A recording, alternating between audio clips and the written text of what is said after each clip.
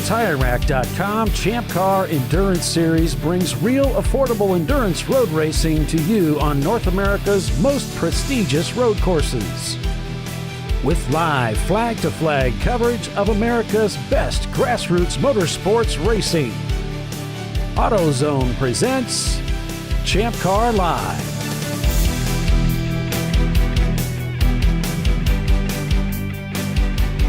Hello everyone and welcome to ChampCar.Live presented by AutoZone. It's the TireRack.com Champ Car Endurance Series. This weekend's race, it's the RVA Graphics and Wraps Daytona Beach 14 at Daytona International Speedway. I'm Paul Veltum, along with Doc Waldrop, Bill Strong, and Tiffany Alexander, bringing you full-length race coverage again this weekend. So let's take a look at Daytona International Speedway, courtesy of Google Earth. As we head out onto the front straightaway, the pits just off to the left as we cross the start-finish line. Drivers will pick from a number of driving lines, diving down into turn one at a very high rate of speed into this very tight, decreasing radius turn one, and whistle through an even tighter turn two as they barrel down into turn three, a wide, constant radius corner leading to a very fast and for most a flat-out turn four, bringing the cars rushing into turn five, a corner very much like turn three. A good exit at track left. The cars will cross over to the right, lining up for the all-important and tight left-hander turn six, where we see a lot of overtaking opportunities. Then it's up finally onto the tri-oval, the cars gathering great speed as they head into the quick bus stop chicane. A fast exit brings them back onto the tri-oval, into high gear now and around that 31-degree banking, as they head back to start-finish, and that is a lap around Daytona International Speedway. 3.56 miles is the distance, 12 turns, and that is what the teams will be facing for the next 14 hours of racing this weekend. And if that doesn't excite you, I don't know what would. Good morning, Doc. How are you guys? How are you doing today? Get Doc's mic opened up here. Doc, you with us? I'm doing great, Paulie. Thanks for asking. Now, this is going to be an incredible race this weekend. We've got a ridiculous field of cars out here. Over 120 registered. We'll see how many start once live timing goes up.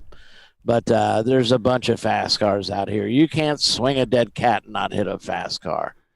Yeah, they're everywhere. And I have to say, with all the cars we have out here this weekend, we have the reigning Champ Car team, championship winning team rather. Yes, RVA Graphics. Paul Cruz and the Van Buren boys. They've been renamed. They're part of the Rockwell Auto Group now. Yeah, Rockwell Auto Sport Development, BBY Racing.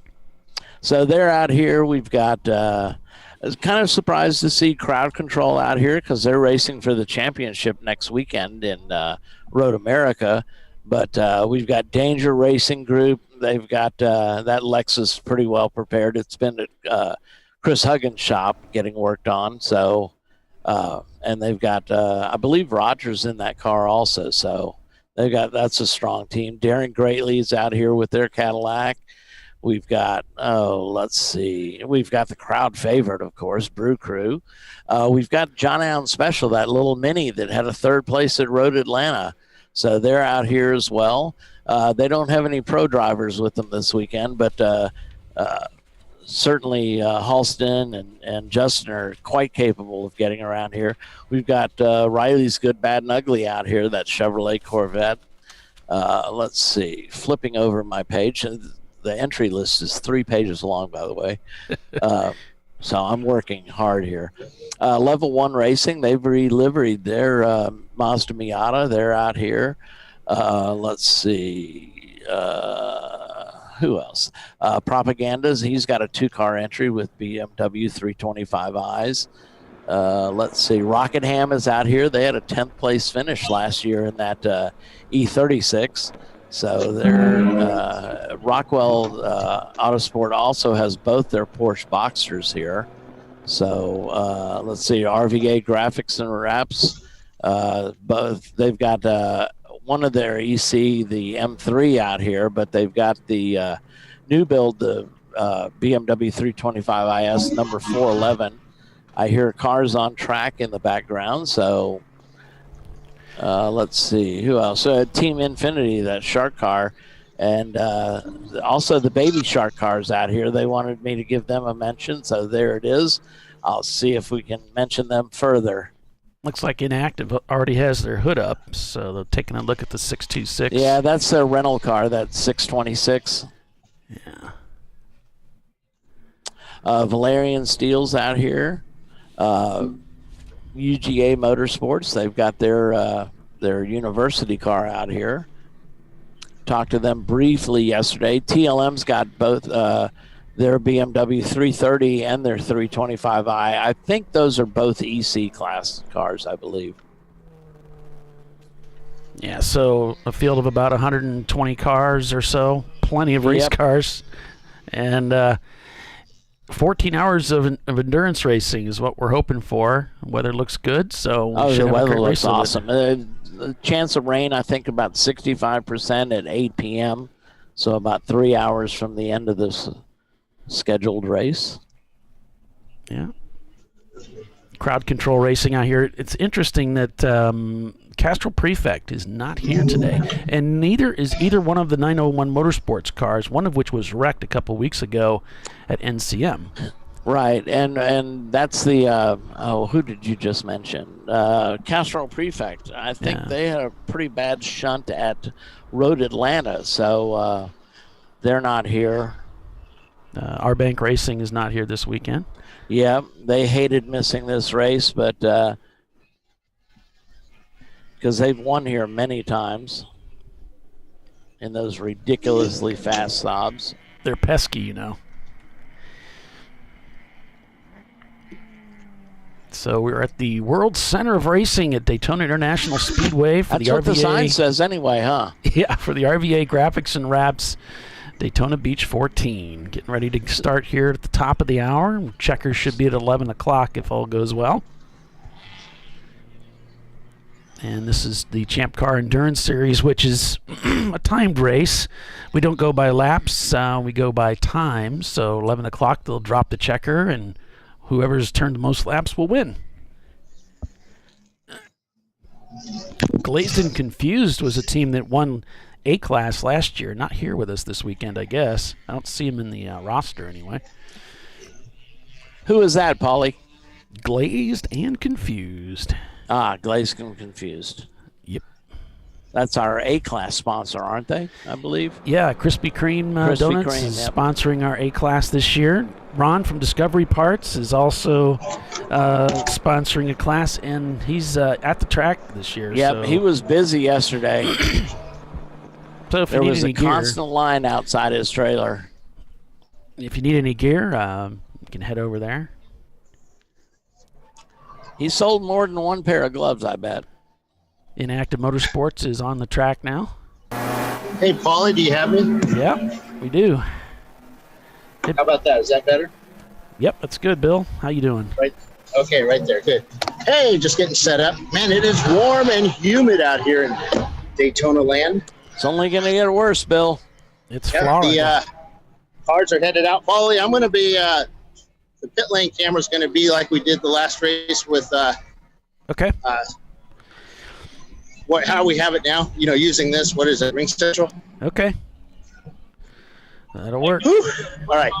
Back to you guys. I'm done for the day. Bill's off in search of ice cream. They're just coming across pit lane right now, or the start-finish line. Yeah, we got them on camera here. Hey, Bill, do you know what pit stall started the race? 31. 31. Thank you, sir. Should see him coming down into turn one here. Any moment now. There we we go. We got a report that UGA, they tried to catch him, but he doesn't have his window net up. Oh, boy.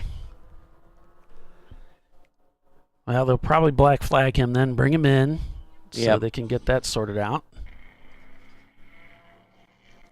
And you can see the teams going back through towards turn 3. Then they'll come through the kink here at turn 4.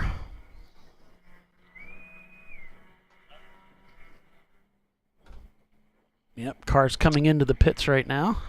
I don't see us up yet on timing and scoring, so I'm checking for you, though, Paulie. Thanks.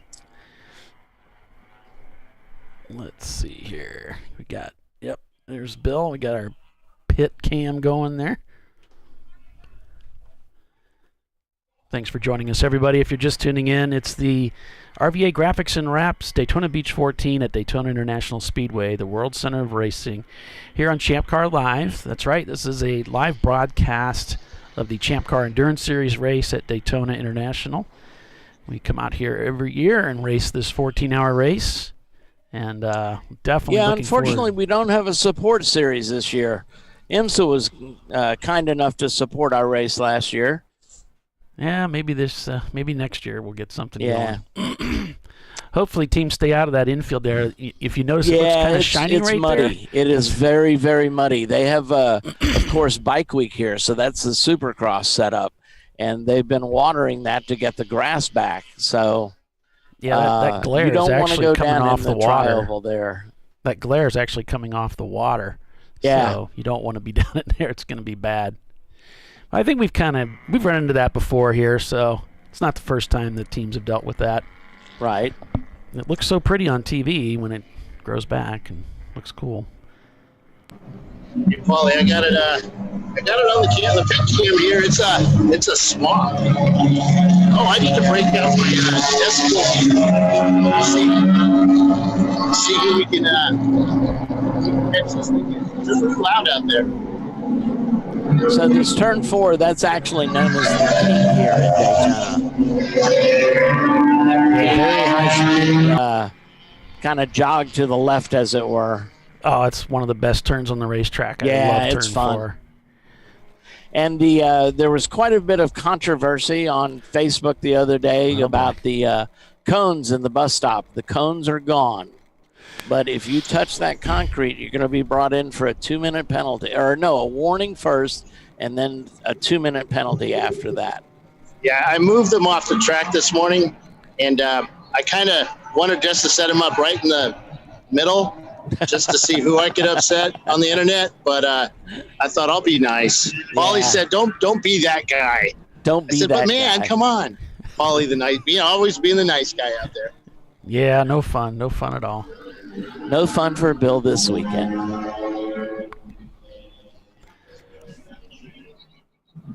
Track built back in the 1950s, Daytona International, over 3 miles in length. The place is absolutely huge and very impressive. You can see that 31-degree banking there. RVA up on the banking right now. Bill knows all about that banking, don't you, Bill? It's fun to walk up, isn't it?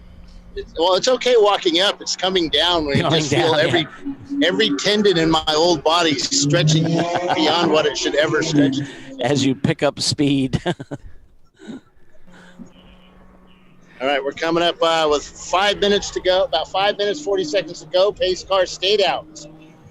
Pace car stayed out, so they're going to take another measurement on everybody's transponders to make sure they're hitting. The Chevrolet pace car pacing the field with the car number 248, Mazda RX-8. 3,458 horsepower, they told me this weekend, or 170 or something like that. They said it's kind of all over the place. Lots of V8s, lots of Miatas again. A couple of Miatas, they want to win this race really, really bad. And you kind of look at them and go, really? A Miata with Daytona? They've done well here. They have. The B-class ones have done well here.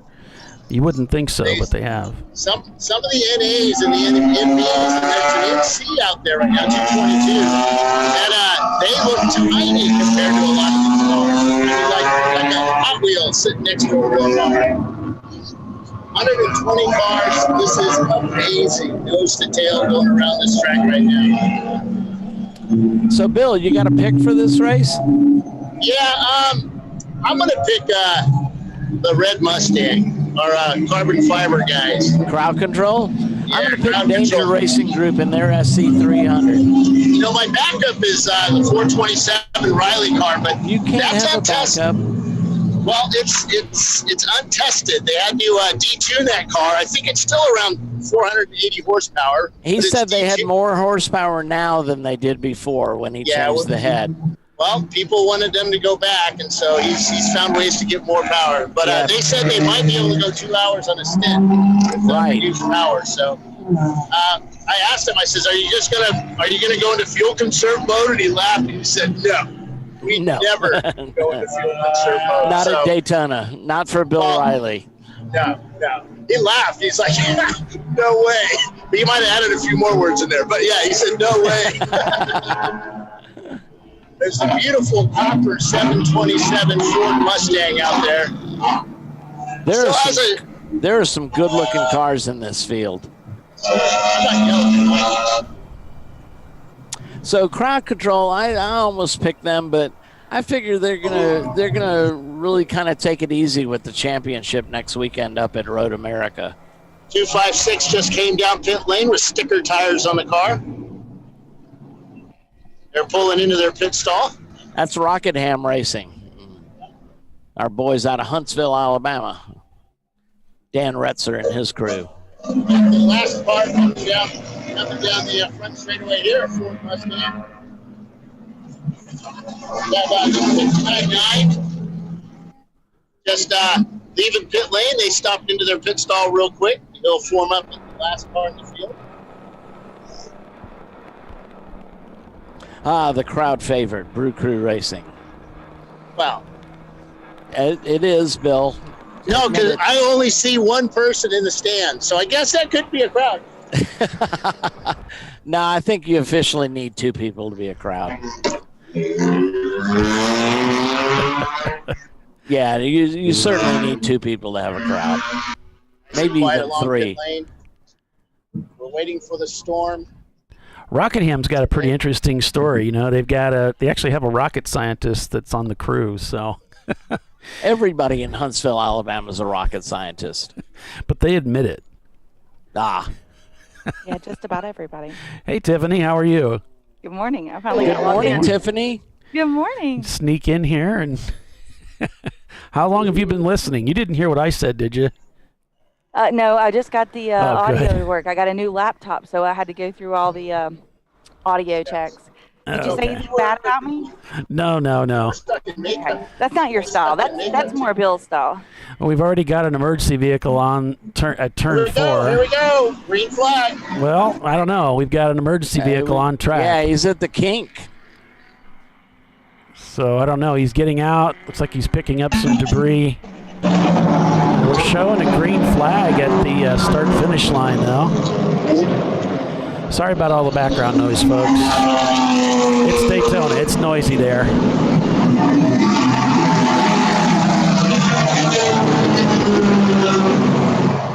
Bill, I'm going to...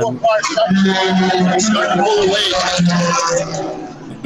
Looks like that truck is rolling away from turn 4, and we are green here at Daytona, nevertheless, folks. On board with Brew Crew Racing is there Wow. in the infield You already. should have seen the Riley car coming down the front straightaway here. Hard on the brakes into one point, but he had it full throttle up until the one bar. And that car was screaming. It is so busy out there right now, and it's crazy at the beginning of the race. There are so many cars vying for position, and there's like 32 lines going into turn 1 because it's so huge, and that's one of the most challenging parts about Daytona is it's not like the typical racetracks we race on. It's huge, and there's so much room. The bus stop in turn 1 especially, there's so many different angles that you can take going into that turn, and it makes for a very busy infield at the beginning of the race. Here's turn 6, the final 4 corner. or 5 cars go in, and only 3 or 4 come out. Well, they say, the S's after turn one is kind of a single file deal, but boy, it is mad. It is a madhouse out there at the beginning of the race. Yeah, it's a scramble for position. Oh, absolutely. Down to the International Horseshoe. So I don't see us up on live scoring yet, Paulie. Okay, thanks for keeping an eye on that, Doc. Thanks for joining us, everyone, here on ChampCar.Live. It is the RVA Graphics and Wraps Daytona Beach 14 Daytona Speedway. On board with flying critters Turn here. 6 can get pretty busy too. Everybody tries to outbrake, and you want to carry some good speed in there because it's a long way to the bus stop up on that banking. Yeah, I mean that's a really important corner because of the exit. Yeah. And we've got on board with Team Infinity. You can see just how fast it is out there in this rear view camera. Yeah,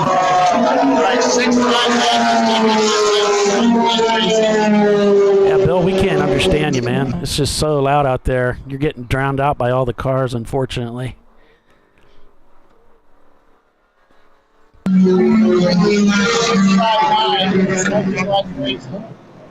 Down on pit lane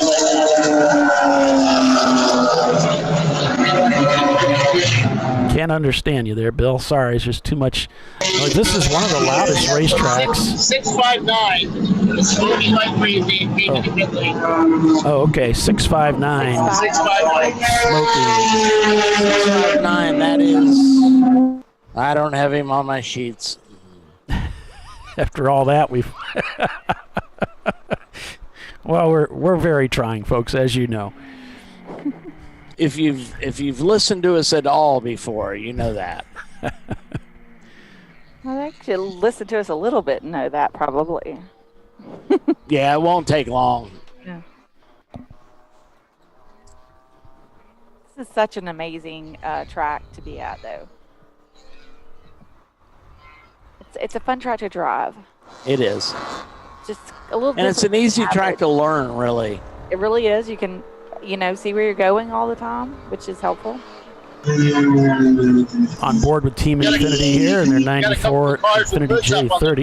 On pit lane, the Rockingham one has its hood out, guys underneath, working on it. We got a blue Mustang. I'm trying to get the number on it. Blue Fox body. Looks like an 89, 90 Mustang.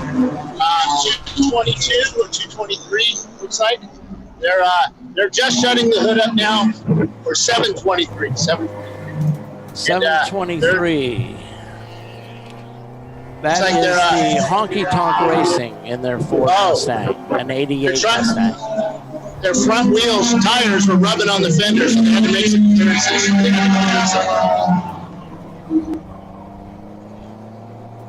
All right, thanks for that, Bill.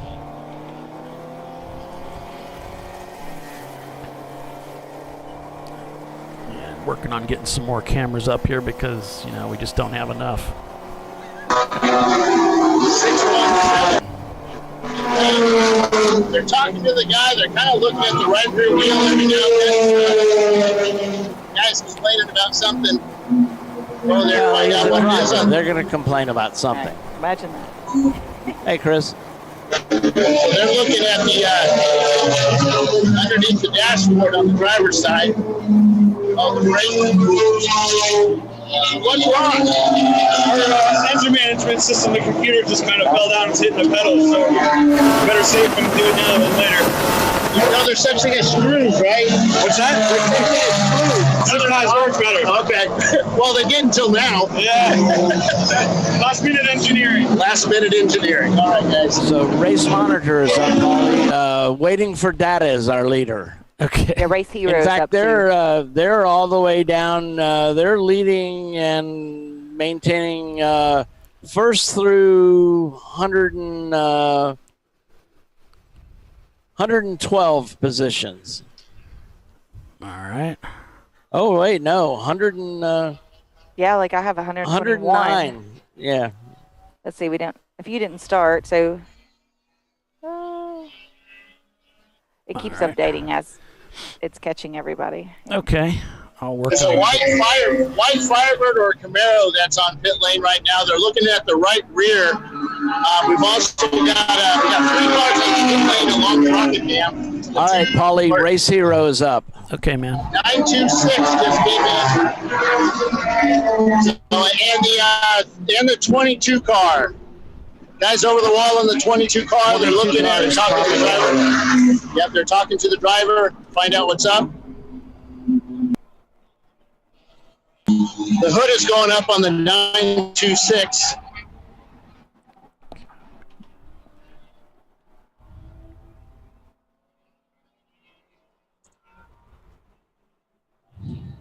Oh, you muted him. Awesome. No, he muted himself. Yeah, but we got another BMW coming down pit lane, silver. It is car number 501. 501. That is the INSEL Rennen Works BMW. Incel Rennen Works. Yeah, it looks like Rockwell's leading this race with the number 114 car. I'm trying to get the standings up here for you folks. So the GBU car just came down the front straightaway, and it was barely keeping up with one of the Mustangs out there. So that did just a lot, because the same car at the last race, he was just blowing by them.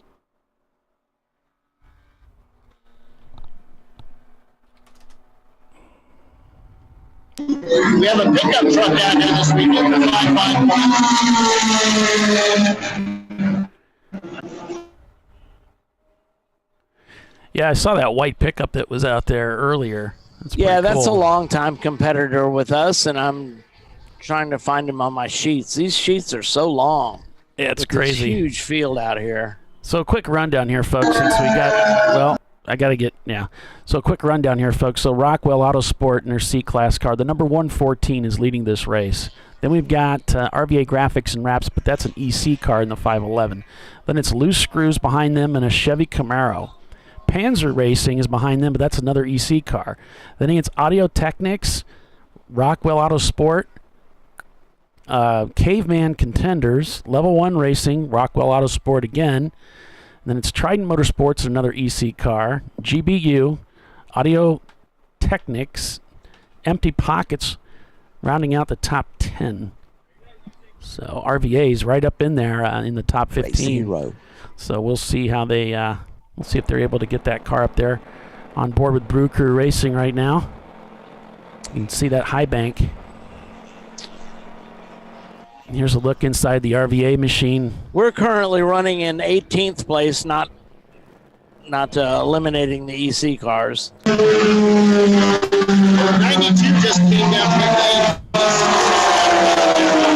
L88 hood or whatever they call those on the Mustang. It's a tall hood.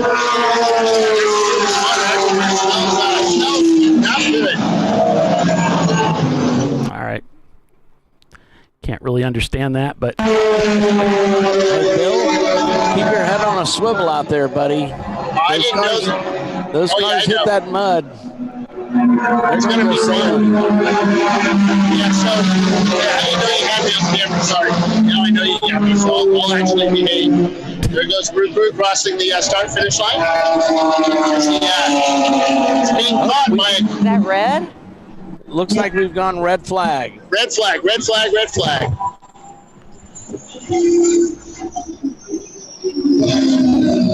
Yep, red flag. looks like we do have a fire there. Oh, we've got a fire, it looks like. And as much as Chelsea said, you know, if we're going to red flag right at the everybody, entrance to pit lane, from what it looks like. Yeah. Probably trying to get back into the pits. So the protocol for red flags is the cars are supposed to pull over and stop. Yeah. That's the exit from the infield. Looks like. Yeah. There they go. So these cars. I mean, when you're going now that they're- fast, it does take a minute to slow down. Yeah. Yeah, and remember our you cameras certainly are don't want to behind. slam on your brakes. These cars are going way too fast. And our cameras are a little remember, behind some of the those, red flag. So Some of those cameras are have a big delay on them too. So Yeah.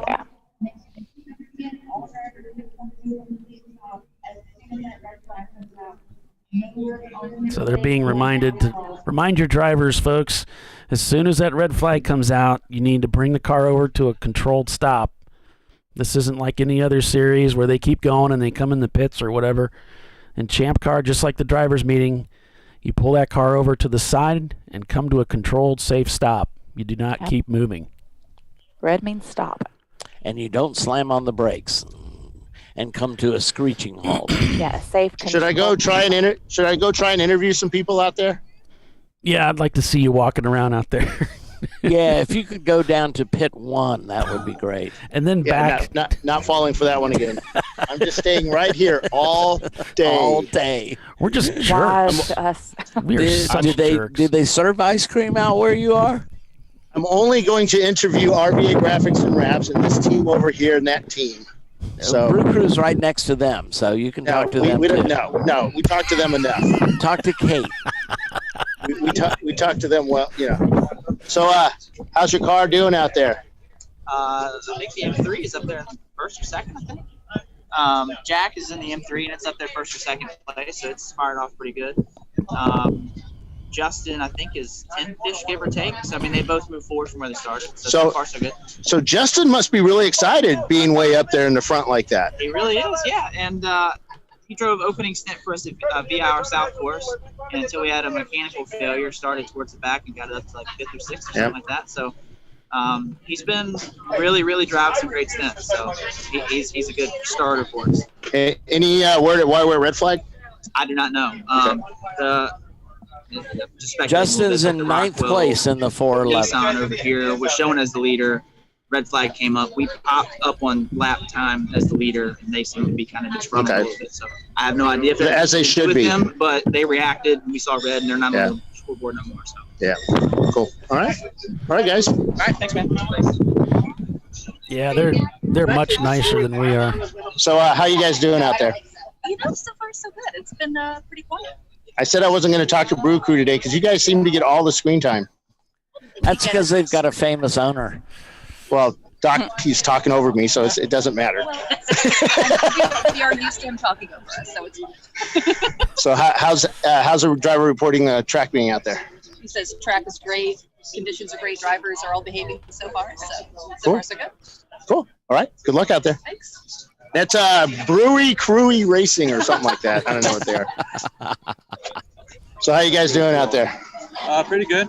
So what car are you guys? What car number are we? 20. 20? Yeah. So I'm waiting. E36, blue E36 with Team Panther. Okay. So how many cheaty parts are on that car? All of them. All of them. Okay. Yeah. That's why we're Everyone they could find. Okay. Oh, an EC car. So it does have cheaty parts. Why are you guys? I mean, because it has too many parts. No, it really doesn't have cheaty parts. 5 laps. Yeah, we're 5 laps down if we run in Class C. Well, this is a long race. You should have run in Class C. Yeah, it's tough to make up 5 laps like the other. Yeah, doing the old Michael Waltrip wait at the end. Yeah. There you go. We're gonna pour it on at the end. You're just gonna wait. Yeah. Even though if you're 40 laps down, you're still gonna pour it on. We're gonna save the car. We're saving the car for the end, buddy. Cool. All right, guys. Good luck out there. Let's see. Yeah. So they're still working on that. So they're reporting that we're seeing 30, 35 mile an hour on pit lane. The pit lane speed is 20 miles an hour. So if you're watching, you guys out there racing? Well, we're just kind of spectating this year. Last year, the Endurance Eagles, Embry Riddle. Shout out to the Eagles, for racing. But kind of just watching this year. Cool. Yeah. Find some teams to work with, maybe. Yeah. We're available for hire. There you go. Exactly. So you guys are all like aeronautical engineers, so you can work on aero. Yeah. No, I wish. I do computers because I'm not smart enough to do the planes. But I'm more of a car guy, if you can even say that. Okay, that's cool. Well, a race car is just an airplane upside down or so. You got to stick it to the ground. Yeah. Yeah. But you can actually do both if you have speed big enough. And if you're smart, not a computer science major. Yeah, exactly. I feel like that was an attack on me. Hold on, that's me. I'm business admin. So. That's all right. That's all right. Go Gators. All right, guys. Good luck out there. This guy looks like he knows everything. So how's the car doing out there? What team are you guys? We're Bent Over Racing, number 985, and we're doing well. Cool. What kind of car is it? It's a BMW E36. Okay. 325. So a lot of cheaty bits on it then. 0. They always say 0. The only cheaty bits are the guys sitting in the seat. There you go. Any star drivers this weekend?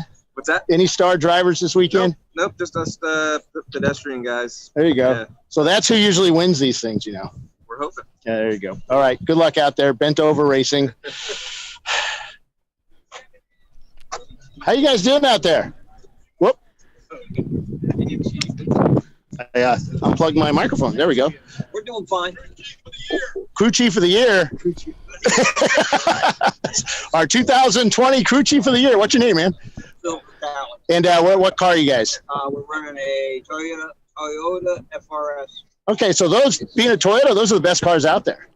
We're hoping. We're hoping to make it 14 hours. There you go.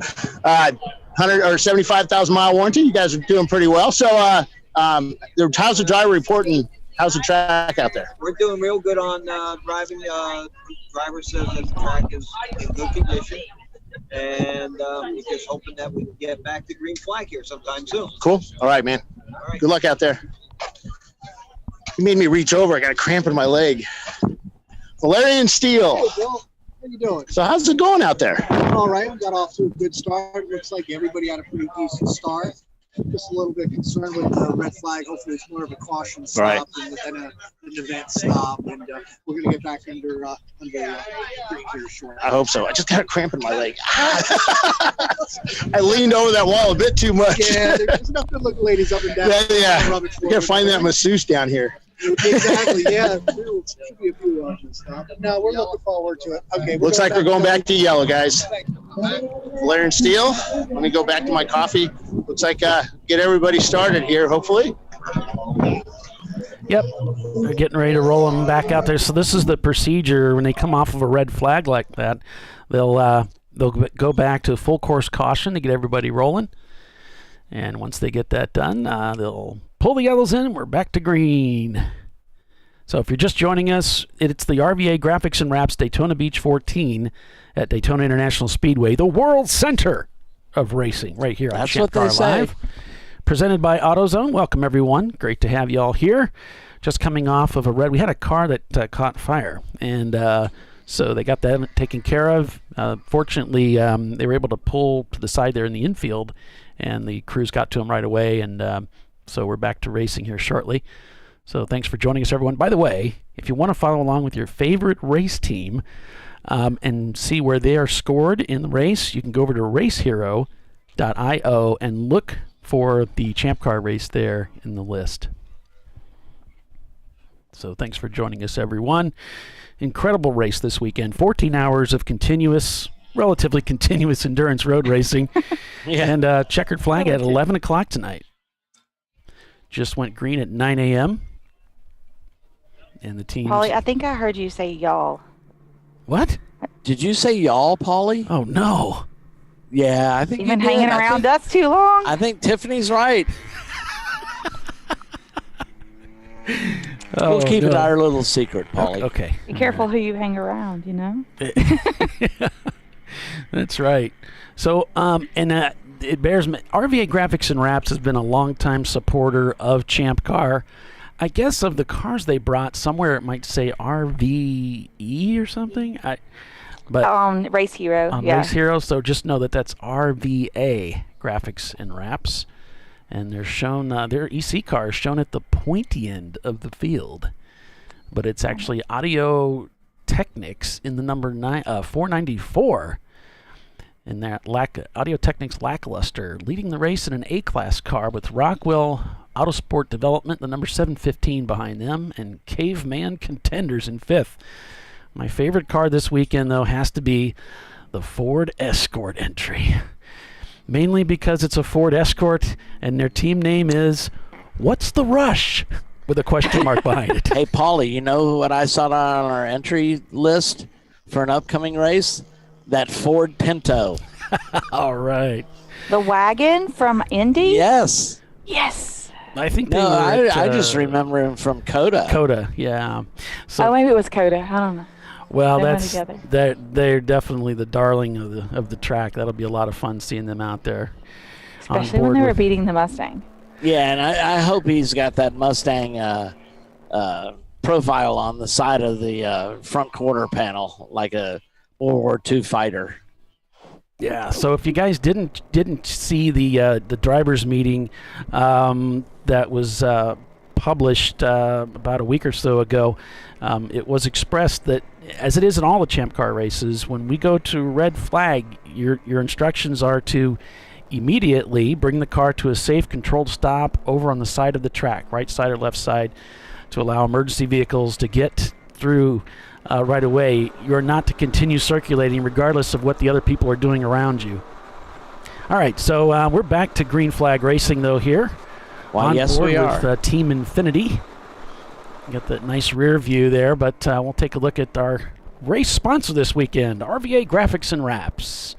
They do most of the graphics for Champ Cars, so those banners we put on the windshields, the number panels, the sponsor panels, all that stuff RVA does, and you can call them up and have them do all kinds of things for you. I've had them make a Euro stripe for our BMW that we used to campaign so that it was easy to identify coming down pit road. They can do wraps for you. They can do all kinds of really great things, and the prices are affordable. And they're very attentive to get that stuff to you quick. So be sure and check them out, RVA Graphics and Wraps. Great group of people there. So will they send the wrap to like a local place so they can put it on the car if like maybe you're not so savvy as far as wraps go? I don't know. I imagine they'd do just about anything. I guess you have to ask them about that. Oh, okay. Good question. I think if you say please and thank you, you can pretty much get anything done. It does help. Team Infinity been racing with Champ Car forever. This is also known as the Shark Car. Now they've got a second car out there, Team Baby Shark. Oh. We've got a lot of multi-car teams. I know. He sang it to me yesterday. It's like, why did you do that? You didn't have to do that. Trust me. I love it and hate it at the same time. Yeah. Brew Crew getting passed by RVA here. Covered down low. That's kind of the protocol in these big, fast racetracks. You can see traffic approaching, you just kind of hang to the inside. Yeah. Stay down low, only go up higher on the track to pass. One of the teams that was here last year, Dark Cloud, I think it's called Dark Cloud Racing. It's a Miata. Got into a rather scary accident up there on the high banks, but everybody was okay. When they got a little bit crossed up.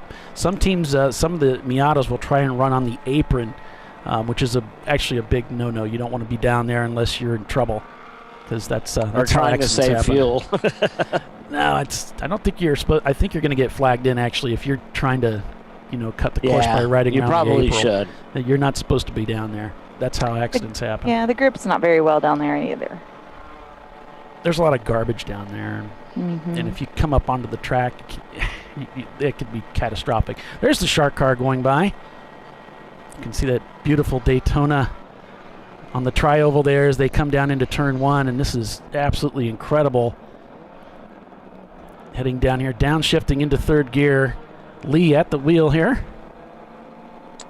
Yes, that is indeed Lee. Arjun's going to go in second. Here's Rockingham Racing, Tiffany. They got that car back out there. Yay!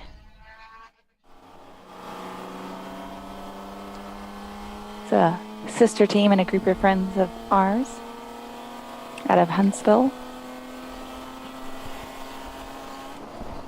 So Dan Retzer was living in Birmingham, and so, like the Birmingham car, so they kind of did a hybrid, made Rockingham when he moved to Huntsville and put this team together. We were sad to see him go, but thought it was really cool that he kept the name a little bit in there. Yeah, he used to race with me before that. They painted it, the paint color is bright frickin' acid Miata don't dive bomb me green. Yes. Can't miss me green. Yes, it is indeed green. So I think we're supposed to go to commercial now?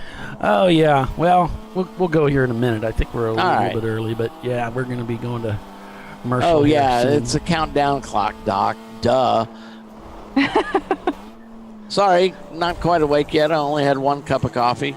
And the concession stand isn't open to get more. No? No, they're not open yet.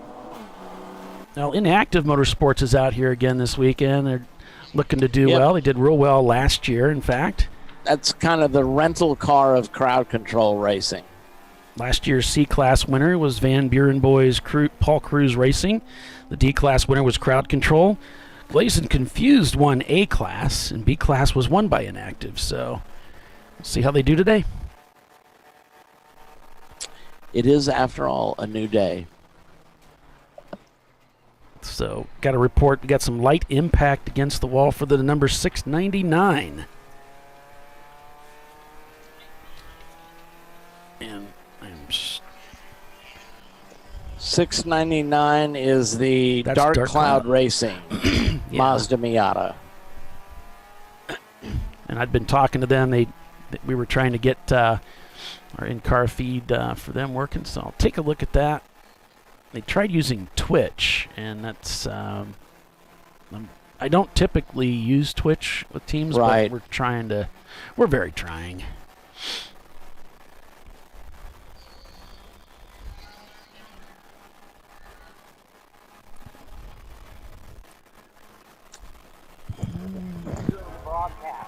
Yeah, it doesn't look like they got their camera up and running, so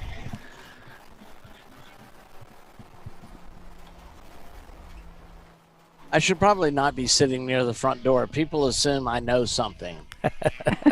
And so they ask me questions like, I don't know. Beats me. I'm just a dumb broadcaster. Paulie's tried to up my status to additional announcer, but I don't know if that's going to stick. One of the teams that's out here this weekend, it's Frantic Antic Motorsports. Let's see if I got their camera here. I think I did have them one point here. I don't see it, but we do have a camera in one of the Autosport cars. I'm not sure if that really is the number 716 car, but this is one of their machines. We'll stick with it, though. Yeah, I figure I got a 50-50 shot. Yeah. They've got 2 boxers out here, of course. The other one's 715, so you're close anyway, either way.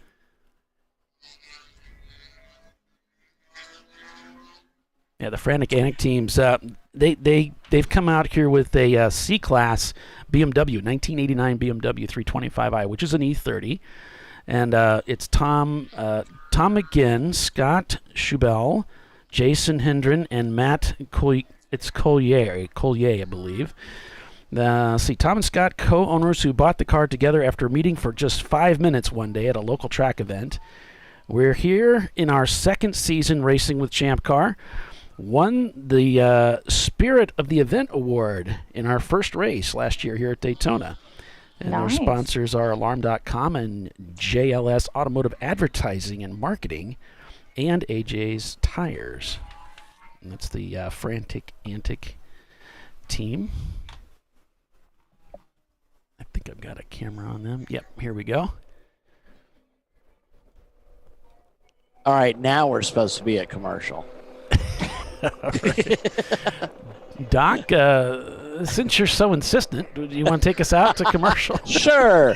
You're watching the RVA Graphics and Wraps Daytona 14 here from Daytona International Speedway on ChampCar.Live presented by AutoZone. We will be right back with the TireRack.com Champ Car Endurance Series, folks. Hang with us.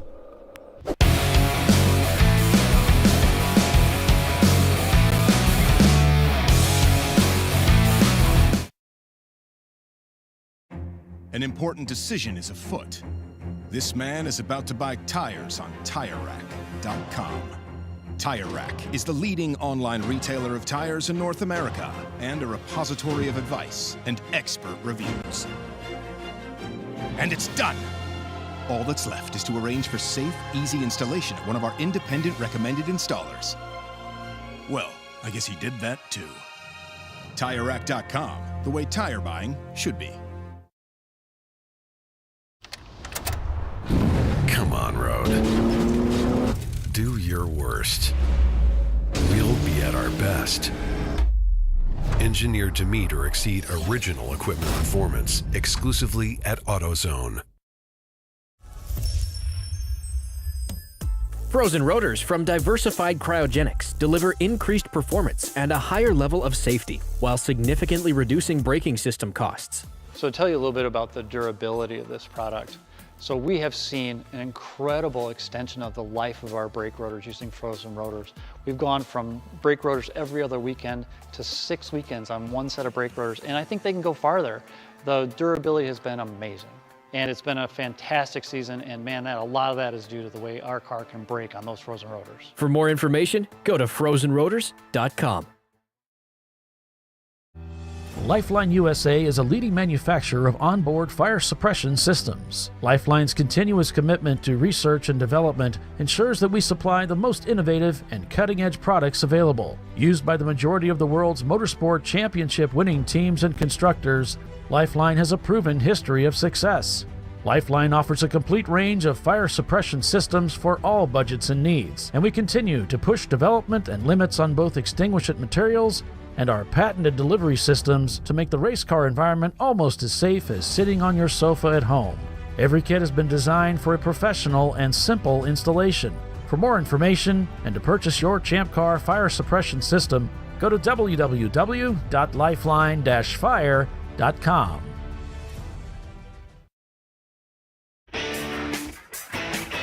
Located in Northeast Ohio with 40 years of combined experience, Money Shift Racing knows how to deliver performance and safety, offering everything you need to get your vehicle and drivers ready for race day. From safety equipment to full engine assembly and repair, in-house fabrication, 3D design, and rapid prototyping. Money Shift Racing. Performance done right.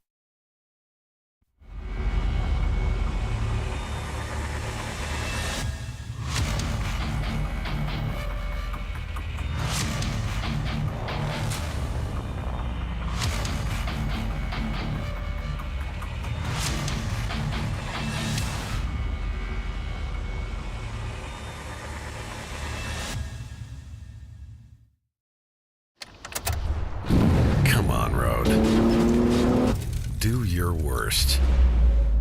We'll be at our best. Triple tested to meet or exceed original equipment performance exclusively at AutoZone.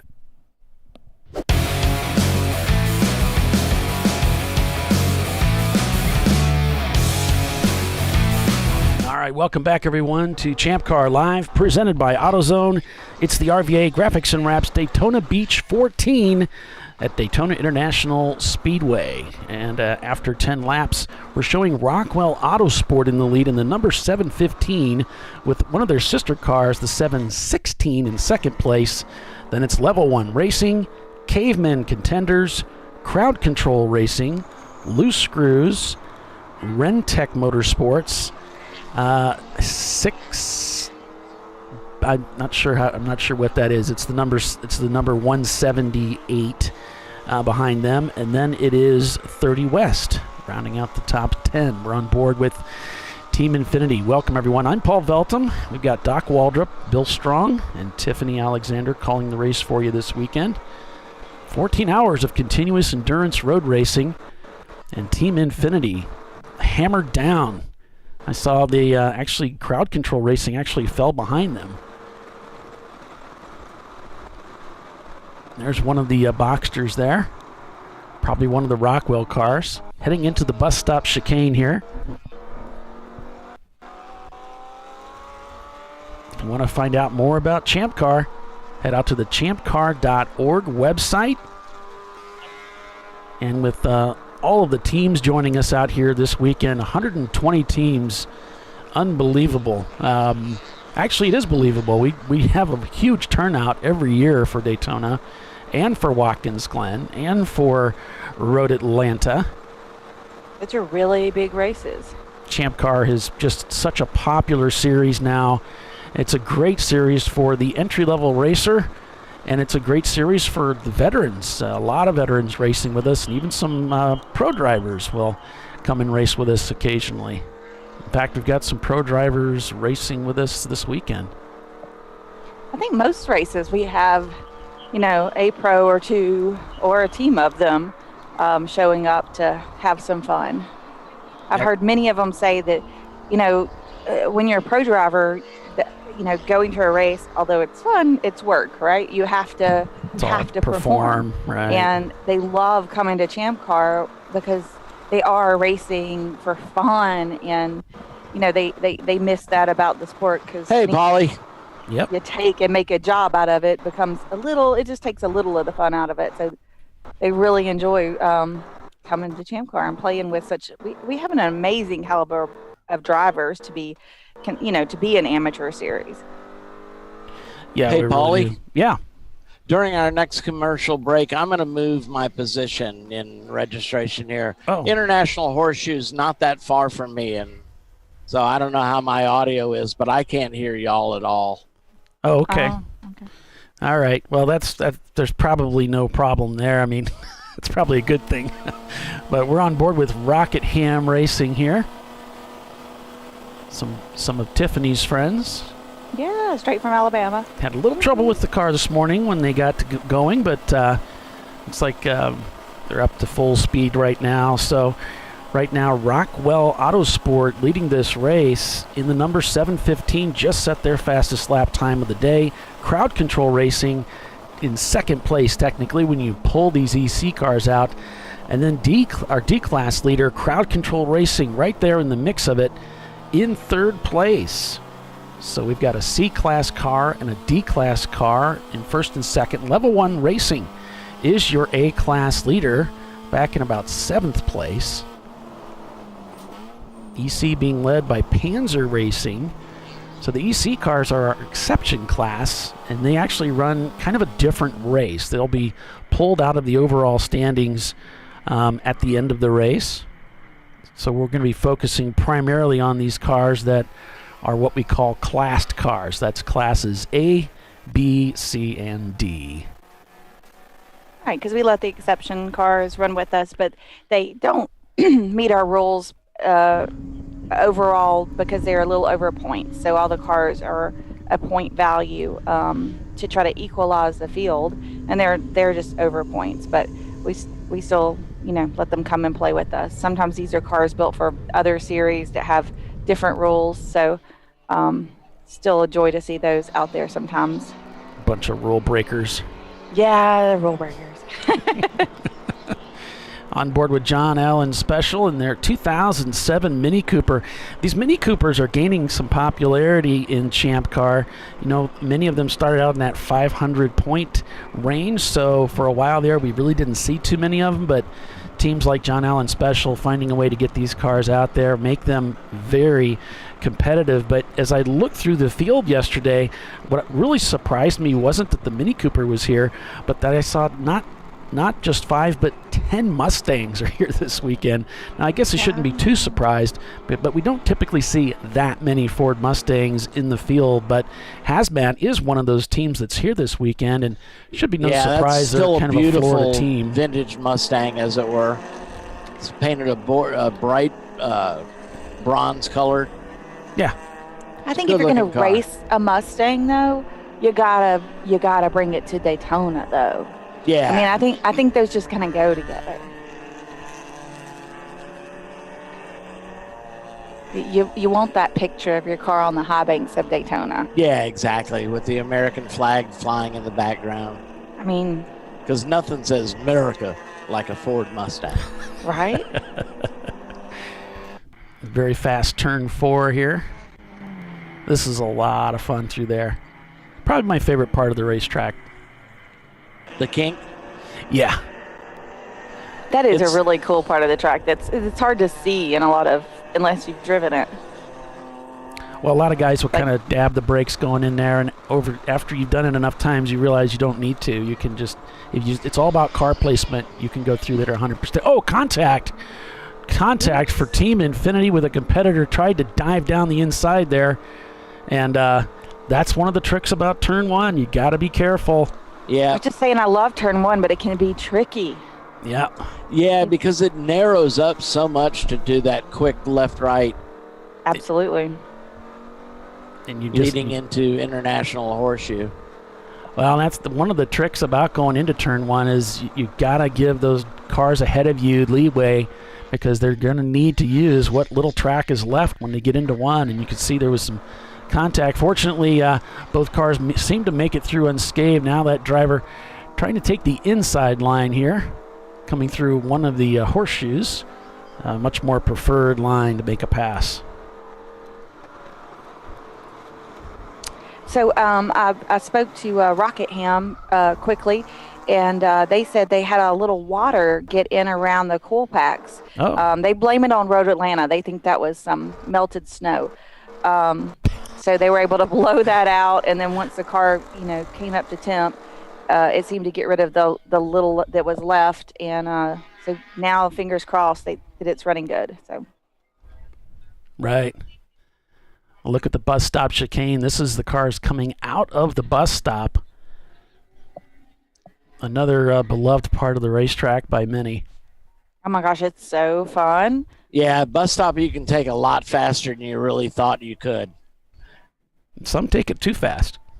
Yeah, there's that too. Well, and I caution our drivers, that when you start braking for the bus stop, look ahead and look at the corner and see if there's any dirt and that fine Daytona sand kicked up on the track. It's a big difference if you're going into the bus stop alone and you can use the whole surface, or if you're going into there with a crowd, you really have to change things up a bit. Crowd control really on the charge right now. I think they're headed to the front of this pack. Really, I do. Rockwell Racing, about 15 seconds the gap to the overall first place, technically. And then it's going to be Rentec Motorsports behind them with one of the Rockwell cars, the 716, behind them. So keep an eye on Crowd Control Racing in their Ford Mustang. And we like to tease them a lot about having a lot of carbon fiber, because that's one of the things that's not And real. I mean, I expect them to do well here, but they really want the championship next week. So they're coming to the championship next week? Oh yeah. Mm-hmm. That's a tight turnaround time. It is a very tight turnaround. Speaking that they have to go from one side of the country to the other side of the country, since we will be in Wisconsin. I've worked on pronouncing that properly. I think that is the way you say it, Wisconsin? Yes. Just making sure. Fine. How about you, sir? So thanks for joining us, everybody, here on ChampCar.Live. Let's go through the standings here, since we have a moment here, a break, not really a break in the action, but we can just step to our timing and scoring sheet. Now, this is from racehero.io on the web. It's not official, but gives us a pretty good idea of the standings, where things stand right now.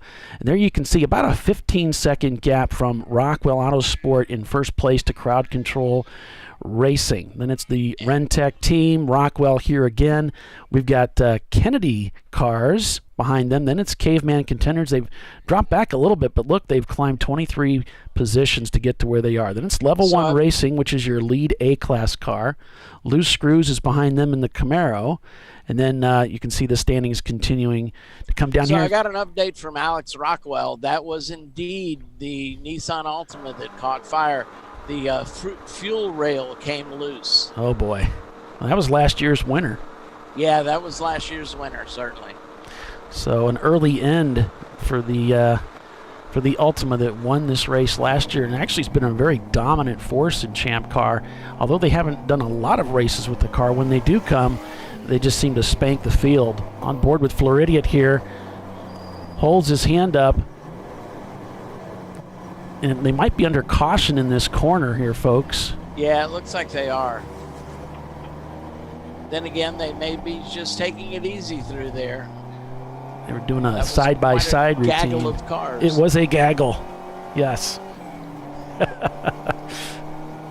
Floridians are, of course, one of our mainstays here in the Champ Car Endurance Series, certainly when we visit Florida. Yeah, I've seen those guys at many races. Yeah. For quite some time. And what's amazing, I mean, the top 83 cars are on the racetrack, folks. You have to get to 85 before Misfit Motorsports shows up in their Honda Prelude.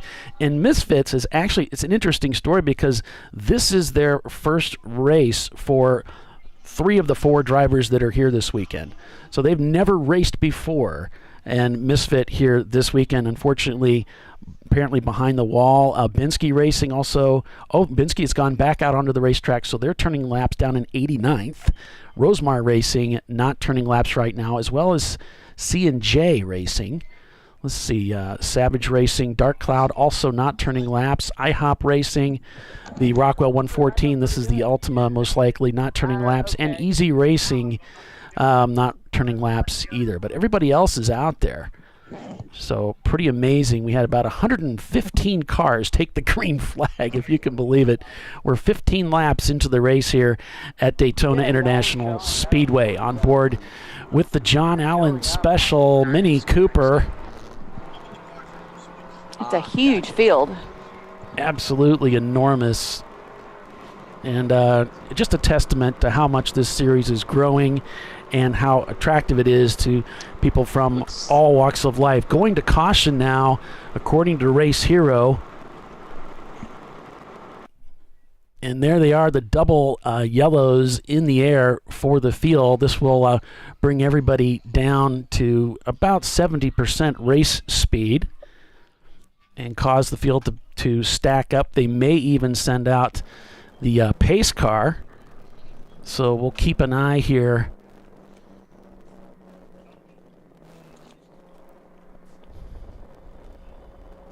on the crowd control racing Mustangs, since we know they're up at the front of this pack. I show 115 started the race. Awesome. Yeah. And see if we can, I'll see if I can find the cause of the yellow here. We got you, buddy. Bill did a great job of setting up cameras. Yeah, this sheet's by name. This sheet's by number.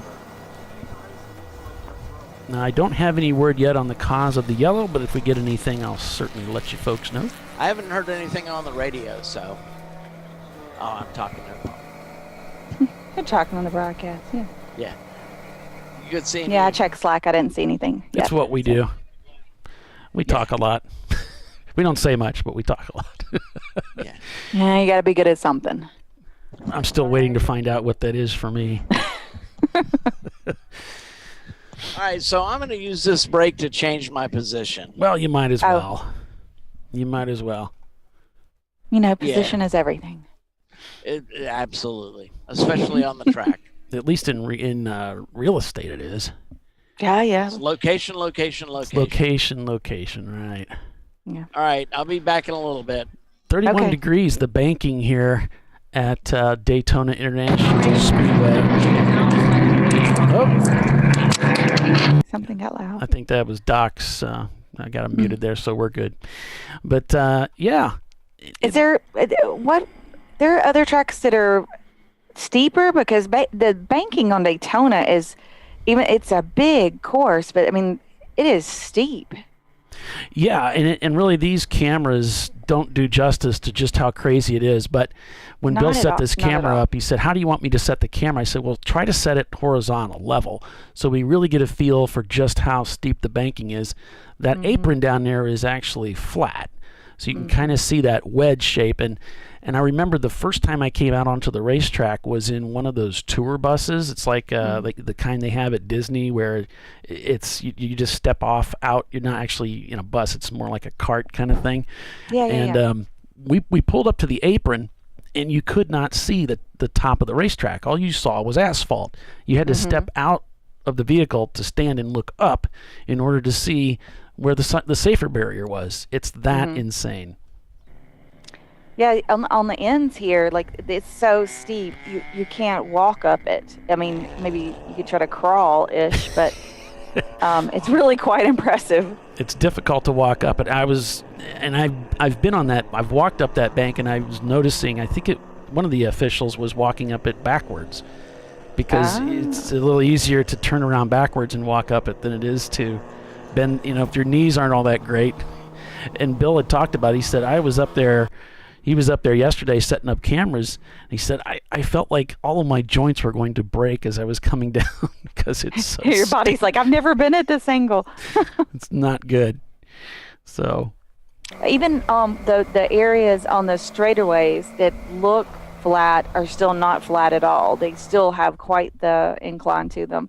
This is a really cool place. I went to Monza in Italy, and they let us walk on the old course, and I was surprised how much banking was in that old course that we got to walk on. Very hard to walk up that one as well, but still nothing like this. Yeah, well, back in those days, there were what they called board courses, so they actually used boards, and that banking was something that obviously allowed the cars to hold on to the racetrack better because they're going so fast. Mm-hmm. So a lot of those board tracks are gone, but going to Monza, they did retain some of that cement that's got that crazy banking, and although they don't really race on it anymore, you can go out there and see it. Yeah, they'll let you stand on it, walk around, because in Italy, at the end of the race, everybody kind of storms the field, the racetrack, and walks around. It was a surprise to me to see that, but it was a really cool experience. Kind of one of those like checkbox lifetime experience. That camera was one that I had set up with Speedway Creations, and it looks like they've gone offline, unfortunately. I think now I have to go see some of the other tracks. Yeah, well, you've raced on Charlotte. What was your feeling on Charlotte? So Charlotte doesn't have quite the banking that Daytona does, so it almost makes it scarier, because at Daytona, especially with our cars, right, there's so much banking that you're just on the throttle forever. You don't lift. At Charlotte, it is really hard to go into NASCAR 3 without a little lift. You really have to work up your courage on that, because it's a little bumpy and not quite the grade that you have here at Daytona. Right. Such a fun track to race, though.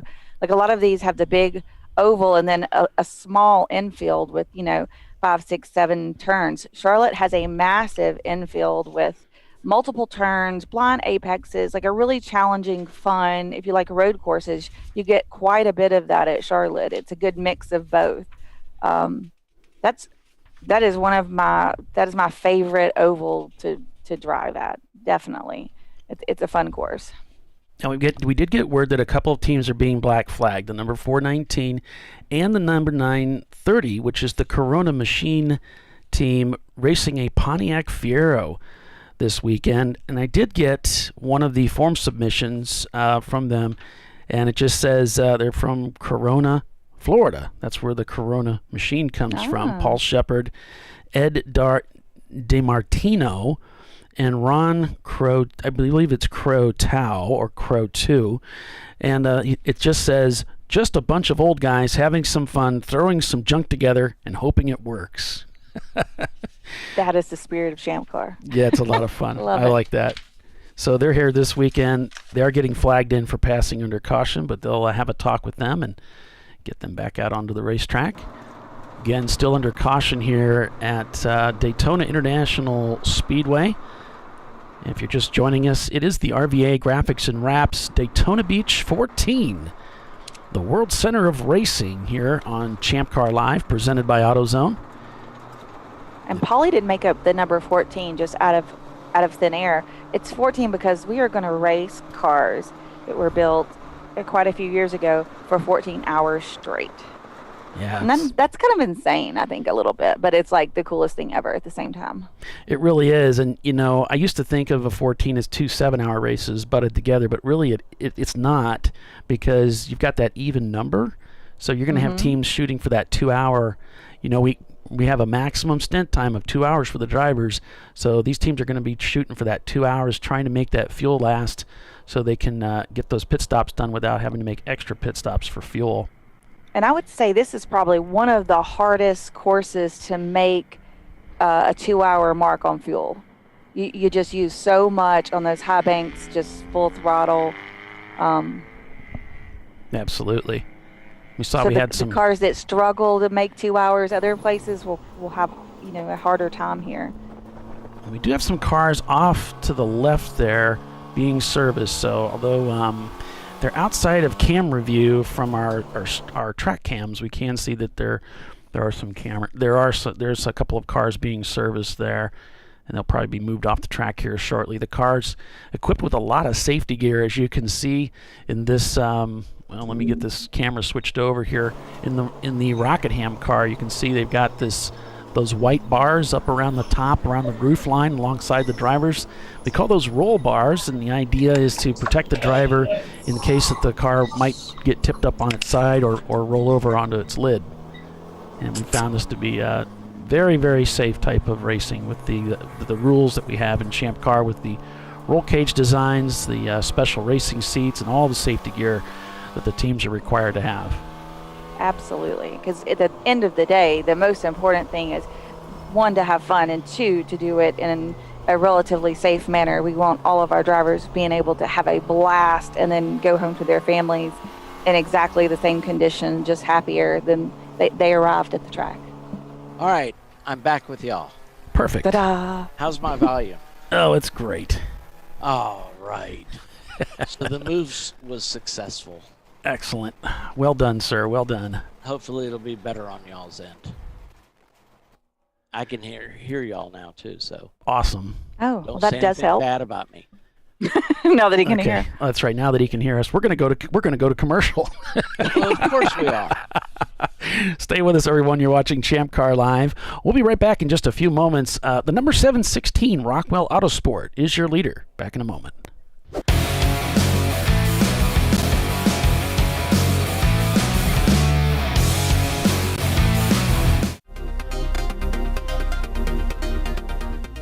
Welcome to TireRack.com, revolutionizing tire buying since 1979.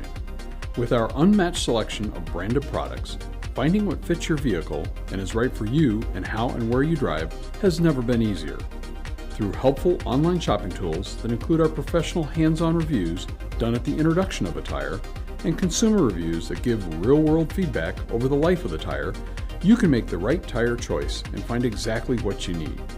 And if you prefer to talk to someone, our tire testers, our sales team, are available on the phone.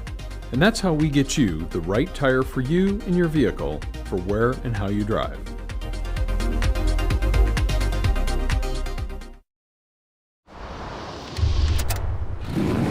Bring on the frozen tundra, the grinding gravel, the cratered concrete, the rain-soaked streets. Come on, road. Do your worst. We'll be at our best. Reliable performance in unreliable conditions. Designed to meet or exceed original equipment performance. That's why more auto technicians choose Duralast parts. Exclusively at AutoZone.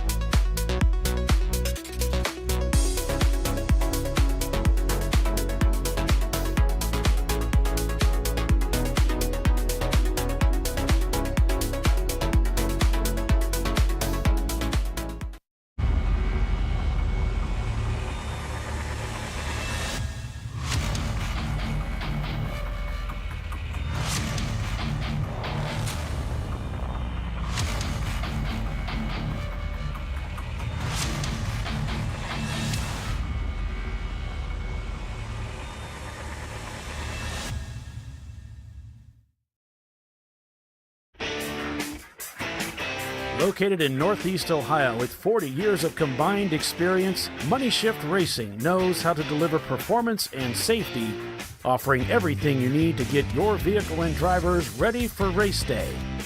From safety equipment to full engine assembly and repair, in-house fabrication, 3D design, and rapid prototyping. Money Shift Racing. Performance done right. Discovery Parts is a veteran-owned racing and safety equipment company. While we're located inside Atlanta Motorsports Park in Dawsonville, Georgia, Discovery Parts can also be found at the tracks, supporting a number of Champ Car Series events. We take pride in being a reseller of the best of the industry to Champ Car teams and drivers. We know racing, love racing, and look forward to tomorrow to even more racing. Visit us at discoveryparts.com.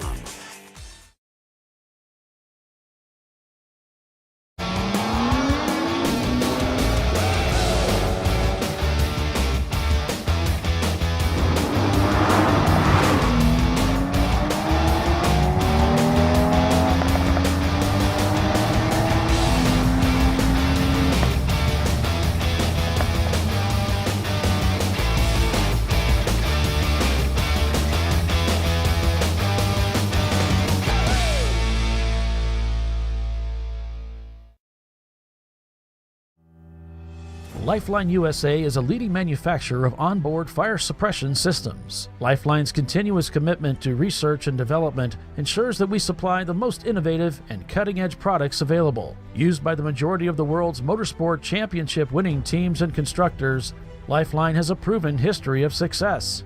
Lifeline offers a complete range of fire suppression systems for all budgets and needs, and we continue to push development and limits on both extinguishant materials and our patented delivery systems to make the race car environment almost as safe as sitting on your sofa at home. Every kit has been designed for a professional and simple installation. For more information and to purchase your Champ Car fire suppression system, go to www.lifeline-fire.com.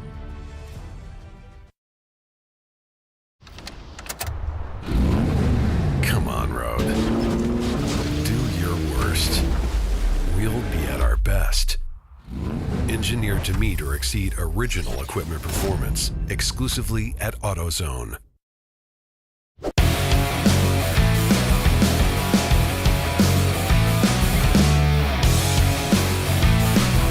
All right, welcome back everyone to Champ Car Live, presented by AutoZone. It is the RVA Graphics and Wraps Daytona Beach 14 at the Daytona International Speedway, the world center of racing. I'm Paul Veltum, along with Doc Waldrop, Bill Strong, and Tiffany Alexander, bringing you full-length race coverage again this weekend. Welcome, everyone.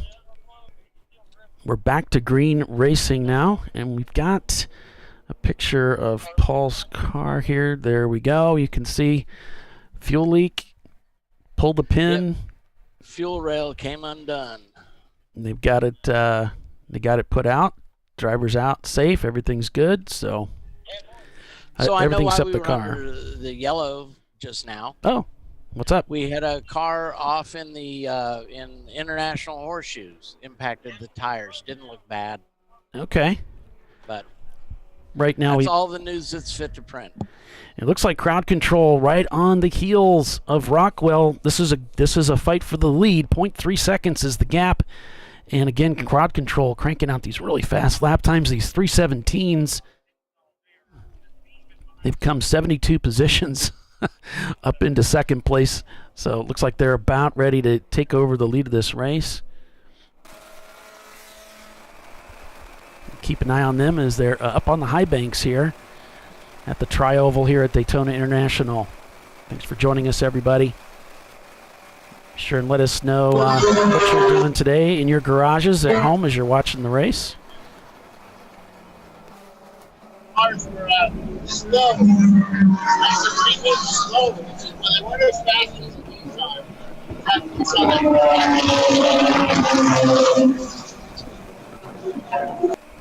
We're not able to hear you, Bill, but we heard some of the... I heard you were trying to tell us something, so... We're hanging on your every word. You know that, right, Bill?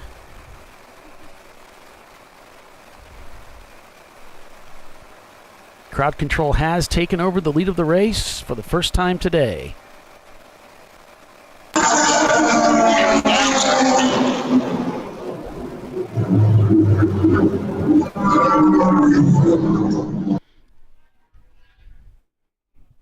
Here's a look at turn 4 here as the cars come through the kink.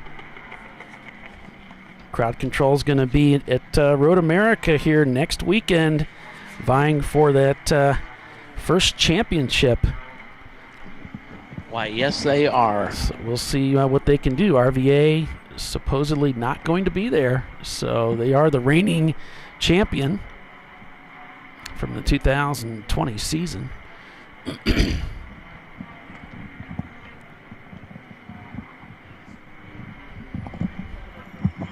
Going on board with Rockingham Racing.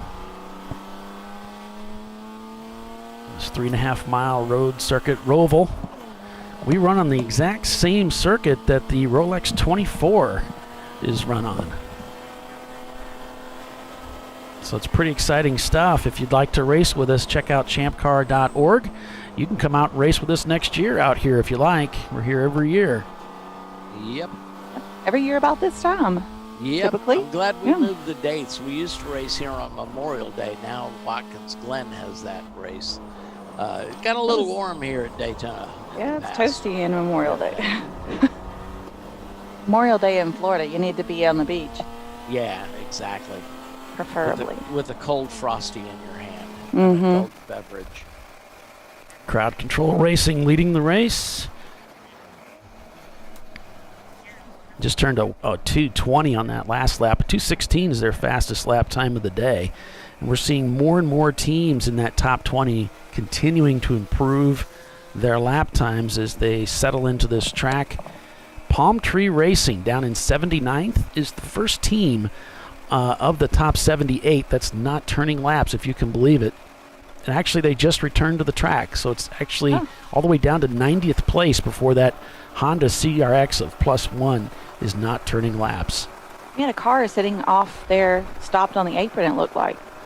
Yeah, it looks like Rhinoceros Racing in their Ford Mustang has just gone salmon. It might be that Ford Mustang that's not turning laps. It looked blue. We'd have to ask our color commentator here. No, that's Bill's. That's job. Bill's thing, okay. That's color, yeah. Going on board with our race sponsor this weekend. That's right, RVA Graphics and Wraps sponsoring the race this weekend. I'm the additional announcer, remember? Yes, you are. So if you want to follow along with your favorite teams, you can do so at racehero.io. It is mislabeled as like RVE Graphics and Wraps, but it's RVA Graphics and Wraps. On board with Team Infinity here.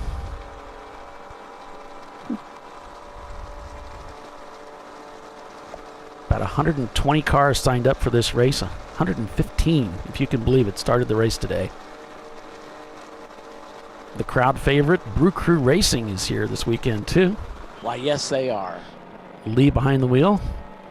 I spent most of the day yesterday with the team until they kicked me out, which is certainly the best call. Lee going for fifth gear there as he's out on the banks here. Here he's going to be going into the bus stop. Looking over at YouTube, and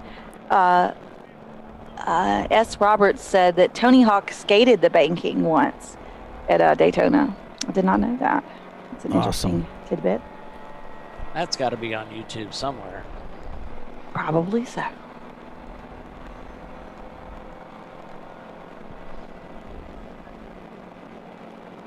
I'm still trying to get all my cords arranged from the move. It's a mess. So one of the messages we got was from Bill, the number 617, one of the Miatas here this weekend. Lots of bearing noise as they drove it down into the paddock. That's stupid fast racing. I got to keep track of my my favorite team, What's the Rush, in their Ford Escort. I'll have to look them up here and see if they got off to a good start.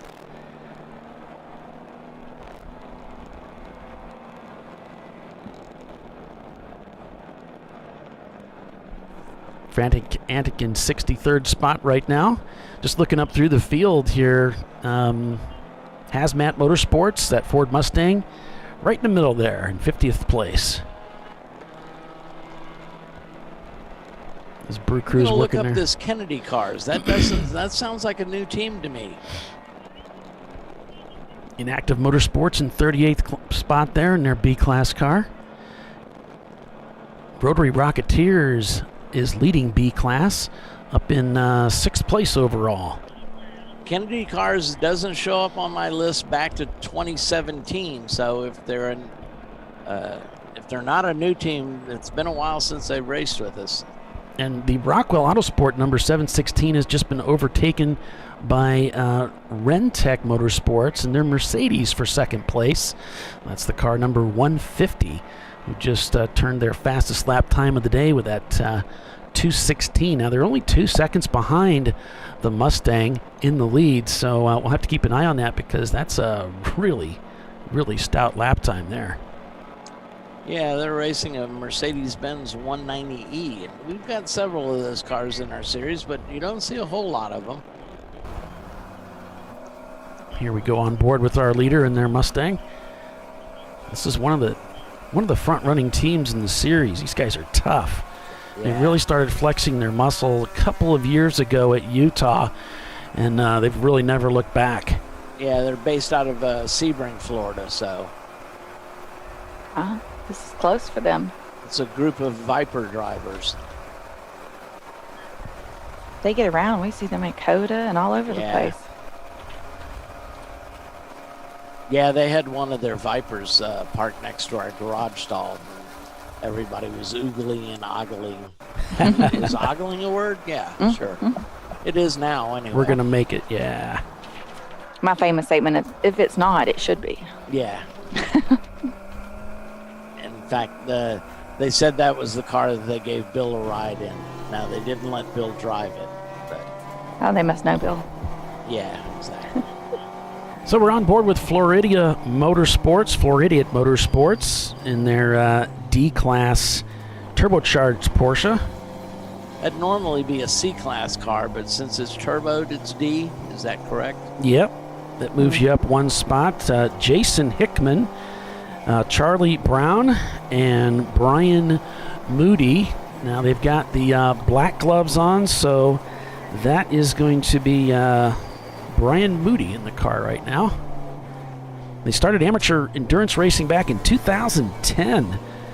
And our first Chump Car race was Sebring in 2011. And since then, we've run 2 to 4 races a year, every year, with all of the exact same car first raced, and we don't plan to stop racing that anytime soon.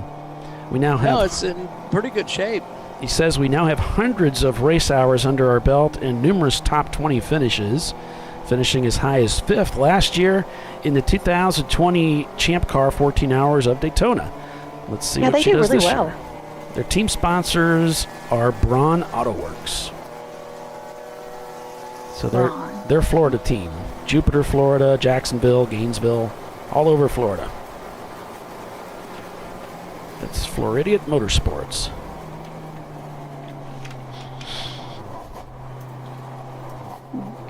Nice bunch of guys. I met them at Road Atlanta one year.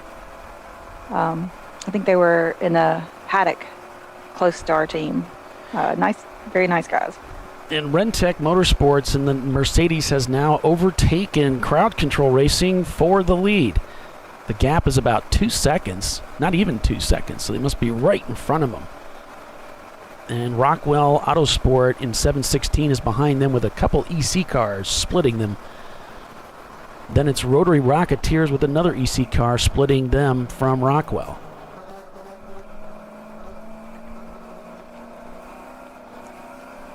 Just pedaling it a little bit there, trying to get back to power as he goes through this section of turn 2, down to turn 3, the first of the horseshoe turns, you might call it.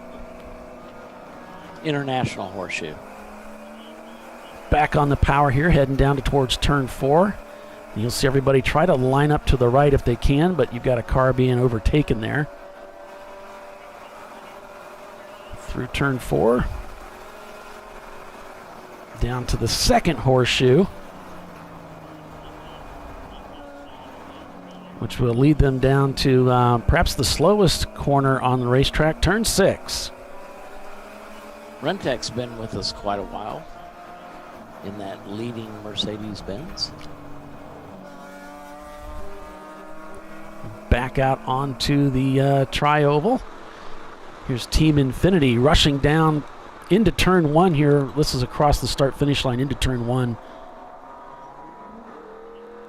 This is an automatic transmission car, by the way. Yep, they've been campaigning that car a long time. It's an Infinity J30, as you can see on your screen, pointing out the bloody obvious. Hello, Ariel. Glad you tuned in from Brazil. Glad to have you on board.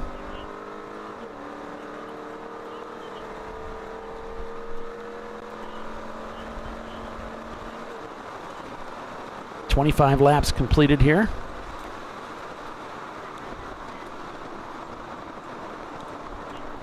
Let us know over in the chat what cars you're working on and which races you've got in your sights. You know, we got a big race coming up at Watkins Glen International. Why, we certainly do. But this month we're just full of racing. Road America next weekend, and then it's Charlotte, the Charlotte 14 on the 24th. That's going to round out the month of April. A busy month. Yeah, May 28th is our annual meeting. It's still scheduled for Watkins Glen. We'll see what their COVID rules are, but Alfred's wondering why the lap times are not scrolling through the field, Paulie. Well, if you're talking about the pylon, why it's not scrolling, right?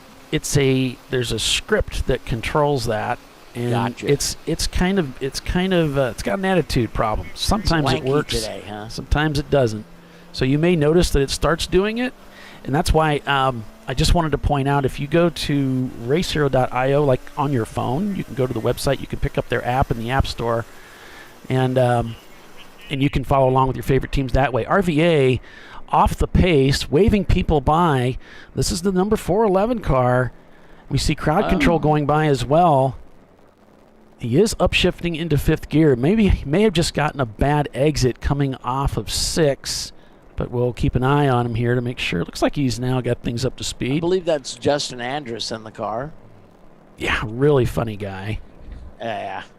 He messed with me at VIR 24. I was walking through the paddock, and this big old dually pickup truck's following really close to me. And finally, he laid on the horn. I looked in, and it's like Justin was cracking up. People always want to mess with me. I wonder why that is.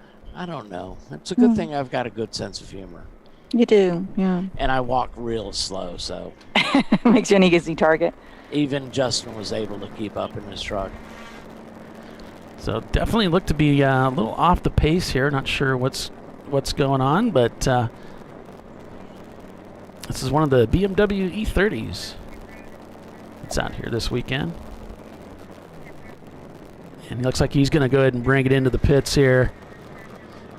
Justin not happy with the way that car is performing out there on the track. Might have been on a cool-down lap, too. It's probably a little early for them to pit. So he's going to do a stop here to pick up his clock timer. This is mandatory in Champ Car. I wonder if he's dropped a cylinder. You know what? I think he has. This could be the E30 curse, Doc. Rocker arms.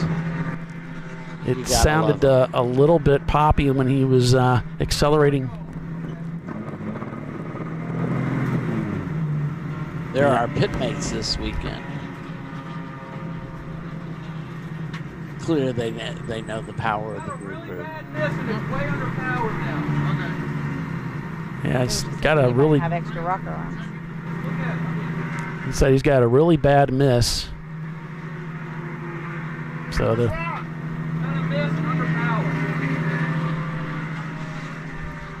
hood's coming off, and that was Bill leaning in with his mutton chop look. What is going on with his facial hair these days? Is his Bill, wife out of he's town? just changing his look. Yeah, no. I think she kicked him out. Actually, no, I'm kidding, of course. Came to her senses, huh? I think Bill's just messing with us. You know. Keep us on our toes. He's rocking the mutton chops, though. Paulie did a funny photo. If you look on the Slack feed. Mm-hmm. So I took a picture. We were out taking a break on Thursday night, and I took a picture of Bill, and Paulie posted a funny response to it. Must have missed that. Yeah, they're looking at that car pretty carefully under the hood here, probably trying to determine. Now, you see what he has there. It looks like a thermal gun. Yeah. And what he's doing is taking header temperatures to see which cylinder is not firing. This will give him some clue as to where to go with diagnostics. But chances are it's going to be a rocker arm issue. It's kind of a common, unfortunate problem with these cars. You wouldn't understand. So they're going to take it behind the wall, it sounds like. Yeah, they've got a garage spot right next to us. Where do I go? Are we going here? That's unfortunate. Yeah, it is. It's a shame. On board with John Allen Special. So the number 411 going behind the wall. Where's John Allen running anyway? They'll see if they can get that car back out onto the racetrack.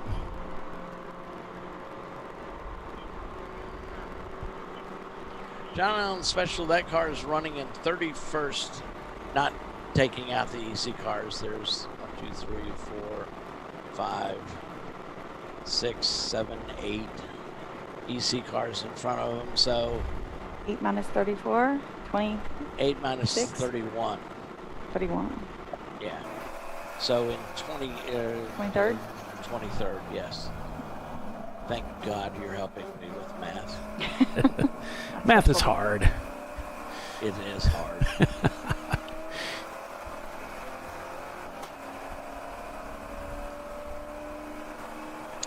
So my car's running in 40th right now. Maybe even a little less, actually. Doing pretty good. Yeah.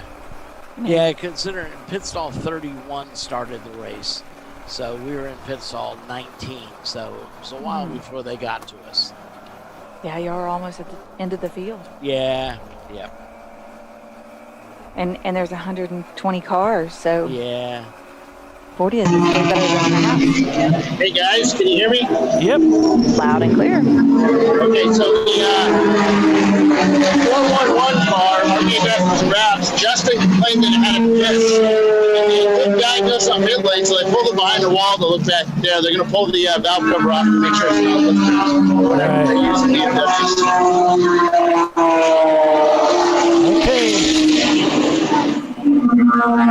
Okay.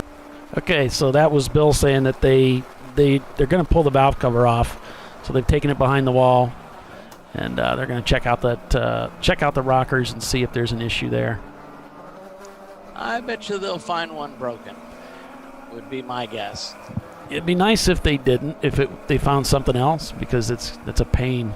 It's a lot of work. Give some downtime. I mean, there. You know, you've got your holes in the firewall to drive the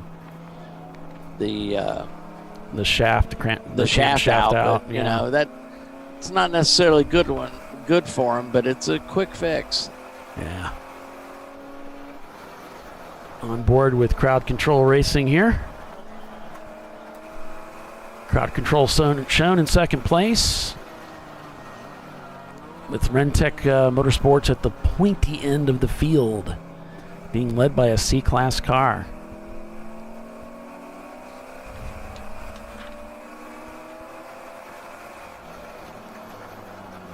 Rentec finished 8th last year overall.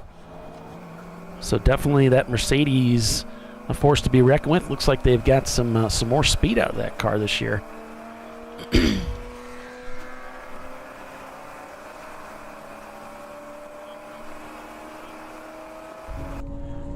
On board with Team Dynasty, as they're on the high banks right now.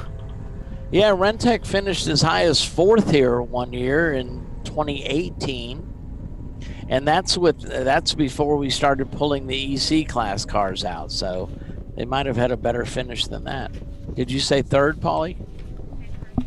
Rentec, they finished 8th overall last year. Oh, okay. 4th is their best finish here in 18th. Looks like Corona Machine being pushed down pit lane right now. And we've got a car with a lot of smoke coming out of the tailpipe. The number 770.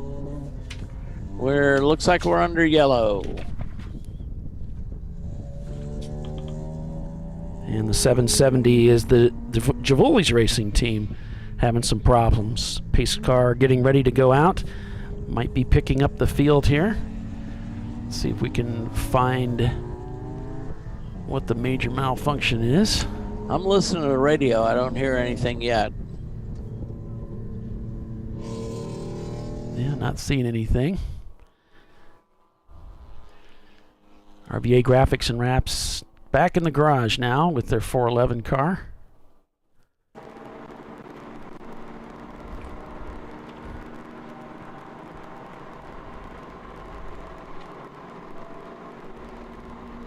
Thanks for joining us, everyone, here on ChampCar.Live, presented by AutoZone. We're going to go ahead and head off to commercial. We'll be back in just a couple minutes, so stay with us. You're watching ChampCar.Live, presented by AutoZone. Be right back.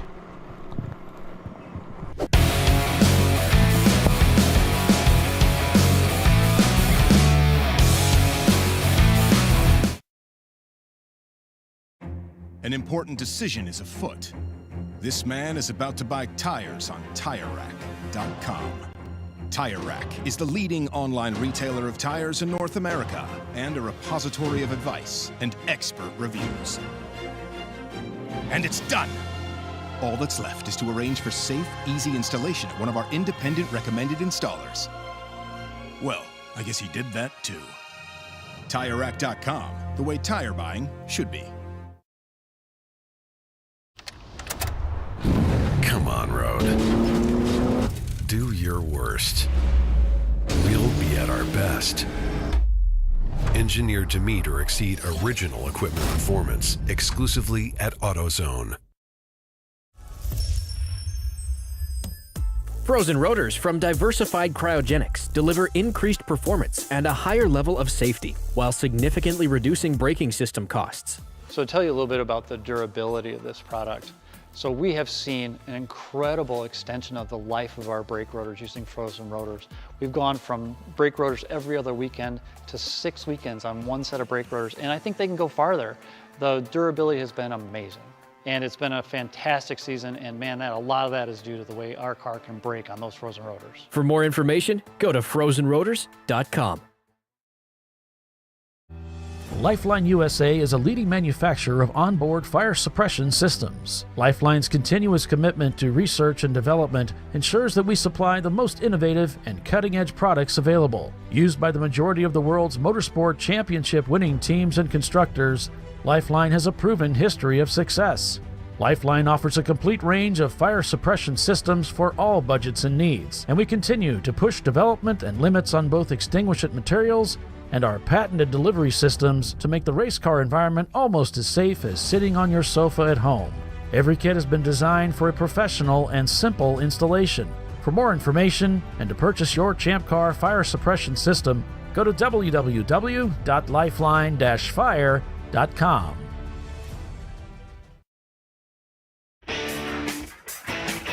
Located in Northeast Ohio with 40 years of combined experience, Money Shift Racing knows how to deliver performance and safety, offering everything you need to get your vehicle and drivers ready for race day. From safety equipment to full engine assembly and repair, in-house fabrication, 3D design, and rapid prototyping. Money Shift Racing. Performance done right.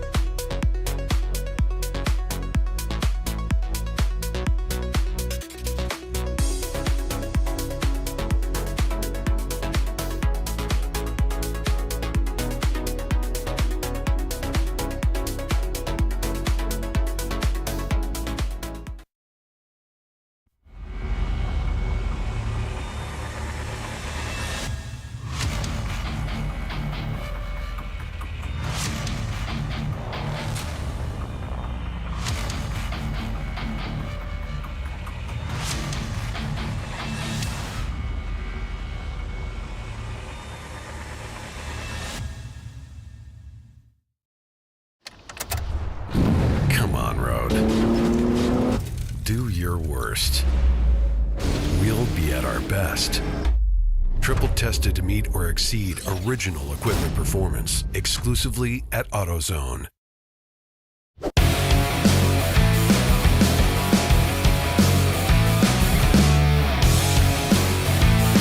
All right, welcome back, everyone, to ChampCar.Live, presented by AutoZone.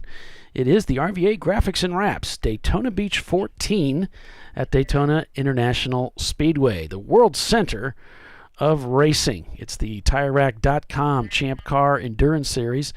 On board with Garage 65 in their 1990 Mazda Miata, heading back out onto the racetrack. Track after a quick pit stop. Checking that wristband, making sure that they're buckled in, and probably letting that clock run down to that required 5-minute minimum for teams that take fuel in the pits before they'll release him back onto the racetrack. Yeah, I was kind of wondering how many teams could make 2 hours here and might use this caution as a time to come in, because we're kind of at the hour and a half mark, which is kind of the max for some of these cars that can't quite make 2 hours. And see how that works out for them overall with some of the more thirsty cars. So something going on. Oh, they're sending him out. Oh, he's trying to refire the car. Might have stalled it there.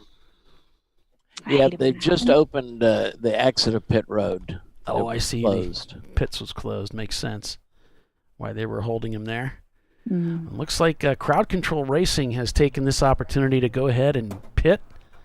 Looks like standard service for that team that was running in second place. Thirsty Mustang. Mm-hmm.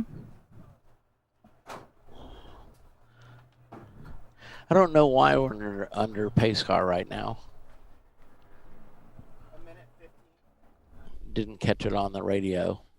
You got Givuli's there, or not Givuli's. That's daring greatly in their Cadillac in the pits. The Fiero on the left there, the number 448. I was just talking about them a little bit earlier. Okay, they're closing pit lane again. Seems like a lot of cars have decided to dive in and use this early yellow as a... They're going to find out pit lane is closed at the moment. Is that because the course is coming by? No, they should be in the... It might be the field's coming by, yeah. Yeah, the field of cars. The course is coming by. No, the field is on the course. John Allen Special made it into the pits before they closed pits. And I'm not sure, Doc, does that mean they're closing pit in? I'm not sure. Because typically they close pit heard out. On the radio. Yeah. Okay, pit road is now open.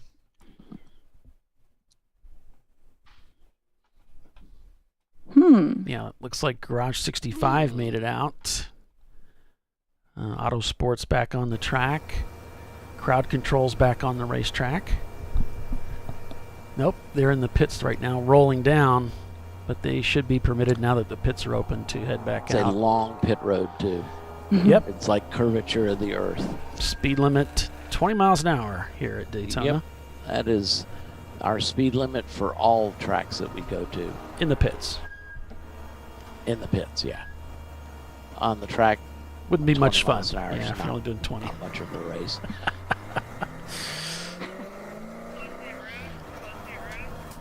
Closing pit road again. Interesting. Yep. Still under caution here at Daytona. And that is probably because the field is passing by. That's turn 1 to your driver's right. There's turn 1. As the cars I could cycle through. see them closing pit out because they don't want people trying to come out and interspersing with the cars that are coming by. But I wonder if the yellow is... I don't know. Crowd control. They may close all of pit. Okay, pit road's open again. They may close pit road, pit in. Crowd control trying to figure out what's happening. You said 2 guys pass them on the right side as they're under caution. He was coming out of the pits and they were coming around turn 1 there. Well, he's exiting the pit, so I wonder if he crossed over to the blend line.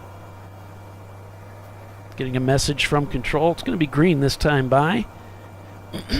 All right. Whatever it was is rectified now, I guess.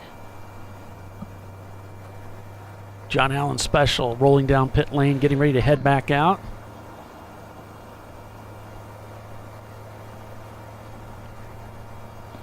Looks like the driver from the crowd control car is real impressed with the other drivers. Well, he had a couple guys his pass job him. to blend into the. I didn't see the. It looked cars like he passing was. him, but I he's saw him exited passing pit lane. He was actually with the track whole center. field going by. So well, he was track center. He was out of the pit, so I don't know if it was as he was coming out, and those guys didn't notice, and they were trying to stay with the field, and I don't know. Yeah, that's kind of a tricky spot right there, and that kind of thing can't happen. It is, and especially with that many cars on track.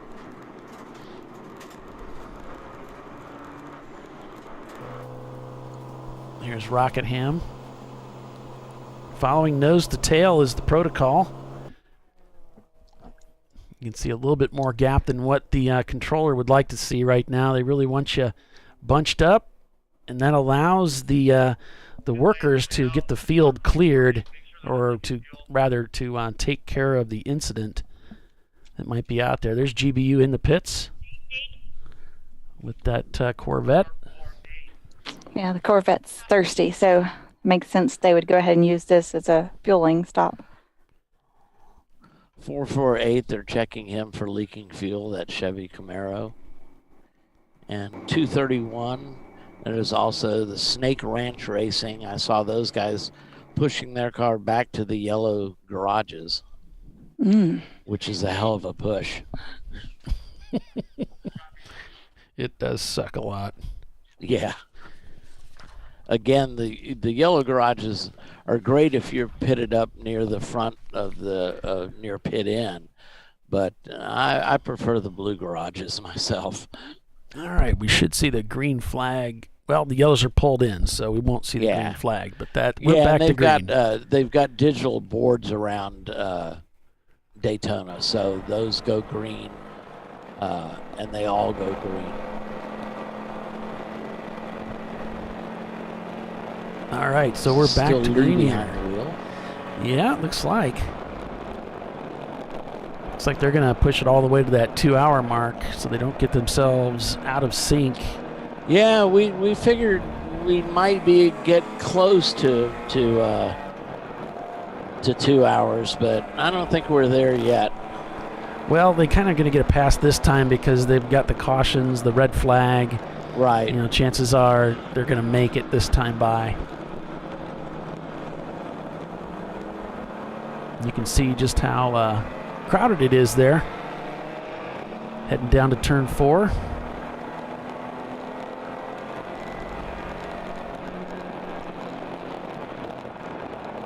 Doc, is this the first time y'all have had this new build there at Daytona? No, it debuted here last year. Okay, last year. I knew it came on the scene last year. I just didn't remember if they made this race or not. I guess it's last this year is our in the middle of debut the race year. last year for the 86 car after Kenny was retired. Yeah, because last year we did this race at a different time than normal.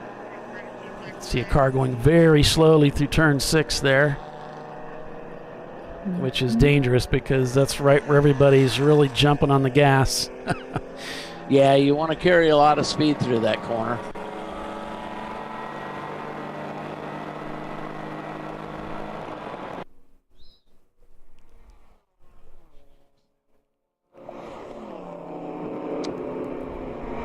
The 719 has asked for a courtesy black flag. So. Yeah, this since there is no pit wall out near the track, you can't go out there and tag your own car. Yeah, flag your own. Yeah. Yeah. So if they have some trouble communicating with the driver, then that's the way to get your driver request in. Race control, and you just talk to one of the pit marshals, and they'll call it in. They're super nice like that and accommodating. They are. And without them, I can't imagine we even run this race. Have our sanity. Yeah. Well, We have such a good staff, you know. I mean, like sanity is a questionable Relative, yeah. requirement anyway. Depends on where you set your standards. Yeah. Well, sanity for us, that might be a different. That's a relative term. Yeah. You do what you can.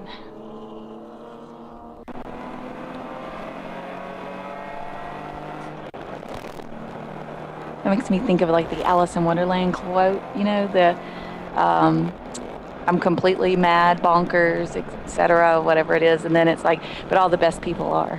Yeah.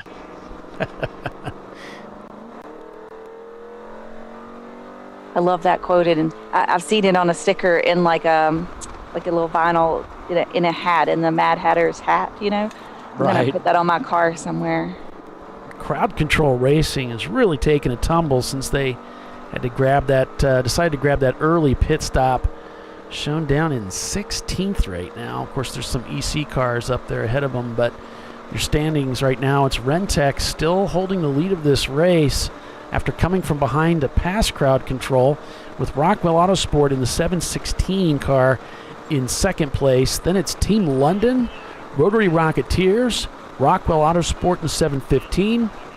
Lincolnfelder Racing moves into fifth place. Then it's Level 1 Racing, TLM Marathon, Auto Technics, Cavemen Contenders, Auto Technics again in the 493. And we've got a few EC cars here, so Crowd Control apparently just about rounding out your top 10 technically. Well, if you're going to show up with an EC class car, this is the place to do it. I think we had we had an unbelievable number of EC cars out here when I was here racing a couple of years ago. Yeah. It was pretty. It tends to bring those guys them out, you know. Yeah. Now that's the RVA car. I wonder if they got that car back out there. Nope. No, I that's think that's a different their EC one. class car, Paulie. Yeah. The C class car is green, and the EC M3 is orange. Yeah, they're still behind the wall, unfortunately, with the other car. You see Team Infinity letting some cars by as they head down the inside of turn 1. This is definitely one of those tracks where your head needs to be on a swivel with all of the cars we have out here. But you're going to find that these guys have a lot of experience with that, so they're going to handle it real well. There's one of the Rockwell Porsche Boxsters out here this weekend, right behind the Team Infinity car. Crowd Control Racing trying to move that Mustang back up to the front where they were.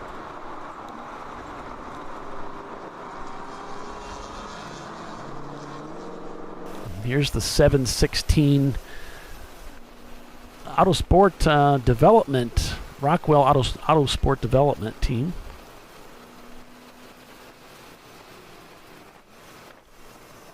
Porsche Boxsters beginning to catch some popularity in the series. Yep, more and more of them show up every year. Makes me want to go. And Rockwell Autosport Development will build you a Boxster. Oh, really? Yeah. They're why the old Gen 1 Boxsters, the little 2.5s, are like getting snatched up so quick when I see them go up for sale these days, I bet. I used to have one of those back in the day. I wish I kind of wish I'd kept it now. Silly fun to drive. Rockwell Autosport in the 716. They just set their FTD with that 716 car down in the second place. 3.8 seconds. Looks like the gap to the EC car ahead, which is a lap back from Rentec, so they've got some work to do. Trying to get by a slower car here, gives them a wave, but that car should have been down on the inside.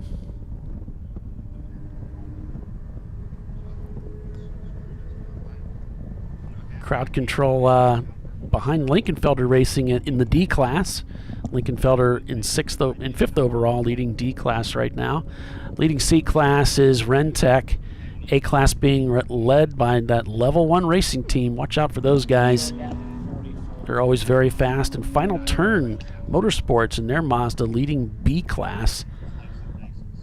Rotary Rocketeers shown not turning laps right now. tumbling through the field down to 22nd already. They might be in some trouble with that car. We go on board with Rocket Ham Racing.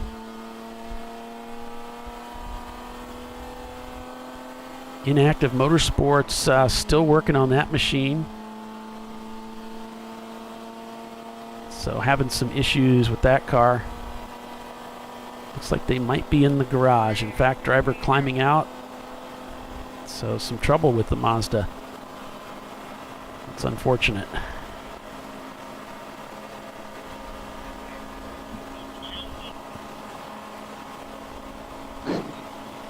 Just got that car. I think you saw my car down on the apron. I did. Pit. Yeah, looks like they've come in. They'll pick up their clock here at pit in. Hopefully not back up on pit road. Ha ha ha. Backup Barry is not one of my drivers. Then you're almost safe. So they'll do a driver change and put gas in and head back out for another stint. Arjun will be in the car next. Oh boy. Rotary Rocketeer shown still coming down, falling down the standings.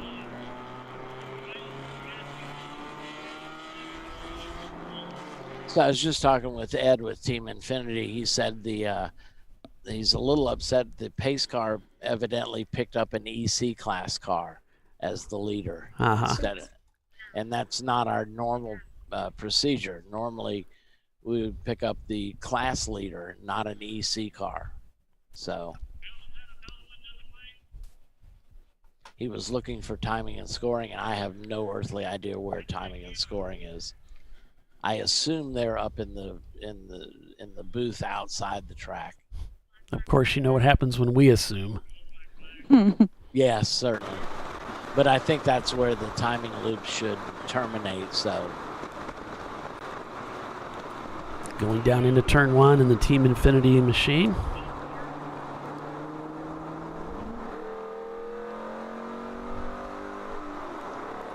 We're talking about Team 801 right now. That's Team London.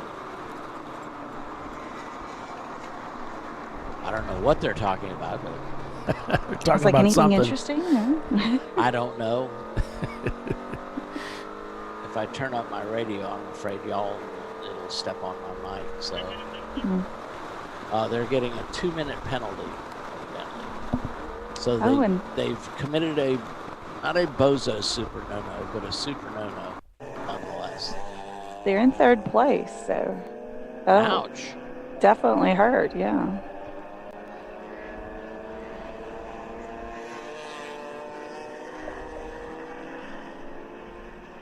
A look at turn 6. This is perhaps the slowest corner on the track. Takes you back up onto the oval.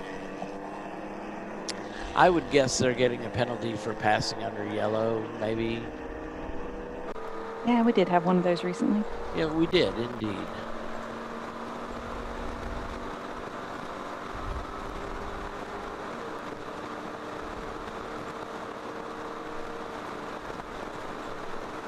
So one of the things you'll see here while we're up on the banking is they ask the slower cars to stay down low on the banking, and you go to driver's right to pass. There's crowd control desperately trying to make up positions there from that pit stop. You can hear that automatic shifting into low gear. Trying to hold it down low as crowd control makes their way around.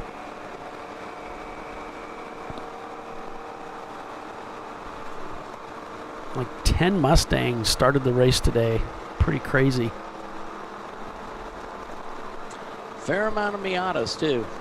I'm telling you, those Miatas owned NCM.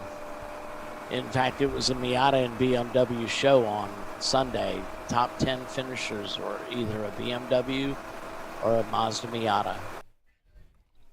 Wow. You don't usually see that. Oh, those Miatas, though. Those pesky Miatas. NCM, that track is made for them. And it's a good track for E30s, too, as well. Yeah, it's a really We had a pretty good field up there this year. Of course, I had a ringer drive for me. Oh. Sir Paulie Velton. You might have heard of him. We had a great race. We had a great race at NCM. Can't wait to go back. You have fun, Polly? Oh, I had a blast, yeah. Yeah, just wish we could race there every weekend.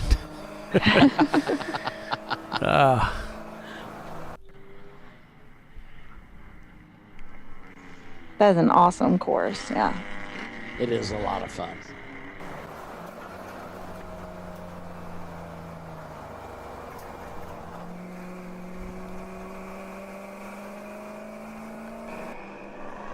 We enjoyed having you drive for us, Paulie. That's for sure. That's the official word anyway. Well, no, I mean, who knows? Maybe we'll get Tiffany in the car this year. She's only been invited for the past 20 years. So. I did get a practice day in. Yeah. That doesn't count. It's practice. Yeah. Flying Fritters in their Ford Mustang. Critters. Flying Critters, sorry. Yeah. He's already thinking about lunch. Yeah. Oh, we got big smoke being laid down in turn 6 by a car. He must be hiding. That must be a destroyer. I think we lost an engine. We had, or something of that effect. It was lots of white smoke, like you would get from a cooling system breach. Right.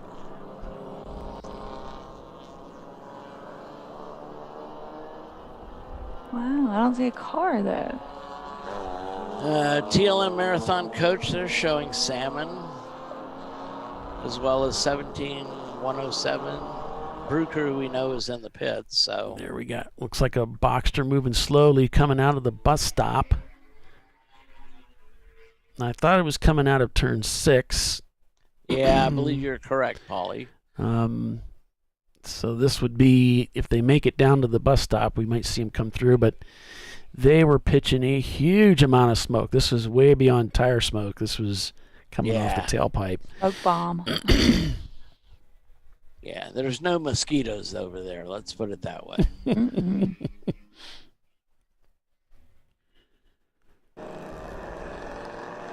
So we'll see if we can get them on screen here.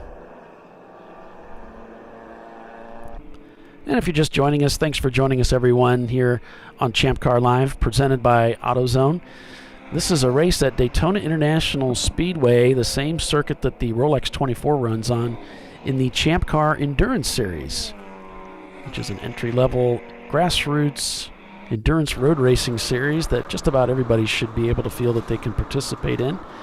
And if you'd like to find out more information about how you could go racing in Champ Car, make sure you check out the Champ Car website at ChampCar.org.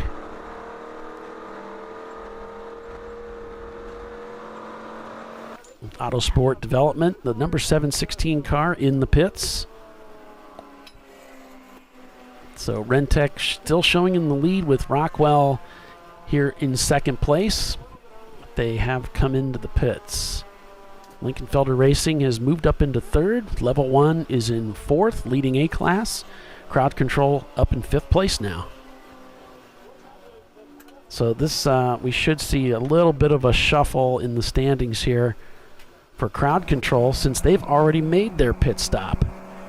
We're getting close to the top of the 2-hour mark, and this is when teams are going to have to stop because of that 2-hour maximum stint time for their drivers.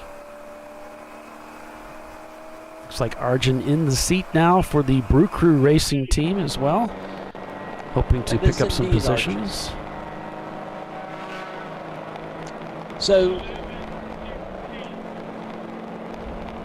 we noticed our shift lever was moving a lot at the end of the NCM, and we discovered that the transmission mounts had the tabs. It's actually like a fork-like thing had broken off.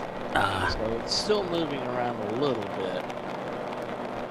We didn't want to change transmissions. We like this transmission.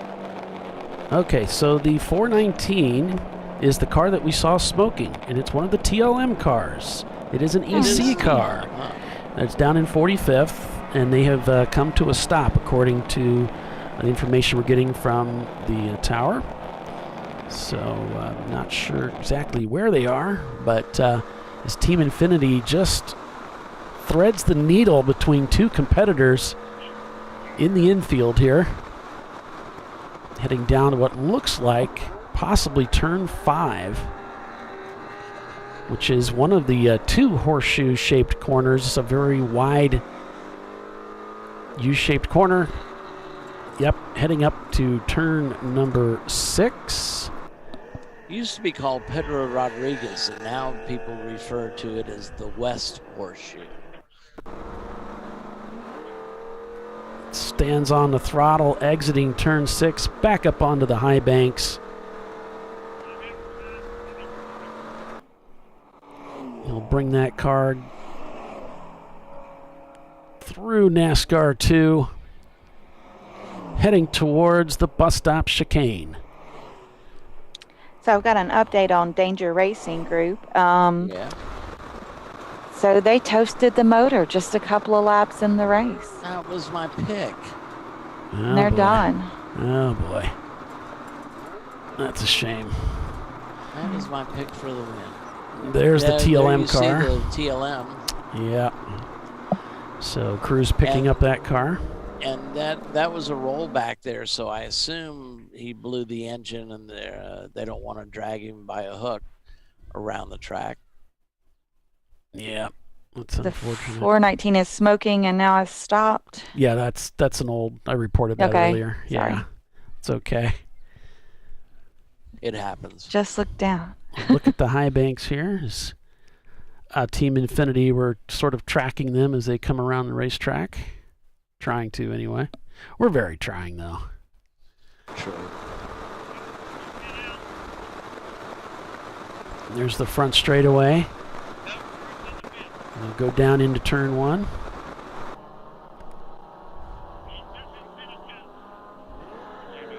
There's the Shark car there.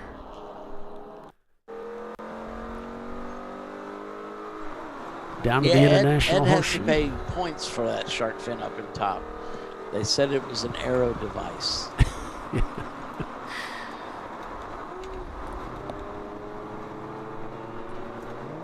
And I suppose it could be. I mean, that's why your rear wings have end plates on them. It helps straighten the car out. But I don't know. There he goes, sailing through turn 4 there. Heading down into turn number 5. Kind of a slow hands type corner. Don't want to turn too abruptly. Stands on as he's heading down into turn number 6. We'll see him appear here. There he is.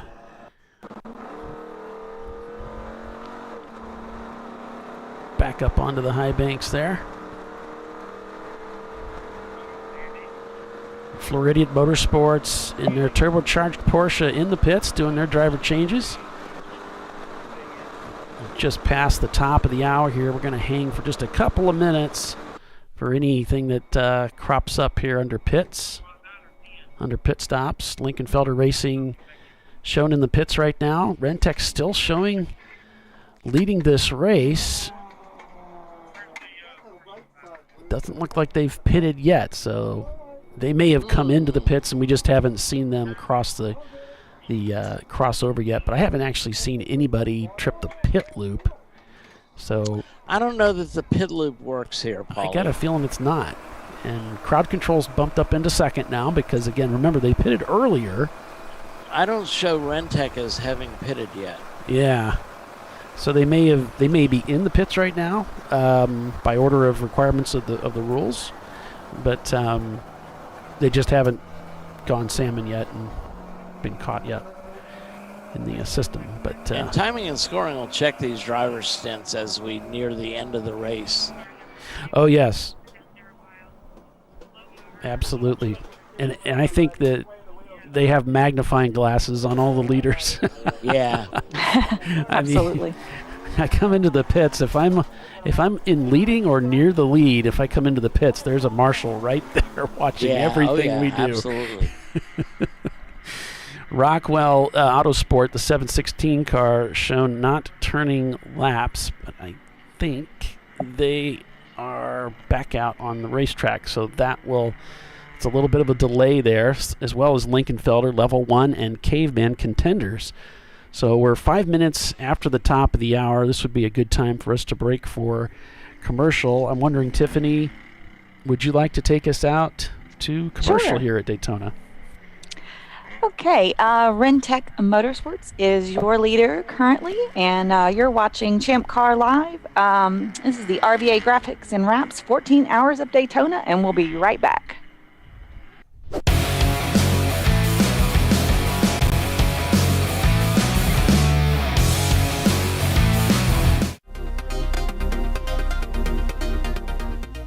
Welcome to TireRack.com, revolutionizing tire buying since 1979. With our unmatched selection of branded products, finding what fits your vehicle and is right for you and how and where you drive has never been easier. Through helpful online shopping tools that include our professional hands-on reviews done at the introduction of a tire and consumer reviews that give real-world feedback over the life of the tire, you can make the right tire choice and find exactly what you need. And if you prefer to talk to someone, our tire testers, our sales team, are available on the phone. And that's how we get you the right tire for you and your vehicle for where and how you drive.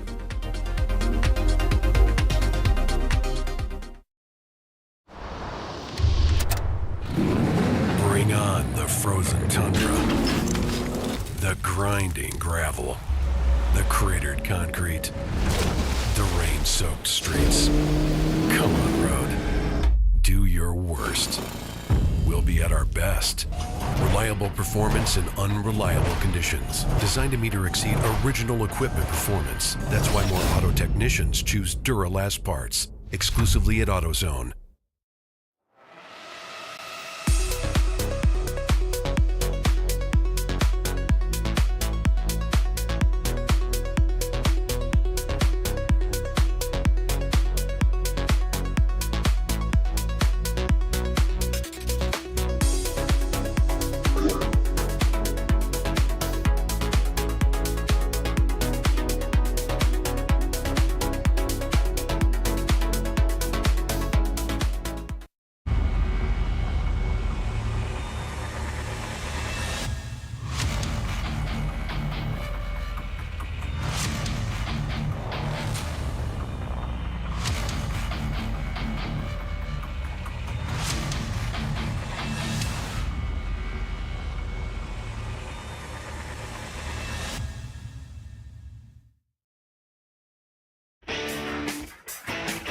Located in Northeast Ohio with 40 years of combined experience, Money Shift Racing knows how to deliver performance and safety, offering everything you need to get your vehicle and drivers ready for race day. From safety equipment to full engine assembly and repair, in-house fabrication, 3D design, and rapid prototyping. Money Shift Racing. Performance done right. Discovery Parts is a veteran-owned racing and safety equipment company. While we're located inside Atlanta Motorsports Park in Dawsonville, Georgia, Discovery Parts can also be found at the tracks, supporting a number of Champ Car Series events. We take pride in being a reseller of the best of the industry to Champ Car teams and drivers. We know racing, love racing, and look forward to tomorrow to even more racing. Visit us at discoveryparts.com.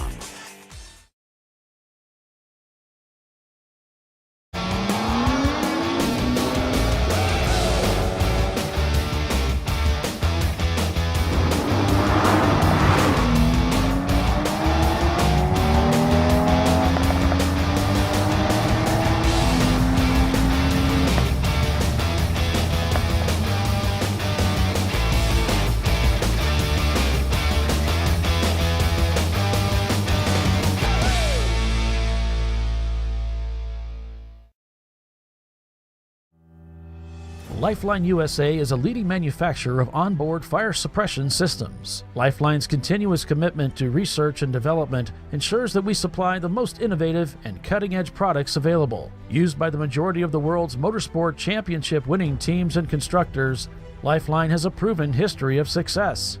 Lifeline offers a complete range of fire suppression systems for all budgets and needs, and we continue to push development and limits on both extinguishant materials and our patented delivery systems to make the race car environment almost as safe as sitting on your sofa at home.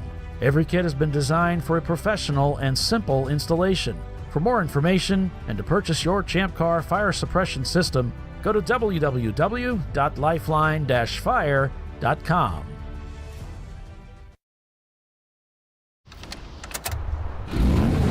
Come on, Road. Do your worst. We'll be at our best. Engineered to meet or exceed original equipment performance, exclusively at AutoZone.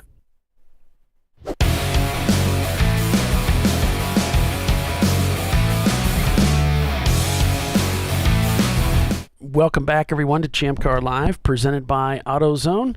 It is the RVA Graphics and Wraps Daytona Beach 14. We're full course caution here. The report is we've got a Miata that's in the tire wall in the bus stop chicane, although don't quite, we can see there's some vehicles, looks like attending down there, up against the tire wall there maybe, and that is kind of a popular spot to go off of if you get a little crossed up going into the bus stop. So that would be the nature of the situation now. As we're on board with Brew Crew Racing here, we'll see if we can get a visual there as we head into the bus stop. Crowd Control Racing has taken over the lead of this race with Stranger Racing in second and Rentec down to third after they made that pit stop.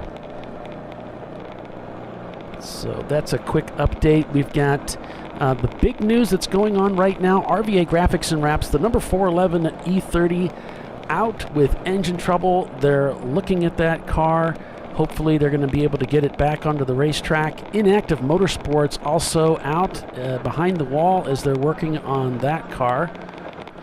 And we've got the last year's winner, the Van Buren boys, Paul Cruz Racing Nissan Altima, out of the race with engine trouble. They had a fuel leak and they had to use the fire suppression system to put that fire out. Yeah, the fuel rail evidently came disattached. That doesn't sound good. No, very rarely is that good. So RVA Graphics and Wraps, a big surprise, and yet last year's winner also a big surprise to see both of them out of this race with mechanical issues. That pretty much gets you up to speed. You know, Crowd Control did lead the race earlier. It looks like it's been a kind of a battle here recently between the Rentec Motorsports Mercedes that finished 8th here last year and Crowd Control Racing, which finished second to Van Buren in last year's race, winning D-Class. So they are really in the catbird seat right now, and maybe today is their day to win at Daytona. Still a ways to go, though. Anything can happen. Yep, especially here at Daytona. Now, if we didn't with mention 14 hours. If we didn't mention earlier, Danger Racing, the number 464 car, 2 holes and 2 pistons. They are done at this race. That was my pick. You're making me look bad.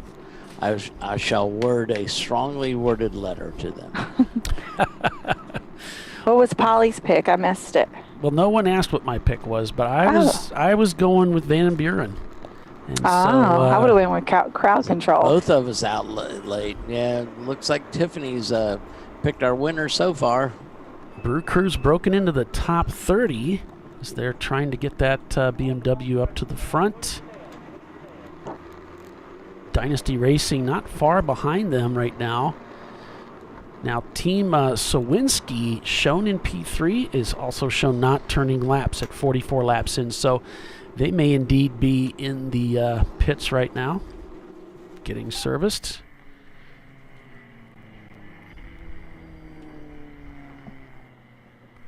It looks like the bus stop has been cleared, so we might be going back to green here shortly. Also, looks like also a message from Bill about Empty Pockets Racing, clutch failure. They are done as well. That's an E36, I believe, BMW. So Empty Pockets. Got a lot of several. There goes the cars mini falling out by early. our view there. You can pick some of the cars out here from turn 4. That's a black Miata just went by. Here's a team we talked about a little bit earlier, Floridian Motorsports. Yep, been a long time Champ Car competitor.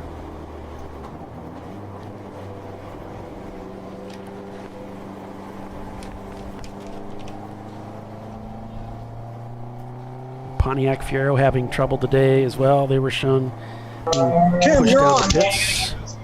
Hey, I'm down here in pit lane with Kimmy Hendricks. Kimmy, today or this weekend, you've got a lot of rookie drivers. One of them is this guy next to us. I really don't know his name. I don't know either. I just kind of look at him and say, I'm not sure if this one's going to work out or not. But then he gets in the car and he goes really fast, so we keep him around. Yeah. So your name is Randy, right? Just call me the Flying Moose. Randy Popes, I found this suit in the garage. Well, you can buy those on eBay. They're pretty expensive, though, because that guy's pretty, fast. Yeah, but they don't fit anybody because they're too skinny. So you're driving a Mustang this weekend. What's that like going from a Volvo to a Mustang? Well, I don't know. I haven't driven it yet this weekend. Okay. No, we did race it in ChampCar Sebring a year ago. It's a great car. It's a Mustang, but it's not a V8. It's a 4-liter V6 making 200 horsepower. But it's a great car. Hendricks Motorsport doing the prep on the car, and it stops and handles so well. We're also driving with Mark Pavanetti, and Mark drove it in an SCCA club race. He says, man, it's the best Hemi car I ever drove. He's getting a set of shocks for one of his cars, just like ours. What are they? BC Racing. BC Racing. Not sponsored, we bought them. So have you got a lot of experience on this Rolex track? It's all getting kind of fuzzy now. But when I ride a bike, when I get back on track, it all comes back. Funny, going around NASCAR 2 and 3, I remember those Rolex races we won and shifting up into fifth gear halfway around NASCAR 1. And I love Daytona. I used to live right down the road. And we don't know yet about how the Mustang will be. But we're getting good reports from first driver. Car owner is Jack Goldie. He lives right in Port Orange. And he drives the Flying Moose with me at ChampCar Racing. Well, Jack has his own Mustang. Yeah, and he's called it the Flying Critter. Check that out. It's a Mustang. But it's critters because he also has a Pontiac GTO, which is known as the GOAT. So there's a shirt for the GOAT when he races that car. Okay. Hendricks Motorsports. And anyway, Jack and his son are driving. Alan raced the car about a year ago also, and he does some DEs. They're both dentists, father-son dentists. And Alan did a great job. Yeah. The races start on a lottery. Right? You draw a number. The number was 14. We're pit 9, which means we had 100 cars ahead of us on the start. Yep. And Alan moved up to about 40th. So he picked up 50 positions in his stint. Fantastic. Didn't dent it, didn't spin it. Car's great. And Jack's in the car now. Dr. Jack. Cool. Now, Kimmy, how hard is it to prep these cars for a race like this? Well, it depends on how much damage there was from the last race that I created. So it's really not hard. Hey, it wasn't my fault. It wasn't my fault. That's what he said this time. It's really not hard. We have a standard prep procedure that we do at the shop. Really the brakes, the car, check every nut and bolt, check all the fluids, maybe an oil change, maybe a brake change. So it's really, really easy. And, most of our clients, they're all easy on their cars. We always go through everything with a fine-tooth comb. So we just want them to turn laps and finish races and win. Now, your family's kind of famous for this track. So we've actually just relocated the shop. We're directly behind Daytona Speedway, Hendricks Motorsports. We're right behind the airport. So my father's been racing since the 70s. He's been coming here before Daytona was really legend like it is now. So I'm kind of carrying that legacy on. I'm going to start growing our company a little bit more with our new location, get into a little bit more pro-level racing, and keep continuing the legend of our family. Cool. Well, thanks for talking with us, Kimmy, and thanks for starting out, giving a place for new drivers to come and race. Absolutely. All right, guys. Good luck today. Thank you. Back to you, Bob. All right. Thanks for that report from some of the new drivers out here. Mr. Randy Popst joining us again this weekend at Daytona International Speedway. Another one of the teams that you can arrive and drive, so to speak. You can rent seat time from them, the Flying Critters in their Ford Mustang. You heard Randy talking about it. It's a V6, making about 200 horsepower. Proudly sporting their Prancing Horse sticker. That's worth about 20 horsepower right there. Easily stickers. And Absolutely. If you're lucky enough to get some googly eyes, even faster. I just think it's really cool that Kimmy allows these new drivers to drive her cars, racer development type stuff. Well, this is a beginner series, as it were. We don't require a license to race them. On board with Frantic Antic Motorsports. Crowd Control leading this race after 47 laps here at Daytona International Speedway. Stranger Racing in second with Rentec Motorsports in third, back about a minute and a half. Then it's Team Infinity in fifth. Volkswagen Jetta of Das Idiots. There are a lot of former Champ Car board members campaign that car. Oh, yeah? Yep. Who all's on that car? People? Yeah, people. I'm trying to remember those names. It goes back quite a ways. Oh. I'll butcher them if I try. My memory's not that good. Garage 65 here. We're trying out with Garage 65, we're kind of experimenting with using Twitch, which usually has a litany of commercials, but they've paid the extra so that we don't get those commercials coming in, and seems to be working out all right, although we don't have the audio. We do have the feed from Andrew Petty. We've got, that's a good name to be a race car driver, Daniel Kramer, Eddie Kramer, and Rob Hendry, the drivers for the Garage 65 team. Paul Ripa commented, says, "Good morning, champs." Paul runs the JB Bugs car. Oh, yeah. The Volkswagen. And I was wearing your shirt yesterday, buddy, but you weren't here. He had a nice shirt made, the first Volkswagen ever to race at Indy in 2019 with us. So Inactive Motorsports not turning laps right now, as well as Triple R. The Squadron team, Javoli's racing team, Fat Crack, Benover Racing, Rusty Nuts also not turning laps.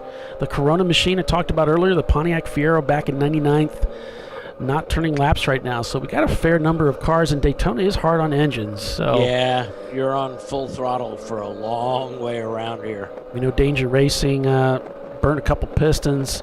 Really important to have that MAF sensor working right for you. You can run an engine lean, and it's not good at all. Dark Cloud not turning laps. If you're not familiar with Dark Cloud, if you've seen the video out here at Daytona with the Miata that gets sideways up on the banking after getting hit, I think there was some contact from behind. That's the Dark Cloud Racing team. Not turning laps here today. We've got quite a few cars not turning laps now. The 770, Bill saying, dropped a cylinder, and that car is dead, he says. So the 770. Died, Jim. That's the Javoli's Racing team.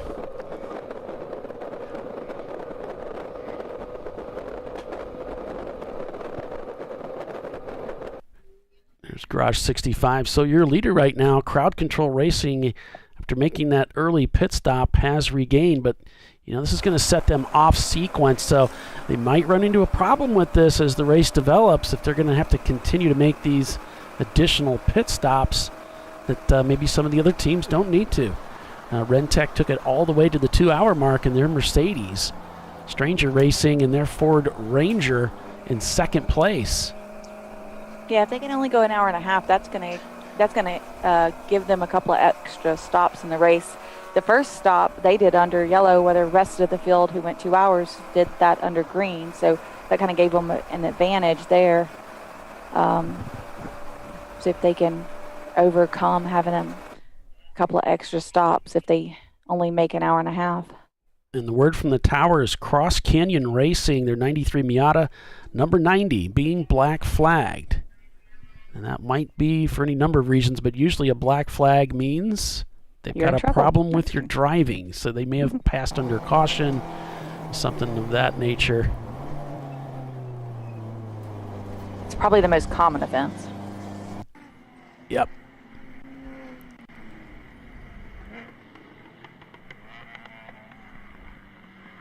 Let's see if we can catch up with the John Allen special team. See if we can follow them around the racetrack. There's the Daytona logo up on the high banks here. It looks like we're heading down towards the bus stop chicane. Of course, this Mini had a third place finish at Road Atlanta in the snow shortened race this year. See if we can catch him coming out. Yep, there he is. Out of the bus stop. They don't have any IMSA drivers in this car this week. Just holding that bottom line there. Driving his own race.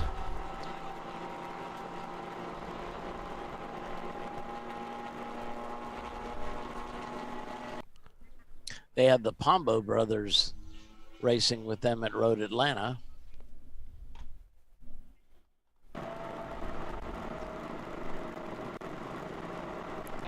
We got a flag waving, maybe a black flag there for the number 90.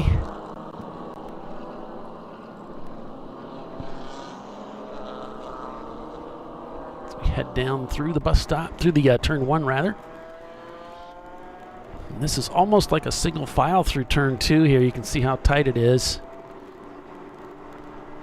Down to the International Horseshoe, turn 3. And this is a wide horseshoe-shaped corner. You can see how much room there is here. Oh yeah, it's wide. Not as wide as turn 1, but to turn 4 here. The kink.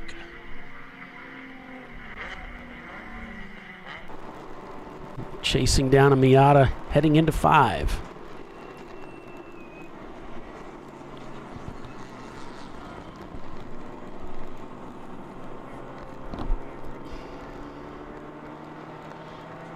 Rounding up to another fun corner. Turn 6, one of the slowest corners on the track. It's going to go down around the inside of another competitor. You can see he's checking.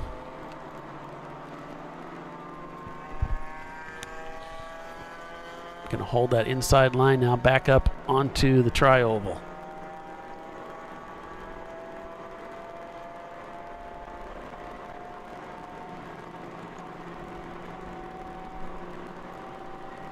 And that's a lap around. Dropped down to 45th place, my car. Showed briefly salmon, but then it cleared itself.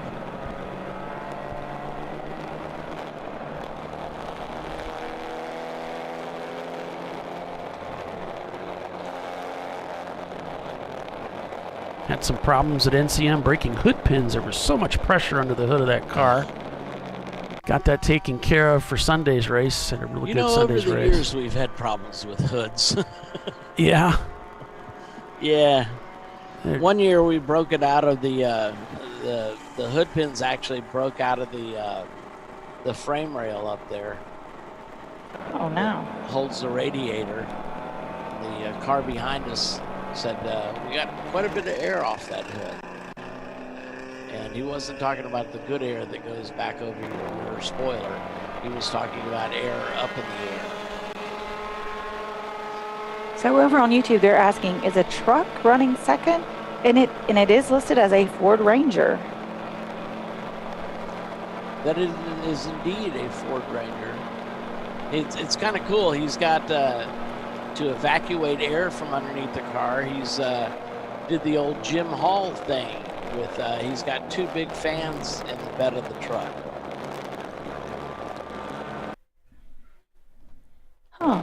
I don't know if they're functional, but they look cool. Yeah. But I believe they're functional.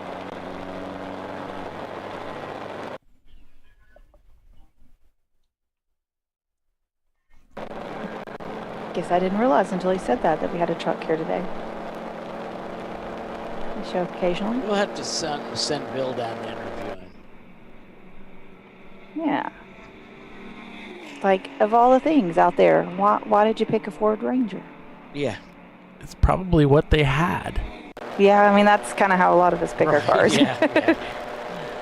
They're down in pit 35, so towards pit end. Yeah, Bill, if you're listening. Well, why would you listen? Right.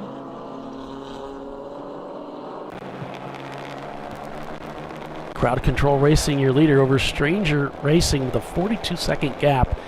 Stranger just turning that 215 to Crowd Control's 220. Both D-class cars fighting it out. Of course, one's basically a truck. And then we've got Rentec in third place, leading C-class in their Mercedes, shown back about a lap from the Ranger. And then we've got Team Infinity behind them in the automatic. So quite a variety of cars out here vying at the front of the pack. And that is indeed an automatic, folks. And there's Brew Crew trying to chase down the Team Infinity car.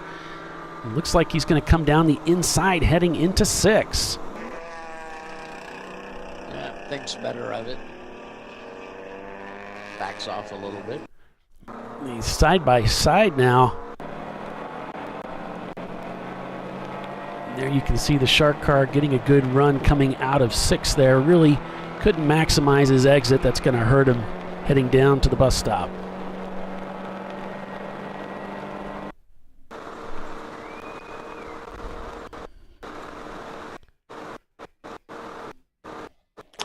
Someone earlier was asking about HMF Racing, number 358, and they're currently in 58th place. But you still got to take out those EC cars, so there's several of those. There's so many of them, yeah, it's hard to do. Yeah, probably like, we'll guess 10 between those two. Oh, we're going yellow.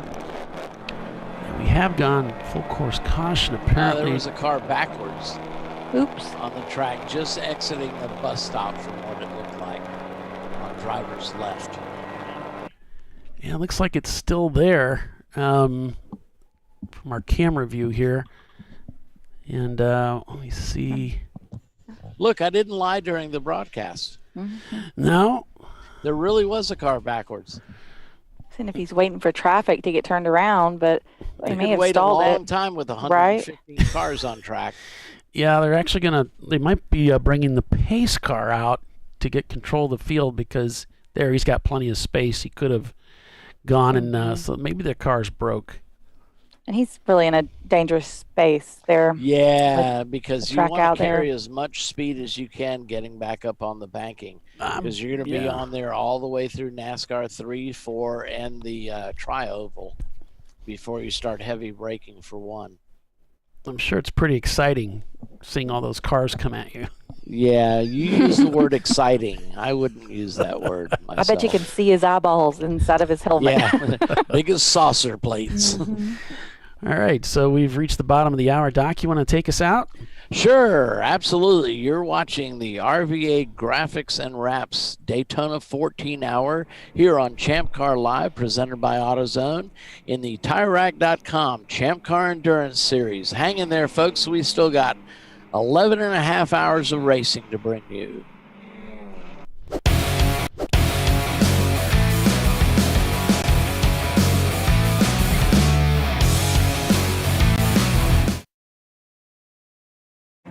An important decision is afoot. This man is about to buy tires on TireRack.com. Tire Rack is the leading online retailer of tires in North America and a repository of advice and expert reviews. And it's done! All that's left is to arrange for safe, easy installation at one of our independent recommended installers. Well, I guess he did that too. TireRack.com, the way tire buying should be. Come on, Road. Do your worst. We'll be at our best. Engineered to meet or exceed original equipment performance exclusively at AutoZone. Frozen rotors from Diversified Cryogenics deliver increased performance and a higher level of safety while significantly reducing braking system costs. So to tell you a little bit about the durability of this product. So we have seen an incredible extension of the life of our brake rotors using frozen rotors. We've gone from brake rotors every other weekend to 6 weekends on one set of brake rotors, and I think they can go farther. The durability has been amazing, and it's been a fantastic season, and man, a lot of that is due to the way our car can brake on those frozen rotors. For more information, go to frozenrotors.com. Lifeline USA is a leading manufacturer of onboard fire suppression systems. Lifeline's continuous commitment to research and development ensures that we supply the most innovative and cutting-edge products available. Used by the majority of the world's motorsport championship-winning teams and constructors, Lifeline has a proven history of success. Lifeline offers a complete range of fire suppression systems for all budgets and needs, and we continue to push development and limits on both extinguishant materials and our patented delivery systems to make the race car environment almost as safe as sitting on your sofa at home. Every kit has been designed for a professional and simple installation. For more information and to purchase your Champ Car fire suppression system, go to www.lifeline-fire.com.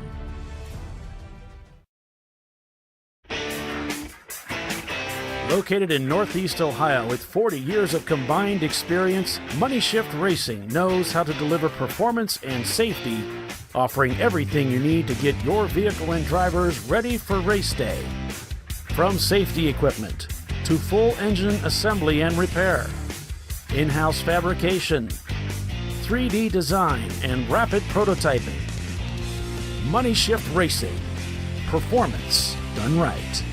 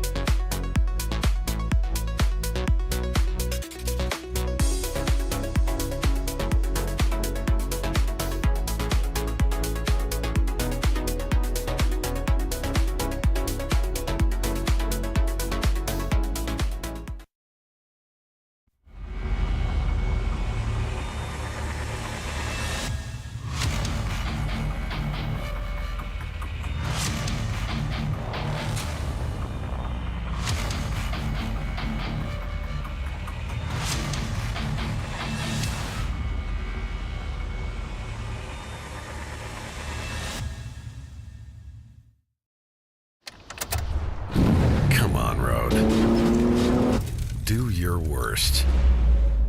We'll be at our best. Triple tested to meet or exceed original equipment performance exclusively at AutoZone.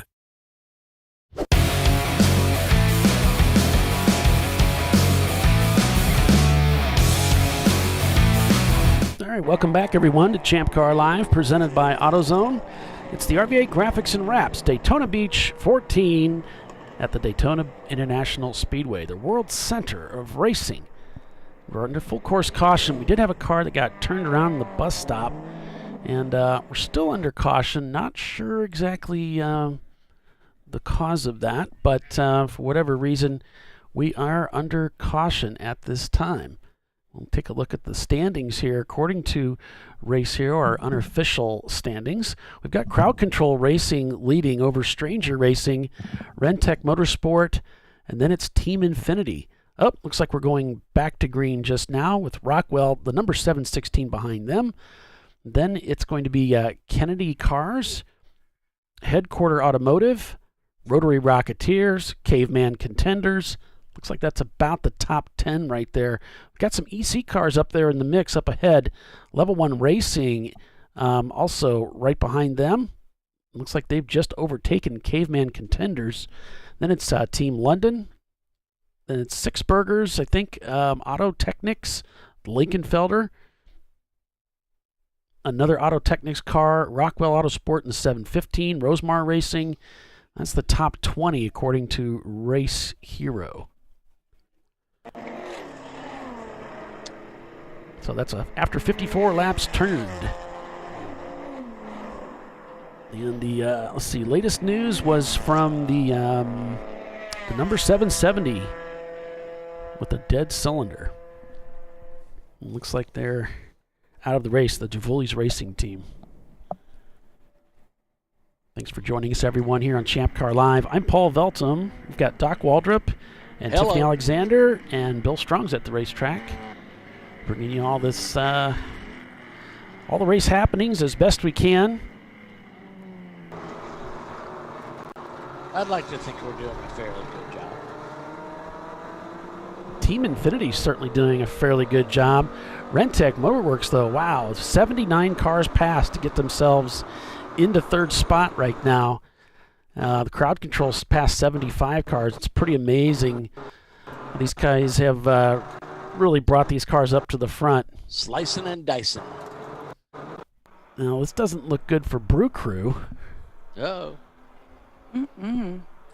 So I've got an update on the number 3, the TLM car. We saw them. They were sitting up in 6th place earlier, and then they just rapidly fell out of the top 10.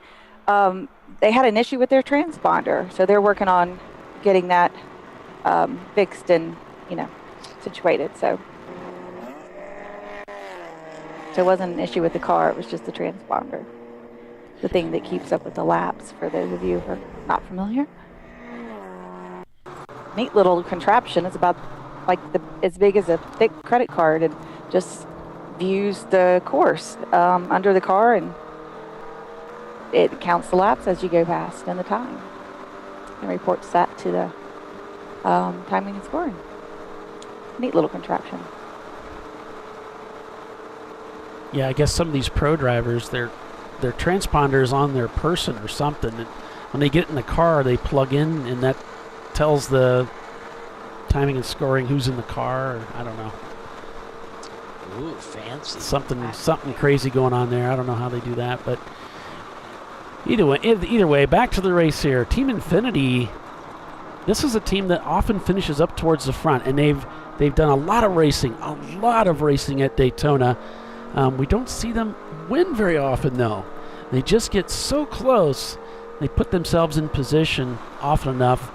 Don't be surprised if we see them start to win some races here. The 199 just off to the flank here. There's one of the Rockwell Porsches coming into view, trying to work their way around the field as well. 199 is the Six Bangers BMW 330. But yeah, Ed's come close before it. And he had an incredible string of 5 fifth place finishes in a row at Sebring. Just couldn't quite break into what we would consider a podium finish.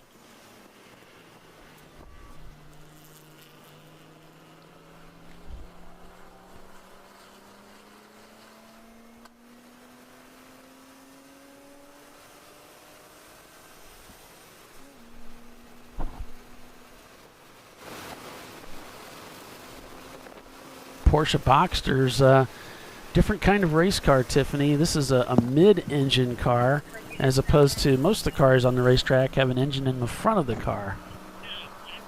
Absolutely. It sits right there, kind of on its side, right behind the driver's seat. Just right in the middle. Makes a very well-balanced car. We've got a message. One of the cars on the track is smoking, and that is the car number 678. 678 shown smoking. That's the Tech Motorsports team. And then we also have a car with impact to the wall, and unfortunately they're shown that as the Floridian Motorsports Porsche 944. Aww. The 678 I have is Kaywood Racing in their Lexus SC400. So it looks like they got the car rolling again, but they're down on the apron, no doubt, because they've got maybe some damage. He'll bring that Porsche in. They'll take a look at that car. Yeah, thanks for straightening that out, Doc. I must have read that wrong. So we understand there's been contact out on the course between the Rentec Motorsports, that's that 150 Mercedes-Benz, and another car. He said that the Mercedes slowed suddenly and he had no place to go. So, oh boy. Yeah, Rentec's dropped down to 9th now. Yeah. I wonder if they've got damage as well.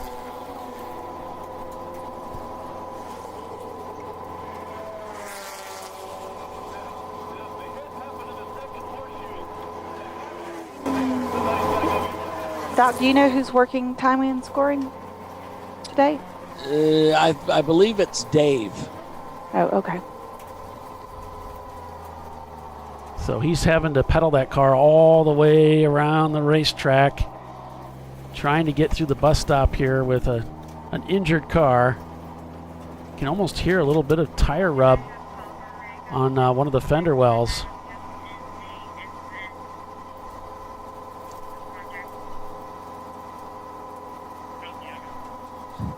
So they said the incident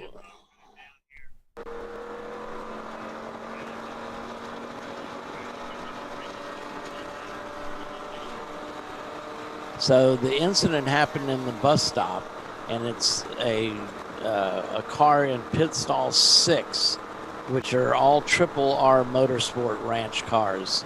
They've got 3 entries out here today. And he said he suddenly slowed in the bus stop. He had no place to go. So I'm going to guess he was hitting the rear. Right.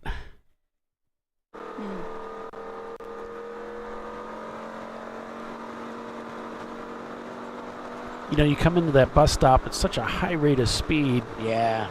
It's kind of it's one of the faster bus stops out there. You know, it kind of reminds me of Watkins Glen. Yeah, but it's faster than Watkins Glen. You carry so much speed in there. And, you know, obviously when you're carrying that kind of speed, you want it to be a single lane. But, exactly. You got so many cars coming up on you, it's easy to make contact.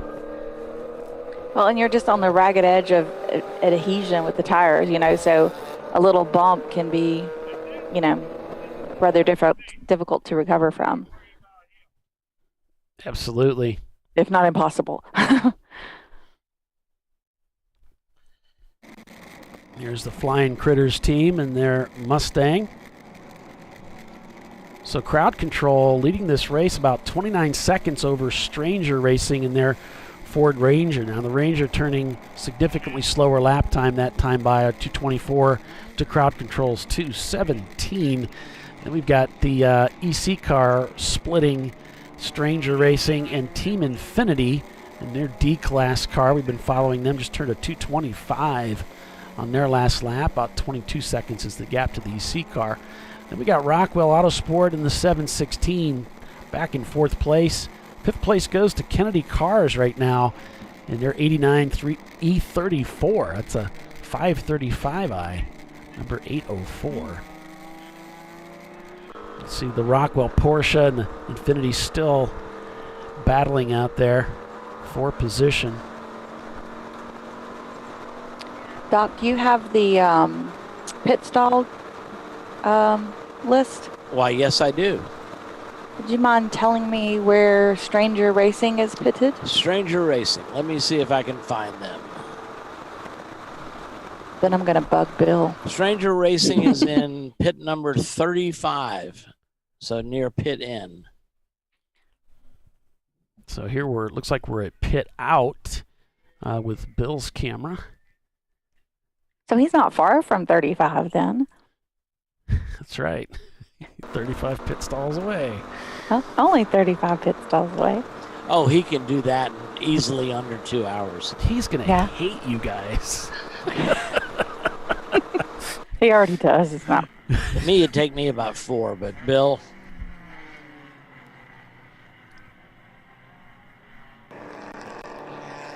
Brew Crew Trying to Racing. get an answer on what's up with my car. Yeah, Brew Crew's still in the pits. Driver staying in the car. Steering wheel coming off the hook, going onto the steering shaft. So they're looks like they're getting ready to take that car back out onto the track. Oh, good. The hood is still up, but looks like they're going to drop the hood here shortly.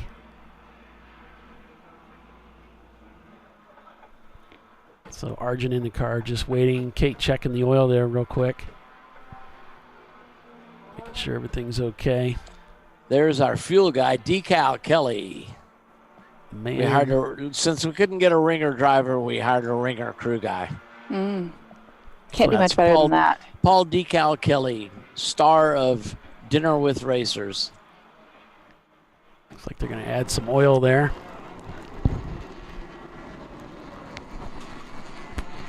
On board with John Allen's special.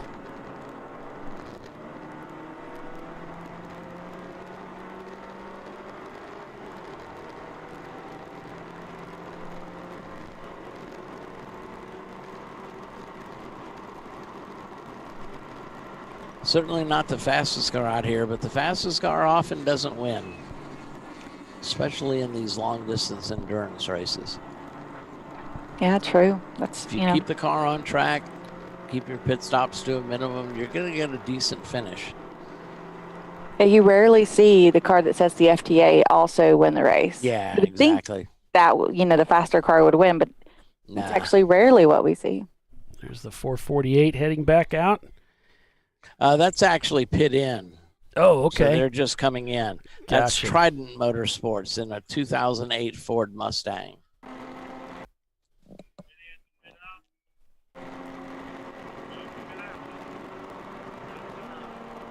Oh, so he's at the other end of the world.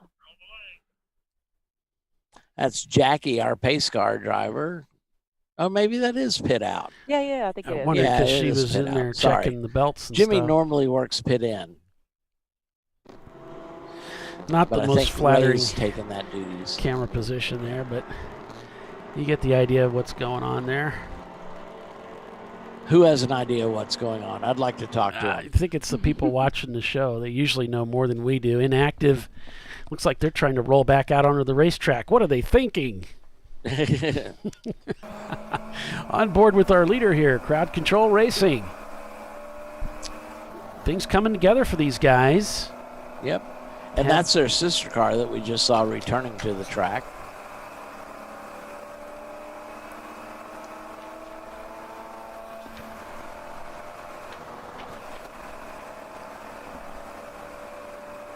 Okay, so I got a reply from Sam.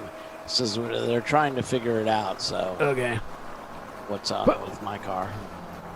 So Dustin Bassey, I'm going to take a stab at that, is asking if anybody at Daytona has an extra BMW 328 motor, years 96 through 99.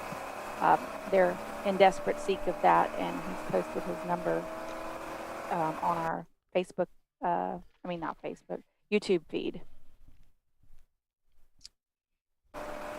Yeah, so if anybody has an engine that'd be interested in helping those guys out, be sure to get a hold of them.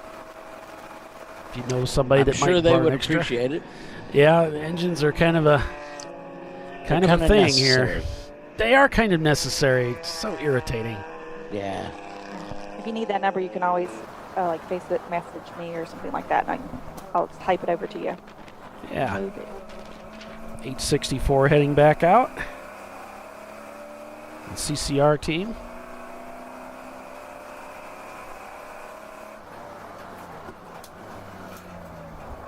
Here we see Team Infinity still being hounded by that Porsche.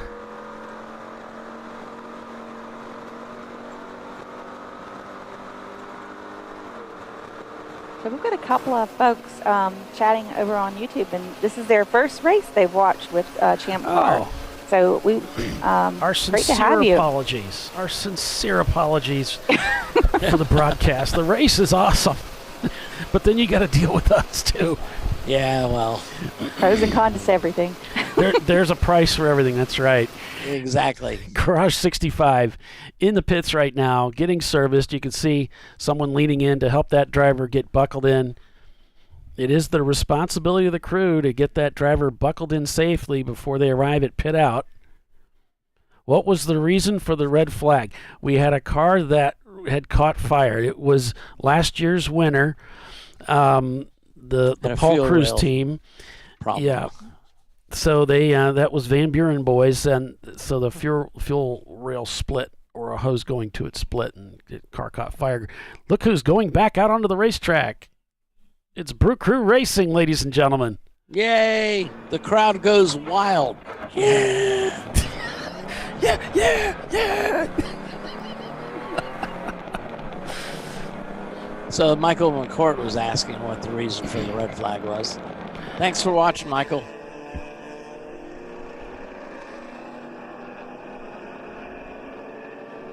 And they're talking about what's the best way to get involved. And over on YouTube, and volunteering is a great way to get involved. You can volunteer at any of the races, and I believe is it Kevin that's in Wisconsin will be up your way next weekend at Road America. And there's a sign-up sheet on our website, ChampCar.org, to sign up to volunteer for a race. And we do ask you that you sign up.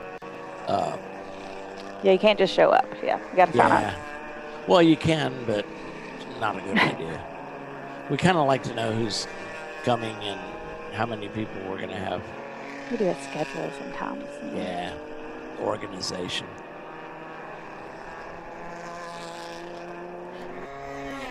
We try, at least. We are very trying. At least those of us on the show are. Yeah, certainly.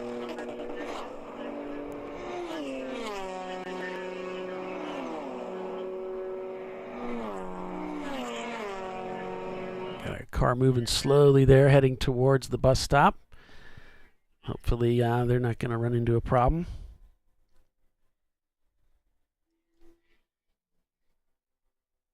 We've got a report that the 864 smoking with some damage. Let's see, 864. That is the Mazda Miata of CCR Racing. Or CC Racing. And the number 92 Ford Mustang EC Class car heading back out onto the racetrack. Of Tater's Garage. It makes me think of the Ron White, tater salad thing. So standings right now as we head towards the top of the hour. It's Crowd Control Racing leading over Stranger Racing. Then it's Rockwell Autosport Development in the number 716 Porsche Boxster. Team Infinity behind them. Then it's Kennedy Cars, Headquarter Automotive, Caveman Contenders, Team London, Level 1 Racing, and Six Banger in their 330 CI. Big news that's so far just bringing you up to speed. RVA Graphics and Wraps, the number 411 car, out with engine trouble.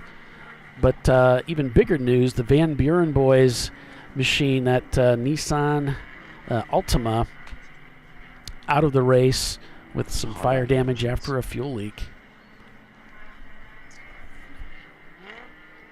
So we're going to take a brief break for commercial, and we'll be back here in just a couple of minutes. Stay with us, everyone.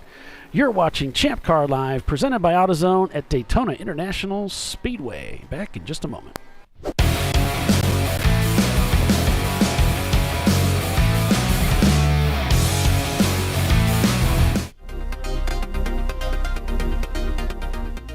Welcome to TireRack.com, revolutionizing tire buying since 1979.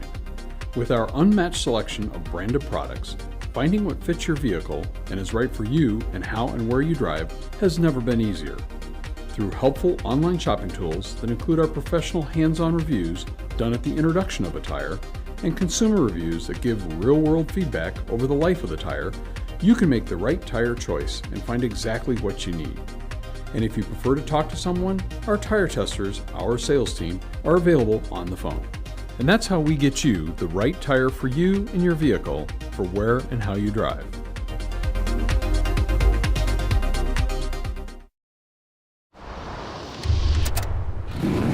Bring on the frozen tundra, the grinding gravel, the cratered concrete, the rain-soaked streets. Come on, road. Do your worst. We'll be at our best. Reliable performance in unreliable conditions. Designed to meet or exceed original equipment performance. That's why more auto technicians choose Duralast parts. Exclusively at AutoZone.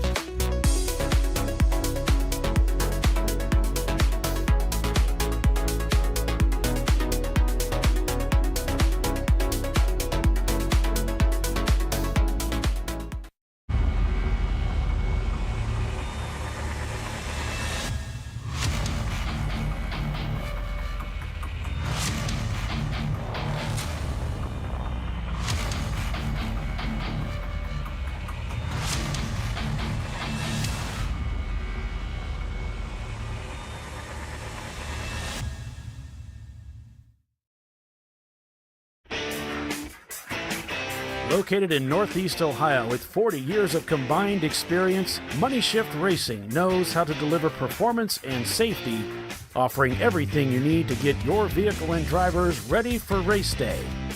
From safety equipment to full engine assembly and repair, in-house fabrication, 3D design, and rapid prototyping.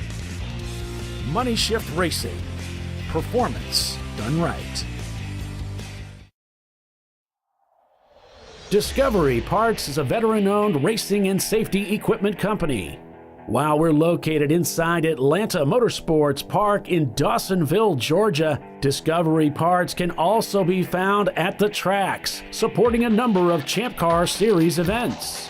We take pride in being a reseller of the best of the industry to Champ Car teams and drivers. We know racing, love racing, and look forward to tomorrow to even more racing. Visit us at discoveryparts.com.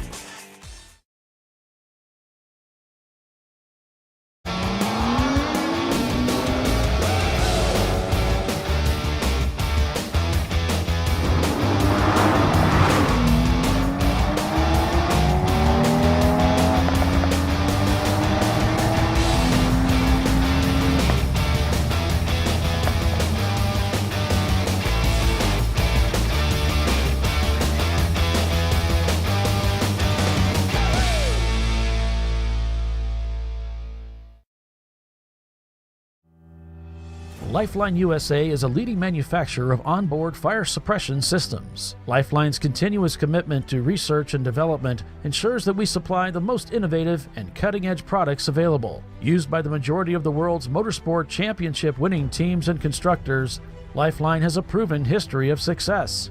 Lifeline offers a complete range of fire suppression systems for all budgets and needs, and we continue to push development and limits on both extinguishant materials and our patented delivery systems to make the race car environment almost as safe as sitting on your sofa at home. Every kit has been designed for a professional and simple installation. For more information and to purchase your Champ Car fire suppression system, go to www.lifeline-fire.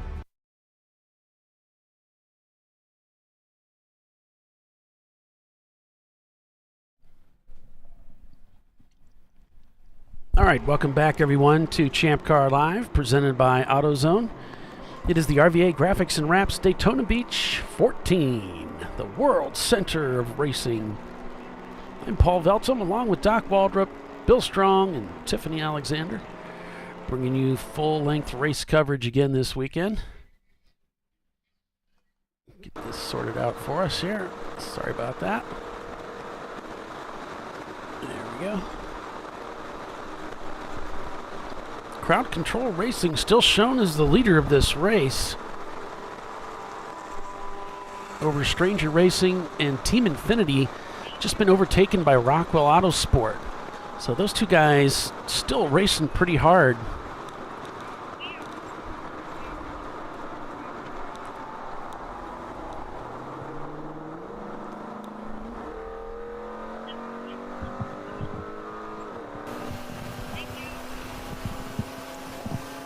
There's the Rockwell team there. Finally managed to get by. Don't know if he's going to be able to hold him off. That Infinity is so fast.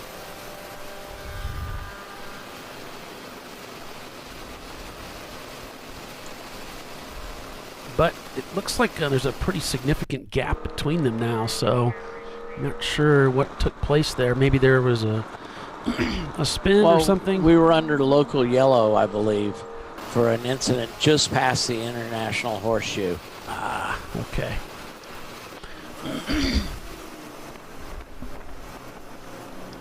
They sent a roll back out there and picked up the car. Don't know which one it was. Couldn't see that far. All right.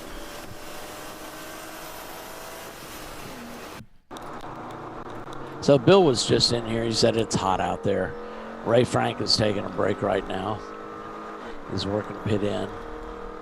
He looks a little warm too. He was on his feet all day yesterday. We had a long tech line to get cars teched for this race, and he was on his feet all day yesterday, and of course he'll be on his feet all day today.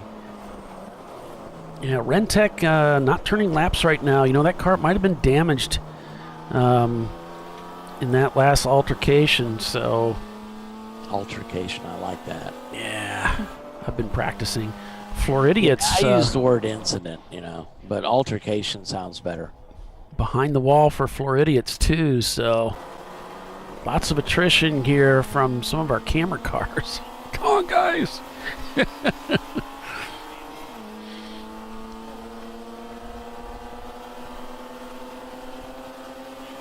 Headquarter Automotive falling down the standings now, down to about 10th place. Brew Crew Racing still out on the racetrack after emerging from the garage. Mm-hmm. Haven't heard a report what they brought the car in for, but... Who's Your Daddy not turning laps down in 55th. Rhinoceros Racing in 62nd, also not turning laps. As well as the darling of the race, What's the Rush in their 2000 Ford Escort down in 74th, not turning laps.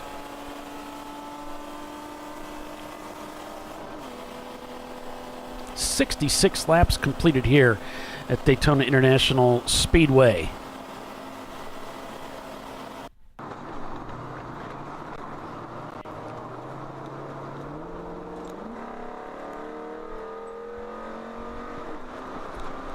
Still got a long way to go. Looks like we're going to go full course caution. Pace cars out. According to Race Hero.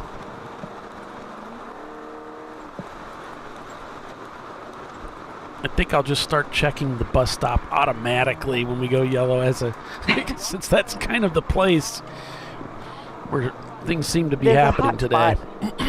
Yes, it is. Someone tell Jimmy to move that bag away from the camera that's down there at pit out. It's throwing off the focus. Oh. He heard you. No, maybe. No, he didn't. Oh, that's his pit timer bag. Okay. Oh, you can see that? Yeah. You're seeing it from Bill's camera. Yeah. Oh, the camera the bag got moved, so maybe it'll refocus now when a car comes in view. Sorry, folks, we're under caution here. Let's see. I haven't seen a report as to why. Checking the cameras here. Looking to see if we can find out what the major malfunction here is.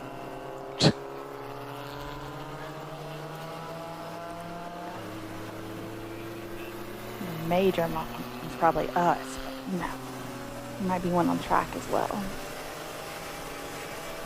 Everybody trying to get situated here under this caution. Now, there's an emergency vehicle driving opposite turn 4. Yep, looks like they're heading down to the International Horseshoe or close to it. Yeah, turn 3. They've stopped on track. We're just out of camera view of whatever they're reacting to.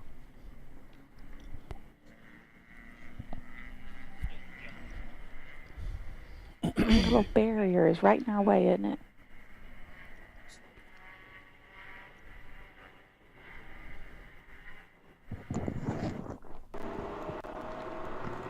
Yeah, let's see if we can catch up with a car that's heading that direction. There we got a car off driver's left. Looks like one of the BMWs. It might be an RVA car. And there's another car. Looks like it's up on the trailer. So they may have, or the rollback. So they may have more than one car that they're working. I could go out there and look. Here we have inactive being towed in. Yep, and that car just rejoined the race. So that's, of course, the sister car to Crowd Control Racing. So frustrating. Our leader. 6 bangers not shown turning laps. So the blue Okay, BMW. they're being towed back by Lake Lloyd, which is the bus stop area. So 6 bangers in their blue BMW, the 2004 C-Class car, may be one of the cars that's in trouble over there around turn 2. Actually, we took our golf cart out to the bus stop yesterday. It's like, guys, we've been here a little too long. And sure enough, Daytona security rolled up not too long after I said that. Said, you know, you're not supposed to be out here. It's like, oh, I'm sorry. Well, the gate was open, so. You play dumb. Yeah. I'm good at that. That's the closest I ever been to the bus stop. That was fun while it lasted. Yeah, well, you're in rarefied air, Bill. Bill's sitting next to me having lunch here. Tell him after lunch to go to pit 35. In about 48 minutes, maybe. To tell him to what? Go to pit 35. Pit 35. I want to see the truck. Your leader is in the pits. They want to see the truck. It's running in second. Yeah. Along with Stranger Racing also shown in the pits. So it looks like the both first and second have come into the pits. And what's Bill doing? Bill's having lunch. He didn't get breakfast. Oh, well, he gets hangry. He's trying to maintain his girlish figure, but I don't know if that's going to work out for him. He said it's a little warm out there. There's the 59 car. Yeah, we got a lot of guys taking advantage of this whole pit stuff, this yellow. Doesn't, but it does. There's the Brew Crew car going through the kink. Oh, 59 is start racing? Yeah, I don't have them on my printed out list.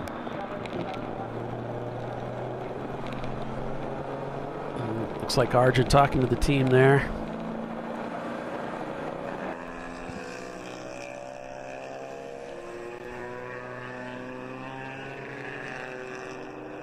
Floridian Motorsports behind the wall. Yeah, what happened to them?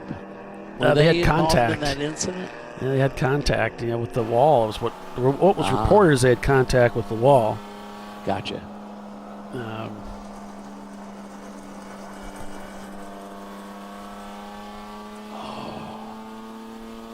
Finished 5th here last year. Floridian did. But with that car behind the wall, it looks like 5th is not in their cards for today. No, they got the hood up. I see some people walking around, but doesn't look like they're heading back out anytime soon. There's a Mustang heading into the pits. It looked like it might have been a Mustang, but it was green like the like Rockingham. So, yeah.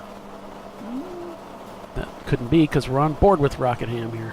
Oh, good.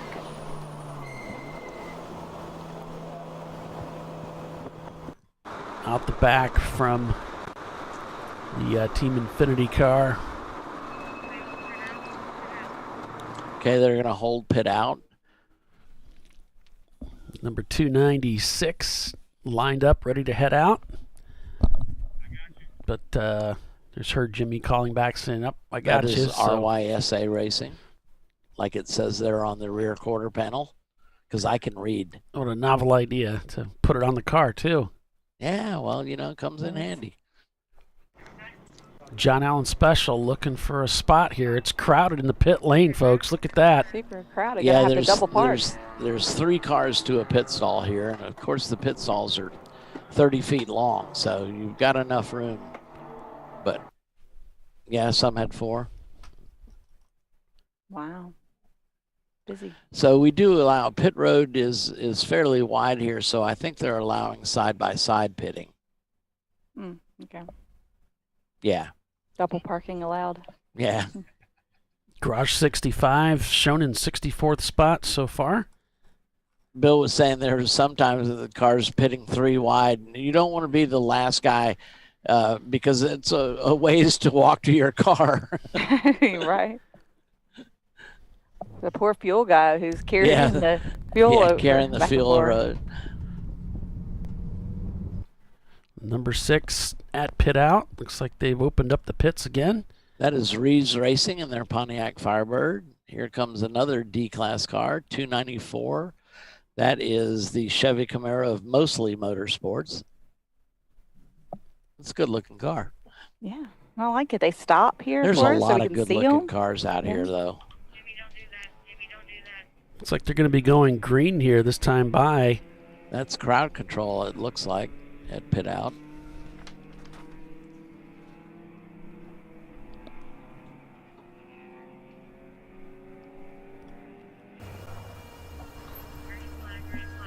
So we are back to green.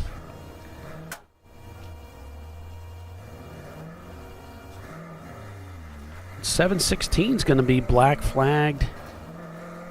I believe it's for passing under caution. That's the Rockwell Autosport car that we've been following along with, so that's going to really hurt them. It's all the hard work that they've done to get that Porsche up there and get by. 719. I guess I got that wrong. Yes, I did. It is number 719 that will be brought in, and that's the CU Boulder Racing Team and their Miata. False alarm there, Rockwell team. Yeah, we've announced on the show that they're looking for a motor. The number 346 Porsche Boxster heading back out. Excuse me, it's a Porsche 944 heading back out. That's the Palm Tree Racing Team rejoining the race now. So evidently our car that needed the BMW motor has found one in a junkyard, and they're out there at the junkyard yanking it down. Oh, cool. Stranger Racing apparently in the pits in their Ford Ranger.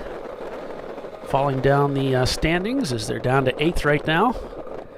Rockwell Autosport Development in the 716 has taken over the lead of the race from Crowd Control Racing. Then it's Team Infinity in 3rd. Kennedy Cars is 4th. And Caveman Contenders is 5th.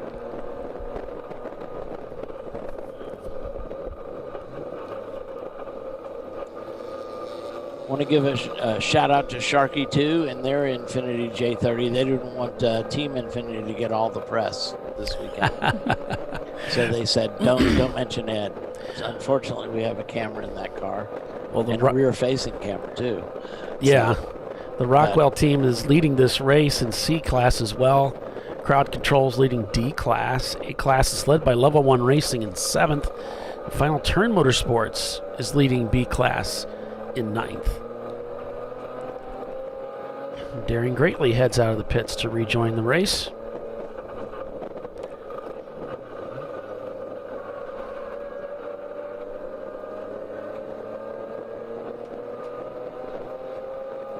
Inactive Motorsports, they're still working on that car.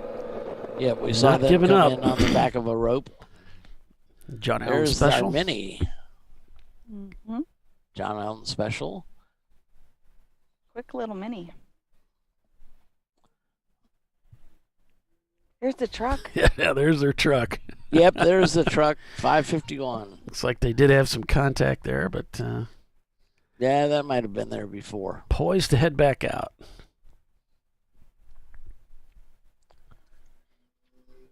That's a quick truck. There's TLM's number 3. Yep. Their BMW 325i. The Marathon Coach entry. Yep. I think that's an EC class car, if I'm not mistaken. I think 3 is classed. I think it's class. Class? Yeah. Oh, no. 3 is EC. Is it? Okay. Yeah. I looked at it wrong. He's running down in 24th space spot. Oh, okay. The other one that was up higher was a C class, I thought. Yeah. I believe he is running one of their cars is C class. One C class, one EC. The number 918 Porsche Boxster heading back out onto the racetrack.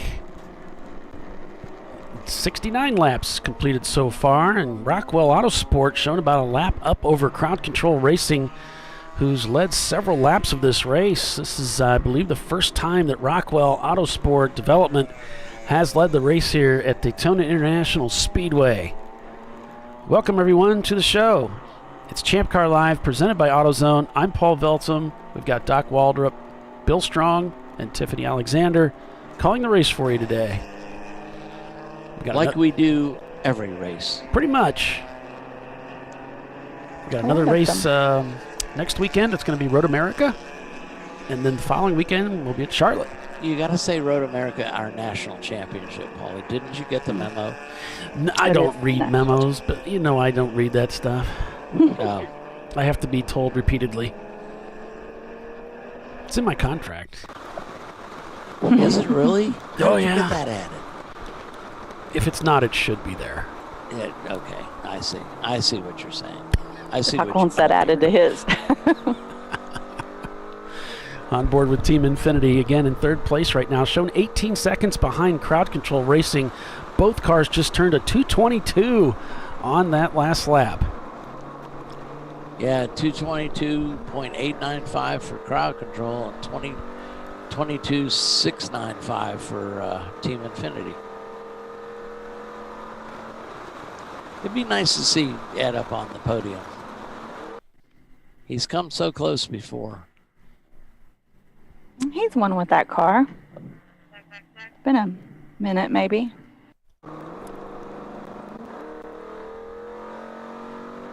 Heading down to turn 6, it looks like.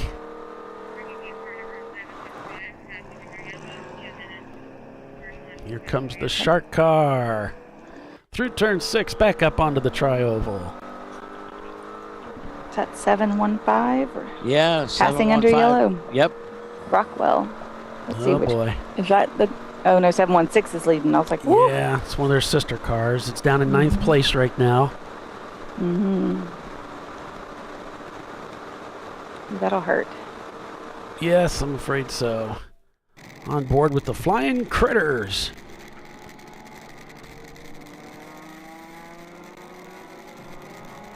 This Crowd Control's trying to get that car back up to the front. When not flying the mooses, we fly the critters. That's right. Evidently, yeah. Randy Post, one of the drivers of that car. Bill interviewed him earlier.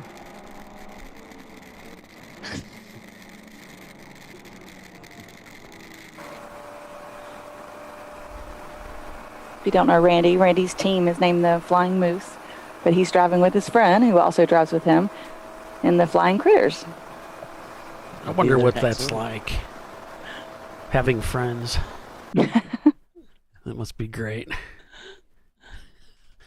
Oh, well, a guy can dream. Girls got to have a dream. That's right. Randy has so many friends. It's hard to even talk to him. Well, he's a nice national guy. TV star. Yeah. And he's a nice guy. Someone's getting black flagged. I'm seeing a lot of black flagging. What's going on here? Or maybe they probably have a number board out. Looks like it's the 715. So Bill heard an international TV star, and he says, "Quit talking about me." Oh, sorry, Bill. I'm surprised he doesn't have his attorney listening.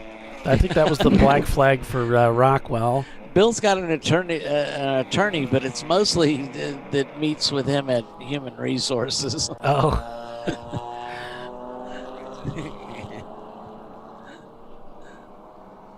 Yeah, the good news is, folks, we've heard from NCM, and they're not pressing charges. So we're broadcasting again today. They might have lost our phone number. I don't know. Well, Trouble at NCM. I think we lucked out a bit there because Matt Busby, who is the track general manager, was down driving in the pace car at Sebring that weekend. So. Oh, okay. Yeah, so I think we lucked out. And I know Bill dropped several $100s on the people up in race control. Oh, that's just pocket change. Yeah, we just sweep that up after the race. I mean, it was a wad of bills. I don't know how much it was. They just fall out of his pocket all the time. That's just some pocket change. Did I mention he hit me there like 4 times? What? Oh, yeah. 4 times. I did hear you had a birthday yesterday. Yes, I had a birthday yesterday. Got my free shot of tequila. Yeah? Bill made it to the broadcast on time. Oh, how about that? It was a Herculean effort. On board with John Allen Special here in the Mini Cooper. So quick, I'll give you a rundown here, and we'll break it down by class a little bit here as we getting closer to the break here. Rockwell Autosport is your overall leader right now, up 46 seconds over Crowd Control Racing, who is gradually catching the leader. Then it's Team Infinity back about 18 seconds, trying to do the same on the Mustang. Kennedy Cars is in 4th place. Then we've got Caveman Contenders in 5th.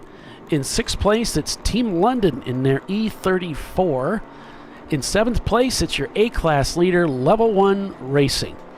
In 8th place, it's your B-Class leader, Final Turn Motorsports. In 9th, it's Rockwell Autosport in the number 715. And then in 10th place, it's Lincoln Felder Racing. And that Lincoln, I think it's a Continental, back in the number 980 in 10th place. So that's the standings right now.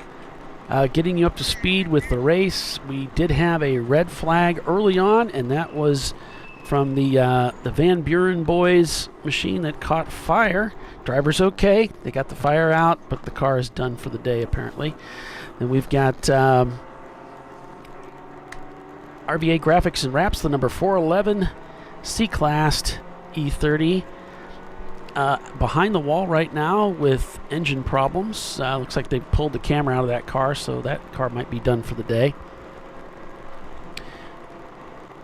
We also had Inactive Motorsports. They've been in and out of the pits with engine trouble with that car. Floridian Motorsports, contact with the wall in their Porsche. They are back in the garage right now. So that just kind of gets you up to speed with some of the happenings here in this race today. Doc, you want to take us out for a slightly early commercial Absolutely. break? You're watching the RVA Graphics and Wraps Daytona 14 on ChampCar.Live, presented by AutoZone, here at the TireRack.com Champ Car Endurance Series. Hang in there, folks. We'll be right back after our short commercial break. We got to pay the bills.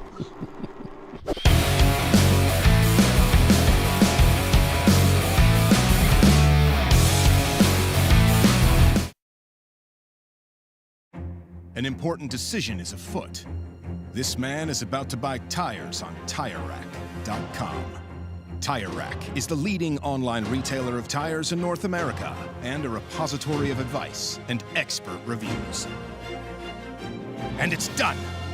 All that's left is to arrange for safe, easy installation at one of our independent recommended installers. Well, I guess he did that too. TireRack.com, the way tire buying should be. Come on, Road. Do your worst. We'll be at our best. Engineered to meet or exceed original equipment performance exclusively at AutoZone. Frozen rotors from Diversified Cryogenics deliver increased performance and a higher level of safety while significantly reducing braking system costs. So to tell you a little bit about the durability of this product. So we have seen an incredible extension of the life of our brake rotors using frozen rotors. We've gone from brake rotors every other weekend to 6 weekends on one set of brake rotors, and I think they can go farther. The durability has been amazing.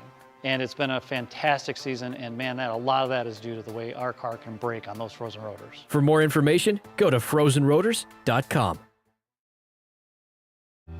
Lifeline USA is a leading manufacturer of onboard fire suppression systems. Lifeline's continuous commitment to research and development ensures that we supply the most innovative and cutting-edge products available. Used by the majority of the world's motorsport championship winning teams and constructors, Lifeline has a proven history of success.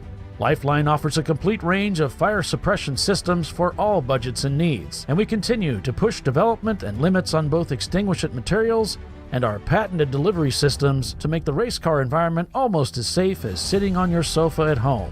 Every kit has been designed for a professional and simple installation. For more information and to purchase your Champ Car fire suppression system, go to www.lifeline-fire.com.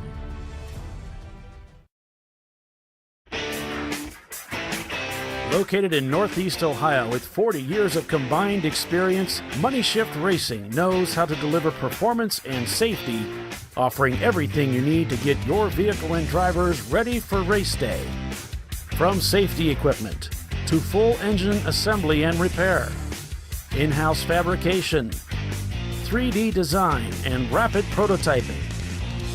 Money Shift Racing. Performance done right.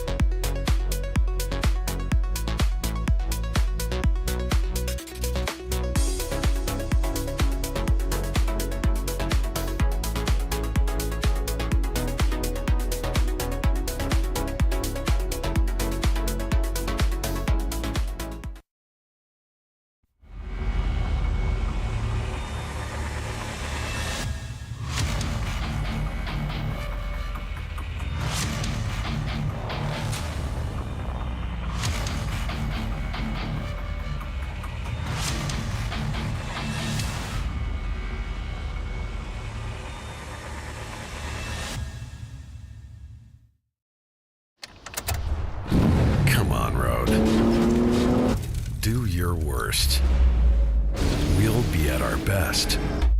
Triple tested to meet or exceed original equipment performance exclusively at AutoZone.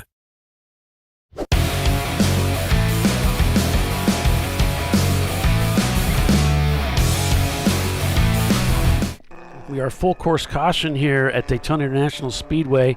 Looks like we've had some contact over here at turn 6. And they've got some heavy equipment out there replacing the tire barriers to get that barrier straightened out. Welcome, That's not everyone. a good place to put a car. It's a great place to put a camera. Yeah. Notice it's surrounded by a lot of concrete too. That's because we had it. We for the first time tried a VIR earlier this year, putting a camera on a tire wall, and of course, lap what was it 6? Car took it out. So.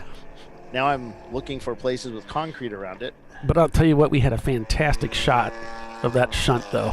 Yes, we did. For that first 6 laps, it was a great camera. So how you doing, Paulie? I'm doing good. I'm sneaking in some food here and there in between the breaks. And Bill, welcome back. Talk to us a little bit. What's the temperatures like? What's the weather like? It's not bad. It's the temperature's not bad. It's windy, but it's really humid, and some of us aren't used to that humidity because we've been stuck in our air conditioning. Our cold winter homes for the hi people. I'm sitting in Doc's place right now while Doc goes to lunch, and Doc has a really cushy area here set up. But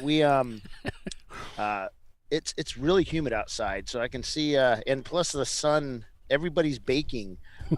Ray is now like about 5 shades darker than he was when he started the morning. So it's pretty toast or pretty hot out there today.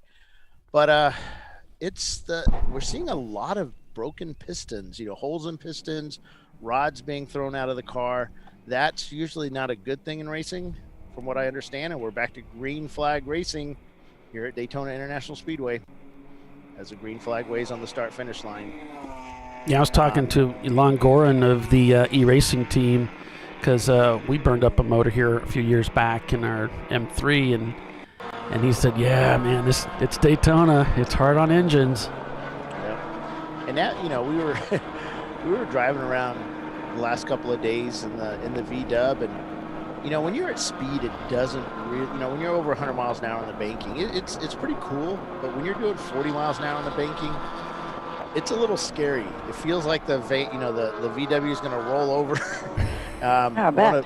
One of the Flagtronics guys was out there on the banking with his I think he had a Dodge Ram long bed, and he says that at about 40 miles an hour, you could hear the tires just trying to get traction. It was basically going as he's on the banking, and that he said it was fun, but not a little scary.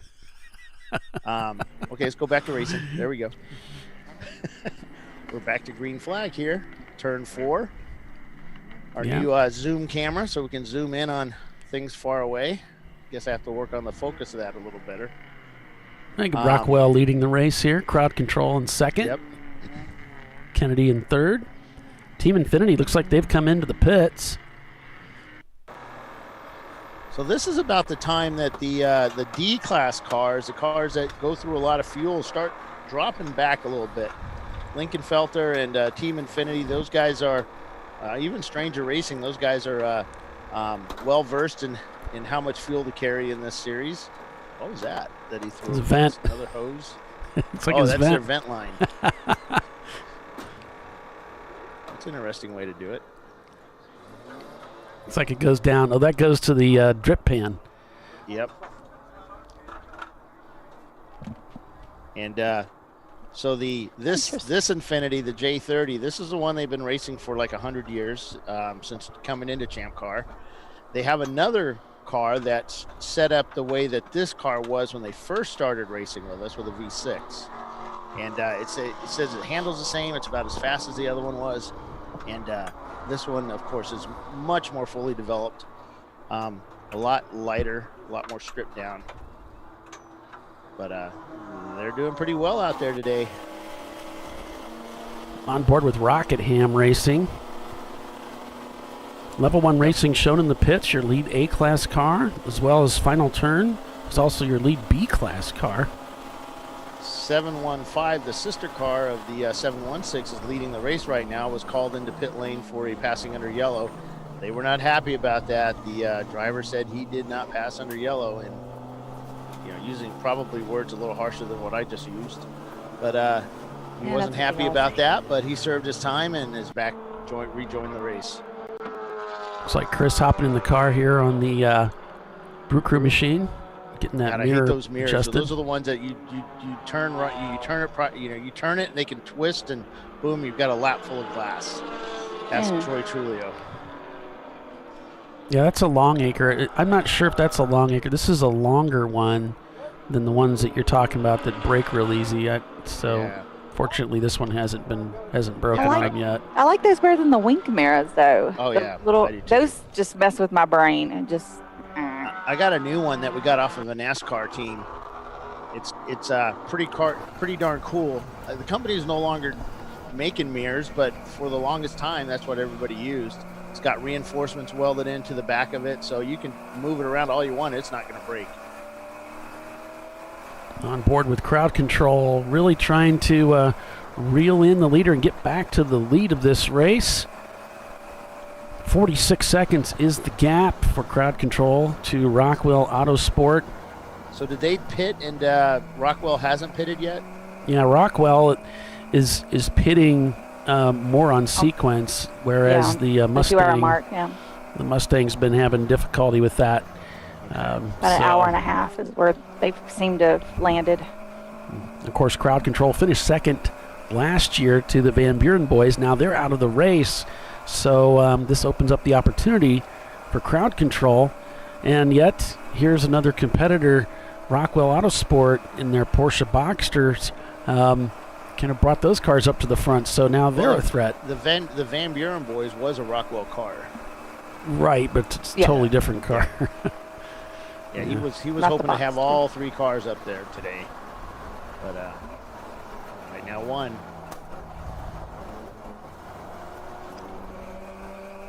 Yeah, 715. That was the one called in for black flag. That was for passing under yellow. He's in 11th place right now. Crew back pretty far. Getting ready to head back out. 8th before that or something. Out they go. Coming to me. Well, because you've got the camera on. Oh, I see. Okay. Yeah, let me shut that off. I just turned it on just to mess with you. Check his mustache. Handlebars. There we go. Sorry. Now it's full screen, see? Yeah, okay. I didn't know that. I see what you're doing. It's okay. 231 D-Class Camaro heading back out onto the racetrack from the pit lane.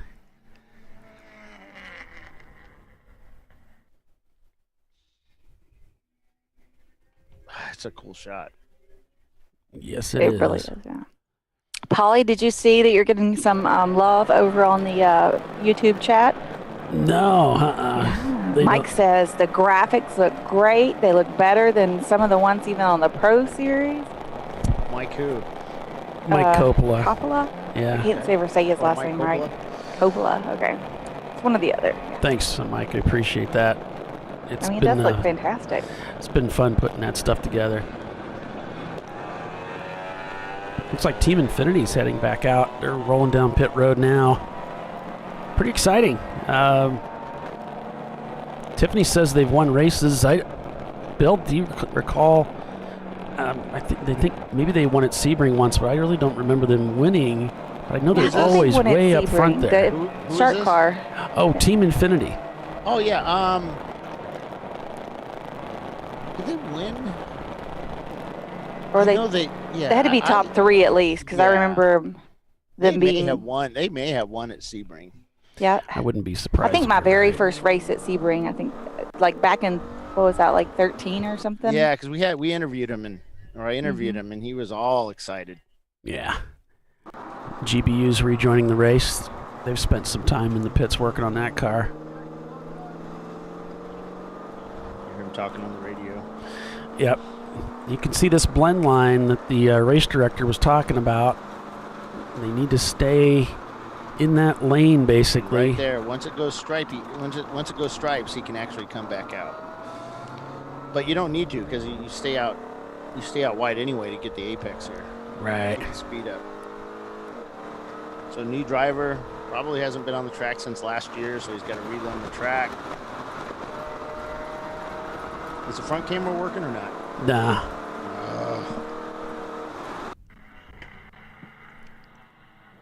We've got several cameras in broken cars too, just whenever you feel like going for a wander in the garages. Yeah, I don't. You guys got to tell me that. I didn't know that. I was just telling you. Oh, okay. Yeah, I took the camera out of 411 or RVA graphics, and once I get out of here, Ray has to do some errands in the car, so I'll go. I guess we're getting people lunches, so we'll. I think we'll the Floridia's car, and yeah. No, I don't. Floridia's not mine. That's not yours? Oh, okay. I don't remember the other ones. That's Polly's domain. We're doing pretty good. So, yeah, I turned them on really early so I could get priority on the cell towers. I think some of these that have gone down are not our cameras, like Inactive and Floridia. It's not our cameras anyway. So, but these guys have been great. You know, they've been so kind to share the cameras with us, and they're excited to have us on the show. Got a car sliding out there at turn 6, but I think he probably gathered that up. So.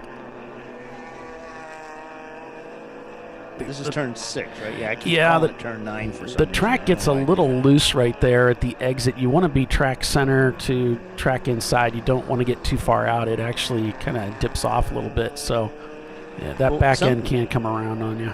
Something that we've discovered with these guys running these hyper fast 200 treadwear tires, that they're leaving balls of rubber everywhere as they take these corners, and that's a high speed corner. So, well, not high speed, No. it's a low speed corner, but the tires will rip rubber off and form little balls. And now those go to the outside of the track, and it becomes what we call marbles, and it gets really slippery out there. So, and then once you hit those marbles, you just really can't control the car. You just hang on for the ride. 775 heading back out onto the track. Going on board with Garage 65 in their A-Class car. 775 is that's Sped Source. They're with their 2005 Dodge SRT4. Those were the Bomb Diggity at one time. Remember that? Yeah. Guys were taking those little turbo 4 cylinders and pumping massive boost into them and getting massive power out of them. On of course, board. Boost isn't always the greatest thing for endurance racing in our series. Right. Hey, that guy has a biohazard. Yeah, it's got a biohazard sticker on there. That's the Flying Critters with Randy Popst and is it Janice Hendricks? No, Kimmy Hendricks. Kimmy Hendricks. Yeah, her dad was like really famous. So, they were one of the family racing teams that would come over for the Rolex. Drive the car over or have an open trailer while, everybody else had these $1 million setups, and they would bring the car over, and I think they won outright, or Cool. They were one of the top teams. Yeah. In racing on such a low budget. Really famous for that. It's really cool. Yeah. Randy's in next stint, so I think it was like 3 o'clock or 2 o'clock or something like that he would go in. Let's see how she's motioning. I want to see your wristband. Yeah. So this is the routine that they go through. That's Sue. Her husband is up racing in a WRL race this weekend, or AER race, or somewhere at Mid. Who's ever racing at Mid Ohio? He's up there, racing in his Porsche. Sue's husband Dave, kind of a famous IMSA driver in the 80s and 90s. It's funny. There's a picture of Dave at a race in Watkins Glen, and in the background you can see me with my little baby daughter and my wife in the background back in 1988 or 87 or something like that. A long time ago. Might have been 87. Might have a car off track there coming through 3. Haven't heard anything.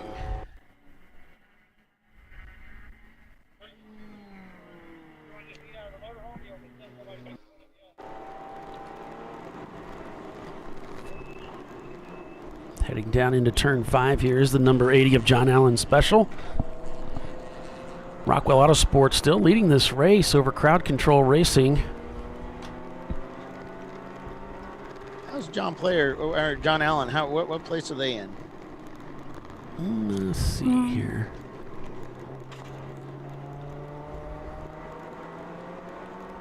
I'm a little surprised they're not further up front. Yeah, 37th, but minus 1, 2, 3, 4, 5, 6, 7, 8. Well, at Road Atlanta, they had some really fast IMSA drivers in the car. 29th. So that may have helped them at Road Atlanta. They might not have all the same drivers that they had then. ZR Nunn, Soggy Bottom, and Sharky 2 shown in the pits right now, as well as Unknown Quantity, another Porsche EC car. If you want to be at the top, you want to get those good drivers. That's why people are always banging on Paulie's door there. Say, hey, man, come drive with me. That's right. You're like, but I beat Paulie one race. Wait, did I? I don't know if Paulie was driving that race. Did I beat him? All right. I don't know if that's how it works, but sure. No, he beat us all, didn't he, at NCM? Yeah. Because he picked a ringer car. Mm-hmm. cherry picking and all. Here I thought we were there to win. Guess not. How dare you beat us? This is the exit of turn 3. Jerk. This is the infamous, or the famous little camera hole where you see the cars in NASCAR come by you and they go. Of course, our cars aren't going that fast. They go. Caveman Contenders, Team London, and Lincolnfelder almost called something else. Team Lincolnfelder also all shown in the pits right now. Braking going down into the bus stop. So RVA Graphics, one of the cars has a big miss in it. The oh boy, I think it was the M3, and then they brought a Mustang that they were used as a backup car to the backup car to the backup car, and that blew up. Oh boy, a few laps in. So rough day for the sponsor. They basically threw their hands up in the air and what can we do? One of those kind of weekends. Yeah. Lovely. This is a tough track sitting there at street cars. These are pretty much street cars, and you're sitting there wide open throttle as fast as a car will go on this long turns. Sometimes the oil not exactly where you want it, because the oil's, when you go in the banking, was it 37 degrees, 36 degrees? 31. 31 degrees. So basically it's almost a horizontal wall. Or vertical wall? Vertical wall. And, your oil tends to, for G-forces, go into places away from the pickup and the pan. No matter how much you baffle it, sometimes that oil just pools in places by G-forces and doesn't go back down, and engines go boom and they don't get oil. So we should all be driving RX-7s then, is what you're saying. Oh yeah, because the oil doesn't do that, does it? I think it's like mixed with the oil fuel, and then I guess you wouldn't have that. I don't know. I don't know. I'm not a Mazda guy. When the engine goes in a circle, I have no clue. And then who else? Oh, Riley. Which reports are that Riley's car is overheating, so they're having to come in. It's the good, bad, and the ugly. Corvette. Right. It's getting hot.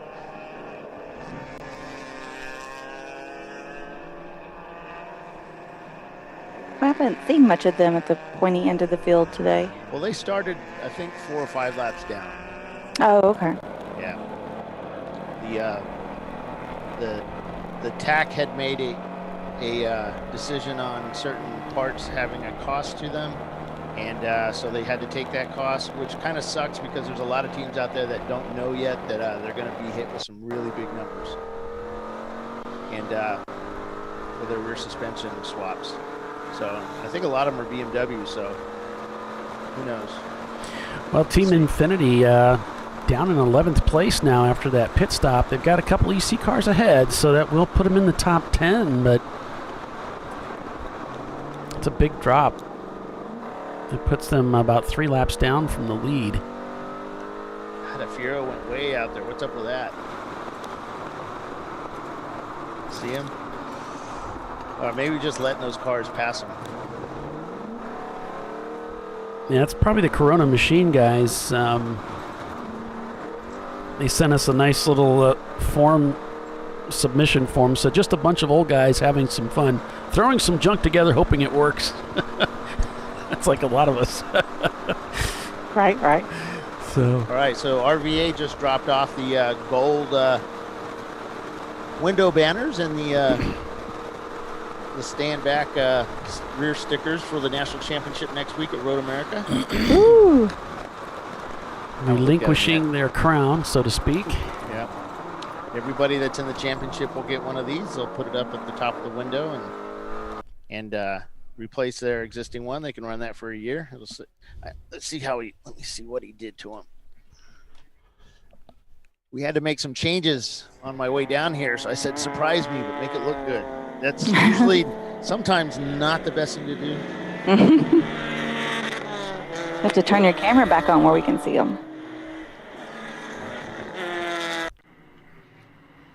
Well, I can't really open it up because it's. Oh. They're all taped together, and I take the banners. If I tape them together, they'll go boom. All right, so Rockingham Racing, Tiffany's friends. So we have the contender decal. That'll go on the back of your car to signify that you're in the championship. Oh, gold tire rack sticker. Yeah. Whoa. Yeah, there we go. So that'll show that you're in the race. So you see that. Basically, just push the guy out of the way. I mean, give him room. Give him room. They're in the championship. You don't have to let him pass. But and then I have the window banners too. So we have those here. See, I can't really open these up because they'll spring all over the place. Then it'll be really. We have the national championship decals for the race itself, and something special. Kind of turned out kind of what I wanted. Not. And then the Salins. Yeah, Champ Yard Dog at the Glen. Yeah, the Champ Yard Dog at the Glen.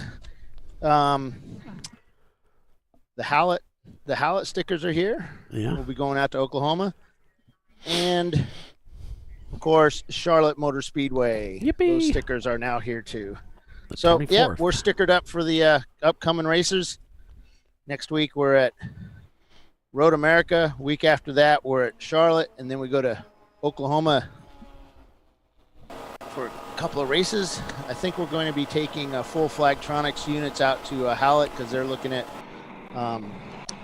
using those at the track itself. So that'll be kind of fun. Hallett, Oklahoma. My brother lives near there, so I might stop by and see my brother. But 3 of us are driving out.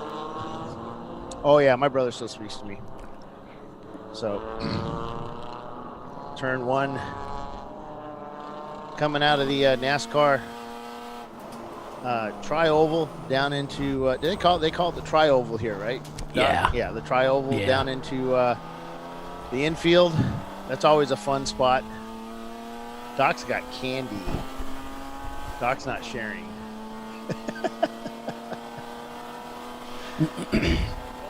Rocket Ham was in the pit lane for a lot this morning.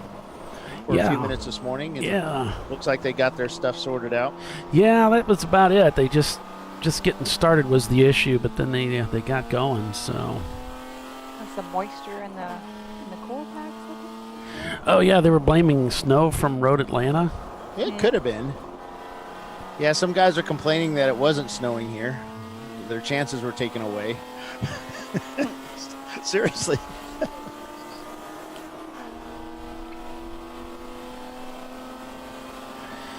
Yeah.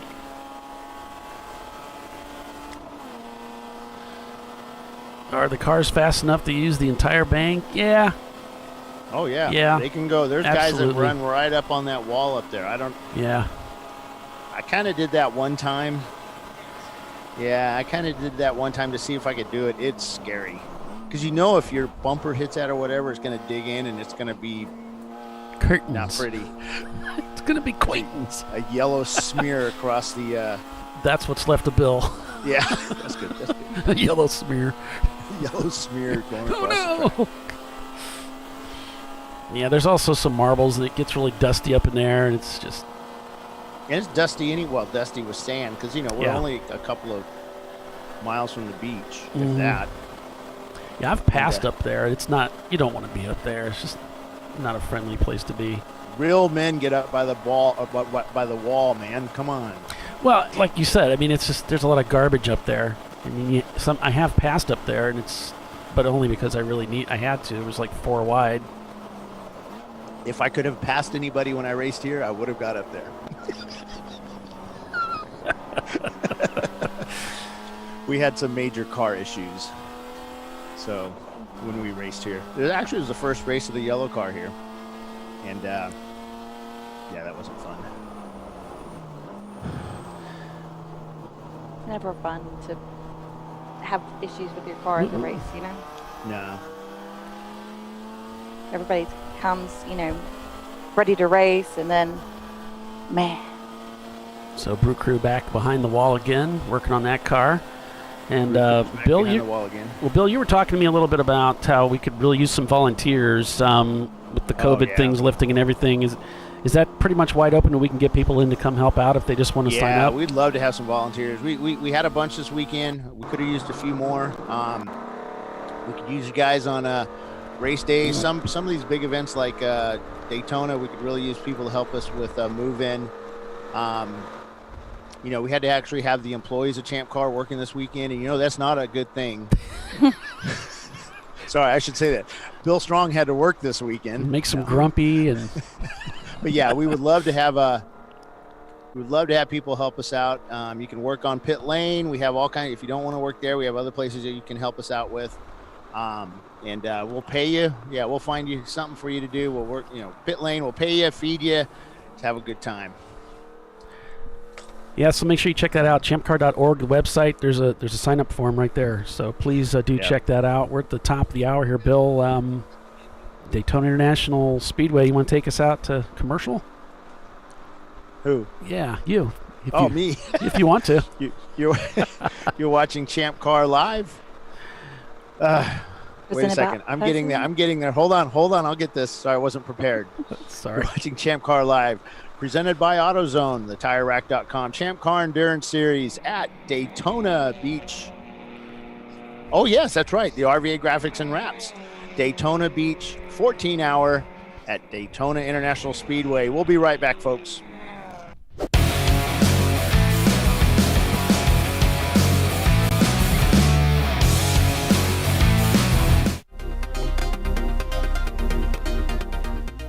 Welcome to TireRack.com, revolutionizing tire buying since 1979. With our unmatched selection of branded products, finding what fits your vehicle and is right for you and how and where you drive has never been easier. Through helpful online shopping tools that include our professional hands-on reviews done at the introduction of a tire and consumer reviews that give real-world feedback over the life of the tire, you can make the right tire choice and find exactly what you need. And if you prefer to talk to someone, our tire testers, our sales team, are available on the phone. And that's how we get you the right tire for you and your vehicle for where and how you drive.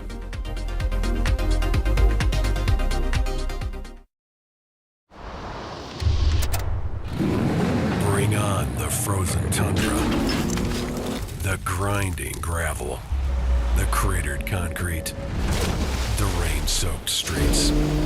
Come on, road. Do your worst. We'll be at our best.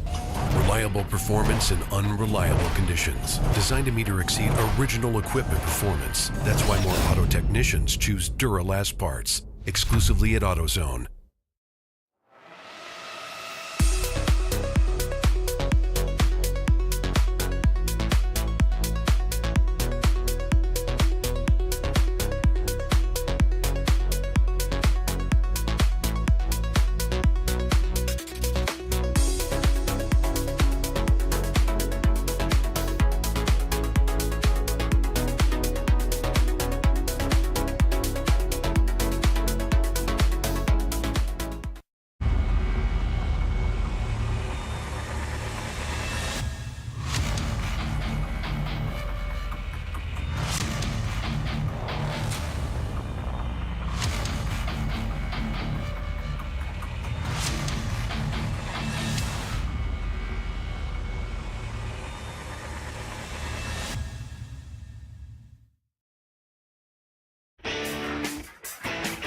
Located in Northeast Ohio with 40 years of combined experience, Money Shift Racing knows how to deliver performance and safety, offering everything you need to get your vehicle and drivers ready for race day. From safety equipment to full engine assembly and repair, in-house fabrication, 3D design, and rapid prototyping. Money Shift Racing. Performance done right. Discovery Parts is a veteran-owned racing and safety equipment company. While we're located inside Atlanta Motorsports Park in Dawsonville, Georgia, Discovery Parts can also be found at the tracks, supporting a number of Champ Car Series events. We take pride in being a reseller of the best of the industry to Champ Car teams and drivers. We know racing, love racing, and look forward to tomorrow to even more racing. Visit us at discoveryparts.com.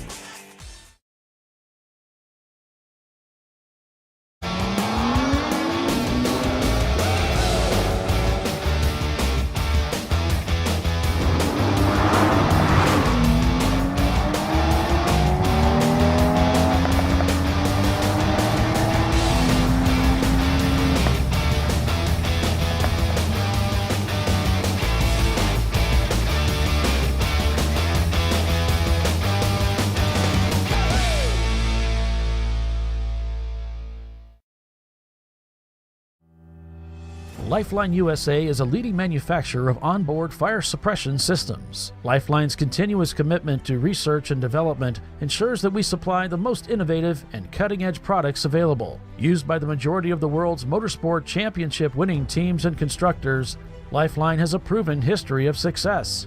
Lifeline offers a complete range of fire suppression systems for all budgets and needs, and we continue to push development and limits on both extinguishant materials and our patented delivery systems to make the race car environment almost as safe as sitting on your sofa at home.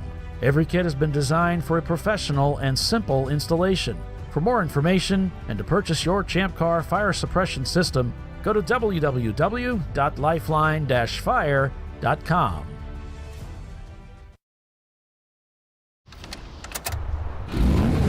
Come on, Road. Do your worst. We'll be at our best.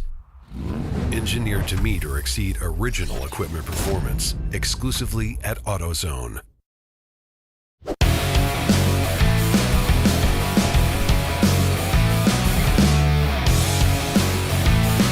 All right, welcome back, everyone, to ChampCar.Live, presented by AutoZone. It's the RVA Graphics and Wraps Daytona Beach 14 at Daytona International Speedway, the world center of racing. 14 hours of continuous endurance road racing here at Daytona. I'm Paul Veltum, along with Doc Waldrop, Bill Strong, and Tiffany Alexander, calling the race for you this weekend. Who was that guy on my microphone? He looked familiar. Oh, yeah, his name is Bill. Bill, okay. Yeah. I'll try and remember that. He's a hard guy to forget once you've met him. Oh, so true. He keeps changing his look, though. He's got these mutton chops now. Tries to change it up. Well, I think it's mostly to avoid his probation officer. I was going to say, avoid the law. So he's not recognized when he walks into the post office, stuff like that. Rockwell Autosport leading the race after 86 laps, 57 seconds over. Actually, they've just been passed by Crowd Control. So Crowd Control Racing, just as I was saying that, there was a flip on the Race Hero app, and Crowd Control Racing is now shown to have taken over the lead. So that's Crowd Control over Rockwell in the 716. Then it's Stranger Racing. Rockwell not turning laps. They may be in the pits. Let's see here. Have they come in? Yes, indeed they have. Then it's Final Turn Motorsports in fourth. Behind them, it's Team London in their E34. Then Team Infinity, Rotary Rocketeers, Kennedy Cars, Level 1 Racing, and Rockwell Autosport in the 10th place in the 715. Things will keep flipping here on me a little bit, but okay, I'm showing Rockwell. It's just to keep you on your toes, Paulie. I'm showing the 715 not turning laps, and yet we're looking at the 716. So a little confusion here going on there, but I'm sure it'll all sort itself out at the end, right? And we've got Brew Crew back in the garage again, so something going on with that. See anybody working on the car, too. That's disappointing. Yeah, it's a bad sign. Yeah, it's not a good sign. They might have gone to lunch. Yeah. They might be grabbing. They're looking for parts. I believe we stopped for ice cream. I'm sure y'all brought extra rocker arms, so it might be something else. Oh, God. Don't get me started. Team Infinity, looks like they're being hounded by maybe the Mercedes. But yeah, you don't want to say the R word around an E30 garage. You'll get like the stink eye. You might get pummeled with broken ones. Oh, shoot. Shouldn't be short. I mean, there should be plenty to find. I'm certainly not short of them. That's more than half of our box of shame. Make you some nice jewelry out of that. Yeah. What are rocker arms made of? Stamped steel. Just steel? Okay. Yeah. Yeah, they're heavy when you Sounds string like- them together in a necklace. Yeah. Pretty heavy. I was like, aluminum wouldn't work. That'd be too, like, movable. Soft. Aluminum's pretty soft. So Yeah. just steel. Yeah, it's pretty heavy. Make a ballast out of it or something. Not heavy enough where they don't break. It's amazing, isn't it? Yeah, isn't it? Definitely confusing. Team Infinity got a little bit better run coming out of 6th there. Stretching out some distance a little bit on that competitor just behind. And you'll see the track kind of flatten out here, and this is where they're heading towards the bus stop, and he's kind of looking like he wants to try and dive down the inside there, and Infinity says, all right, I know where you're going, and there's no way I'm going to risk contact going into the bus stop, so You go ahead and take it. magically appear behind me.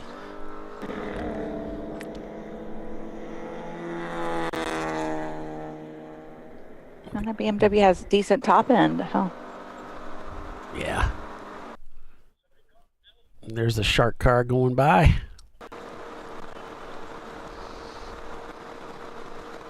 So they'll be approaching turn 1 to complete another lap here at Daytona International. And there you can see the pits and pit in. So they head rushing down into turn 1 here. This is the same course that the Rolex 24 is run on.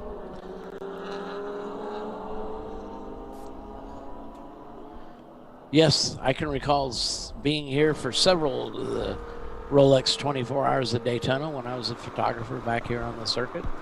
Oh, I used to love to come here for the 24. Yeah.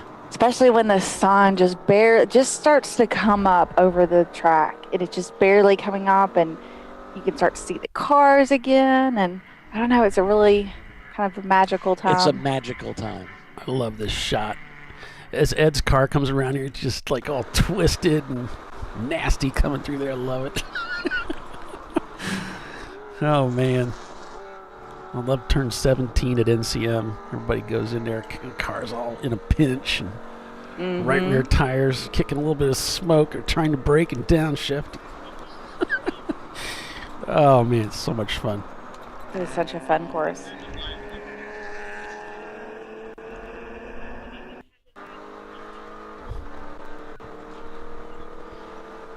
So Team Infinity just pedaling away as best they can. Garage 65 looks like they've come in the pits to do a pit stop. We've got Antic Motorsports in their BMW. They're out there turning laps out here at Daytona.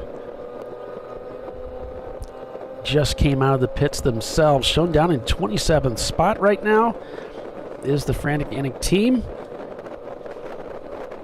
Their drivers Tom McGinn, Scott Schubel, I believe it is, Jason Hendren, and Matt Collier. They're based out of Daytona Beach, so this is their home track. Tom and Scott are co-owners who bought the car together after meeting for 5 minutes one day at a local track event. We are in our second season racing with Champ Car. Won the Spirit of the Event Award in our first race last year at Daytona. I assume that's a Chandler School Award? Must be.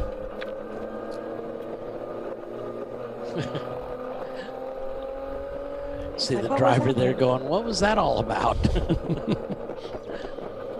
It's got a little shift light over there on the far right. It's that little round cylinder looking thing. I assume it's a shift light. Probably. Look, because it's on top of the tack there, so I'm sure you're right, Doc. Yeah, hey, it's happened before. There it goes. Yeah, it's blinking. Yeah, you're right again. Let's make a note. Yeah, please. Twice in one broadcast? If you could put that in my personal dossier. records, okay. that would be awesome. You got it, brother. You got it. It'll come in handy during next year's salary negotiations. Number 716 of Rockwell Autosport Development shown not turning laps in the pits. Take a look, check up on them. Looks like they're back out there, though, from the in-car camera. Way around this place. Yeah, to come back around and hit that loop. You're 3.5 miles. Yeah, I don't think way. there is a pit loop here. How is Randy Popes doing? He should be in the car by now. Let's take a look here. Oh, there he is. He's in the Flying Critters machine, a 2005 Ford Mustang. Look how nice that car looks inside. Yeah. Looks like a daily driver. Almost. Yeah, they kind of left the dash in it. Uh-huh. Looks good. Well, it's got the air conditioner there. Oh, yeah, you got to have that. Yeah. I mean, nothing but the best for our It does get warm. For Randy Popes, Randy, yeah, you got to it's take in care his of Randy. contract.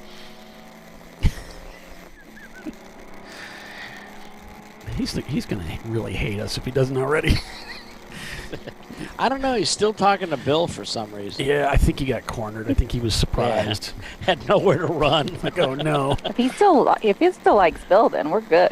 Well, he's like the nicest guy in the world, so he is. if there's anybody that can put up with us, it's going to be Randy Popes. Yeah.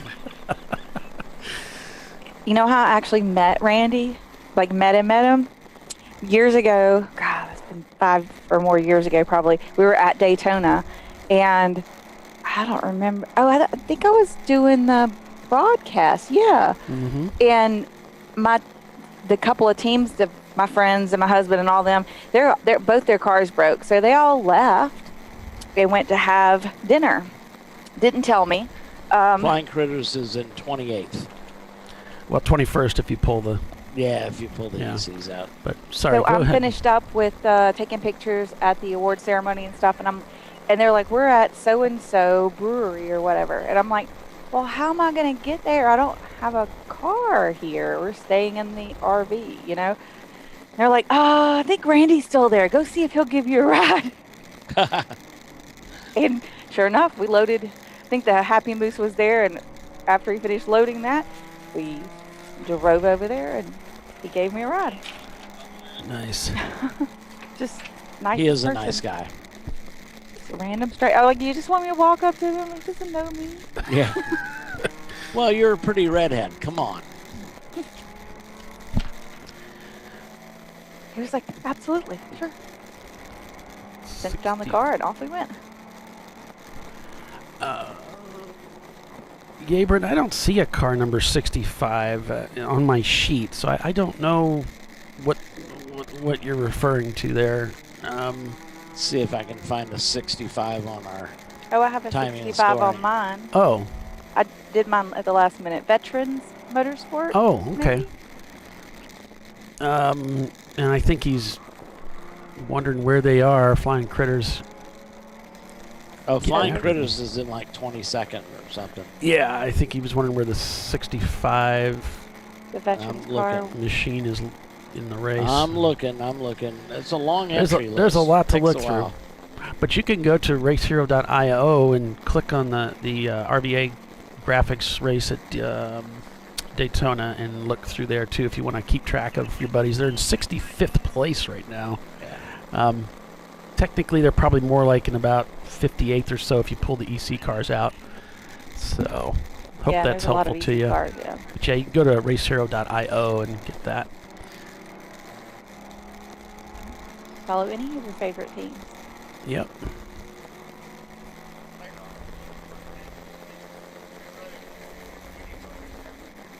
Such a huge field. I might end up doing a video with Randy. Dana was talking to me about having he and I get together for like a driving etiquette thing. We'd do a video and talk about some ways that we can all do a better job of driving, presenting ourselves for passes, and kind of keeping the nose clean. So that might be happening. I don't know. What does Randy call it? The danger zone or something? Oh, does he? I guess we'll find out. Yeah, he's got the cone of danger or something like that. The cone of danger. Probably way better than the cone of shame. Yeah. Yeah. The cone of silence. Mm-hmm. Go for the cone. The cone is the shizzle. Nah, it's a movie. Never mind. I don't know that movie. I don't think. It's Get Smart. Steve Carell.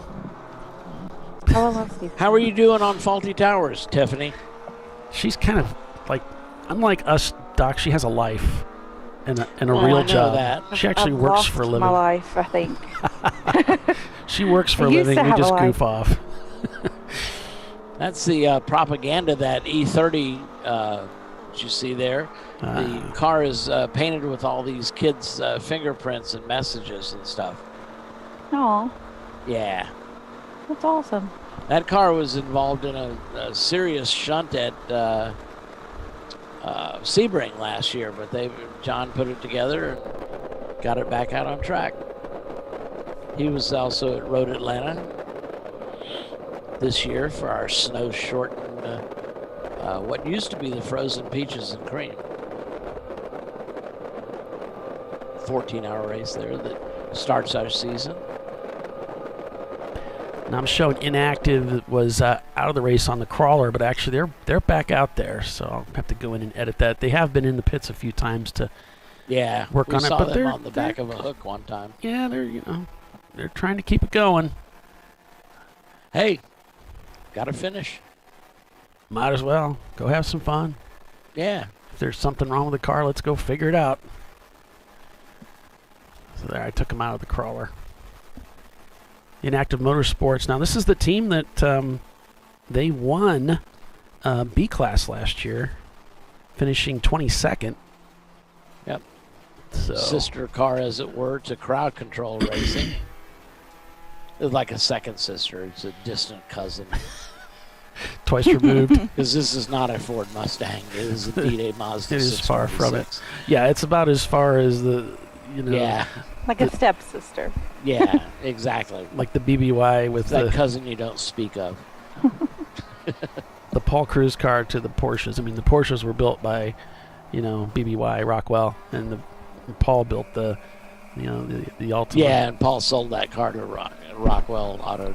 Oh, did he? Auto Development. Yeah. Oh, okay. He's just going to build a faster one. Yeah. Got bored with all that winning.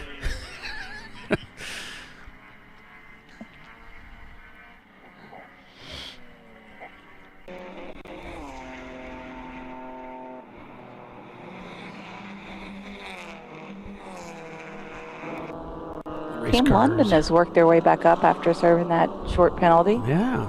So. Yeah, Highmark Racing's up there. That's an EC car. Final Turn Motorsports.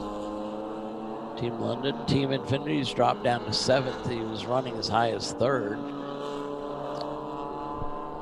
Rotary Rocketeers running in, let's see, 7th place. No, 8th place.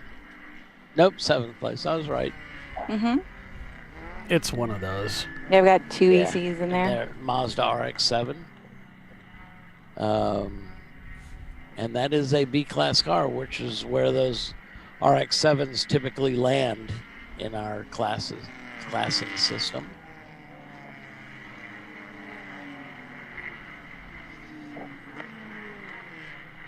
And Brockenham, after that delayed start, they're back in 42nd, which would be, what would we say, 3, 4, 5, 6, 7 ECs in the way, in the middle. So, running right around the low 40s. Level 1 Racing, that's Mark Dana's and crew. Oh, got to report the blue Mustang just blew pit in. Whoops. What? Oh, they didn't stop for their timer. Oh, no, guys. Well, they said, Ray said he got a timer on him. I want a video of that. It was a drive-by timing. He's like, I got you anyway. Bam. Yeah. When we were doing the drivers meeting video, I noticed that the Sunoco sign lines up pretty well with pit in. So I made a little note. I made it a point to point that out during the video that, hey, that Sunoco sign's a good spot for reference as to where pit in is, because I've raced here before, and I'll tell you that pit in lane is like 8 miles long. You don't know where you're at. Right. And it curves around, and suddenly there's the pits. It's weird. Well, they've got all that pavement out there because of Ricky Rudd's horrendous crash in the Busch Clash here. It's not like what Dan's done with the Rockingham car. He's got the car number up on the roll bar. Yeah. It's nice. Yeah. I really like their new logo. Yeah. They did. I've got pig on the rocket. I've got the T-shirt. What? You got a T-shirt? I don't even have a T-shirt. I bought a T-shirt from you. I'd get with Dan on this. Although Maxine? Personally, I mean, yeah, Maxine.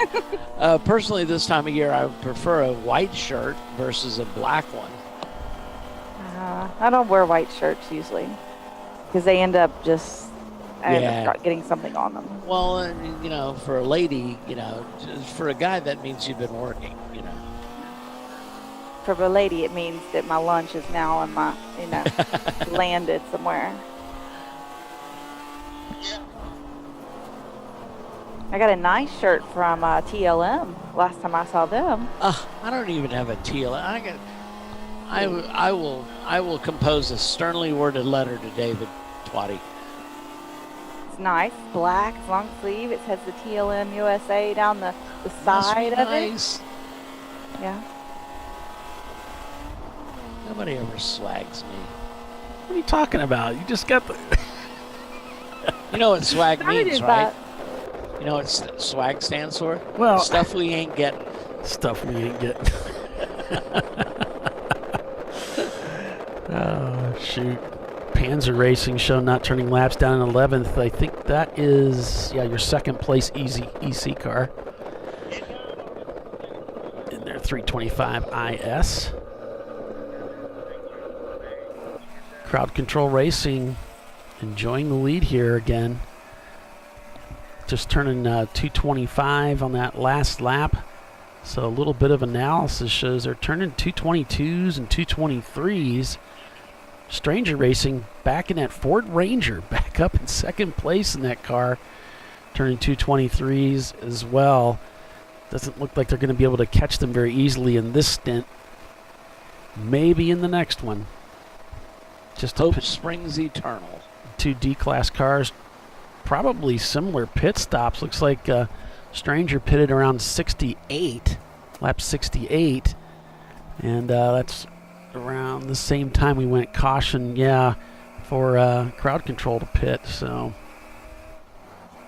pretty close. I think didn't they come in together? Our first and second place cars? I think they're pretty close. I mean, basically, crowd control has a long pit stop or a long lap of 409 around lap 74, but I don't think that would be enough time for a pit stop. No. Stranger, takes you that long to get down pit road. Yeah, looks like they both pitted at the same time, so yeah, they're on the same strategy, I would imagine. And they're running about the same. Maxine. Isn't it interesting? What she said. She heard my cries. Well, isn't it interesting? You got a Ford Ranger and a Mustang running very similar lap times. An SVT Mustang? What? With a Ranger? That's crazy. She says to tell everyone hello. Well, Maxine is Dan Retzer from Rockingham's wife, who is just wonderful track support. And overall, just wonderful lady. So it looks like the report from my car is the drive shaft rubbed a hole in the fuel tank. Oh, jeez. Oh. So I'm wondering, I texted them, I said, Ivory soap with a question mark. Well, they need to stop it from continuing to rub. So they got to fix that too. That's what it looks like. So. And that, of course, the drive shaft is underneath the fuel tank, so that would be all the fuel. Now we've got the stock saddle tank in the car, So just bringing you folks up to speed here for the race at Daytona International Speedway. RVA Graphics and Wraps out with engine trouble for both of their cars. Rockwell with their Ultra also out with an engine fire Brew Crew out with some gas tank issues. TLM, Danger Racing, Javoli's, Floridiots, and Empty Pockets also not in this race any longer, apparently. Right now it's Crowd Control Racing leading this race after 96 laps, also leading D-Class. Your E-Class leader is Highmark Racing. B-Class, led by Final Turn Motorsports, in third place overall. Your lead C-Class car just behind them, the number 716 of Rockwell Autosport. So very interesting development the way this race is unfolding. We've reached the bottom of the hour, so we're going to take a quick break. Stay with us, everyone. We'll be right back.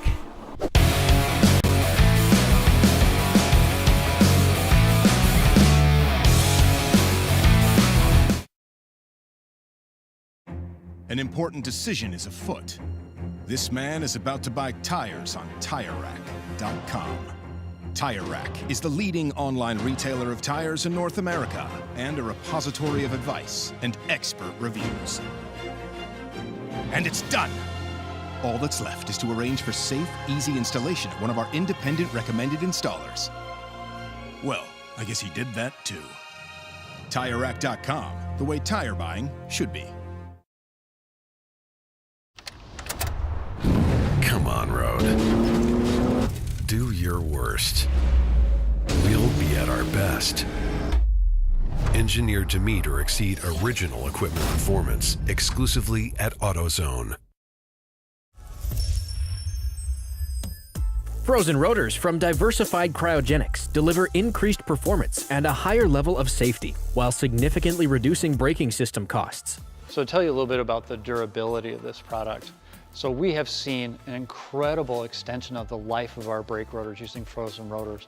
We've gone from brake rotors every other weekend to 6 weekends on one set of brake rotors, and I think they can go farther. The durability has been amazing, and it's been a fantastic season, and man, a lot of that is due to the way our car can brake on those frozen rotors. For more information, go to frozenrotors.com. Lifeline USA is a leading manufacturer of onboard fire suppression systems. Lifeline's continuous commitment to research and development ensures that we supply the most innovative and cutting-edge products available. Used by the majority of the world's motorsport championship winning teams and constructors, Lifeline has a proven history of success. Lifeline offers a complete range of fire suppression systems for all budgets and needs, and we continue to push development and limits on both extinguishant materials and our patented delivery systems to make the race car environment almost as safe as sitting on your sofa at home. Every kit has been designed for a professional and simple installation. For more information and to purchase your ChampCar fire suppression system, go to www.lifeline-fire.com.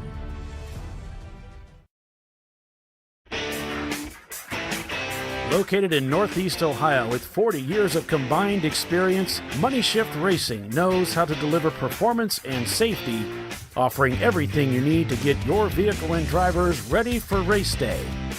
From safety equipment to full engine assembly and repair, in-house fabrication, 3D design, and rapid prototyping. Money Shift Racing. Performance done right.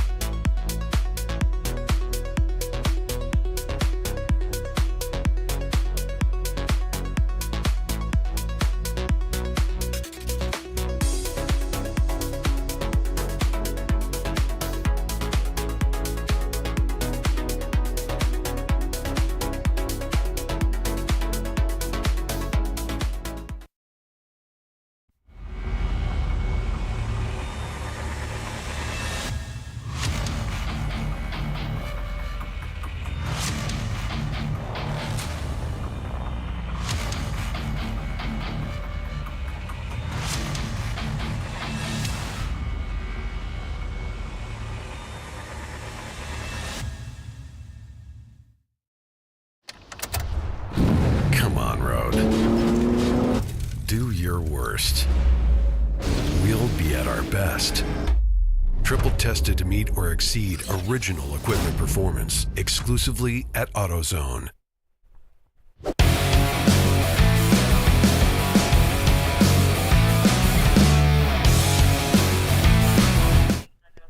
Welcome back to Daytona International Speedway, folks. We're full course caution. Looks like we just got some debris in turn one. Looks like maybe a bumper cover or some part of a car.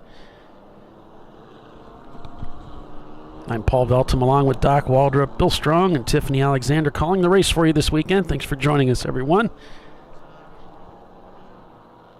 97 laps complete. Crowd Control Racing leading the RVA Graphics and Wraps Daytona Beach 14 at Daytona International Speedway, the World Center of Racing here on ChampCar.Live, presented by AutoZone.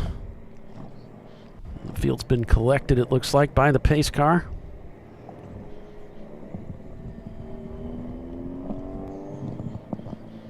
Started the race with 115 cars.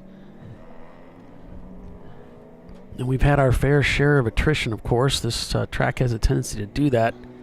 Oh, there goes I don't think that was Rockingham. Car with his hood up, making his way gingerly into the pits. Oh, boy. It was a bright green car, though. Could be Rockingham, but the resolution isn't quite what... Here's the Rockingham car. It looks like he's okay. Okay, so it wasn't Rockingham. So another bright green car. Where's Bill when you need him? Disinterested. Can't say that I blame him. Hanging out with us. That wouldn't have brought our pace car, though. The field's obviously under a pace car. Yeah, there was some debris in turn one. Probably bits of a hood. Just kidding. Here we see the Mini. Yeah. There's that bright green Mustang.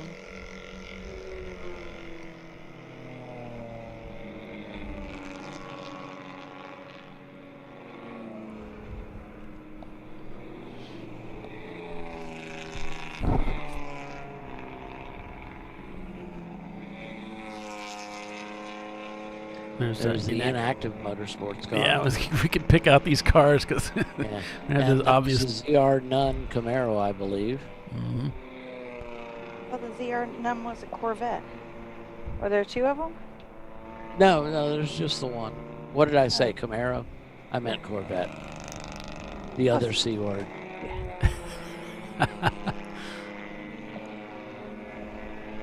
It's like they're picking up their speed. Crowd Control Racing has come into the pits to take this opportunity to change drivers. Probably going to put some go-go juice in that dude, too. Stranger Racing and their Ford Rangers also come into the pits, so they're trying to stick with them in this pit strategy. Well, he's down 2 laps now, according to timing and scoring.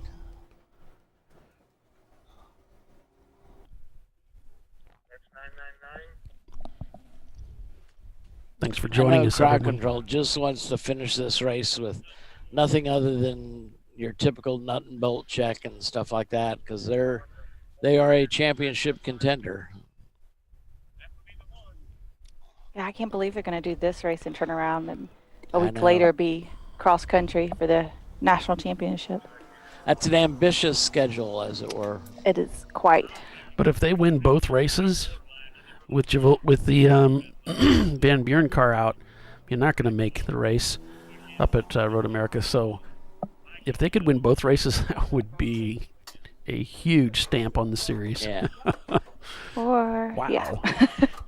That would be the forum amazing. will explode. So we're getting a report from that car that had the hood blown up that he's just got a tiny crack in the windshield up in the corner, so no significant damage. Good. I remember when we were on board with, wasn't it RVA Graphics when they lost their hood at Auto Club? Yeah. Never forget that. Do you remember when Birmingham, the hood flipped up at Coda and they were like in second or third place? Right. And at the very last couple of laps, that was crazy. Roger drove half the lap with the hood up. I think Roger's out here, isn't he? He is. He was going to drive with Danger Racing, but yeah, that car didn't make it. Well, it made it about 15 laps and gave up the ghost. Engine problems, yeah. Yep. Going to be going Burned green. 2 pistons, I believe. Going green this time by is the report. Oh boy, oh boy. But the whole team will be together next weekend for Road America, with the addition of Chris Huggins, I believe. Yeah, hauling in those ringers. Well, got to do what you got to do, you know? The best teams attract the best drivers. The national championship's on the line, so. Yeah. Looks like we're going back to green here, folks, at Daytona International Speedway.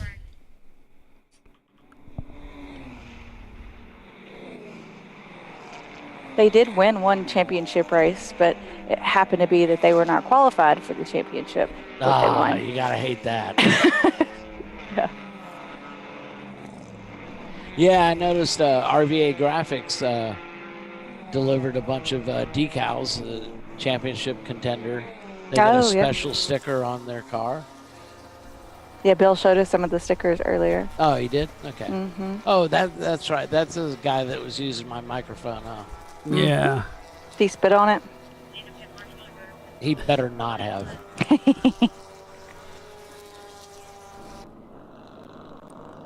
Especially after I gave him some M&Ms. I mean, like a whole handful. I wanted to give him one, but unfortunately more of them came out of the box. I hate it when that happens. Yeah. And I told him, don't cherry pick the colors. They're not like those jelly bellies. That you bring. Yeah. They all taste the same. Yeah. You got to be careful with those jelly bellies. Every once in a while, there's ones that'll catch you kind of off guard. Yeah. Some flavors just don't go together.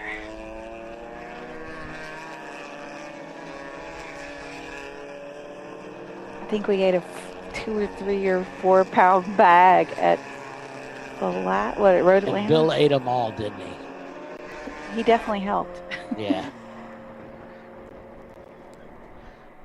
I gotta stay away from those. I'm watching my girlish figure. Yeah, you and me both. It's like I'm watching it. Hell. Right, yeah, I'm watching mine expand.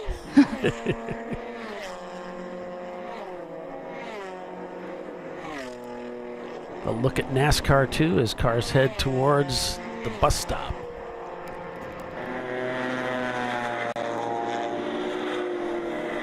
And there is the famous bus stop. Yes, indeed. Everybody cruising through it at a relatively single file, but nope. It's a long way out there, too. Mm-hmm. Trust me.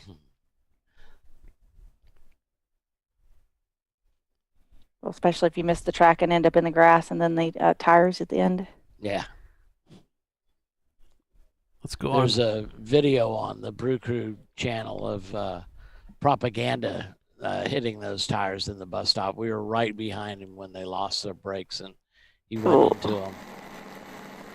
Go on board with Randy Popst here, pro driver in the Flying Critters machine.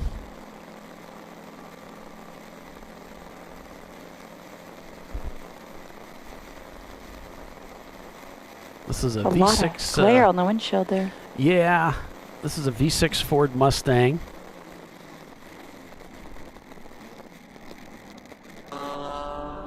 What is that hanging from the right side? Is that a radio, maybe?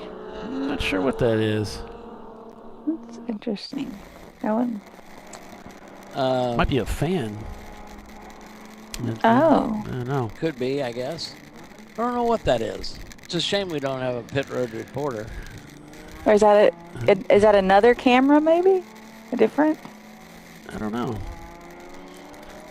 Let's guess for a while. It's something hanging there for sure. It's not moving. Doesn't seem to be moving. So it's tied maybe down it's tight. Maybe it's a smudge on our screen.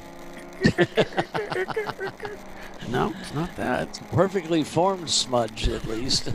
Mm-hmm. Doesn't look the right shape of a camera. It looks more like a radio shape. Oh, asking where's the 945? That's the Hoosier Daddy Racing Team. So let's see, Hoosier Daddy. Let's take a look. That's a rhetorical question, folks. I'll bet that's an Indiana racing team, right? Yeah, we've talked about them before. Oh man, I'm seeing my Ford Escort isn't turning laps right now. Bummer. They're in 52nd place. They're scored in 52nd. They're you know they'd probably put them in about 45th or so if you take the EC cars out. Maybe even 40th. DOHC SMR says if crowd control wins both Daytona and Road Atlanta, it will be a politically suicidal. Road America, yeah. But that would be a huge challenge. You know, you got to remember, guys, they finished second here last year. I mean, they've got a quick car, but they don't always win.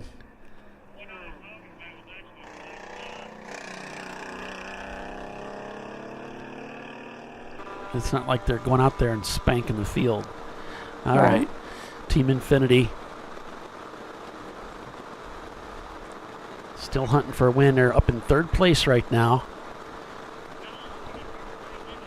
They just passed Rockwell for second place. Excuse me. Nope. My screen just refreshed. They're shown in fourth. Team London is in third. 3.8 seconds the gap. They bounce back up there. Running similar times. Yep. And they're both on the same lap, 99. A one-car final turn Motorsports is in front of them. He's turning considerably faster times. We got a car stalled at pit out. Oops. There's one at pit out, and it says blend line. Miata turn 3. So I'm not sure what that means, but there's something going on over there, folks. Is this information from Bill? Yeah. We need our Bill translator to the booth, please. We just saw Team Infinity just let a couple cars go on by. I'm not sure what's going on. Now, this might be because they're under caution there. Yeah. He was obeying the caution rule. Line of sight. If you can see a yellow flag up ahead, you're under caution at that time, not when you arrive at the corner. And that'll get you black flagged every time. Got another car in the middle of the horseshoe, which is turn 3.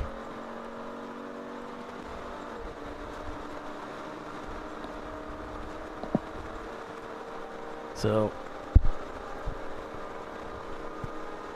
the infield busy right now.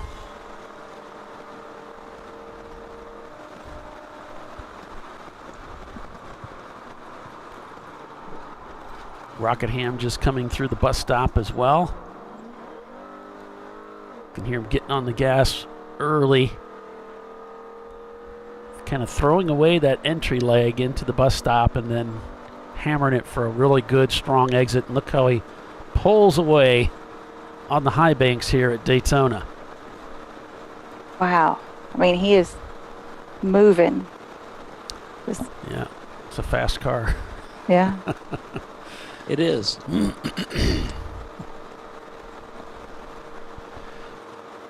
They know how to toss it around pretty well, too. Faux show. It's like Frantic Anik in the pits here.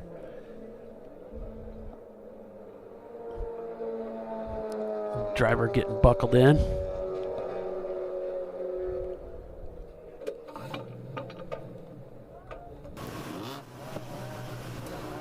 Rockwell development in the 716 car.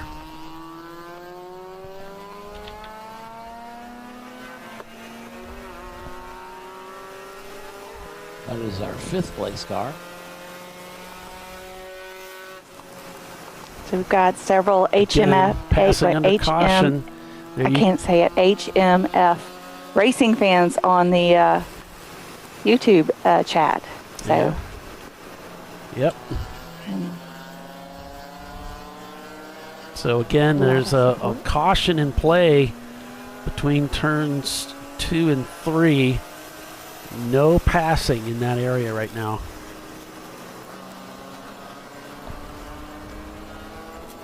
That's turn 6 that we're looking at, going back up onto the banking and to the backstretch, approaching the chicane, or the bus stop, sorry. Just got a message from Bill. Crew's removing 3 cars from the infield right now that are stranded. Yeah, and one of the driver notes, if you stop in the infield, they want you on the driver's side. Otherwise, you're going to stay in the middle of the track for quite some time. So you need to pull off there, pull off driver left.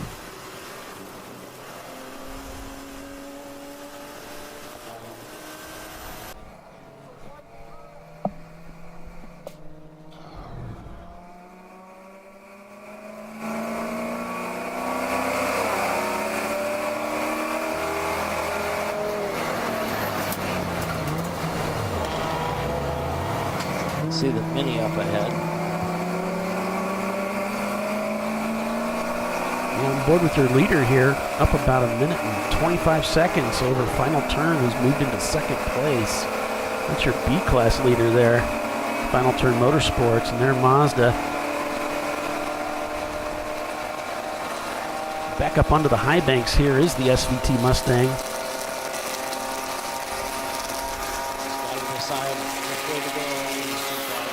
Yep.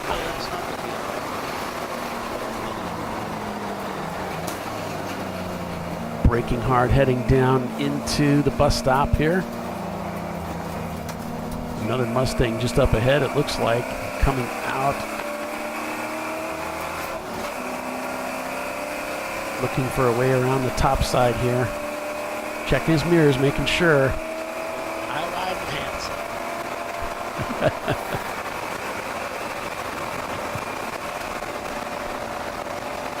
Going to take the high side here. You got to kind of watch. It's a little tricky here as the track flattens out.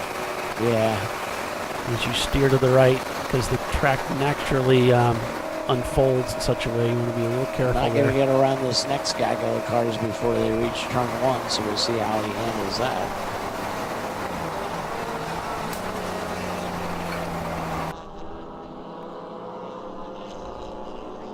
Oak.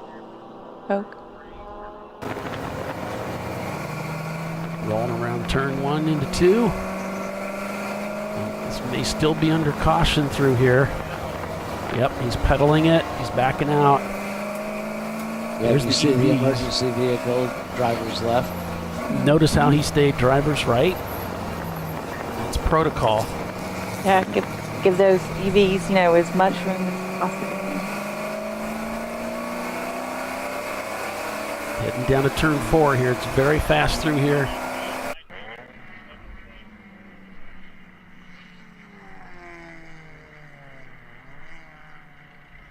Our cameras are off a little bit on the crowd control Mustang because that's not our camera. So they're often, I find that the cameras that aren't ours are quite a ways behind for some reason. A little bit more delay. Yeah. It's difficult for me to track them on the racetrack along with the in-car camera like I do some of the other ones. Quit making excuses. That's Bill's job.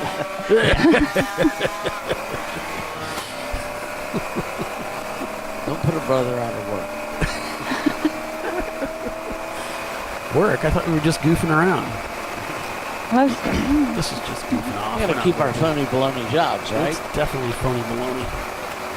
Tiffany works. The rest of us don't. I can barely hear you, Polly. Well, that's probably a good thing. I'm gonna defer on that. I thought I heard my name, but that was all I made out. Yeah. Broke axle on one of the cars that's in the infield. They're working on getting another rollback over to him without going full course caution. So that's why they've got all those emergency vehicles over there. Broken axle. Okay. And of course where that car is right at the pit exit. You rejoin the track on that short chute, as it were, before you get to International. It's pretty unthoughtful of him, really. Yeah. Well. Breakdown right there. Come on. racers. So you're going to see him right off to the left. What? Right off to the left. Got it. Oh, that's where I thought the incident was. Oh, yeah, I guess they cleared it. But this is, again, not one of our cameras. I don't know if it's What the delay is. completely up to speed, up to time or not. They put their camera right behind their drink bottle. Yeah. Well, and I think that's a G-force indicator. Yeah, I think when you put your camera, the bottle's not there, and then you know, somebody gets in and throws the bottle in there, and then all of a sudden it's in the way. Oops. Yeah, because you usually don't put the bottle in until the drive. Let's see, crowd control. Yeah, I don't see it there, so maybe they've cleared it.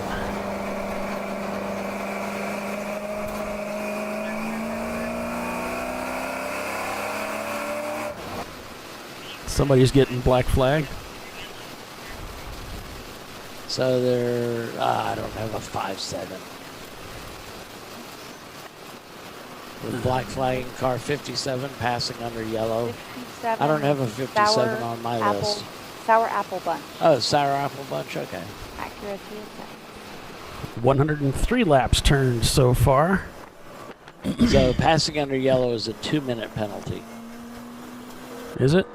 Okay. For your first infraction, anyway. Oh, okay. I thought it was 3. Well, that's cool. They said 2 minutes, so.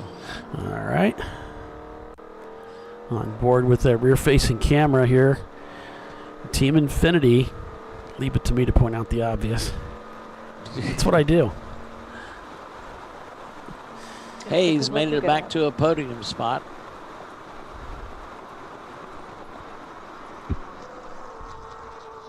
Oop, got a little crossed up going in there. Hung on to it.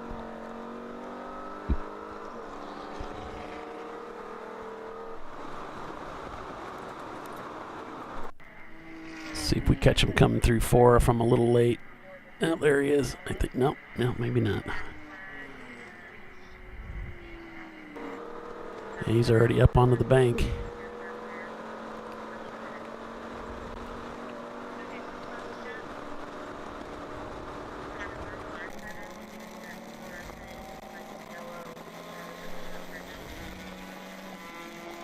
And we're back on board with Flying Critters. Mr. Randy Post behind the wheel. wheel in this car.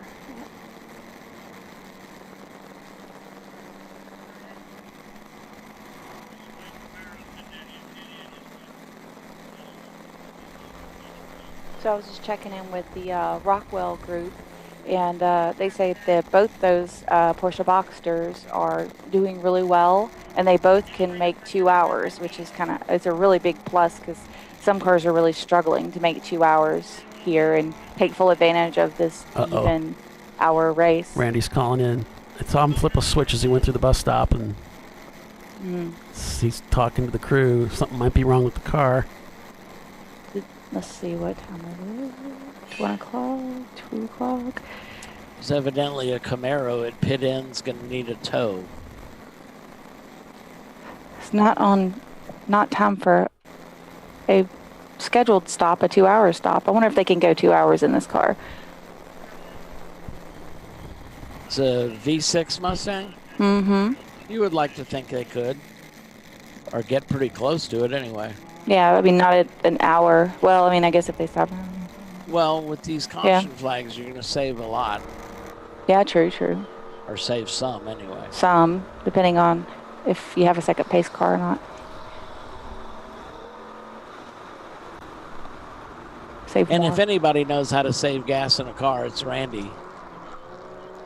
Simply because he's a veteran driver.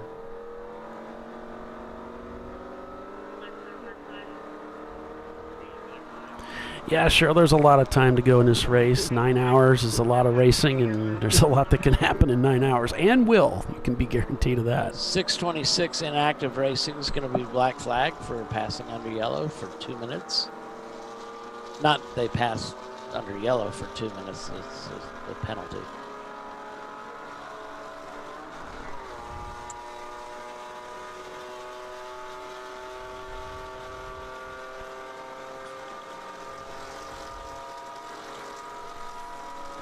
All right, so they're going to start handing out those black flag penalties for all these guys passing under caution.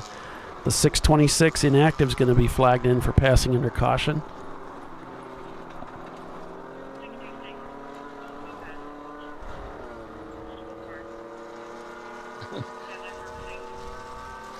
So they're going to have a conversation with the 626. He passed multiple cars under caution. Oops. Yeah.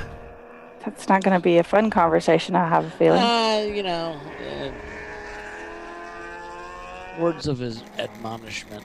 It's like, hey, we're bringing you in for passing several cars under yellow.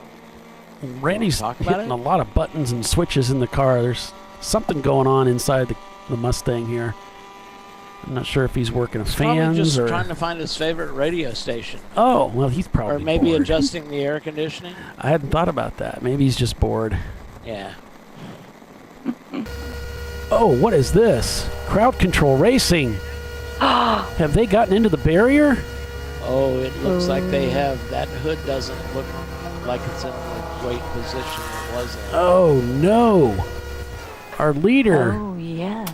And after so close last year. Wait, that were my pick. Ugh. And that driver's just cursing himself out. We're going to go full course caution here. I'm going to guess that's right after the bus stop. I don't know. Like he looped it and got in on the driver's side. Well, front. I don't see it at the bus stop. It looks like it's out of camera Further view. up. So we'll ride along with some of the other teams here and see if we can pick them out. We'll go on board with Rockingham here. But he's just approaching he is the kink or turn 6. Stranded over there. That's the kink. Yeah. So it'll be a little bit before he gets over the bus stop area. I'm just thinking He might be somewhere else. if you lose it at the bus stop, chances are you hit The either exit with the of the front bus or stop. the Oh, back. there's Yeah. a safety truck there. So In somebody's this, asking. because in this area you're not likely to get into trouble. This is Well, and there's no fencing in this area, as it were. yeah. So somebody's asking about The Randy. suspense is killing y'all, huh? He's in 16th place minus 1, 2, 3 EC cars, so that is 13th place. See, now overall. there's a guy, Dan Retzer. He thinks about logo placement. Sure does. Although I think the rocket should be going the other way, but hey, that's just me. All right, so Just the as other we were, side of the pig vantage point.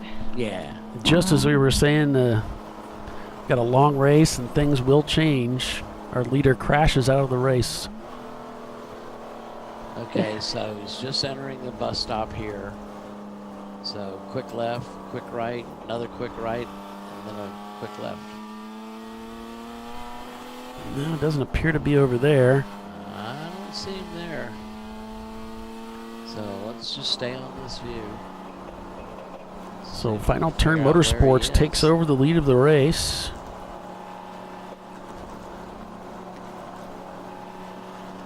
Final turn. Is that a Miata? It's a Miata. B class though. So is it a swapped Miata? Probably, yeah. Most Must likely. be a swapped. Yeah. Echo swap. Yeah. It's either that or VTEC. turbo. Right. If it's turboed, it wouldn't still be alive probably, but maybe. I still don't see. Those are really fast crowd until they don't control. run. Where he be? Where he be? Good question. And it looked like the high banking fencing in that shot we had of him. Mm-hmm. Maybe he got the car cranked and moved along. No, he's still stranded. He's still okay. Yeah. Well, their They're cameras pulling have him. dashed more Yeah, that's delay. You can see the 3 heavy cables coming down. That's where the what we call steel rope come together so they can start another run. try and drive it out of there. He stopped at the bus stop, at the entrance to the bus stop. Yeah. No. That looks like he's on flat ground. Yeah, it does. Like he's on the infield. You got the hood pushed back down. Yeah, that steering wheel's really cranked. Yeah. So it's definitely knocked out of alignment there. It looks like he was going to 6. Yeah, and so he came out of turn 5. It's called the West Horseshoe. Yeah. He got into the wall going out of 5. And they do have the fencing there, so it's walking. Yeah, because you got some spectator area over there too. Yeah. Exactly. There's some grandstands set up over there. Mm-hmm. So it looks like they got the hood pressed back down, so it wasn't that severe of an incident, but certainly enough to knock them out of the lead of this race and to make their next week hell. Right? I think we missed our 2 o'clock break. Yeah, we'll go ahead and break for commercial and be back in just a couple minutes, folks. So stay with us, watching Champ Car Live. Back in a moment.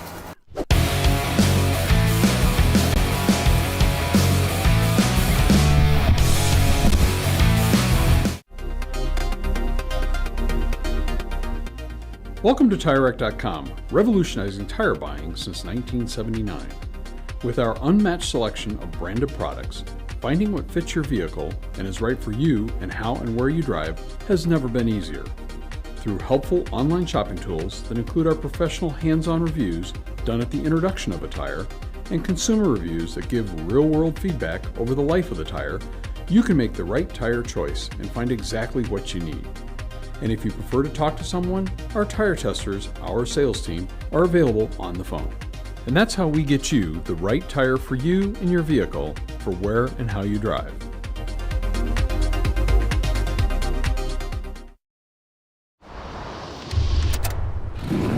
Bring on the frozen tundra, the grinding gravel, the cratered concrete, the rain-soaked streets. Come on, road. Do your worst. We'll be at our best. Reliable performance in unreliable conditions. Designed to meet or exceed original equipment performance. That's why more auto technicians choose Duralast parts. Exclusively at AutoZone.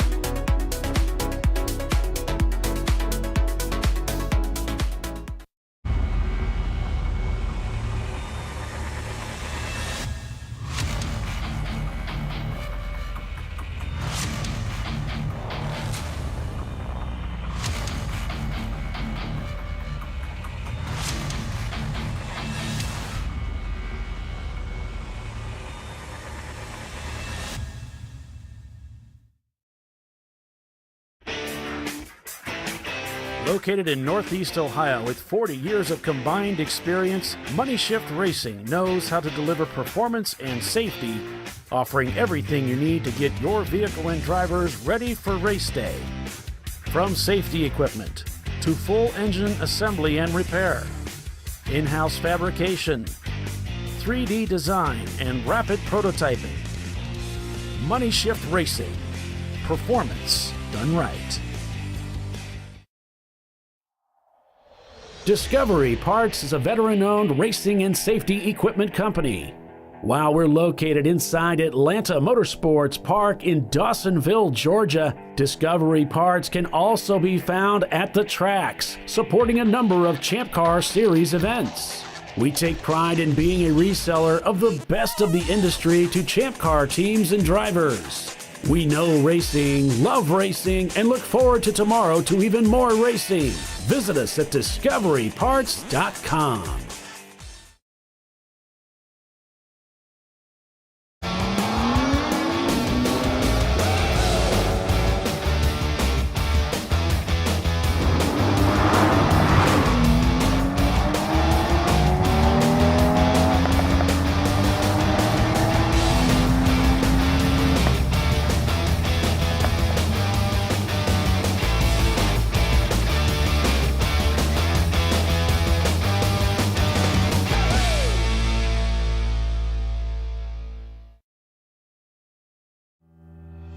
Lifeline USA is a leading manufacturer of onboard fire suppression systems. Lifeline's continuous commitment to research and development ensures that we supply the most innovative and cutting-edge products available. Used by the majority of the world's motorsport championship winning teams and constructors, Lifeline has a proven history of success.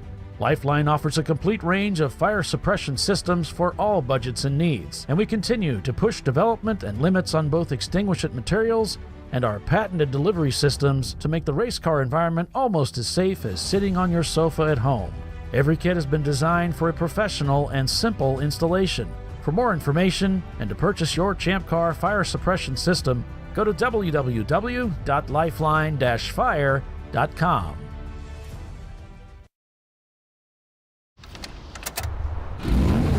Come on, Road. Do your worst. We'll be at our best. Engineered to meet or exceed original equipment performance, exclusively at AutoZone.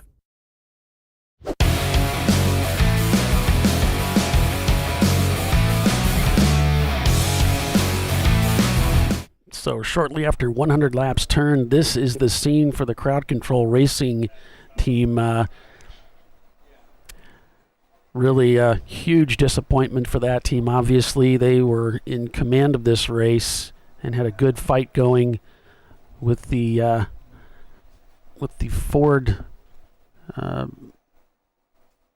Ford truck trying to go for a win in this race, and found themselves in the wall at turn 5. So we're still full course caution here. Welcome back, everyone, to the RVA Graphics and Wraps Daytona Beach 14 at Daytona International Speedway, the world's center of racing. And that does change the complexion of this race, with Final Turn Motorsports now moving into the lead in their B-Class car. Team London in second place, leading C-Class, and Team Infinity in third, leading D-Class. Your A-Class leader is Auto Technics, the number 494, back in 8th place overall. Yeah, I'm not sure what happened to the Ford Ranger. Let me see if I can find... Yeah, they were doing so good for a while, and then they pitted, and they didn't seem to have recovered from that. It was 5:15? They're in 28th right there. So wow. They've really tumbled down. Pretty interesting race between those two teams, and it's all changed dramatically here just in a few laps. Which is, that didn't take long. Racing, Yeah. It's kind of. Hey, so I was just outside, and of course Daytona runs tours through here all the time. You'd like to think that probably most of the people just take the tour are familiar with the Daytona 500, and so they got to look out there and see an E30 and the Mini and Miata. And Miata's going, who in the hell? What? And then they see the truck go by. Yeah. Hey guys. Yes. Okay, so I'm up here in the tower right now. Crowd Control wrecked earlier. Is that correct? Yeah. Yes. Yes. Okay. They're actually debris in multiple parts of the track that they're picking up. We have coming out of 6 into NASCAR 1 is a piece of debris that they're going to have to go out and get. It's pretty big. It's the cars split it as they come through there. So we're going to keep the pace car out until we get somebody out there to clean that up. Cool. Do we think those are pieces of their car that fell off? Somebody's car. Somebody's car. Yeah. Okay. I saw one of the safety vehicles had a windshield in the back of their car, and then their truck. We had to pick up some cones that decided to walk away from where they were sitting, and then we had a splitter. Sure, they that had was no on the help track. with that. And then this looks like a bumper or part of a bumper, and earlier we had the other part of the bumper that was somewhere on track. So, that is a bumper. Yeah, we're looking at it on the big screen here in the tower, and it's a big piece of bumper. So that's the word here, folks. At 108 Somebody's laps, engine it could have been. Just under, 8 hours and 45 minutes roughly remaining in the race. This started off at 9 o'clock this morning. 14 hours of racing. There goes the shark fire past our view in turn 6. And so Paulie cuts away immediately, of course. He does that on purpose. I'm just kidding, Paul. He You are, after all, the wind beneath our wings. Yeah, but it's mostly methane from all the crap that I shovel. Thanks for joining us, everybody, here on ChampCar.Live, presented by AutoZone. Really appreciate AutoZone and the way they support this program and the products and services that they offer.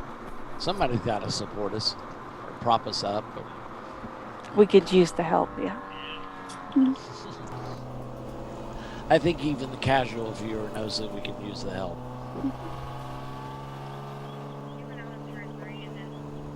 We've got some great sponsors with, AutoZone and Tire Rack and RVA. Frozen Rotors. Yeah. UUC and NLA parts. Yeah. Oh, that is a big piece.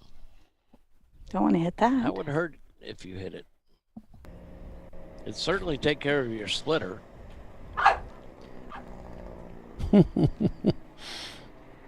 What are you chuckling about? Oh, Tiffany's dog's decided it wants to get in on the broadcast too. Well, probably be a welcome break. Tiffany's dogs are rather expressive. So cruise out. Well, one of them has the squirrel that it's particularly fond of that lives in our front yard, and when she sees that particular squirrel, she goes nuts. She spends most of her day looking out the window for her friend, the squirrel that she wants to eat.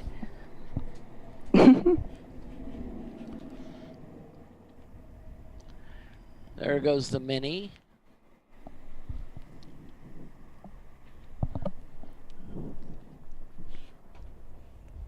We get into these caution situations, and it's always this is when the team crew chiefs start to wonder, okay, should I pit now? Or what advantages would I have if I pit now? Your drivers can hop on the radio and say, if they think it's significant, that it's going to last a little while. Right. You don't want to catch a quickie yellow. Right. Do I leave him out there? Do I bring him in? What should we do? Now, Smart Team's got this stuff figured out ahead of time. They think, okay, we have a window of opportunity to bring that guy in. Yeah, this would be you'd definitely be pitting off sequence right now with 8:43 left to go in this race. But, Yeah, I mean, if you're on a 2-hour sequence, you're looking for something much closer to the 3 o'clock hour. Right. So you need probably another 30 minutes to really be 35. To really take advantage of it. Mm-hmm. Now, if you're doing the hour and a half sequence, this might be right on time, yeah. Frantic Anik in the pits, doing a driver change.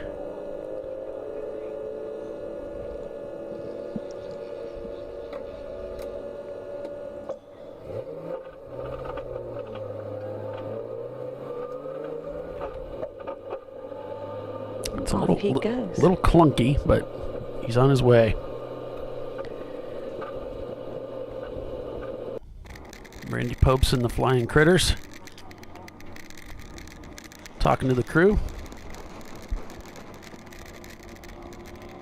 So big update here.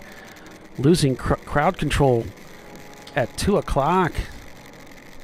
Crashing into the barriers at turn 5 is pretty surprising. Let's hope that doesn't knock him out of the championship next week at Road America. It could very well, if the car is badly damaged. Significantly damaged, yeah.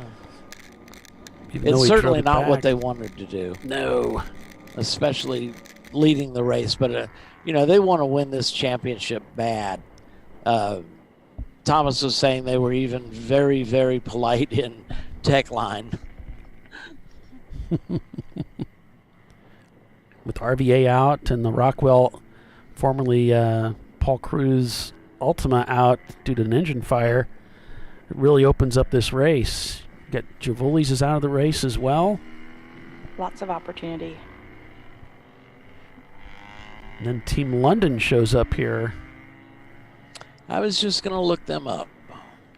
Yeah. And suddenly the Infinity Shark is seriously threatening this race for a win. Yeah, right up there in second place. fact, they're on the same lap, Tiffany. Wow. They're right behind them, only half a second separates them. Okay, lights are out on the pace car. What's our, let's see. What car number's that down there? 6. Hey, Chris. There's the Ford What car Ranger. number's that down there, that red one? Back out The there on the Infiniti is racetrack. quicker than the London car, I think. Car I number think they'll 6. be able to get that done. I think they'll. Car number 6 is being pushed back to the paddock right now. That's pushed. So Team London, that is an E34. Uh-huh. Huh, they've only run that car as an EC class car before. E34. That's Team London 2. Was an E34 EC class car. He's trying to get a jump there, see it? Yeah, side by side. Yeah, well.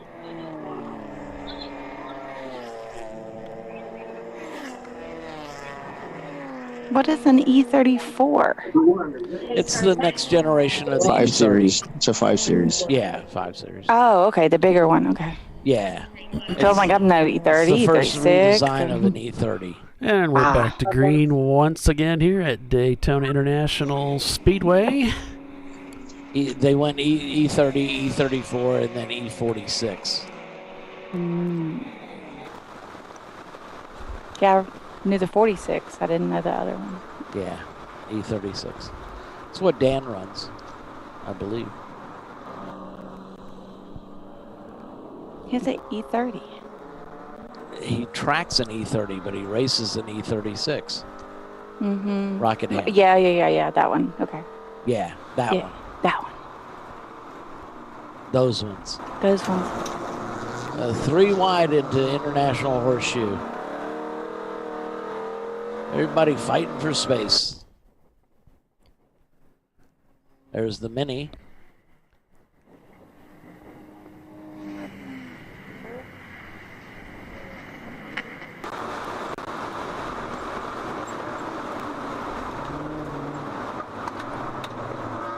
Of course, we're watching very carefully now the battle between first and second place.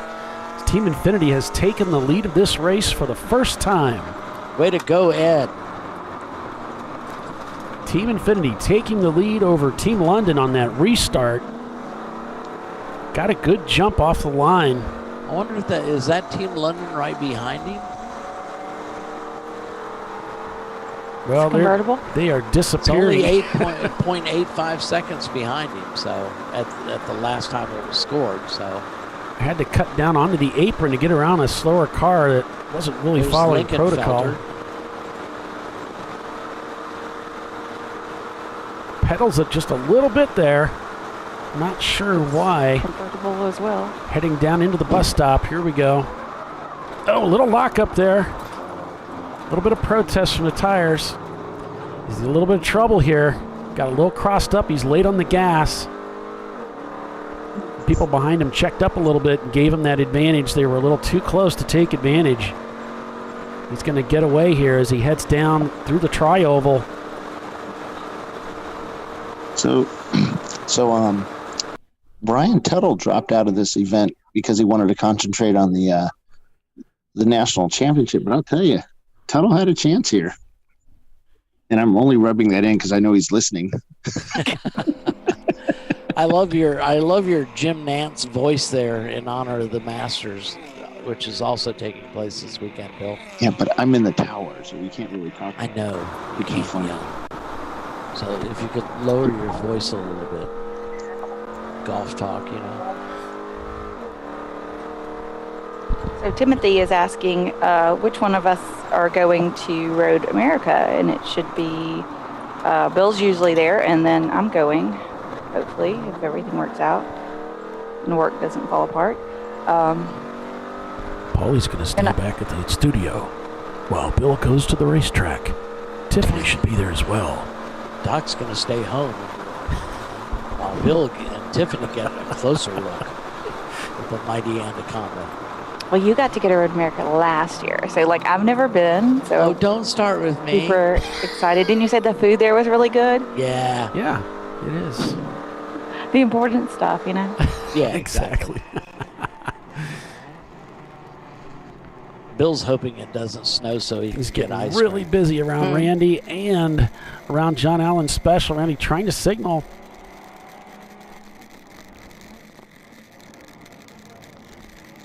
Coming around the outside.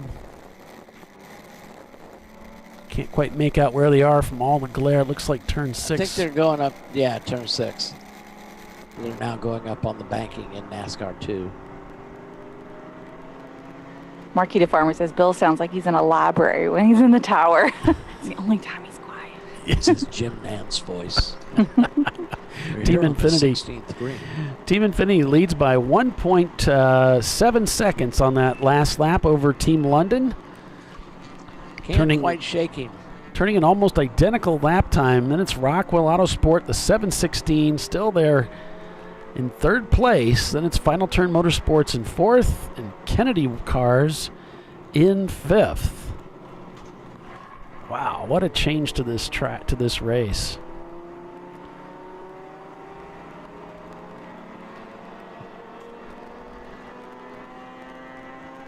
So I'm going to go off headset here for a moment. All right, man. Be right back. Okay.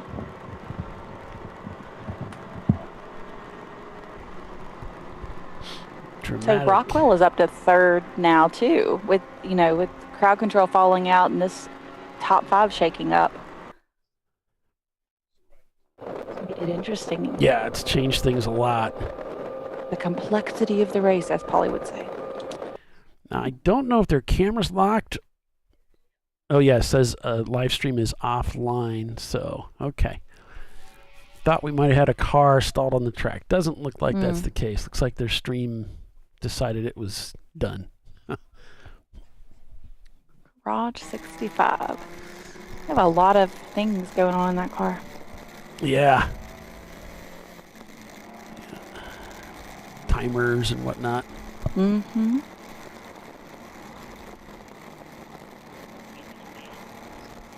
Oh, Road America changed its food vendors. That's right, they did. Their longtime vendor left. I forgot about that. Well, maybe it'll be fine. But weren't they supposed to have the best food in the track business? Yeah, but I think it was like a separate business. Yeah. And so they pulled up stakes. So it wasn't really, But they still had the brats, from what I understand. Well, I still had a brat, and I believe the change had been made right before I got there. So I have an update on Brew Crew. Oh, okay. We've got the material to fix the tank. There's 4 people under the car working on it. Okay. So hopefully we'll get back out there. Got our best man on it? Yeah, we got our best man on it. Best 4 men. Great. Is your crew chief guy there today? What's his name? Kyle or no? No, Kyle. Kyle has been replaced. Oh no. Okay. Yeah, I'm afraid so. That's too bad. It looks like we will have the famous Paul Decal Kelly with us the rest of the year. Oh, I see. But I'm not sure who our acting crew chief is. I don't really think we have. Oh, it's going to be Gabe from E30 Racing. Wow, the team's changed a lot. I think he's going to come on board as our acting crew chief. Okay.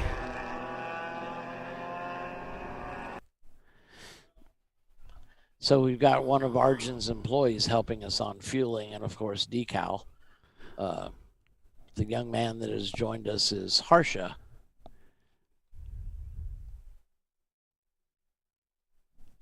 All right. We'll go on board with the inactive team. Rough day for those guys, but, a lot of hours left. They're back out there. They're back out there. Maybe they can make up some positions. I have a feeling they'll have some fun. A little bit of cloud cover, but not much. This is the most fun you can have with your clothes on. Commenting on the clouds, we're supposed to have rain, or a chance of rain, about 65%, about 8 p.m.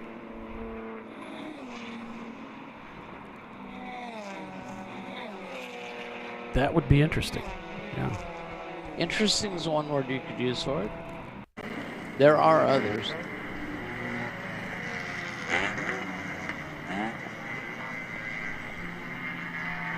Team London in second place just sets their fastest lap time of the day, a 2:19.4.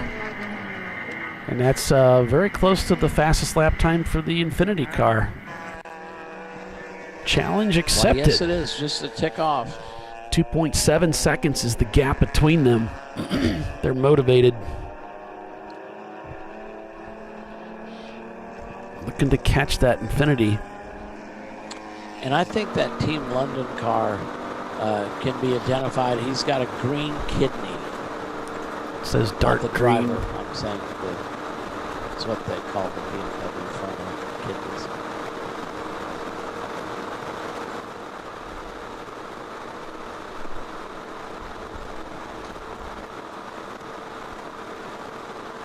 Heading down through the trioval there. 1.9 seconds is now the gap. So he can certainly see him. Yeah. If he knows what to look for. And that Infinity car is pretty easy to spot. It's a big silver car. Well, he passed him at the start, and now he's looking to try and get him back. Meanwhile, you've got Rockwell Autosport turning a 27 there. He turned a 23, a 24, and a 27 on the last 3 laps. He's going to need to turn up the pace just a little bit if he wants to stay in touch with these guys. I think this is the second place car hounding Infinity right behind him. Heading up to Looks like it. Yeah, I think it is. I don't know about hounding, but sometimes they look further away. Well, he's pressuring him. Yeah, well, now he's starting to hound. On brakes, yeah. Yeah, now he... that's a pass right there. I believe you were correct. Okay, maybe he was hounding. Turn 5. Nope, no. No, there's another car. Takes him back. No, that's his car. Is it green or black? Maybe it's a dark green. It's a dark hunter's green light. Oh, okay. I thought it was black earlier. Then I got a closer look at it, and I was like, no, it's a dark green. I saw him in Tech Line earlier yesterday, and I think that's him. Heading Looks down like to the bus Infinity's stop got here. bigger, longer legs on the banks. But that BMW catches up to him under braking. Yeah.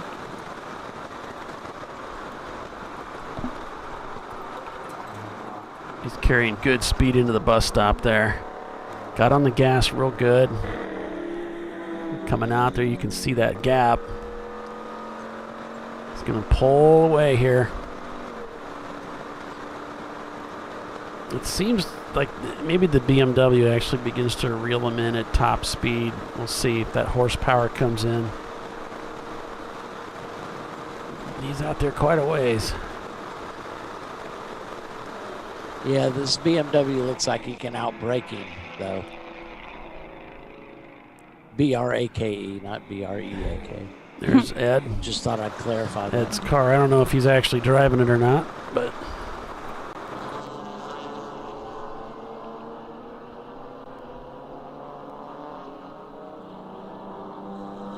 This seems to be the area of the track where the BMW catches up. We'll see if he does here again. He might have had some traffic up ahead. Like he's stringing it out a bit. Yeah, he's got some traffic there working. He's not far behind, though. Yeah, he's got to get through all that, though. Yeah, he got held up a little bit going in international. Yeah, there was 3 wide, didn't know where to go. Yeah, it only looks wide. But when there's 3 cars side by side, it narrows up quickly on you. Mm-hmm.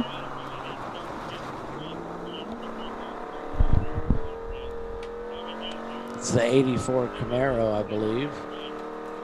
Gonna line up for turn 6 here. Pontiac Firebird Speedway Creations.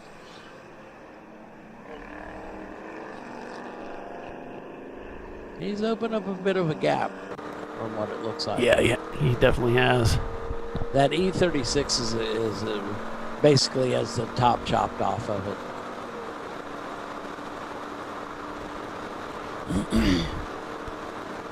You know, I I can't imagine. There's not too many teams that have as many laps on their race car as this guy. I mean, this is a refined machine. Yes, it is. Highly. It may not look like it, but it's like solitaire for Windows. No application's been used more in Windows than solitaire. I mean, that is a rock solid application, man. It is tried and true. That's kind of like Ed's car. I mean, that thing is solid. Now there's we have something it as a daily driver as well. We have a car off. It looked like coming out of the bus stop. Yep. Yeah. There's an EV crossing the track. But yeah, Ed uses that J30 as an everyday driver. Did they say that was number 3? TLM? 3 is a TLM car. I was trying to listen to that background. Eavesdropping. Radio. Is that you, Doc? Do you have the radio? Yeah, I have a radio. Is that what he said? Number 3? Could be. I wasn't listening. I was hanging on your every word, Paulie. Gotcha. Trust me.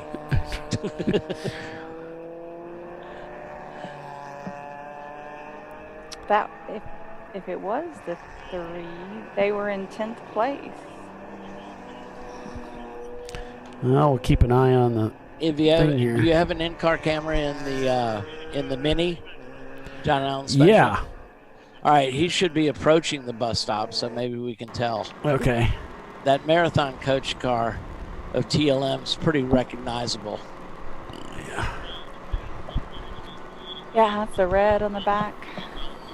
The marathon part, like almost looks like the marble. Yeah, on the rear. Yeah, exactly. It's red and white.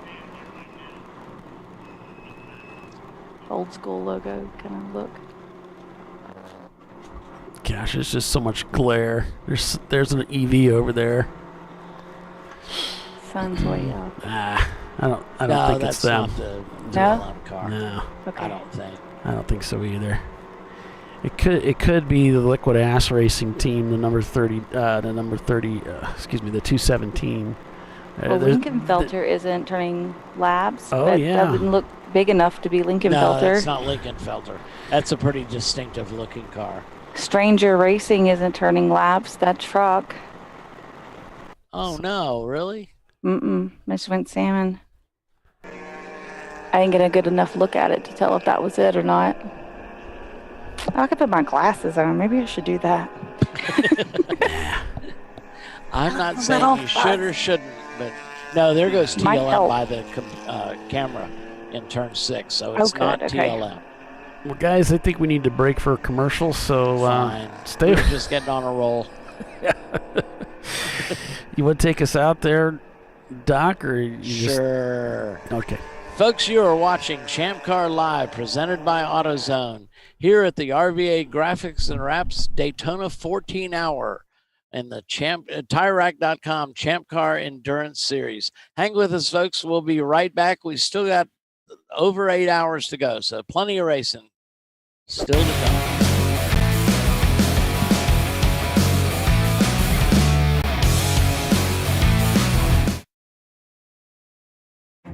An important decision is afoot.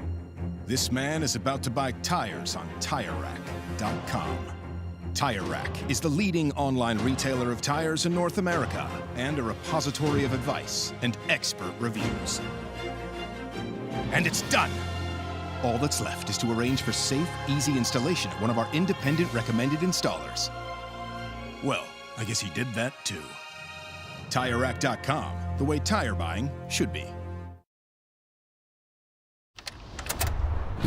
Come on, Road. Do your worst. We'll be at our best. Engineered to meet or exceed original equipment performance exclusively at AutoZone. Frozen rotors from Diversified Cryogenics deliver increased performance and a higher level of safety while significantly reducing braking system costs. So to tell you a little bit about the durability of this product, So we have seen an incredible extension of the life of our brake rotors using frozen rotors. We've gone from brake rotors every other weekend to 6 weekends on one set of brake rotors, and I think they can go farther. The durability has been amazing, and it's been a fantastic season, and man, a lot of that is due to the way our car can brake on those frozen rotors. For more information, go to frozenrotors.com. Lifeline USA is a leading manufacturer of onboard fire suppression systems. Lifeline's continuous commitment to research and development ensures that we supply the most innovative and cutting-edge products available. Used by the majority of the world's motorsport championship-winning teams and constructors, Lifeline has a proven history of success. Lifeline offers a complete range of fire suppression systems for all budgets and needs, and we continue to push development and limits on both extinguishant materials and our patented delivery systems to make the race car environment almost as safe as sitting on your sofa at home. Every kit has been designed for a professional and simple installation. For more information and to purchase your Champ Car fire suppression system, go to www.lifeline-fire.com.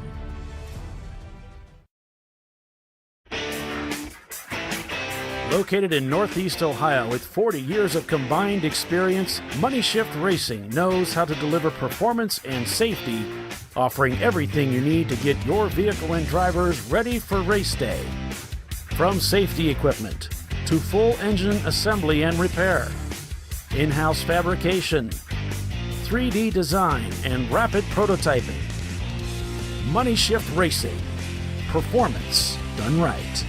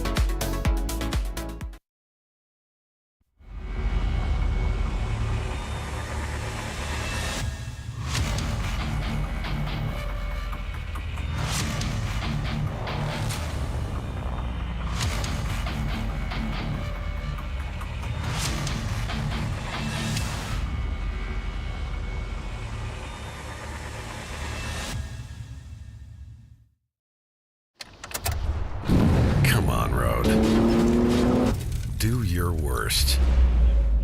We'll be at our best. Triple tested to meet or exceed original equipment performance exclusively at AutoZone. All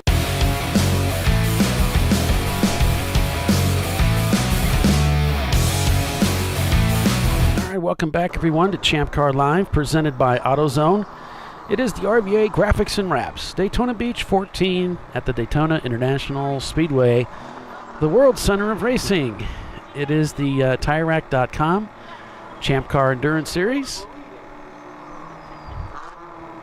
That's a lie. That means you had a good picture. You slipped that out of your pocket. You're slowing me down. Let's do this. Come on, let's go. So Team Infinity has pitted under that, as he's joking around a little bit with Jackie there.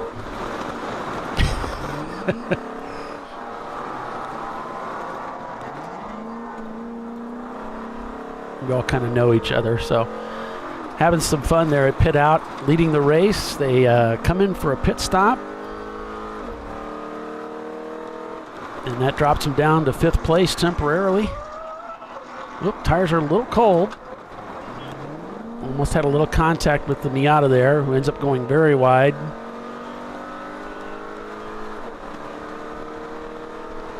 So welcome back to Champ Car Live, folks. I'm Paul Veltum, hosting and producing the show again today. Got Doc Waldrop and Tiffany Alexander and Bill Strong also calling the race for you this weekend. Frantic Motorsports frantically pointing by a competitor around the other side of them. So like right now, Team London now just coming into the pits as well. So Rockwell Autosport Development takes over the lead of the race in their Porsche Boxster. Final Turn Motorsports is going to be in second place as they just passed Team London in the pits. That's going to put Kennedy Cars in third and Team Infinity in fourth. Looks like all these guys are roughly on the same lap. With Team Infinity just down one lap, excuse me. All right. I was just talking to Ron Zappendorf with Discovery Parts. He was saying they got a lot of new stuff in the trailer. So he's been a busy man out here, and we thank him for supporting us. Absolutely. I think he'll be at Charlotte, too, I believe. You mean he doesn't want to drive all the way to Road America to see me? No, he said hi, though. Oh, hi, Ron. They always take such good care of everybody. I send them their way. It was funny, my buddy, have a buddy that's kind of just getting into racing, but kind of brand new at all of this, and so he was like, Tiffany, where should I get this, and where do I do this, and asking me a bunch of questions. And I said, first of all, for your gear, the best thing you can do is just take a day, drive over to Dawsonville, and go try everything on and get exactly what you want. And, you can get the info from Ron, and he can tell you, they can do a lot of stuff, but if you we're not that far from Georgia. They'll recertify your Hans device. Yeah. Make sure. Fire bottle. So he decided to not take my advice and order his suit. Oh, no. And then he proceeded to take it back. Yeah. Send it back. And then he ordered another one. And then he proceeded to send that one back. If you're listening to the broadcast, not all we say are lies. So we actually have some good advice for you. Well, at least Tiffany does. Yeah, at least Tiffany does, yeah. And then he decided to drive himself over there and got all of his stuff just... I know Paulie had a great experience with Discovery Parts. Well, really twice. I mean, as I was trying to figure out the suit, I had met Ron at Charlotte. He said, I don't have the right suit for what you want, but you look like about a 56. So just remember, 56 Chevy. I said, okay. So I get back home and I call him. I say, hey, send me this suit. He says, well, we'll send you two. We'll send you a 56 and a 57. You try them both on, send me back the one you don't want. So we did that. And then we did the same thing with the Stilo helmets. Yeah. So it was really cool. And what's interesting, are the tricky ones. Helmets are very tricky. Head is a different shape. They're very tricky because because yours has been swollen for years. Well, by me saying and it's only getting more so with people. Yeah. Because I use the measurement chart. They have different padding. You can get like 3 different layers of thickness of padding inside to make the helmet fit just right. Well, I used the measurement chart as described, and then I called and I said, okay, here's the measurements that I took. So here's the helmet that I should have, right? She said, no, probably not. That's probably too small. So I'm going to send you the next one up and the next one up above that. I ended up taking the next one up above that. The other one was too small. It was and it fits wonderfully. I mean, it is fantastic. And then I had to send it back to them so they could do all the electrics and put the plumbing in for the drink system. And then they sent it back to me. So it was a really good experience. They really did take good care of me because once the electrics go in on the Stilo, it's yours, baby. Sorry. It's been modified. So, yeah, they took really good care of me. I had another situation where I have these crazy big hands. It's actually a XXX, and I couldn't get a pair of gloves that would fit right. 678's being black flag for passing under yellow. They even have the car number that he passed and the turn number, so it's pretty hard to argue with that. It's almost like video surveillance type stuff. Yeah, exactly. Okay, we not only know. The eye in the sky sees everything. But yeah, and of course, Champ Car is relying on the corner workers to call these in, and we don't hire the corner workers; those are provided by the track. Right. So, we're kind of dependent on them to call in these things. But so that's obviously a crew that's really on top of their game. Because most time you don't even get the corner number that you passed under yellow. It's just you're passing under yellow. So when they call out the turn number and the car that you passed, it's kind of hard to argue with it.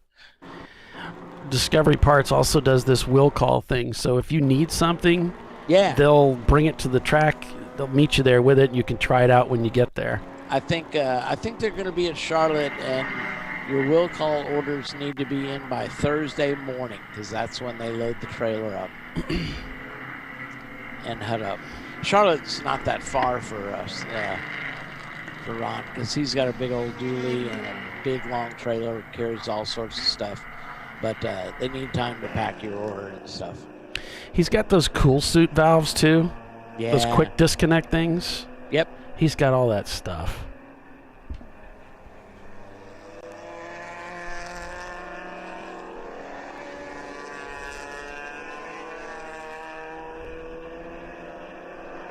So that's what I did with the gloves. I was having trouble with gloves, and he said, "I'll tell you what. I'll meet you at Daytona.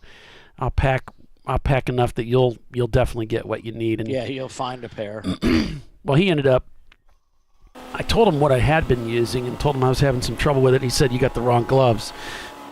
I'll get you the right kind. You'll really like them." And I do. They're fantastic.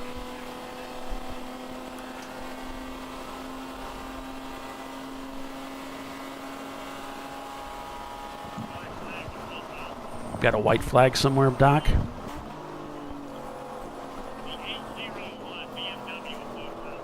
$801. So the 801, that is Team London. Oh no.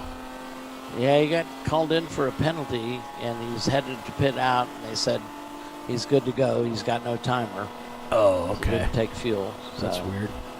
Okay. Yeah, they were up in the front there, so yeah. That was the guy that was trying to chase down Team Infinity, who's now in fourth place after that pit stop.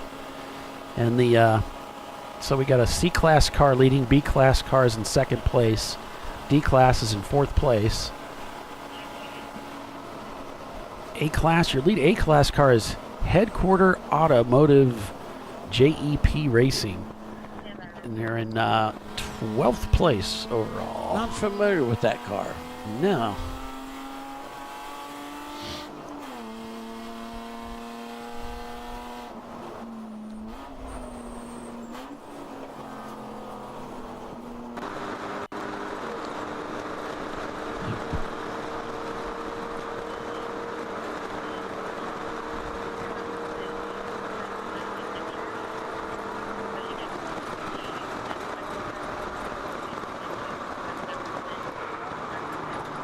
So Team Infinity has evidently had some light contact with the Armco.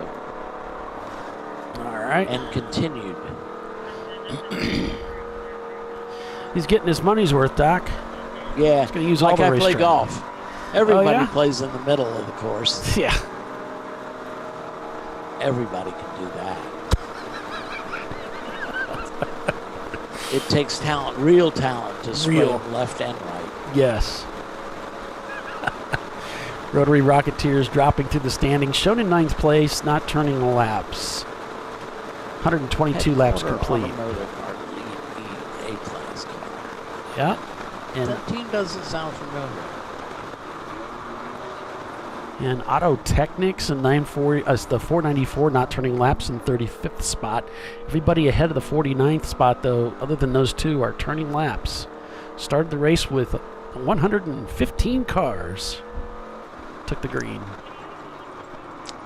Still doesn't break our record. I have our record as 128 cars started one year. Nice. I don't know where they pitted them, but that was probably back when NASCAR's had 43 pit stalls. Yeah, they've changed it and shortened it up. Yeah, because it was working.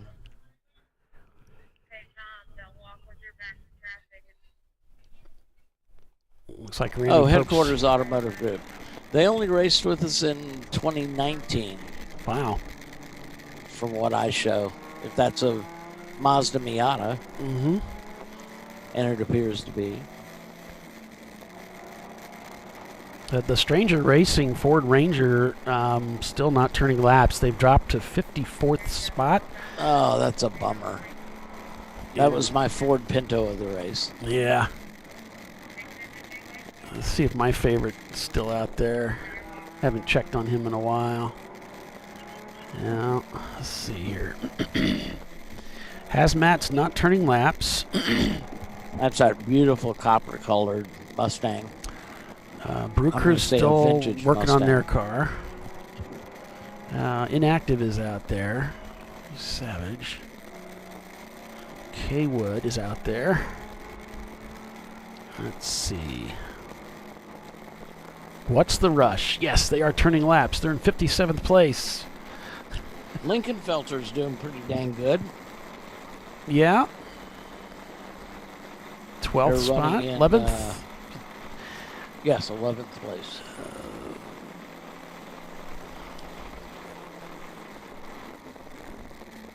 So on board with Randy Popst here and the Flying Critters.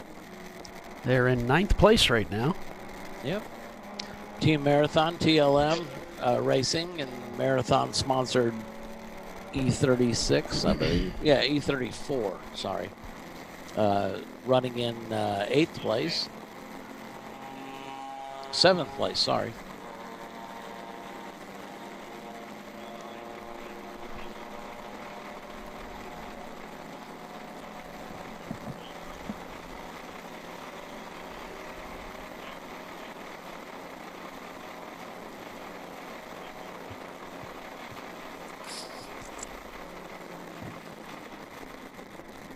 See big differences in speed here as Randy's heading into turn 1. Kind of peeking around the outside. Not a bad idea to get out from directly behind just to have some maneuvering room. Kind of pedaling it a little bit here.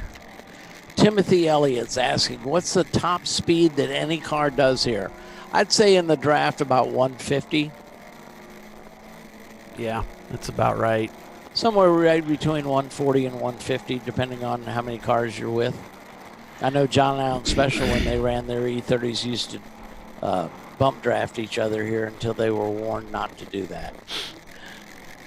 Yeah, I think the R-Bank Saab, the old one, Jerry, I think they clocked him at 155, but he was drafting like the Lincoln Felder or something at the time. Yeah. It was like 150, 155. You know. That's plenty fast enough. Yeah. How to get your attention. Yeah.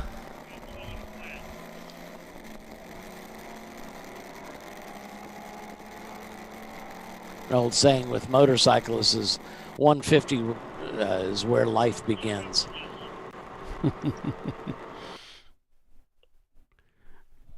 Never had a chance to race here at Daytona on a motorcycle.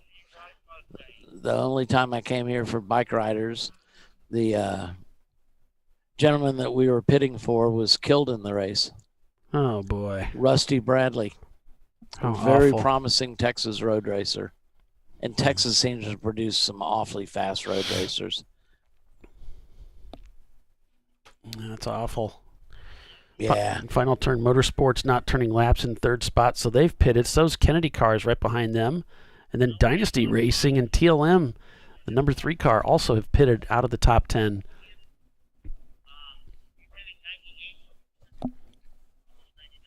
Uh-oh, the sound police are at it.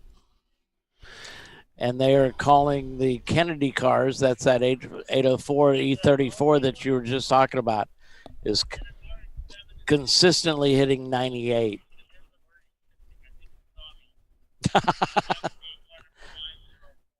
Bill saying car 504 was hitting a little bit above sound until they saw him. Yeah, right. That's E&J Racing. I'm sure they saw you out there, Bill.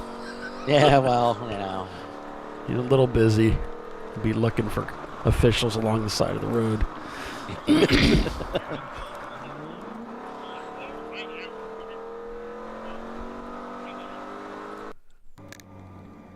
So, looks like Randy's coming in, gonna relinquish command to another driver.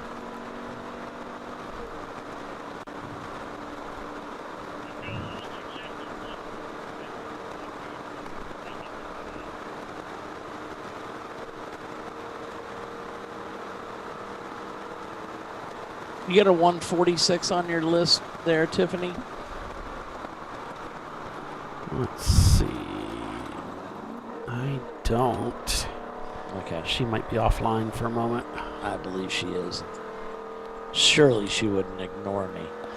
No. Well, she might, but she might call you Shirley, but I don't think Yeah. she would ignore you.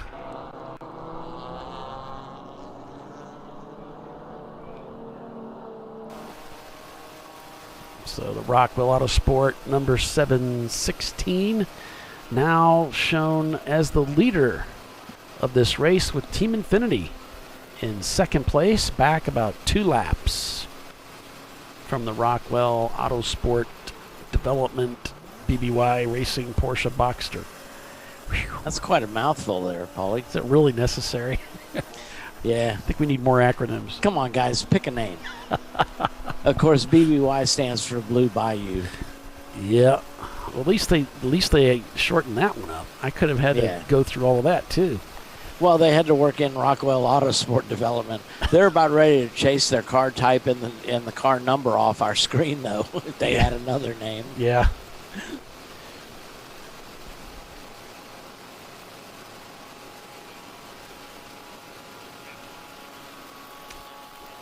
Big speed differential there with another Porsche Boxster passing on That's the probably upside. his teammate. Probably. All right, guys, we're at the top of the hour, so we're going to take a break for commercial, and we'll be right back. Stay with us, everyone. You're watching Champ Car Live, presented by AutoZone. Rockwell Autosport Development is your leader. Back in a moment.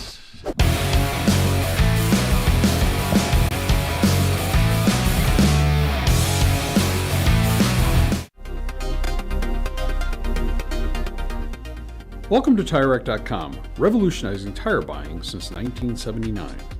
With our unmatched selection of branded products, finding what fits your vehicle and is right for you and how and where you drive has never been easier. Through helpful online shopping tools that include our professional hands-on reviews done at the introduction of a tire and consumer reviews that give real-world feedback over the life of the tire, you can make the right tire choice and find exactly what you need. And if you prefer to talk to someone, our tire testers, our sales team, are available on the phone. And that's how we get you the right tire for you and your vehicle for where and how you drive.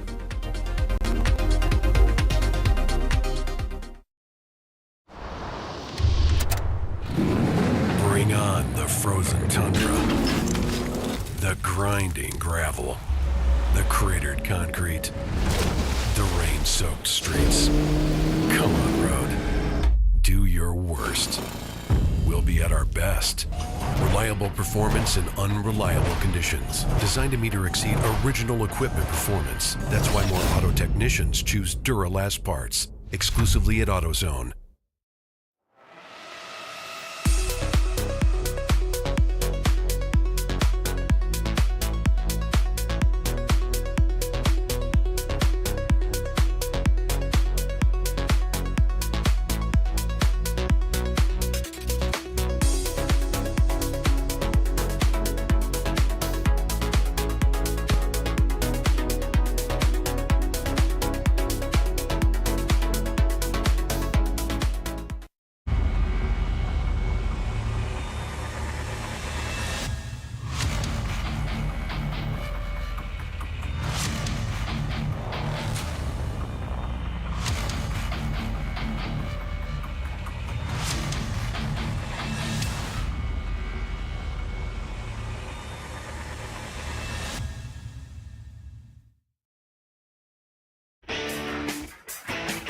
Located in Northeast Ohio with 40 years of combined experience, Money Shift Racing knows how to deliver performance and safety, offering everything you need to get your vehicle and drivers ready for race day. From safety equipment to full engine assembly and repair, in-house fabrication, 3D design, and rapid prototyping. Money Shift Racing. Performance done right. Discovery Parts is a veteran-owned racing and safety equipment company. While we're located inside Atlanta Motorsports Park in Dawsonville, Georgia, Discovery Parts can also be found at the tracks, supporting a number of Champ Car Series events. We take pride in being a reseller of the best of the industry to Champ Car teams and drivers. We know racing, love racing, and look forward to tomorrow to even more racing. Visit us at discoveryparts.com.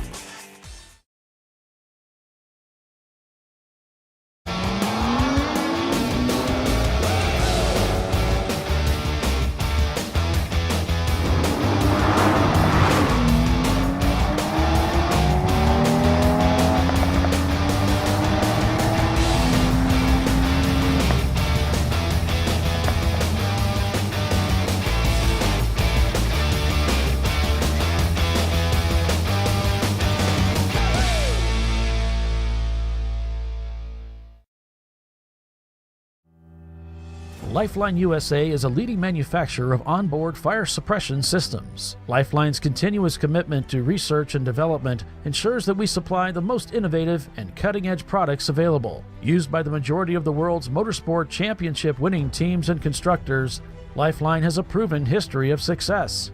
Lifeline offers a complete range of fire suppression systems for all budgets and needs, and we continue to push development and limits on both extinguishant materials and our patented delivery systems to make the race car environment almost as safe as sitting on your sofa at home.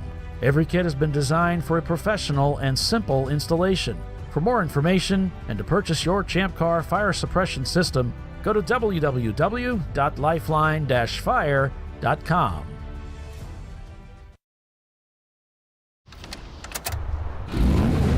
Come on, Road. Do your worst. We'll be at our best. Engineered to meet or exceed original equipment performance, exclusively at AutoZone.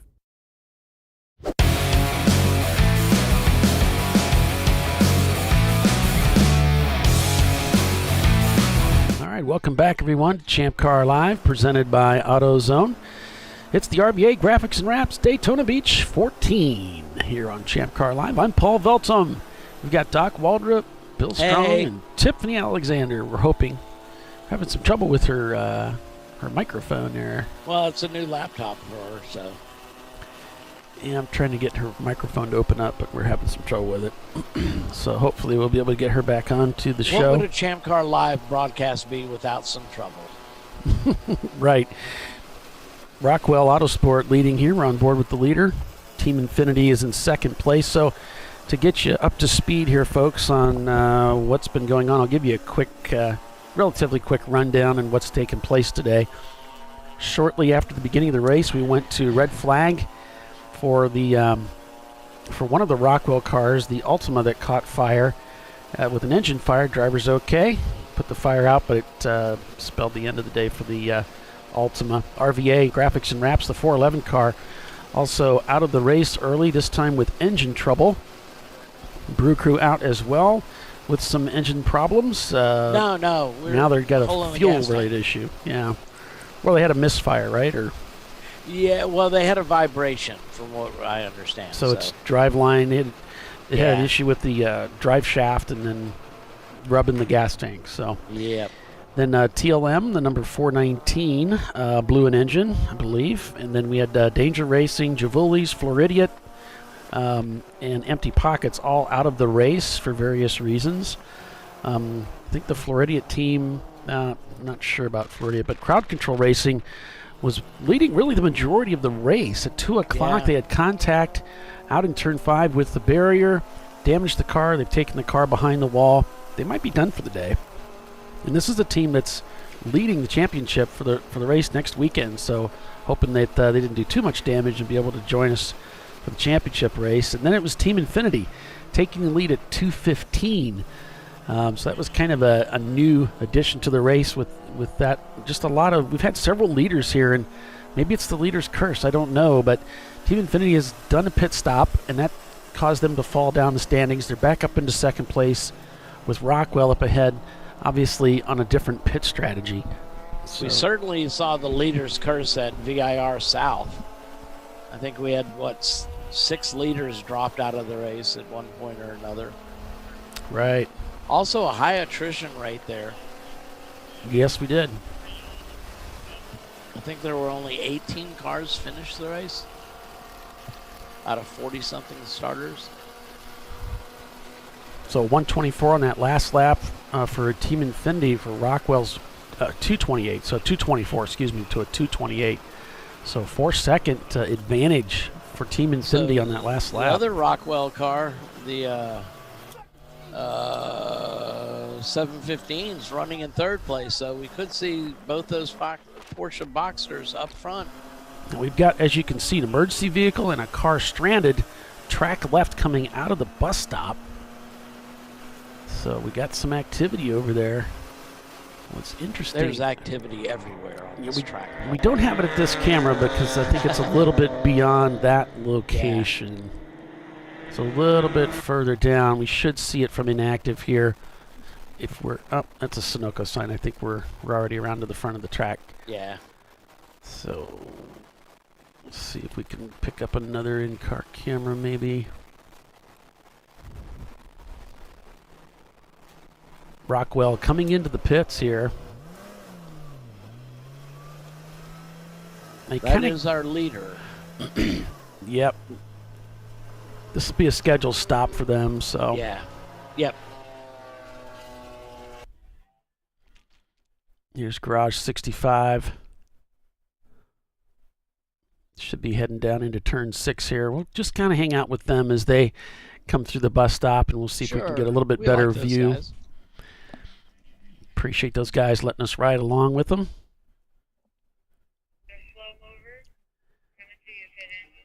Letting us ride on this is their Twitch channel. They were messaging me, I think it was yesterday or the day before. Yeah, they wanted to use a Twitch channel. I said, yeah, we'll try it. I don't usually use Twitch with the broadcast, but they have a paid version, so they don't have the commercials, so that'll work out. So that's why we don't have the audio, I suppose. But anyway, let's see how let's see what we can find here if we've got not too much glare.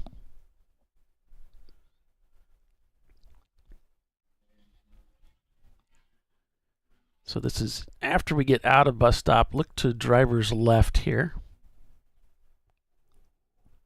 Well, looks like it's cleared up. Yeah, looks like they got it cleaned up already, so. Must have been just a local yellow there. So Rockwell suiting up, getting their driver buckled in. All situated? Yep. How about now? Yep, we got you. Yeah, we got you. Yay! I left and came back in. Yay! I was like talking to you and then, yeah. Sorry. Sorry. Hello, what? No, you asked me a question earlier, Doc, and I responded, and then you're like, I'm sure she wouldn't ignore you. And I was like, but not. I know you wouldn't ignore me, Tiffany. Absolutely not. Mm-mm. I did, however, never get an answer on how you're doing on faulty towers. So work has been kind of crazy lately, and I heard you hired a bunch of people. Well, that was the solution to the losing several people, too. So it was a more replace kind of. Yeah, I replaced Olympia. I see. It just, and we're converting over to electronic records and training, and yours truly has been like working 7 days a week. Well, I'm glad you found the time off to join your hubby and the Birmingham car in for the national championship. Well, we're still fingers crossed on that. So. Yeah.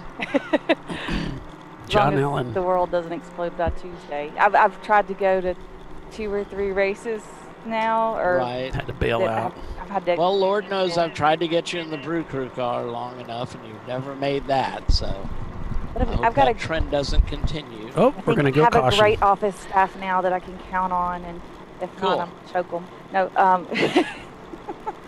no, they're great. So we've gone to full course caution. I noticed John Allen Special had gone off track, and I switched cameras over to them, but I don't suspect that they brought anything up on. There's an EV.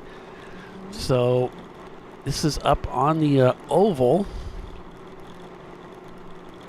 And I don't really see anything going on, so don't know what the story is there. But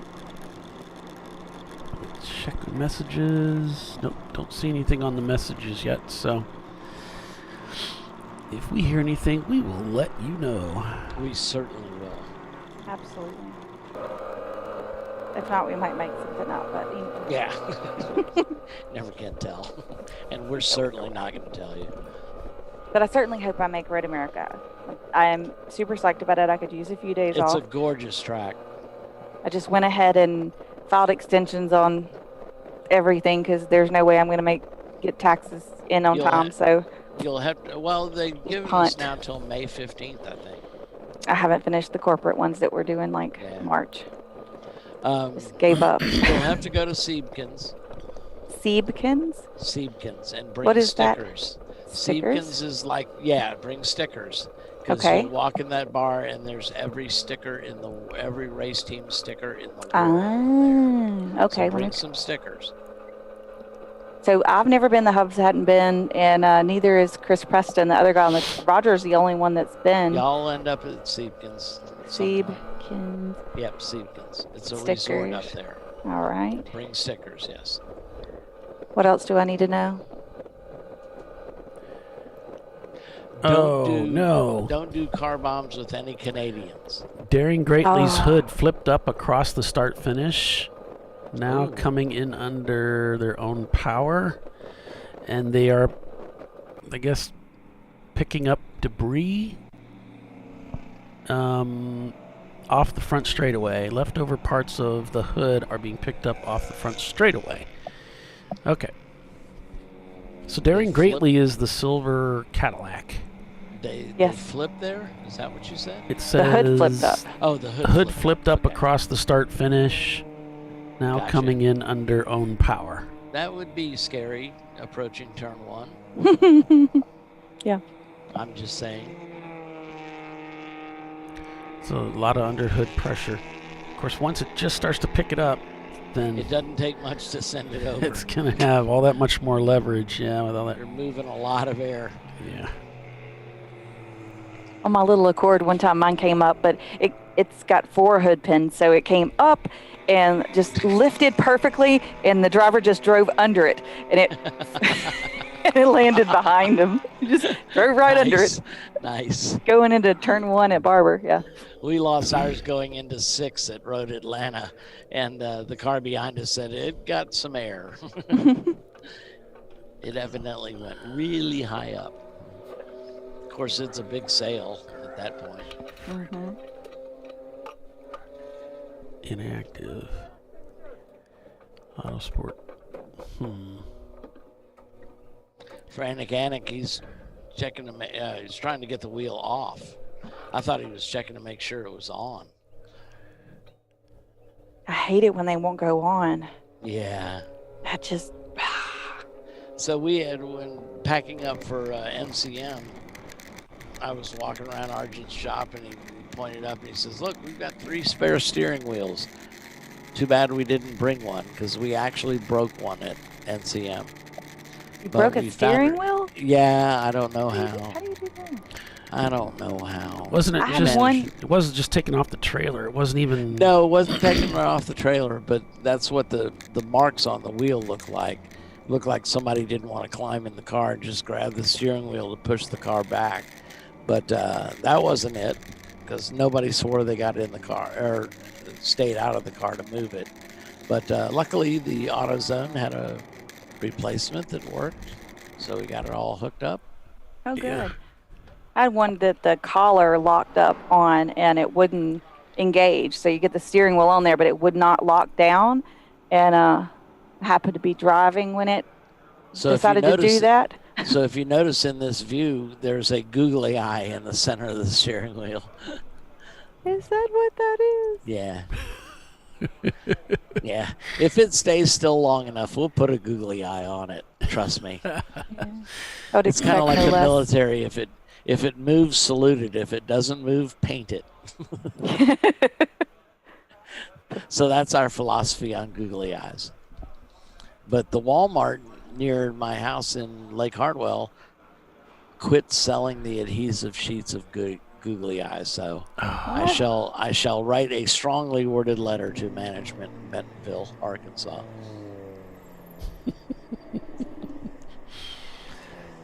Looks like Rockwell may have Oh, yeah, they finally went salmon for coming into the pits. Okay. They're back out. So I would expect Infinity to overtake them on this lap. All debris has been picked up is the word from control.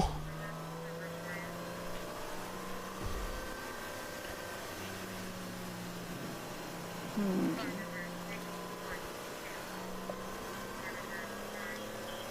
Six 612-985-488. 346. All passing under yellow. Yeah. So they are going to be brought in succession to serve their 2-minute penalty. All right. I just don't. I can't talk but Daytona is about as well marked for yellows as you can get. Yeah, exactly. There's not blind places, so. Ooh, Chelsea is not happy because they passed under yellow right at the incident. That will get you harshly spoken to. Yes, they will. The finger will wag on that. They're not going to write a sternly worded letter. They're going to speak to you in the strongest terms that the race director is not happy with you.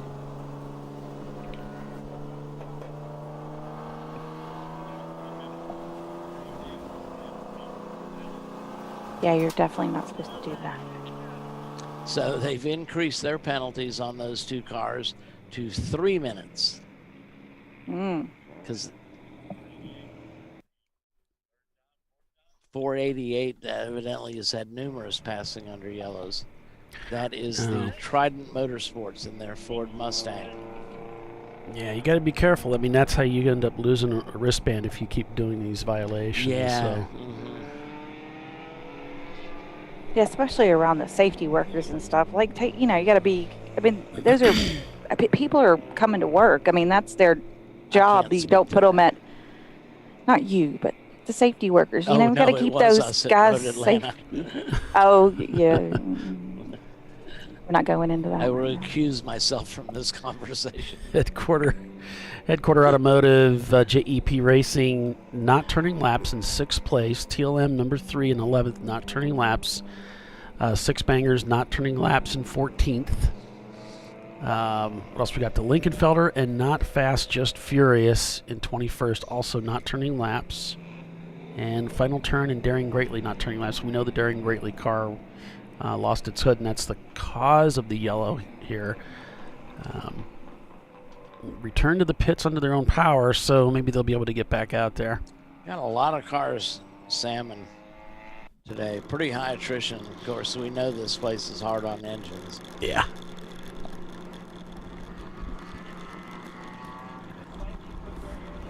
Oh, sorry to see the UGA Motorsports cars dropped out very early in the race.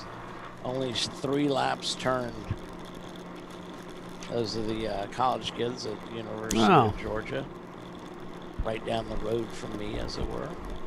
And Misfit Motorsports in their 2001 Honda Prelude, they've got about 59 laps turned. They got 3 new drivers today, so only one driver, actually 4. Only one driver has experience racing. The rest are all new to racing. And they're out of Stanford, Virginia. Barry Henderson says, how many points for a voodoo doll on the rearview mirror to fight off the 0. The multi-curses? I want to see that. Next time I go to my hometown of Nolensbury, I'll see if I can make that happen. Thanks for sticking with us, Barry. It's not been our day.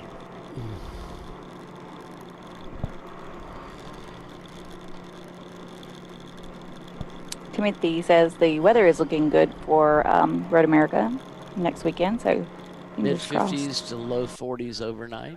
Yeah.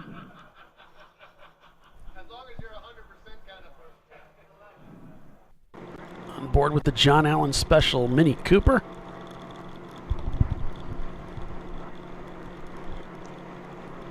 Another thing in yellow is why don't we require single file, is what Timothy wants to know. Well, we do. They want you to line up behind. Side by side, but it's not spelled out specifically in the rule books that no side by side, but you should fall in a single line. Definitely when you're around the incident, you want to be single file. Single file there, certainly. I don't go single file in much of the track under caution because of all the exhaust. Right. I need fresh you air. Be offset a little bit. But when I get near the incident, I'll fall in line. I mean, we're going pretty slow, so I mean, you're not really gonna under pace car. Not likely gonna have an incident. Okay, so we're back to green here. Why, yes, we According to Race Hero, anyway. What do they know? Oh, because the flag's waving. Okay, fine. Fine.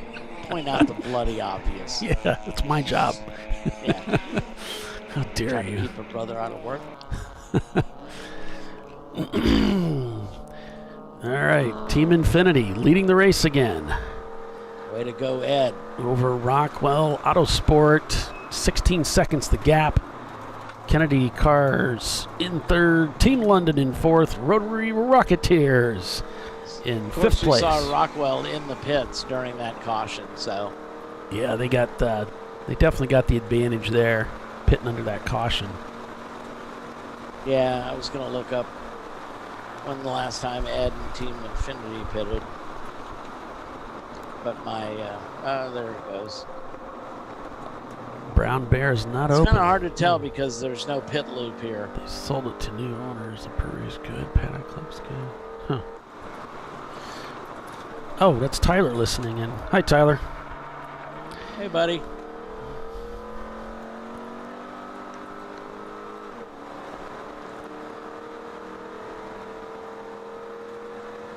Four seasons of clothes, yeah. Lots of layers and. Yeah, because you need a lot of. Yeah, I don't preparation. think Team Infinity pitted. Rockwell's pit stop was a 10-minute 13. Well, they pitted earlier. They pitted shortly before the yellow. So this is like lap, 117 or something? That's when he pitted under green. So he's good. For a while. No, Until he isn't. Until he isn't. And then he wouldn't be, right?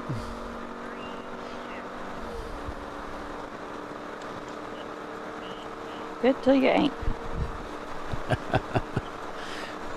632 Team Phillips. Is going to have something happen to him. I thought they'd followed it up. And then Morgan saying among the debris that they had to pick up off the track was a drain pan. What? What's a drain pan doing on the racetrack? Okay. That's strange, but all right. I don't know how that would have made it onto the racetrack. It certainly would have been, if it was sitting on the car, they would have caught it at pit out. So I'm not sure how that happened, but okay. Interesting. I wonder if they mean a catch can.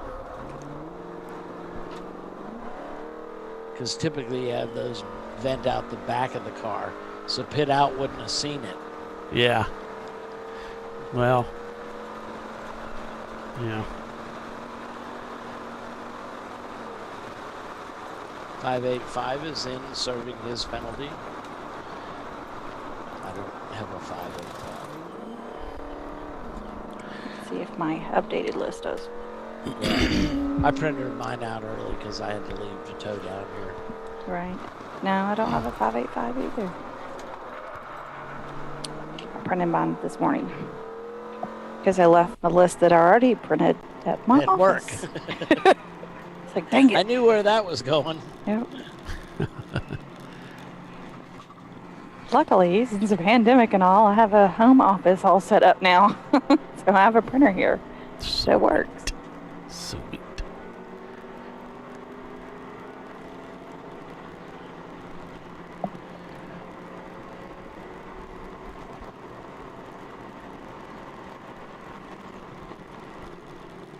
Kennedy. All right. We know that one? No, that's a brand new team from what Okay. I gathered from my research. Unless they Renamed the team. renamed, yeah. Otherwise, brand new, And yeah. that happens. I can't check that. We can't read people's minds. Yeah. Yeah. It's even a little hard I for have me trouble sometimes. with my own mind.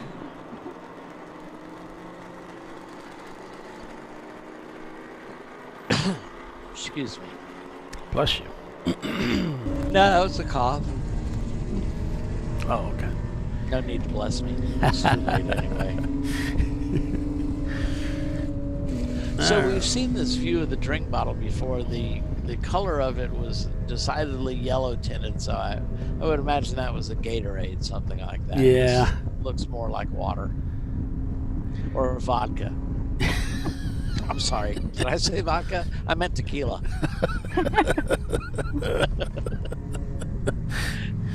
Oh, jeez. And it's functioning now as a G meter. It is. We've got the 2 to the right, 2 to the left. Yeah. So, Tiffany, we've reached the bottom of the hour. Would you like to take us out to commercial, please? Surely. Thanks for watching ChampCar.Live, presented by AutoZone. You're watching the Champ Car let me just do that again. TireRack.com. Champ Car Endurance Series, because we don't want to leave out Tire Rack. No, absolutely not. Absolutely not. Team Infinity is leading this race. We've got 7.5 hours to go, and we will be right back.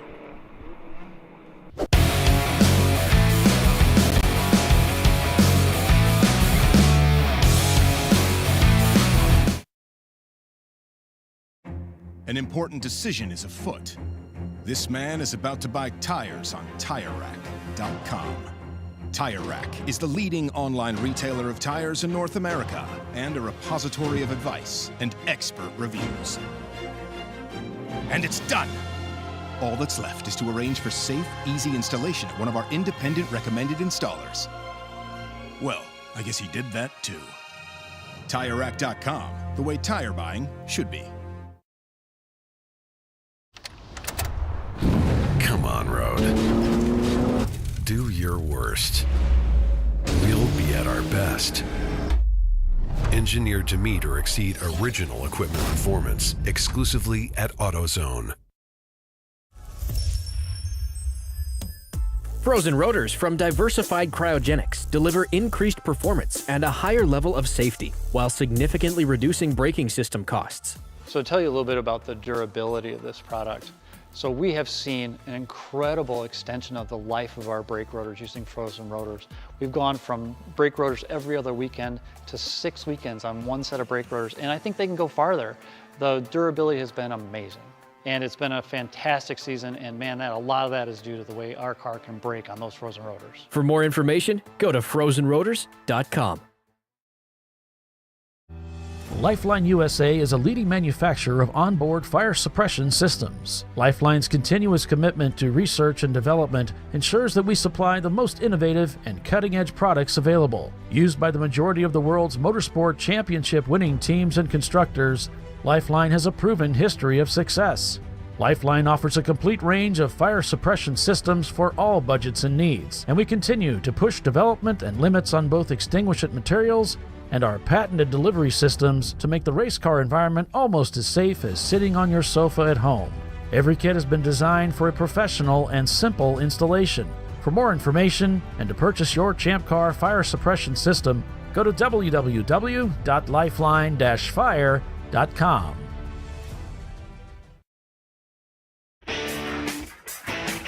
Located in Northeast Ohio with 40 years of combined experience, Money Shift Racing knows how to deliver performance and safety, offering everything you need to get your vehicle and drivers ready for race day.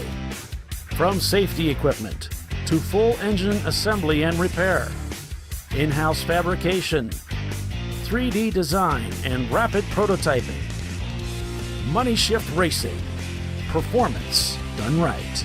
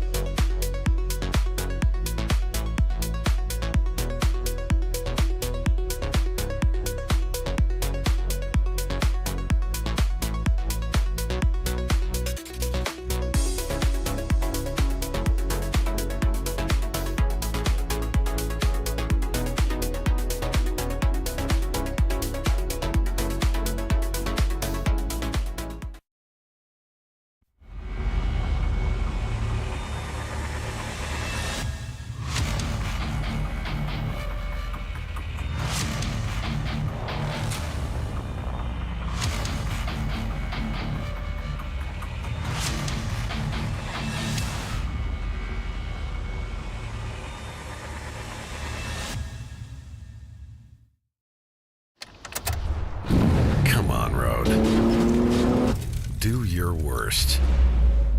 We'll be at our best. Triple tested to meet or exceed original equipment performance exclusively at AutoZone.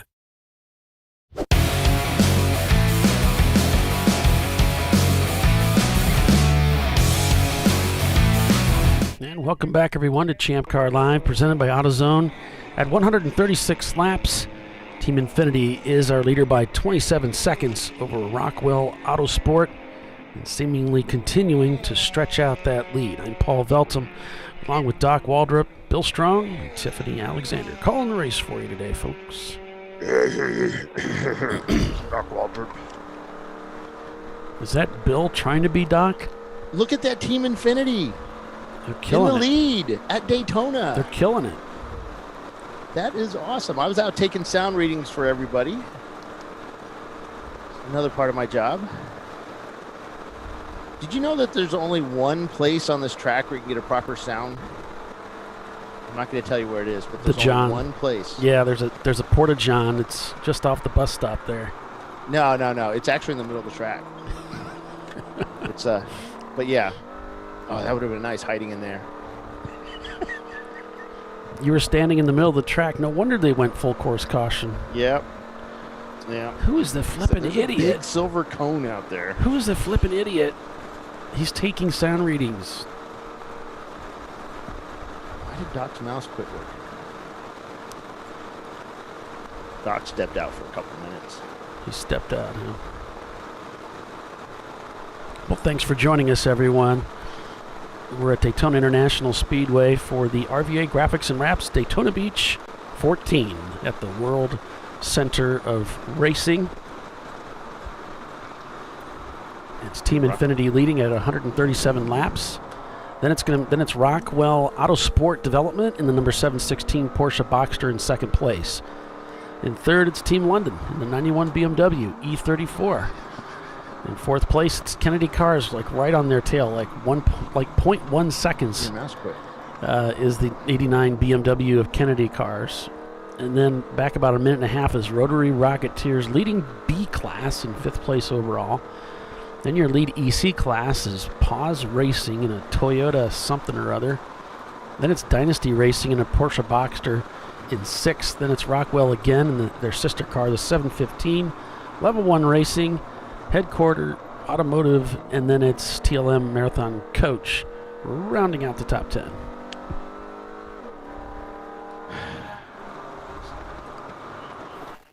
Oh, I don't have the readings. I don't think it was 250 that got hit with sound. It wasn't one of the RX-7s out there was consistently over, and then one of the BMWs as well, consistently over. Then there was another RX-7, and I don't know if he saw me, but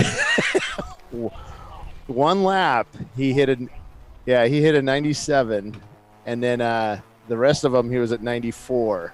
But it sounded, yeah, he seemed like, oh, you could see me? Oh yeah. Yeah, You talking to somebody off the show?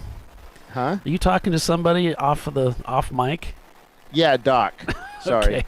You must have his mic. Off my mic. Yeah. No, but we were so yeah, that RX-7 hit a 97, but I don't know if that was an over rev because it didn't happen after that. It was just like it was one of those, and then after that he shifted a little earlier, so maybe he was short shifting, but it was at a point, the place where he takes sound, there was a shift point right after that for the kink, and or the dog leg they call it, I think. The dog leg, right, Doc? The kink. Yeah. Except up in the tower they were calling it a dog leg. I don't know. Well, we're on board. It's not their track. We're on board with Rockingham, and they are in 24th right now, if you include the EC cars. Well, everybody else was under sound, which surprised me, and Jimmy was a little upset about that because I guess where he's at, the reverberations off the stands, it makes it really loud. But yeah, we only had 4 cars that were close, and I think 3 that were over the limit. But it's up to the event director to do whatever. I was actually I had to deliver some stuff up to the front gate, so when I was going under the tunnel was when she was giving the black flag announcement, so I don't know what was done. Oh, she was calling them in? Good. All right. Yeah. Well, they have to fix it. And they found a drain pan on the racetrack somewhere, too. They what now? They found a drain pan on the racetrack somewhere. So, did they really? Yeah. I'm still trying to figure out how that happened. But where does that come from? I have no idea. The drain pan. I'm trying to figure it out. Oh, my God. Yeah, but still, where do you... Yeah, that doesn't make sense. It had to make it through pit out. We've found some crazy stuff on the track, but never a pan. No, we never. Oh, yeah, you lost your hotspot here. That's different, though. That can fall out a window. Yeah. Yeah. Yeah. A little bit of tire smoke lock up here from the car just up ahead of Garage 65. That's the Miata. Oh, what's his name? They're out of... They run at Sebring. That's an Aero Miata. Yeah, Andrew Petty, Daniel Creamer, Eddie Creamer, and Rob Hendry. Car 22 is out of gas at pit end. Propaganda. Oh. So I'd like to do a shout out to a little guy that's watching us or listening to us this weekend. His name is, let me read this right. Little Brian Tuttle. He's one of our fans there, Doc, and want to give a shout out to him. Did you know, he pulled out of this race. He was going to run it, but he blew his engines up. He could have won this race, but then pretty much 120 cars could have won, or 119 cars could have won. 115 cars could have won this race. So, but yeah, there's some good cards up here. Level 1 Racing. I think that's level 1, isn't it? That's in front. Yeah. There's a new name up there, JEP, Headquarter Automotive. We haven't seen that name up there in a... Yeah, we were checking them out earlier. Yeah. Kennedy Cars. Who are those guys? Oh. Okay, yeah. Look at turn 4 here as Bill's carrying on a conversation with somebody with off with mic. Doc. That's Doc. You can't hear Doc? No. Well, we hear is a little your bit. side We of it. hear him picking up in your mic, I guess. Do you want me to move real close to him? There's nobody in this room. I can get right up to him. Yeah, our mouths are just way too close together. We don't want to do that again.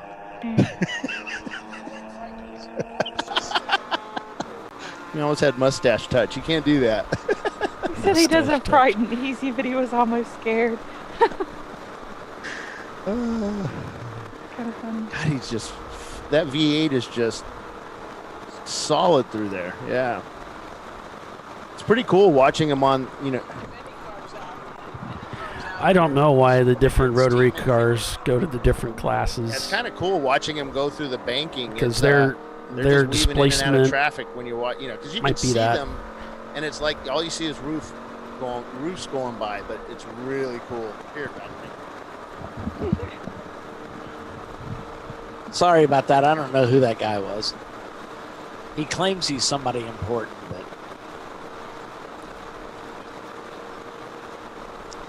trying not to kill each other. He's getting out of my seat. Oh. How about a pit report? What's up with crowd control and GBU? Well, I've been reporting this stuff, guys. You should pay attention from the start of the race. We go live 20 minutes before the race, and we were pretty much on time. Crowd control had contact in turn 5, and that took them out of the race. GBU, and we don't know what happened to GBU. Yes, we do, because you're not paying attention. Who, me?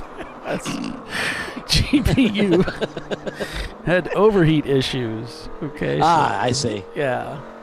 So, I remember that now. So the etc. I can go through it. I just went through it a few minutes ago. Not on my account. No, Timothy's asking, or Bo Darville wants to know what happened. So here we go. Why is he asking us? Because I actually took notes. We had a red flag early on in the race. The Rockwell Ultima, Nissan Altima had an engine fire. Driver was okay, got out of the car, but that ended the race for them. RVA Graphics and Wraps' 411 car had engine failure. Brew Crew Racing, some gas tank issues. TLM, Danger Racing, Javoli's, Floridiot, and Empty Pockets also out of the race, mostly for engine issues. Crowd Control crashed out of the race at 2 o'clock into Turn 5. Team Infinity took the lead at 2:15 and really hasn't looked back since then. No, they've just been swapping off the lead during pit stops.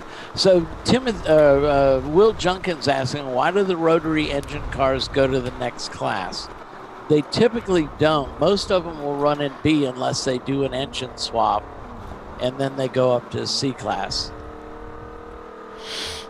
But most of them are in B class.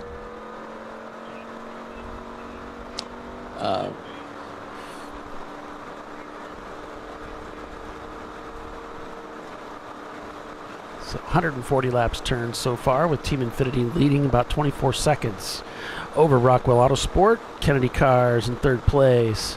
Then it's Team London back about a second behind Kennedy Cars. Rotary Rocketeers back in fifth place. And your lead B-Class car, C-Class Dynasty Racing Porsche Boxsters in sixth place. And then finally your lead A-Class car shows up, Level 1 Racing in seventh place overall. Then it's Rockwell Autosport in 715, so that's the sister car of your leader. And then Four Paws, your lead EC car, just ducked into the pits with the Headquarter Automotive JEP Racing team in ninth place, just ahead of them. TLM just passed them, the number 3 for 10th place. So there was some talk on the radio. Evidently, a car passed another car coming to pit in. They didn't particularly care for that. Nice.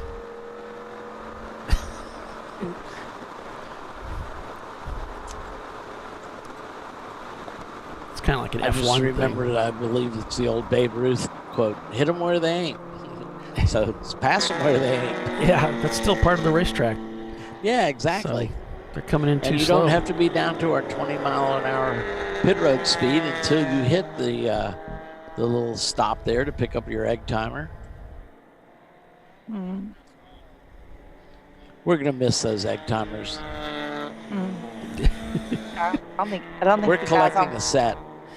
Yeah. That's I'm gonna try and get one of every color. That's what Tiffany said. The people that work in the pits won't miss them one bit.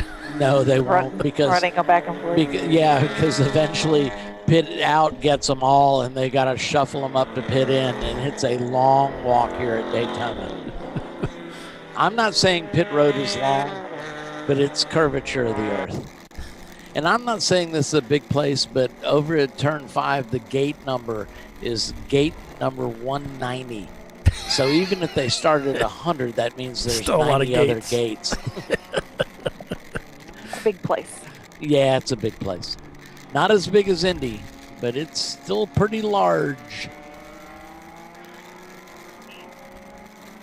Any idea if they're working on crowd control? I have not heard that. No, So here's my theory. I mean, crowd control's in these races for the overall win. My guess is that if there's any work being done on the cards to get ready for next week in the national championship. yeah, they wouldn't be vying to do anything in this race unless they just want to take it out and maybe get some laps to make sure it's Yeah. straight. But I mean, crash damage But- is not like engine damage where you want to see, okay, did we put in a good power plant? So, I could see him doing some exploratory laps, but Yeah. crash damage is mostly repair and replace.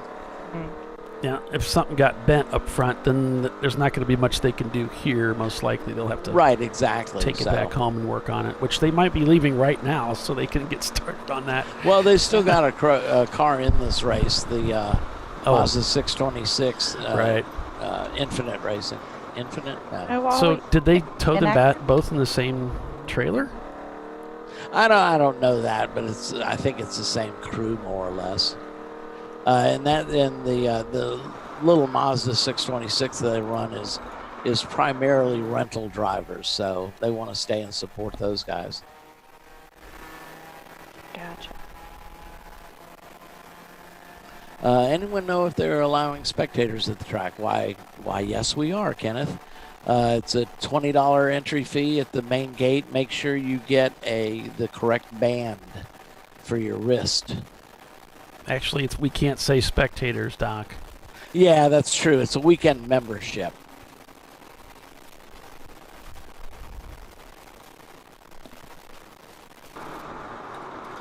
Yeah, Miata trying to find their way around the Infinity car. I'd find that surprising if they could do that. But braking very well going down into the bus stop there. Rockwell Autosport development in that Boxster is not making any grounds on Team Infinity. They're hovering around 31.5 seconds back.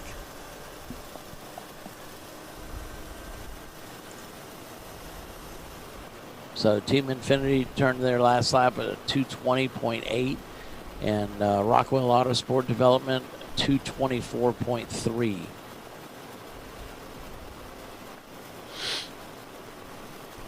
Team Infinity, they just updated their lap. Their last lap was a 2:22.18, so they're maintaining a very consistent pace out there. A little trouble shifting there. Gets it sorted out. Sorry for the blurriness, folks. It's actually not our camera. So they got something going on there with that lens. But they let us ride along with them.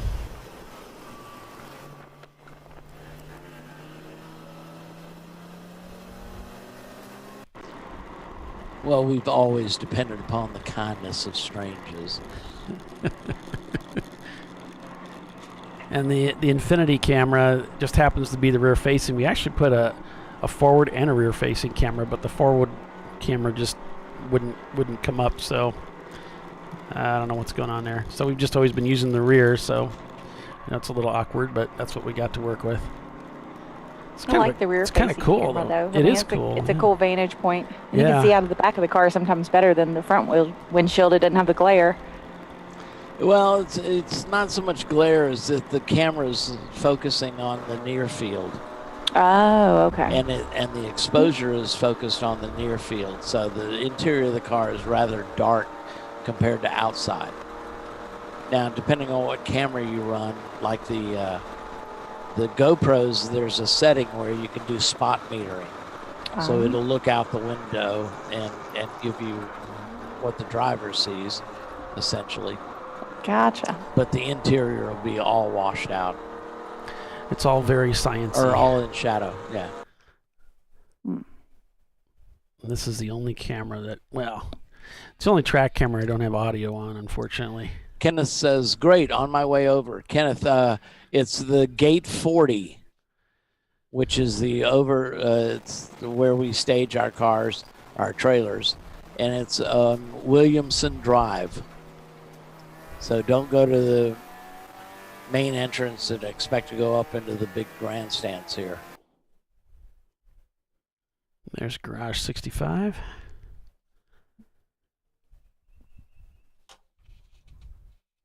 Eddie and Daniel are father and son, so this is one of the father and son teams. Sponsors are Stagecoach RV Park, Eddie Creamer, St. John's County Property Appraiser, Coronado Carpet, and Long's Automotive. So a lot of families race in Champ Car. I think my favorite Champ Car family story is when Huggins Racing, Pinky's Out, won the VIR 24 with Chris driving the leading car, and in second place was his dad driving their other car. That was awesome. Yeah. I mean, what a memory. Pretty cool.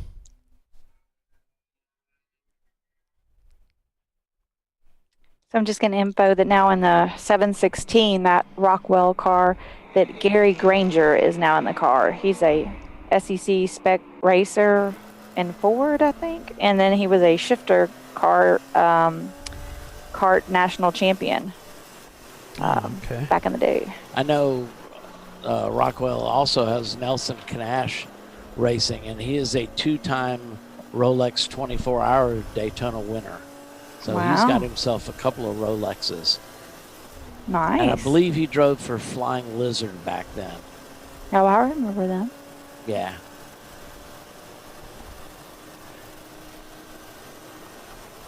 And then we've got Rocket Ham, painted with what they call bright frickin' acid Miata don't bomb dive me green. Whew, I gotta get all that out. Bright frickin' acid Miata don't dive bomb me green. And then he'll have a good-looking car. Dan wrote all that in there. It's all in there. Chip Shanks says, Doc, it makes me tear up just thinking about that finish. It was pretty awesome, Chip. And I think it's Dan Retzer. Is that his name? Yeah.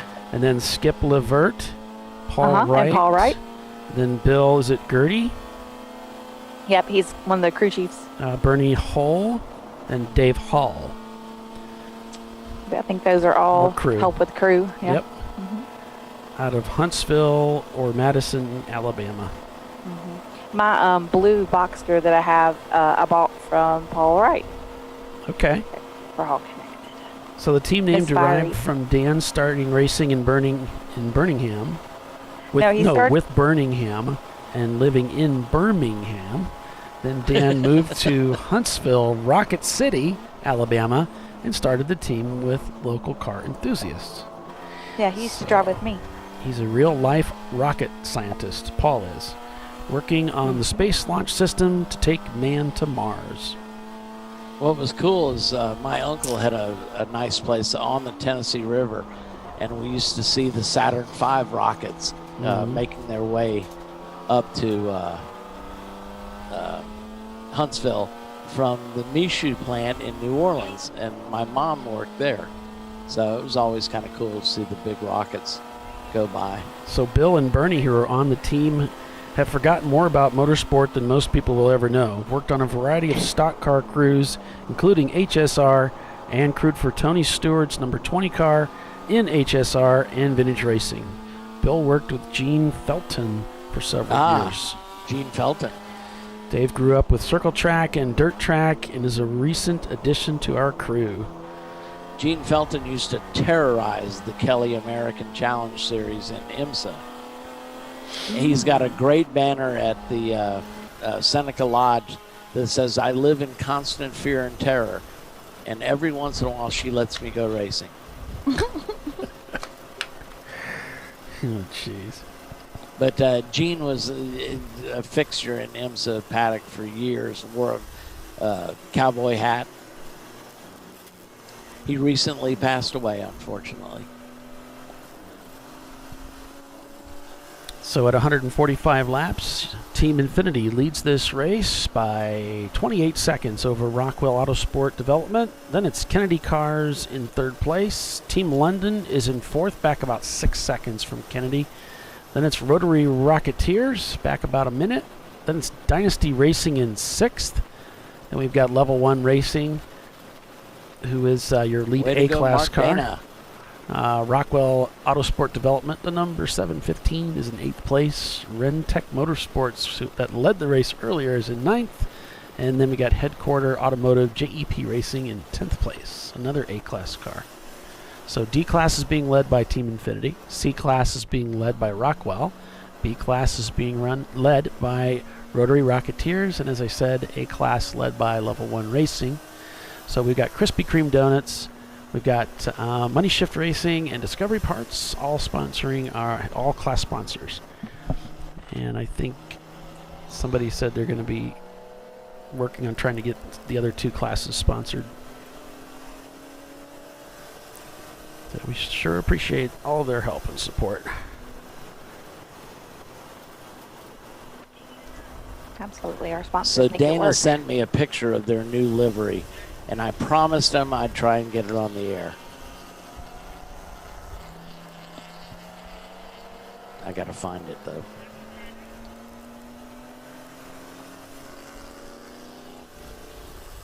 Yeah, Team Dynasty, I have a link to their camera, but it keeps going offline, so looks like it's dark again right now, so try and keep an eye on it for them, but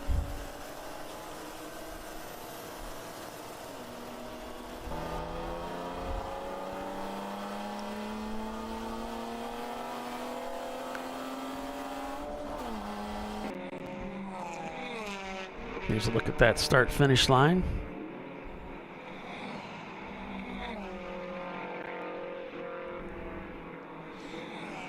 You're flat out all the way through here.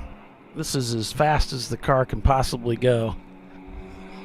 There's nothing left. It's just wind resistance. Tapped out. All she's got. Just get to that brake zone, yeah. I'm giving you all she's got. We've run out of the lithium crystals.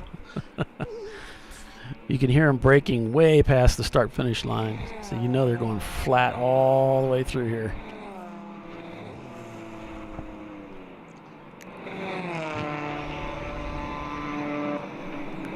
And we're going to be racing into the night here, folks. Why, yes, we are. It's going to be 11 o'clock before we get back to it. Rockingham is up to 17th place. His best finish last year was a 10th place here. I like the, it's in 20th, well, it'd actually be 16th. It's not fast, just furious racing. Yeah.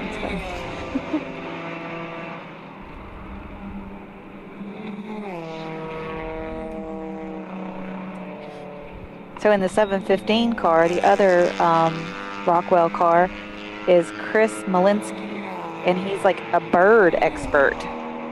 Like works for the Smithsonian in DC, like studies rare birds and stuff.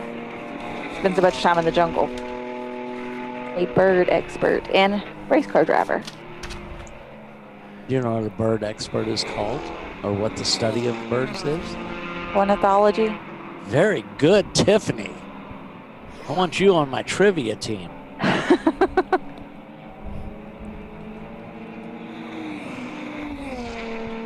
I only know that because I watched a show and it had that in it the other day. I see.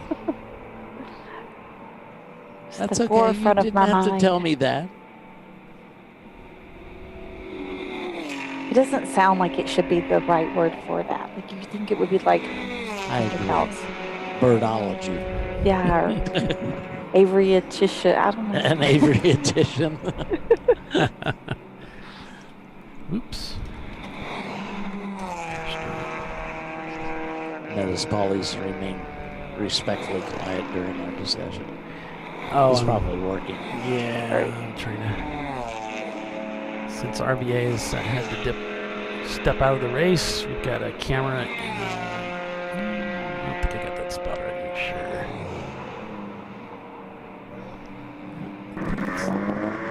Team Phillips, 1994.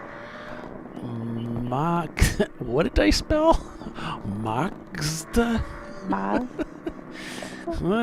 Take another swipe at that. Once more from the top, this time with feeling. Yeah, this time with feeling. There we go.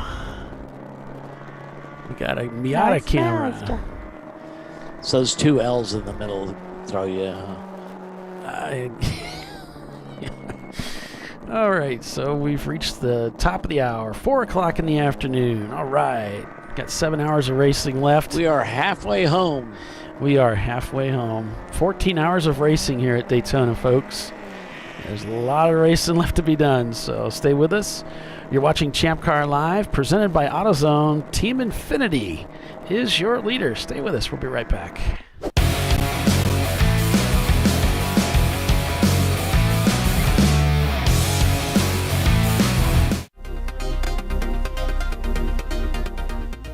Welcome to TireRack.com, revolutionizing tire buying since 1979.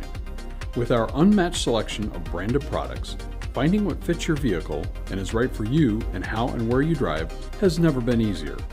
Through helpful online shopping tools that include our professional hands-on reviews done at the introduction of a tire and consumer reviews that give real-world feedback over the life of the tire, you can make the right tire choice and find exactly what you need.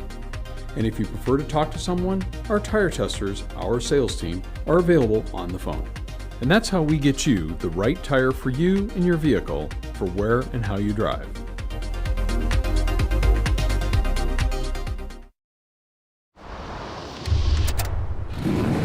Bring on the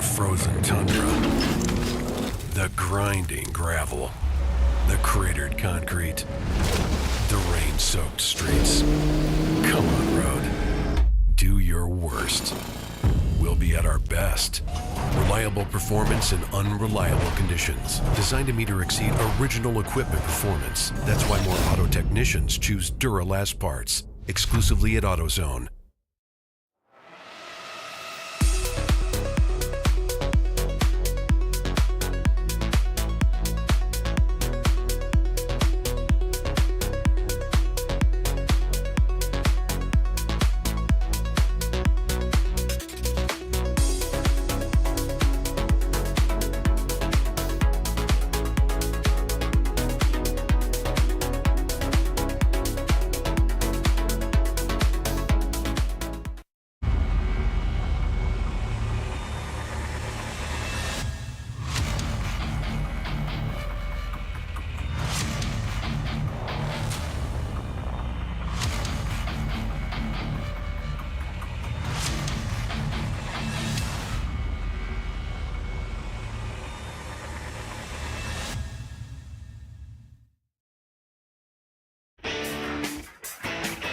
Located in Northeast Ohio with 40 years of combined experience, Money Shift Racing knows how to deliver performance and safety, offering everything you need to get your vehicle and drivers ready for race day.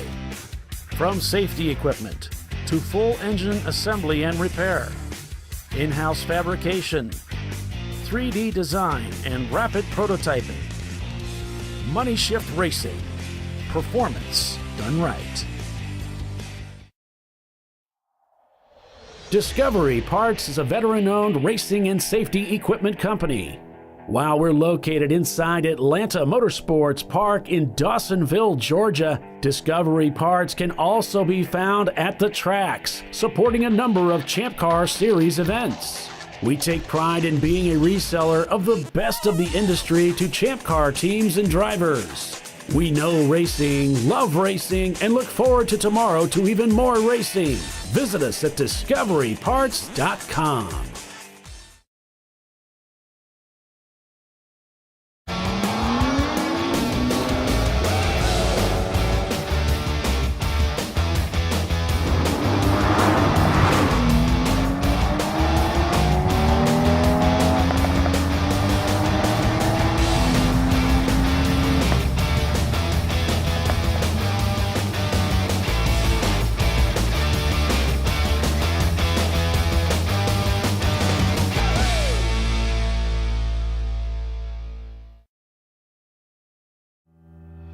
Lifeline USA is a leading manufacturer of onboard fire suppression systems. Lifeline's continuous commitment to research and development ensures that we supply the most innovative and cutting-edge products available. Used by the majority of the world's motorsport championship winning teams and constructors, Lifeline has a proven history of success.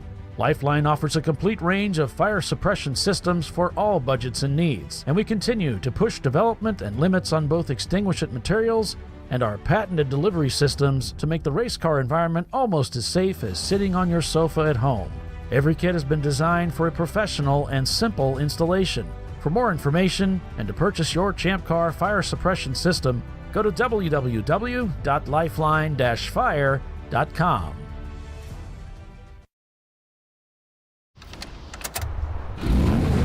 Come on, road. Do your worst. We'll be at our best. Engineered to meet or exceed original equipment performance, exclusively at AutoZone. All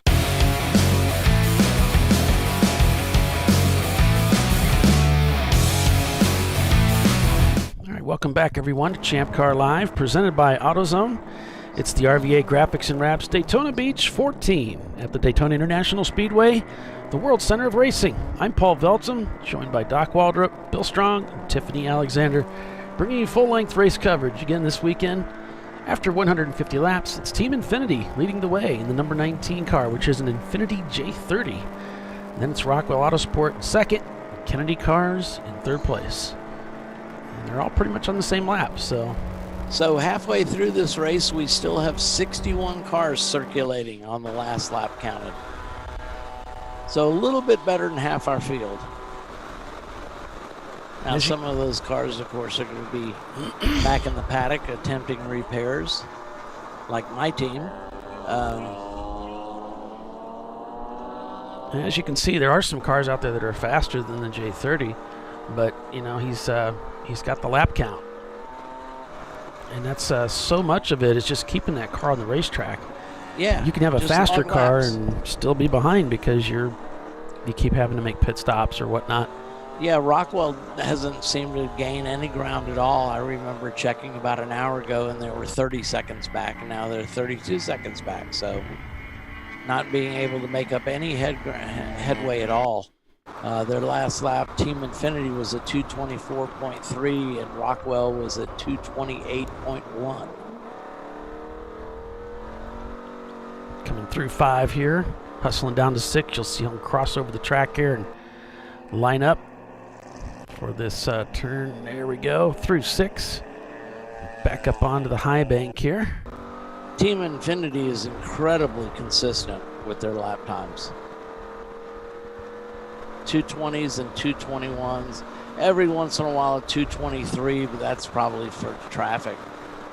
They really have that perfect formula for an endurance racing team. They've got a car that's been combed out and raced hard for so many years, and it just keeps going. And they've got a team that just keeps racing. Well sorted out, it's Ed's car. And he's got a crew that that's always the same. I think it's always the same people. So it's just it's the perfect formula. And he's been he might put it together today. Yeah, that'd be awesome. I mean, be. I like the Rockwells, Eric and Alex. But to see Ed win, the smile on his face would break all cool. records, I bet. That would be cool. He's come so close so many times. Yep. And we've got inactive here. Looks like they're Exiting rolling pit out. road. Yeah. You're going to see him stick to the left here until that line goes broken. That is the blend line. And you see a lot of cars, they'll move over to the left. And we got a car off there, driver's left. Turn 3.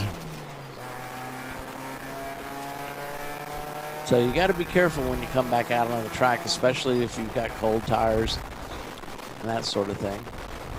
Because a lot of cars will be moving to the left as they head to International Horseshoe. And the blend line is important, because if you cross over the blend line, they will black flag you if it's called in. Taking it really easy through here, so could be a driver new to the track. There goes the Mini by him. Yeah. They were approaching International Horseshoe, so you'll see him.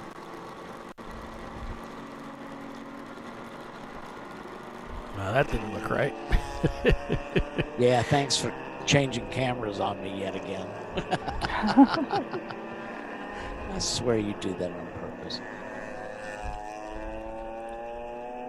He gets a little chuckle on the inside. He does. Yeah. Anything to bring a smile to Paulie's face. I will give him that.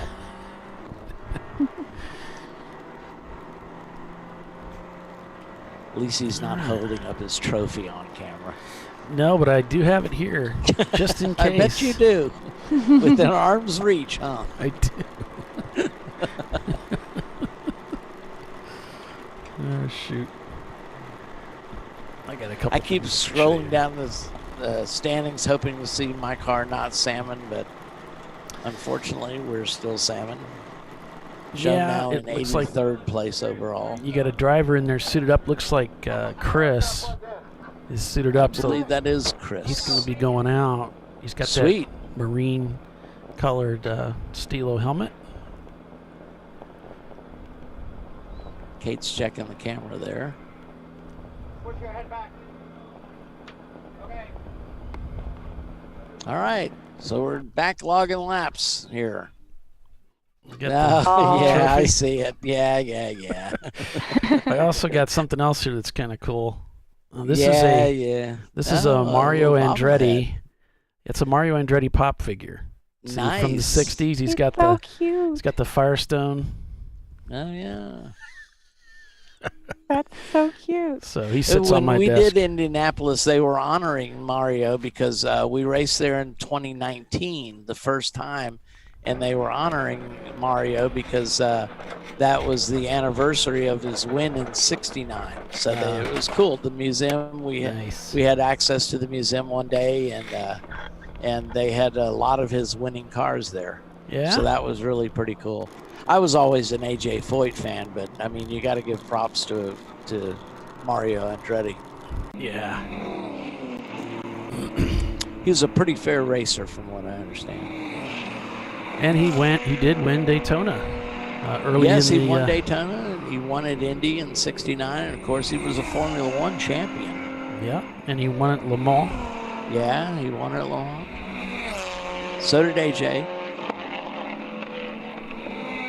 AJ won with Dan Gurney, and Dan Gurney set a precedent for victory lane. Any of our viewers care to guess what that was? Let the viewers. Thanks, Timothy.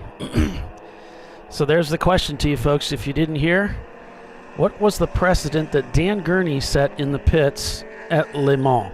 In victory lane, yep. Let's see who comes up with the answer first. I feel like we should have the Jeopardy music.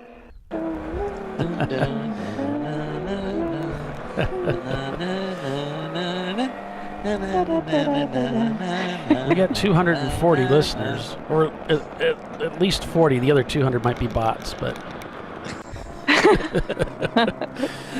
with any kind of luck at all, huh? Yeah.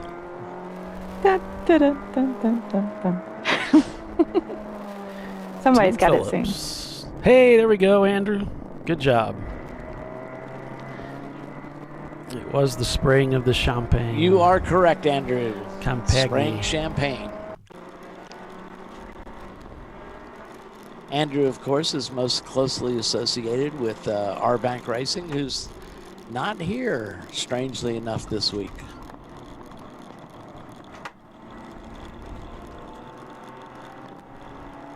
Drinking milk. No. Wrong. Or as Alex Trebek was famously saying, no, sorry. Oh, yeah, he did say that, didn't he? Yeah, yep. No, and it was always, no, sorry.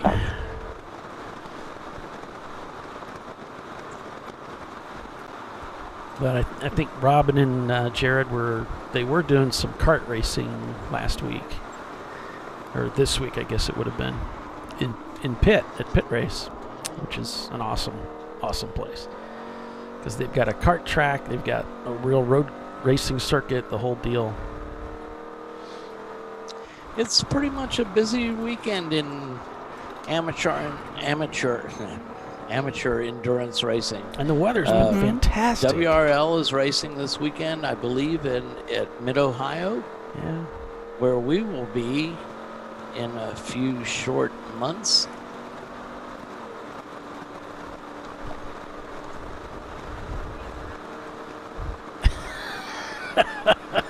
What's he saying? Bruce. He said spraying champagne, but you can donate the $5,000 check I would get for winning back to the Champ Car Announcer Drinking Fund. I like it. I like the way you think. So we're going to be at, let's see, 2021. I got the correct year. Rockwell's really turning on the heat in that last lap of 120, or 220 rather. But Team Infinity's still turning similar lap times. Both these cars, as you can, if you look at their fastest lap times, I don't know if you guys can see it. You see their best times up there. Yes, so 219s, 0.3, 0.2. The two cars are able to perform at roughly the same pace. So that gap doesn't look like it's going to be closed down anytime soon, unless, of course, something happens. Full course cautions certainly tend to bunch up the field. If he gets caught up behind an accident or something, slows him way down, that would help the Rockwell team. And likewise, if there's something happens where that Porsche gets ahead of Team Infinity, it's going to be equally difficult for Team Infinity to get around the Porsche. Yep, catching them's one thing. Passing them is an entirely different matter. Mm-hmm. Here comes another team putting pressure on Team Infinity from behind, another Miata. Seems to me our race at Mid-Ohio is in, I want to say, September. Yes. Mm-hmm. Like September 11th weekend, I think. Okay. It's not on, I printed my schedule out. That was a late addition to the schedule. Correct. And evidently I did not update my printed copy. And I'm planning on racing that event with Arbank. Cool. Oh, we'll are see you? up there. Cool. Oh, you're Yeah. cherry picking again. Yeah, we'll see how that. See how all We're that going to be works up out. there. That's going to be great to see you guys then. Thanks, Definitely want to appreciate go. it. I hope I can make it. Yeah, I hope you can Love too. Mid-Ohio. I've Yeah. only been there once. I went up there for an SVRA race, which is the vintage racing arm of. Oh, I can't remember Yeah. what their full acronym spelled out is. SVRA is SVRA. Sport Vintage Racing Association. Okay, thank you, Tiffany. yeah. You're welcome. Just know because I looked up all the vintage rules recently and Did put you? those on those meeting minutes, the board meeting Oh, minutes. gotcha. Yeah, and I so thank you for taking over that job. You're welcome. You'll get my check Oh. in the mail, I'm sure. All right. I'll get that fixed, Tom. Thanks for bringing me up to speed on that. Yeah, get that fixed. Did you make a mistake, Paulie? Oh, yeah. No. Say it ain't so. I'm not sure I believe it. Yeah, I don't. Okay. I think we got that fixed.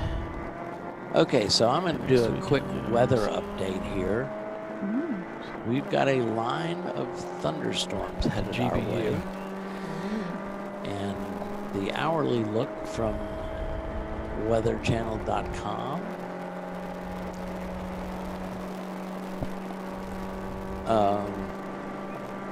Let's see, 6 p.m., 84 degrees and cloudy. 7 p.m., scattered thunderstorms. 8 p.m., heavy thunderstorms with an 88% chance. Leader in the pits. At 9 p.m., it drops down to thunderstorms again at 91%. And then it's supposed to clear up and go to mostly cloudy. Temperatures are mild in the low 70s, but the race should end under mostly cloudy skies with only a 15% chance of rain. So there you have it from the hippy dippy weatherman. All right. And Rotary Rocketeers shown not turning laps, and our leaders in the pits here. Looks like a standard pit stop for them. Go Juice and a driver should be back out.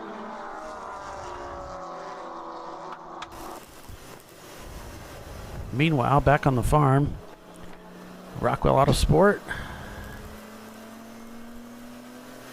retaking the lead at 156 laps. Just kind of going back and forth here between these guys.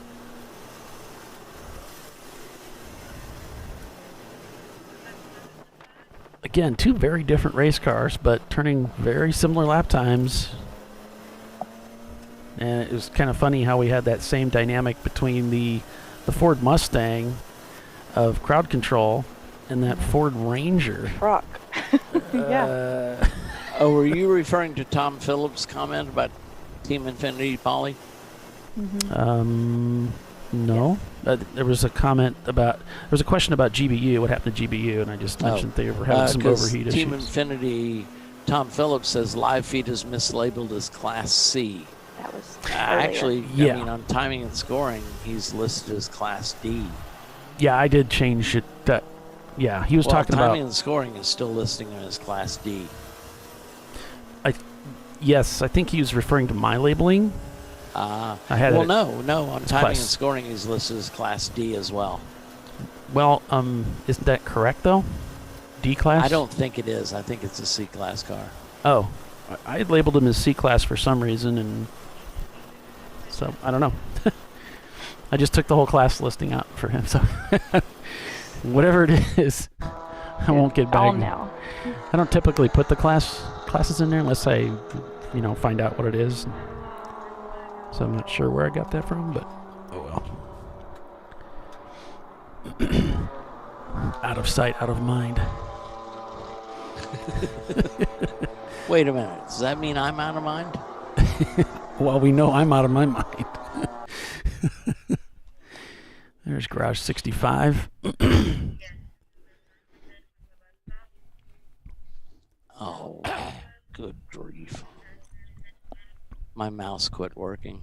Oh, yeah? I hate touchpads. Maybe Well, it's the I don't battery. hate them. I dislike them strongly. Hate such Yep, a strong mine died earlier. Hate I've got is it a on the strong charger. I have to keep a spare mouse ready to go. I can't afford to have a That's not mouse bad die. idea. Yeah, you know how they're wireless? I just Mhm. have two. I have one that sets up on my desk that I don't really use, and then the other one that I always use, so I've got a backup. That happened to one of the guys. I was doing a race with them. Team Infinity. It's normally a D-class car. Okay. We're still on the whole D-class thing? Hey, it takes me a while, Paulie, okay? Cut me some slack here, buddy. I gave up on it. I mean, you're cool. If you want to go with it, man, run. I don't care. I'm not going to die on that hill. I'm not even going to walk up it. I'm not taking one for the team. I'll be damned if I start being a team player now. A little late for that, huh? Yeah, that ship has sailed. You don't want me on your team. That's not true, Paulie.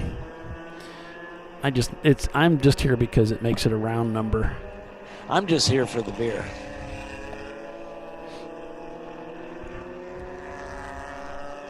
Hey, we're shown turning laps again.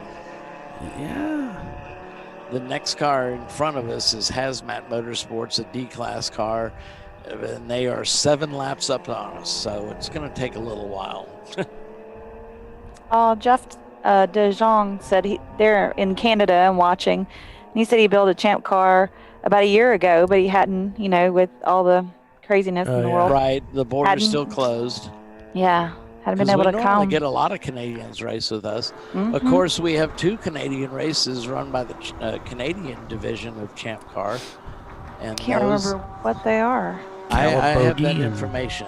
All right. The first one is August 14th and August 15th at Calabogie. Yeah. Just sounds like a good time. Yeah, it does, doesn't it? It's And got the next boogie. one is listed as October 9th and 10th. These are both 8 plus 7 hour enduros.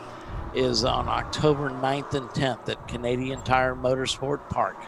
Okay, So Jeff, you there have you have no excuse now. Yep. Gotta go sign up. You need to find a better excuse if you don't make it. Should they change the name to Calabogie? Boogie. Yeah. Instead of Calabogie, call it Calabogie. Yeah, it's Calabogie. It's Boogie? Oh. Calabogie? That's what I thought it was. I Well, thought it it should. was Calabogie. Well, it should be. If it's not, It should be. that's what we're going to call it. Sounds fun. Yeah. So you see him entering the track here, and you notice those cars behind him fade out to the driver's left. Some people like to hang their right side tires on that curbing, and other guys like to carry the speed, running high, wide, and handsome. That's a really wide turn. Here they go through the kink. And approaching turn 5, heavy braking. Yes, it is. And it's a weird turn. But it is fun. It is fun. I love coming through 4 into 5. That's a good time, man. Oh, yeah. Heading Here out to they're 6. approaching 6. You'll see the cars move to driver's right to set There we up. go. And you want to carry a lot of speed through here because you're going to be in NASCAR's turn 2 and approaching the bus stop down that long back straightaway. That's right around the time when I changed the cameras. Right? You funny. Right? It's right Yep, around it is. Just True as you're enough. trying to talk us through, I changed the camera. Yeah. Thanks a lot. It doesn't take much to derail my train of thought Jerk. nowadays either. So here the track flattens out for the back straightaway, and the bus stop is shaded by far towards NASCAR's turn 3 versus turn 2. Get ready for the As camera you change. immediately go up on the banking after the bus stop, as you'll see unless Molly changes the camera. There's the exit of the bus stop. Back to the car view. And this is standard broadcast stuff here, man. I see. Is that it? Yeah. Okay. I'm just checking. Jeff says he signed up for both races in Canada. So. Oh, sweet. That's awesome. What's the name of the team? Oh, yeah. We need to know that. What does "it's math with letters" mean? It's math with letters. Algebra? Yeah, that'd be my guess. If that's correct, what do we win? Right. I'm like gonna put it in a question. Who is algebra? What is algebra? What is algebra? Yes. In the form of a question, please. Mm-hmm. So, Doc, we're at the Yes. bottom of the hour. I promise not to change cameras if you wouldn't mind taking us out to commercial. You're going to do it anyway. I know your promises aren't worth much. I see clouds moving in. No, I'm kidding, of course. Paulie, you are the wind beneath our wings. Folks, you are watching ChampCar.Live, presented by AutoZone, here in the TireRack.com Champ Car Endurance Series from the RVA Graphics and Wraps Daytona 14-hour. Hang with us, folks. If you've made it 6.5, or I can't do math. You've only got 6.5 more hours of this nonsense. Stick with us.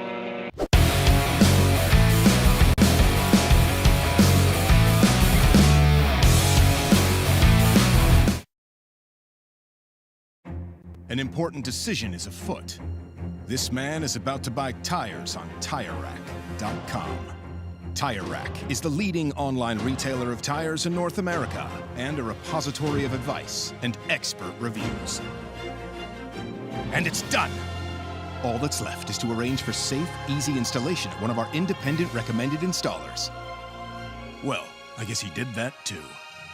TireRack.com, the way tire buying should be. Come on, Road. Do your worst. We'll be at our best. Engineered to meet or exceed original equipment performance exclusively at AutoZone. Frozen rotors from Diversified Cryogenics deliver increased performance and a higher level of safety while significantly reducing braking system costs. So to tell you a little bit about the durability of this product. So we have seen an incredible extension of the life of our brake rotors using frozen rotors. We've gone from brake rotors every other weekend to 6 weekends on one set of brake rotors, and I think they can go farther. The durability has been amazing, and it's been a fantastic season, and man, a lot of that is due to the way our car can brake on those frozen rotors. For more information, go to frozenrotors.com. Lifeline USA is a leading manufacturer of onboard fire suppression systems. Lifeline's continuous commitment to research and development ensures that we supply the most innovative and cutting-edge products available. Used by the majority of the world's motorsport championship-winning teams and constructors, Lifeline has a proven history of success. Lifeline offers a complete range of fire suppression systems for all budgets and needs, and we continue to push development and limits on both extinguishant materials and our patented delivery systems to make the race car environment almost as safe as sitting on your sofa at home. Every kit has been designed for a professional and simple installation. For more information and to purchase your Champ Car fire suppression system, go to www.lifeline-fire.com.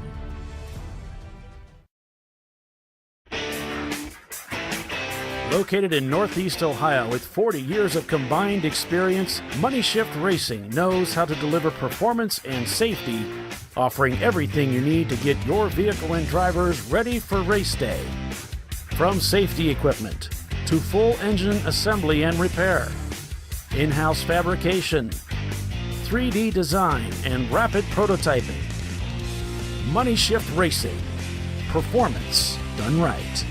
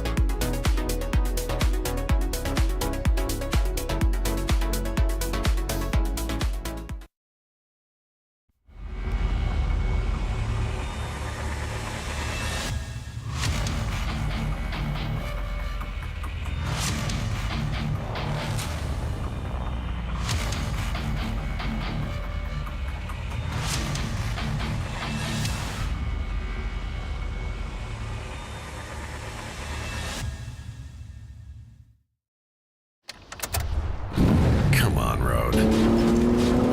Do your worst. We'll be at our best.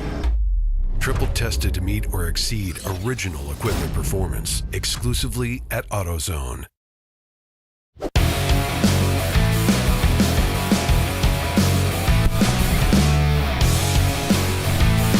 Yeah, welcome back everyone to ChampCar.Live, presented by AutoZone. We're back here live at the RVA Graphics and Wraps Daytona Beach 14 at Daytona International Speedway, the world center of racing. I'm Paul That's Velton. what they say. Along with Doc Waldrop here and Bill Strong and Tiffany Alexander. We're on board with Brew Crew Racing. Back out on track. Chris is behind the wheel. And this is a really weird feeling when you're on this banked oval here at high speed. You really feel the G load actually pushing down on top of your body instead of from the sides, which you normally you would feel going through corners. So it's driver's focus. You're actually looking out the top left of the windshield when you're on the banking. Yeah, we've even had situations where we had to cut our banners back a little bit just so we could see up the track.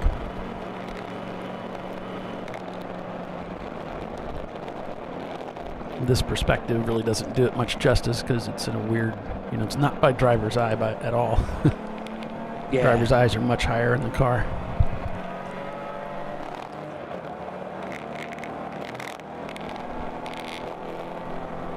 So at 162 laps, Rockwell Autosports leading the race with Kennedy Cars in second and Team Infinity down in third place. And Dynasty Racing is fourth. Rentec Motorsports is fifth. So a fair amount of shuffling going on here. But we're thinking there's some pit stop strategies at play here. Kennedy Cars, let's take a look at them. So it looks like they pitted at a lap of 130 maybe? Or maybe it was 124 actually.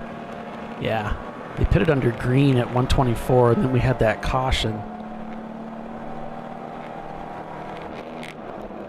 And then their previous pit stop was around lap 76. So that would be about right.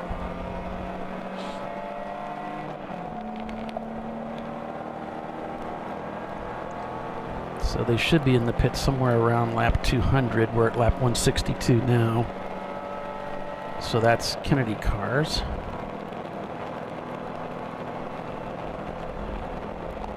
Oh, they're calling Doc Bill. No, that was Doc. Yeah, that was me.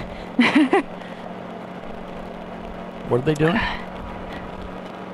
They're like, Bill should stay away from math on the broadcast. I was like, I certainly stay away from math. But that was alphabetical, so technically that's not math.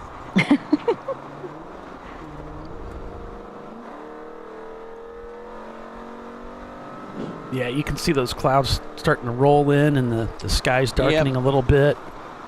It's only 4:30 in the afternoon, so it shouldn't be that dark at 4:30. So you know that we've got some cloud cover rolling in.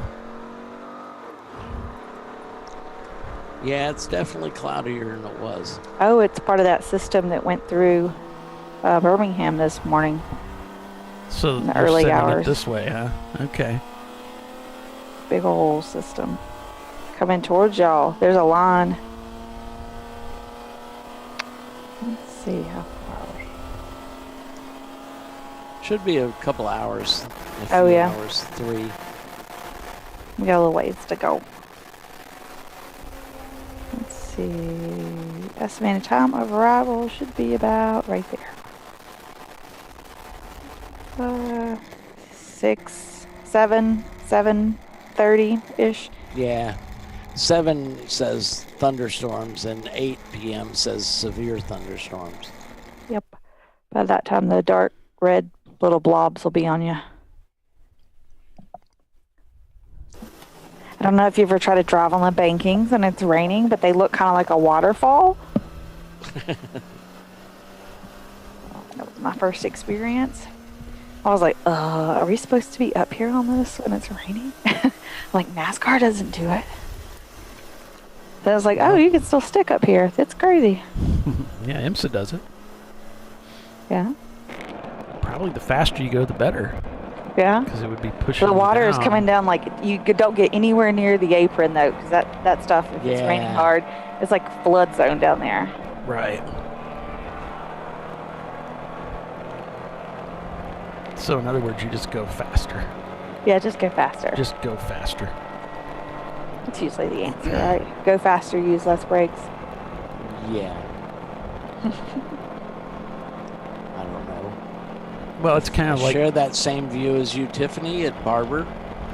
Because we sat there and talked about how treacherous exiting the big carousel up to the rise at turn 4. And did I listen? No. I'm just glad I wasn't the first car to hit it because they got the bill. Oh, yeah, that's better.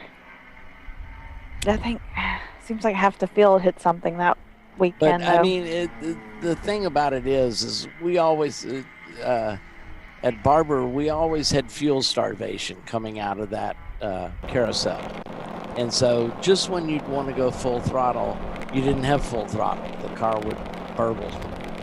Burble, is that a word? It is now. Anyway, so I mean, here I come out of the carousel, and I finally have full power, and kind of blew it. Oops.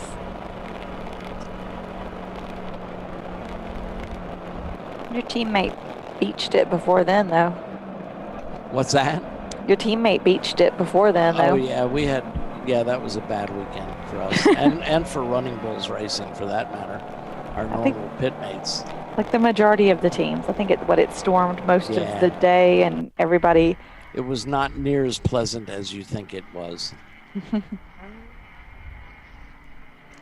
So the radio's crackling with warnings that there's severe thunderstorms heading this way, and they're suggesting that Champ Car move the cool box that we have that drivers can plug into after they get out of the car. It's a 10-station cool shirt box.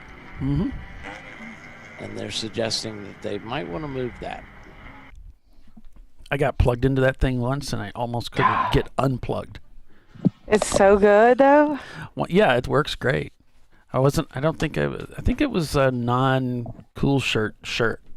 And the valving wasn't quite matched up, and I got plugged in, but then I couldn't get it disconnected.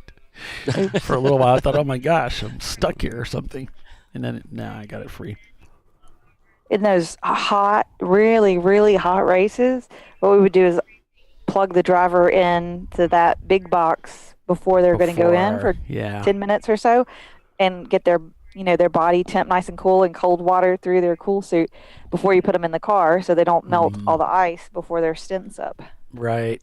I've got one that sits on a dolly for that. I got a cool box on top of a car battery, and then you're sitting there waiting to get in. You can plug in. Oh my gosh. I got a new jacket, but the sleeves connect in the back. It's really strange. Sounds ideal. On board. My probation officer said it should be very comfortable. Should keep you from hurting yourself, if nothing else, right? Pretty much. And I told him the damage has pretty much been done. That ship has sailed. Why stop now? Yeah, exactly. I maintain that your body can't handle any toxic shock.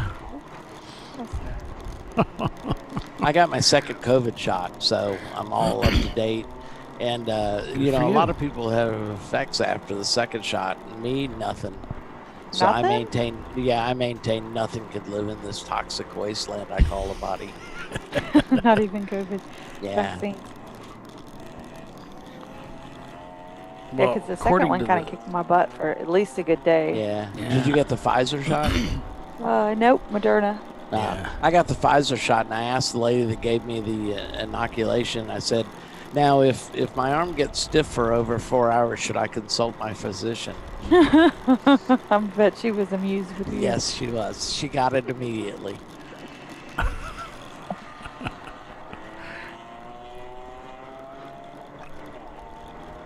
Or call your friends and brag about it. Yeah, exactly. Watch it there, Paulie.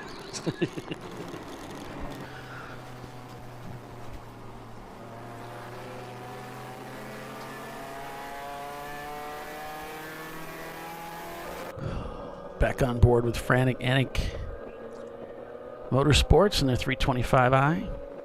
I'm saying it's a C-Class, guys. I'm sorry. I'm pretty sure that's what it is. It is. It's an 89 325i, so that's an E30. Okay. They might have put a turbo on it. I don't know. Probably not. Let's see here. I think ChampCar. See his little bullet shift light there that we commented on. Oh, well, you're welcome, Charles, and you're welcome that your grandma's able to watch. It's great.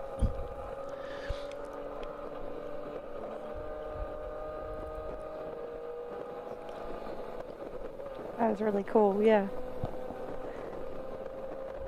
Means your mom's a really cool lady, right? Okay, so the Kennedy Cars has pitted at a second place. I thought they would be able to hold on a little bit longer, but they are pitting here, so that should. Yeah, they're a little early, aren't they? They're about showing up 10 3 minutes laps. earlier than they'd want to be. Not sure what's up there. Oh, we got a pinwheel there, so we'll switch off of that camera. The spinning circle of death. Oh, yeah. It's always good.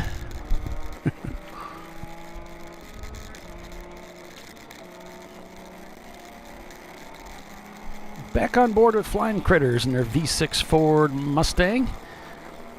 Kennedy Cars now slip into third place, so it's Rockwell Autosport leading after 166 laps. Team Infinity's in second place, down about 2 laps from Rockwell. Then it's Kennedy Cars, Rentec Motorsports, and their Mercedes, and then it's Team London in 5th place. So Rotary Rocketeers is in 6th place, but they are leading B class. And then you've got the Headquarter Automotive JEP Racing Team in 7th place, and they're leading A class. Your C class leader is Rockwell Autosport, and D class being led by Team Infinity. Krispy Kreme Donuts came on board with us this year to sponsor our A class again.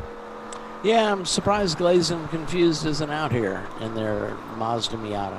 Yeah, it's a shame they weren't able to make it. They finished 4th place last year and won A class, so they've always done well here. Let's see, who else am I thinking of? Momo Champ has done well here. And Level 1's done really well here, so it's our buddies at Level 1.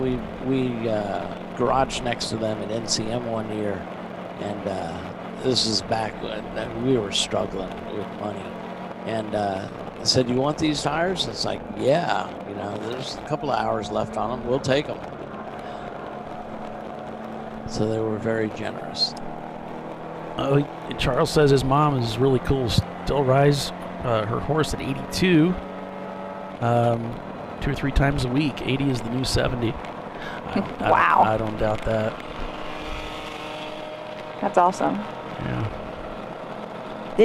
Did y'all speak about Will Junkins? He's building a car.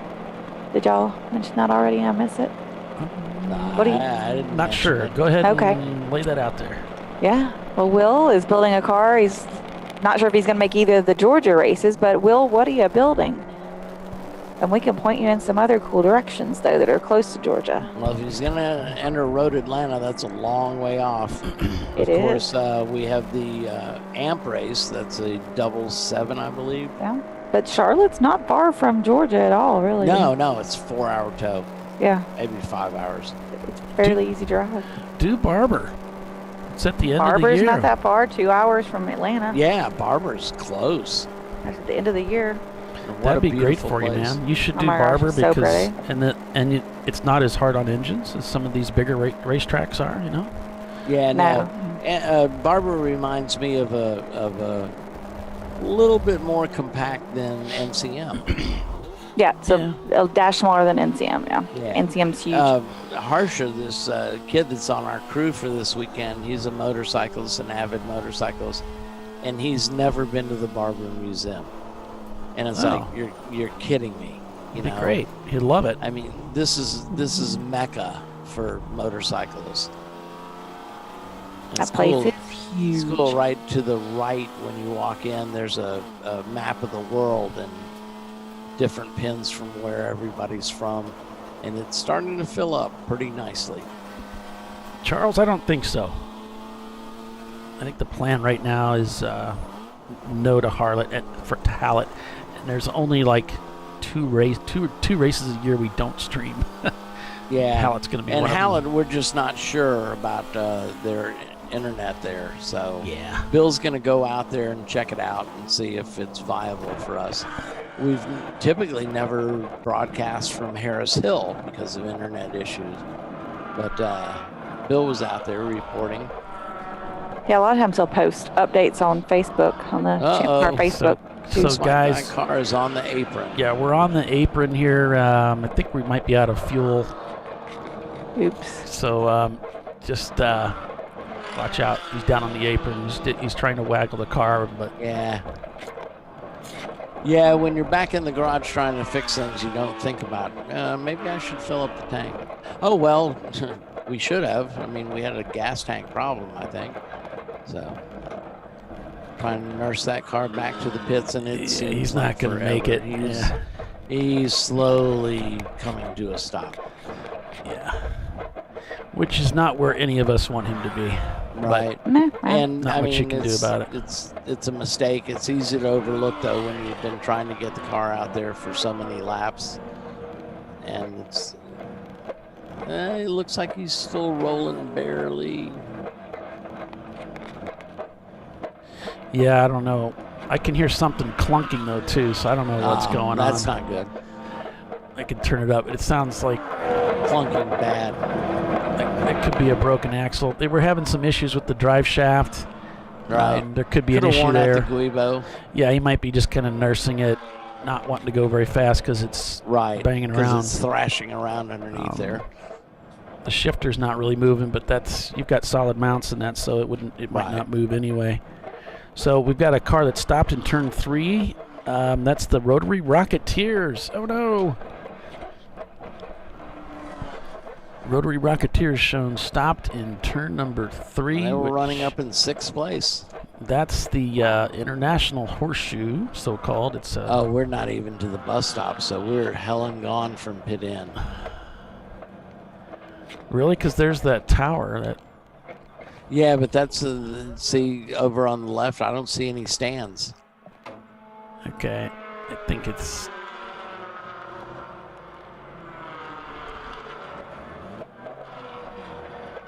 He's going to keep going here.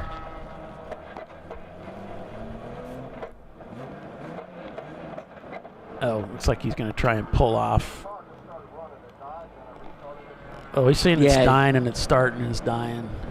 So he's got some you don't want to go through the bus stop not at speed. Here, it's got power again. Oh, so frustrating, you know. We had some problems at NCM and thought we got it knocked out. It was perfect on Sunday. Absolutely perfect. I think we changed the MAF there. Yes. And it's just so frustrating.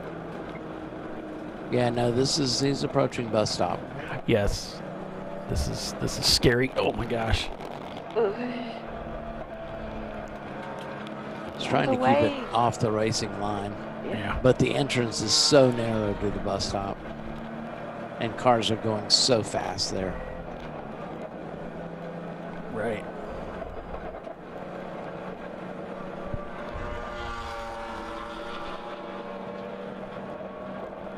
Still down on the apron here, just trying to nurse it home.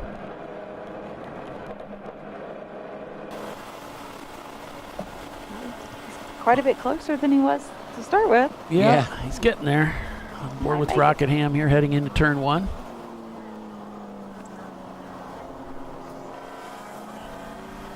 The number 256. So Team Swansky and the Six-Banger also show not turning laps along with Rotary Rocketeers. And remember, that's the team that is stopped on turn 3 reportedly. There it is. It's like a Miata, maybe red in color, red or bright orange, something like that. Crew is making it down the front here. Looks like they're going to make it into the pits. Yep, but are they going to the pits of the garage? The whole world is watching. I said the whole world. I meant Barry in Germany, if he's still hanging around. Made it to pit in. Trying to refire the engine. Just trying to keep it. See a team pushing their car down pit road.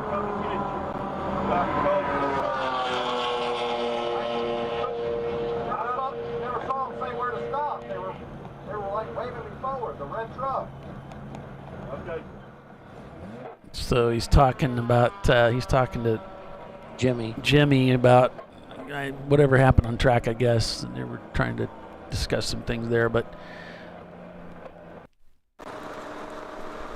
he made it to the pits, and that's the important thing. Without any issues. Back on board with Team Infinity, although not leading the race at this time, showing 3 laps down. We think they're going to probably end up in the lead here as Rockwell has to pit. 170 laps turned so far.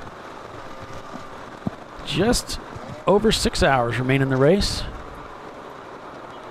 We're more than halfway through. Yay. Looks like Brew Crew has come into the pits. Drivers getting out.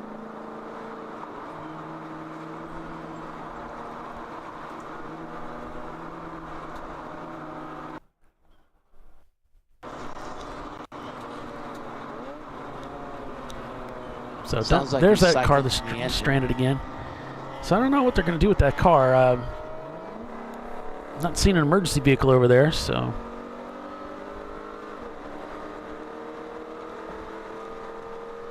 I guess we'll find out.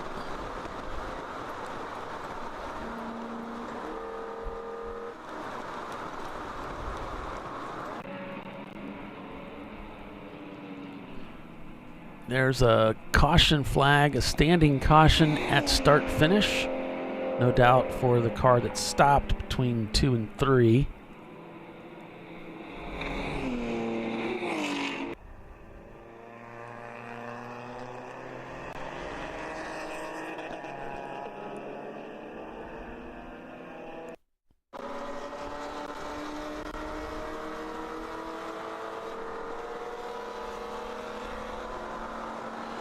Brew Crew's changing drivers. So it looks like they're planning on going right back out.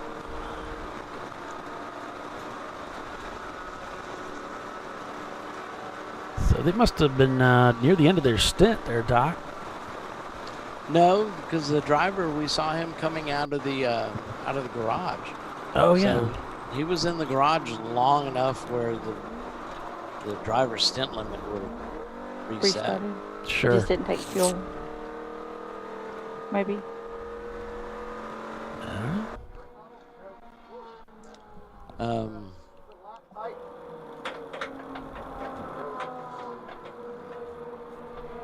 Getting things sorted out here. Now, I'm not seeing the yellow there anymore. Nope, that looks like it has been withdrawn.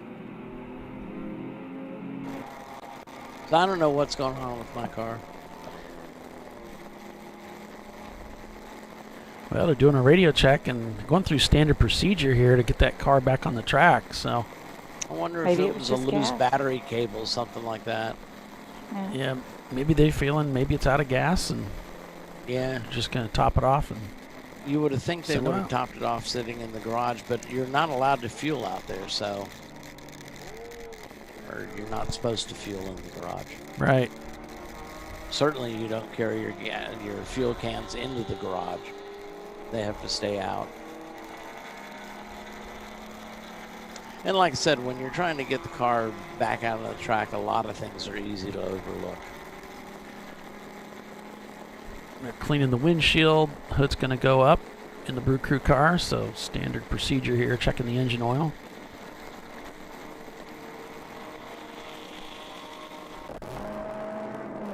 On board with Team Phillips in their Mazda Miata. Not familiar with that team. I am not either.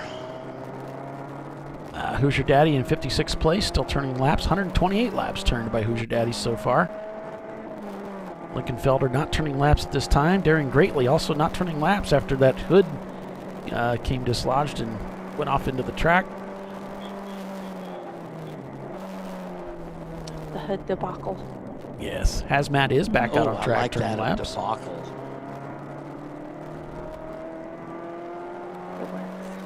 Team Phillips ran with us last year.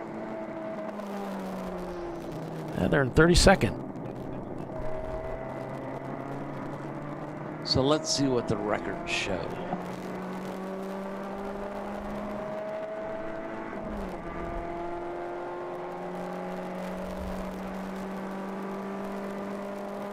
They entered this race last year and finished 28th. And they also ran at Sebring, finished 35th. And that's the only 2 races I showed for them. Must be a Florida team. Yeah, sounds like. There's a lot of hairdressers here. I'm kidding. God, send your hate mail to bill.strong@champcar.org for that last comment. I'm kidding. I kid because I care.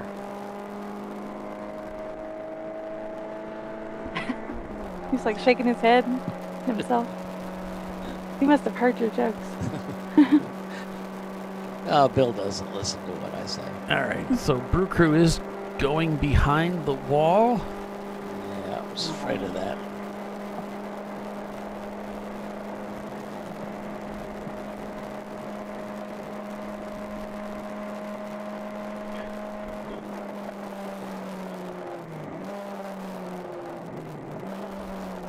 So Belt's coming off. Just under 6 hours to go in this race.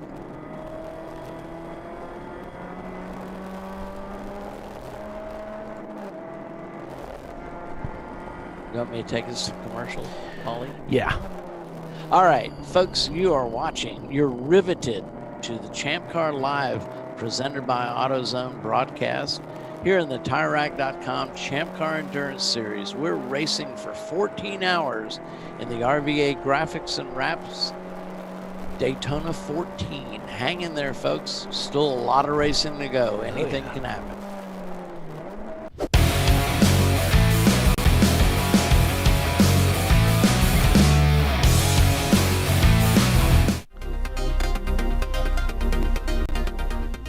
Welcome to TireRack.com, revolutionizing tire buying since 1979. With our unmatched selection of branded products, finding what fits your vehicle and is right for you and how and where you drive has never been easier. Through helpful online shopping tools that include our professional hands-on reviews done at the introduction of a tire and consumer reviews that give real-world feedback over the life of the tire, you can make the right tire choice and find exactly what you need. And if you prefer to talk to someone, our tire testers, our sales team, are available on the phone. And that's how we get you the right tire for you and your vehicle for where and how you drive.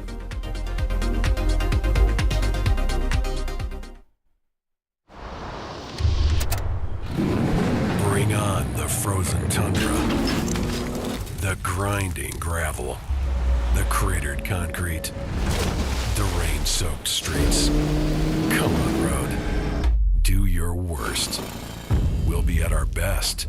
Reliable performance in unreliable conditions. Designed to meet or exceed original equipment performance. That's why more auto technicians choose Duralast parts. Exclusively at AutoZone.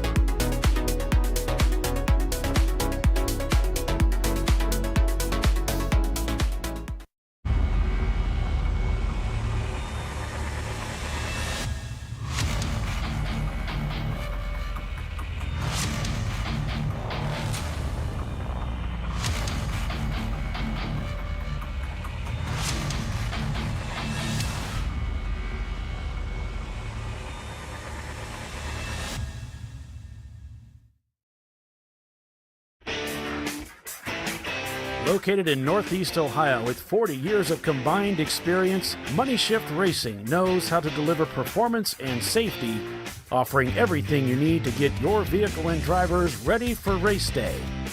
From safety equipment to full engine assembly and repair, in-house fabrication, 3D design, and rapid prototyping. Money Shift Racing. Performance done right. Discovery Parts is a veteran-owned racing and safety equipment company. While we're located inside Atlanta Motorsports Park in Dawsonville, Georgia, Discovery Parts can also be found at the tracks, supporting a number of Champ Car Series events. We take pride in being a reseller of the best of the industry to Champ Car teams and drivers. We know racing, love racing, and look forward to tomorrow to even more racing. Visit us at discoveryparts.com.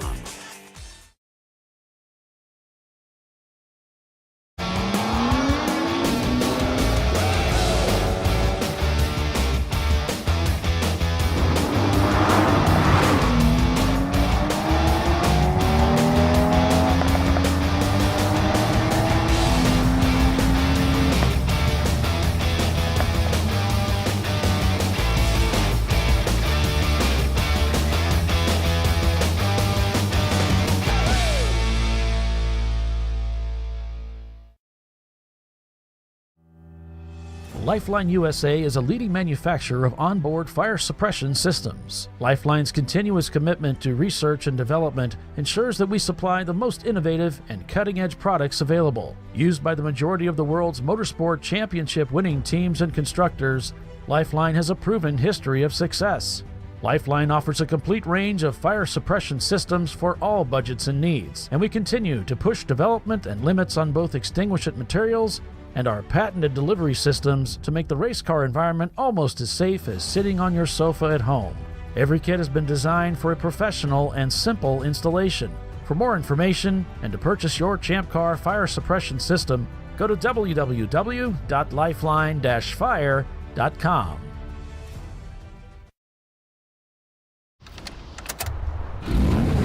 Come on, Road. Do your worst. We'll be at our best. Engineered to meet or exceed original equipment performance, exclusively at AutoZone.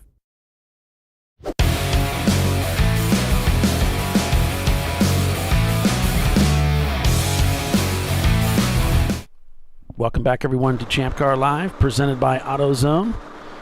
Back here at the RVA Graphics and Wraps Daytona Beach 400 at the Daytona International Speedway. I'm Paul Veltum. We've got Doc Waldrop, Bill Strong, and Tiffany Alexander calling the race for you this weekend.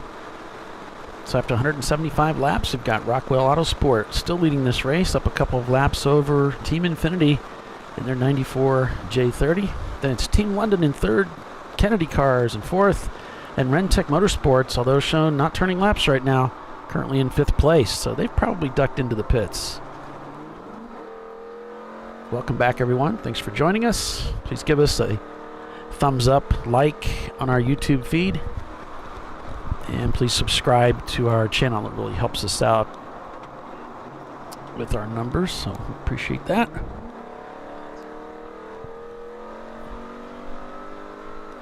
A little bit of sun. Ring the bell? Yeah, they can ring the bell too. That's, if you ring the bell, that will give you notifications as soon as we go live. So there's a subscription option. You can subscribe and you can also ring that bell.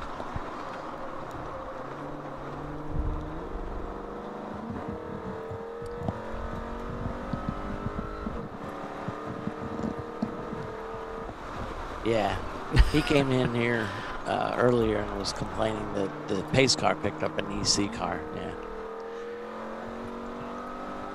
Right. So Brew Crew has pulled behind the wall and they've brought it back into the garage area there. Yes, we certainly are back in the garage. So I'm sitting here next to Ray Frank, and if you race with us, make sure you thank all our staff and volunteers. They work their butts off on these weekends, and these 14-hour races ain't that much fun.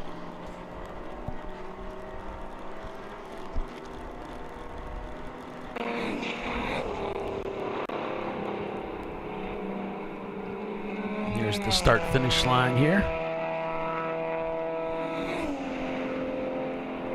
You can see the pits off on the right-hand side there as the clouds continue to roll in over Daytona International. Yeah, it's looking pretty cloudy out there. The weather is still a ways off, though. So just getting everybody up to speed here at the beginning of the race. It was RVA Graphics and Wraps out with engine failure. We went to red flag early on when the Rockwell Nissan Altima had an engine fire while on track. Fortunately, the driver was okay, and they were able to get the car off the track, but that was the end of their day with that machine. Brew Crew was out in and out of the paddock area with some trouble with their fuel tank. TLM Racing blew an engine, as well as Danger Racing. We also saw Javoli's, Floridian Motorsports, and Empty Pockets also out of the race. And then Crowd Control in their Ford Mustang, the SVT, which led the majority of the race, crashed out at 2 o'clock around turn 5. Driver was uninjured, but the car is not out on the racetrack, and they might be done for the weekend. And then we've got, or I should say the day. And then we've got Team Infinity taking the lead for the first time at 2:15 p.m. And they've kind of been cycling back and forth through the lead as they go through their pit stops with these other teams. Rockwell and Team Infinity have been pretty close to each other throughout this process, so we're going to be keeping an eye on them. How about a shout out to our B-class leader, the John Allen Special in their little mini. He's up in 13th place. Wow. Yeah. That's awesome. Yeah, I think that's the first time they've led the B-class today. I believe you are correct, Paul. Rotary Rocketeers. They had a fine third place finish at Road Atlanta, so. Rotary Rocketeers is another B-class car, but they've run into some problems. That car stalled on the racetrack, so they overtook them there. Turning laps, so. Yeah. Final turn was way up in the standings earlier today and down in 36th now. So the game of attrition, definitely a big player in today's race, although final turn is turning laps right now. Propaganda, our E30 buddies, they're not shown turning laps. That's that 22 car that's all decorated with kids' handprints and messages. Yeah. And Team Sawinski, excuse me, your lead EC car. Not supposed to mention much about EC, I know. And the internet goes wild. I used to race EC, so a soft spot in my heart. I thought your soft spot was for Who's Your Daddy Racing. Oh, I suppose I have a soft spot for them too. What happened to our pick-em-up truck that was running so well? You know, if we only had a pit reporter, somebody that could walk down and talk to them. I saw a guy who claims to be our pit reporter. He took off in his company-supplied car towards Lake Lloyd, so he may be checking on a camera. I'm sure that's it. Or he's looking for ice cream. A little bit of tire smoke there heading into the corner. So the 2-2 car, Propaganda, just got black flagged, passing under yellow. So that's a 2-minute penalty. Yeah. Unless you're a frequent visitor to black flag, and then it frequent flyer models. 3 minutes for if you pass under yellow at the incident. Initially increases. Yeah. Therefore after. Yeah. Each visit takes a little longer.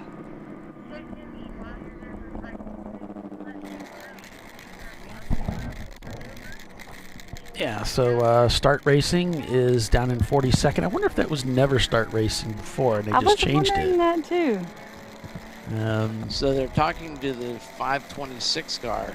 Okay, Rockwell's in the pits. They let him know that he pulled something at pit in that they didn't like, and if it happens again, they are going to pull him in for a 3-minute stop and have a talking to. What'd he do? I don't. Something about maybe he entered pit lane too late. Oh. said because they mentioned something about the blue area, which I don't recall a blue area, but maybe the blue line. yeah, maybe It that's separates the apron from the. Yeah, it could be. So most meant he's done the math, and he's saying he thinks that Rockwell's going to end up ahead with this off-cycle pit stop routine unless something changes. So we do know that there's weather coming, and that will slow the field down, but will it play a role? And Rockwell can go the full 2 hours, or that's what they told me. Right. So, and Team Infinity is coming in just a dash early. Is that because they're not coming in at the same time? Yeah. Right. Yeah. Rockwell's off sequence, as it were.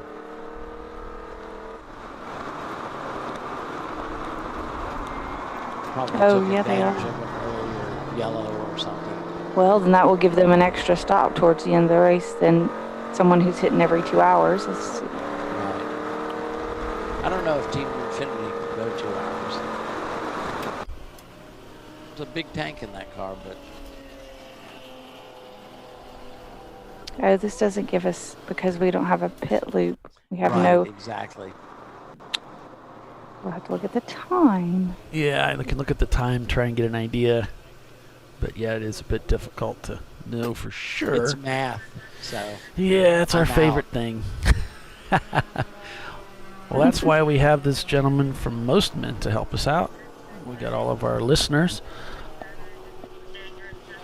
our watchers, our viewers.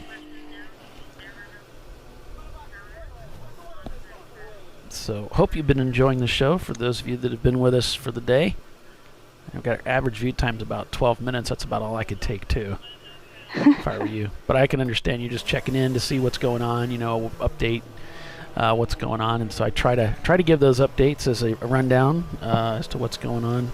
So they're warning a car Frequently. that went counter track for a little ways. Oh, okay. That's almost a big no-no, is backing up on pit road. Nobody would do that, though.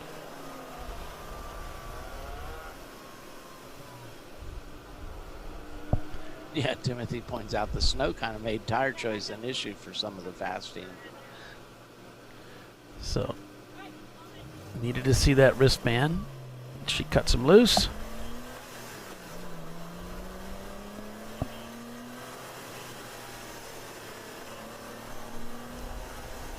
Car number 716 heading back out onto the racetrack. Each one of these pit stops is going to be really important for those guys. 716 is indeed Rockwell. Not to lose too much time. So Rockwell coming out of the pits right around the same time that you have Infinity out here, and I think they're just ahead of him according to the Rockwell camera. Rockwell just up ahead.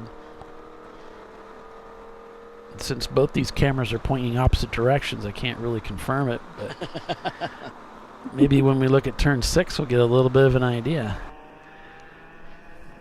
The magic of turn cameras. Yeah. That's a Porsche. That is indeed a Porsche. And I'm expecting the shark car. There's the shark car. So yeah, they're relatively close. Yeah. It's probably got him on site in the banking. So this will be pretty challenging. You know, we saw in the last stint that time-wise they were pretty close. And if you look at their fastest lap times, look at this. I mean, it's a 1/10 of a second. So it's pretty crazy. We'll see what they can do here.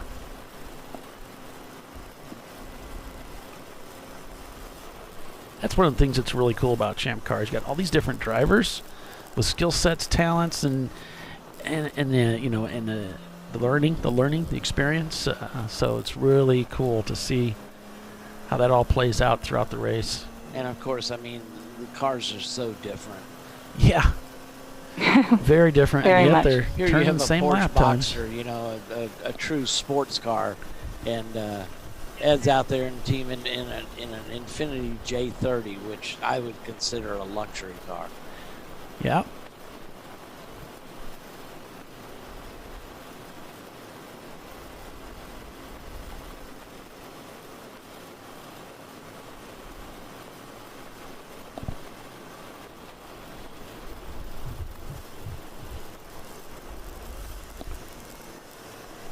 See him hug that inside line, lets it drift out, comes back in.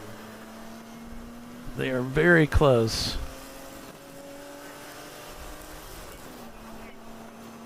Team Infinity's turning a little bit quicker laps, a 222.1 to a 225.8.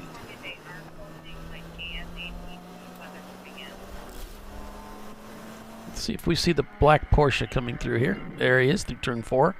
And now we'll look for the Infinity. There he is. I didn't think Not Team bad. Infinity was a minute 17 behind, but that's what timing and scoring shows. Interesting. Yeah, last time. Maybe that wasn't the, maybe that was the sister Rockwell car. We didn't see a number. Okay. Well, it could be that the timing on the cameras is a little bit off. Yeah, true But enough. this looks like a black Porsche to me, so I'm not real sure. Let's see the so that car, the Rockwell car, is not one of our cameras, so that could be behind a little ways. Let's see the Infinity car. That is one of our cameras, so the timing is probably off a little bit. So the concession stands are shutting down because of the weather. Uh-oh. And Jimmy's trying to say, hey, look, we got people we need to feed. Oh, yeah. I was really concerned. I was thinking about the coffee. I was like, no, wait a minute. You take the coffee away and we can't work. Can't do anything. You can't race. No. Without coffee. It's too long of a race to do without I coffee. believe that's in the BCCR too, if I'm not mistaken. Are you kidding me? That is in the what do you call it? It's here we go. Yeah, Jim just sent me a message saying enjoying the Daytona broadcast while working on the Datsun. Jim, can you believe this? 115 cars start this race. And there's not 120 sign up. Not a single Datsun. There's a couple of Nissans, but it's not really the same. It's not really the same thing for me. Yeah. Oh, well.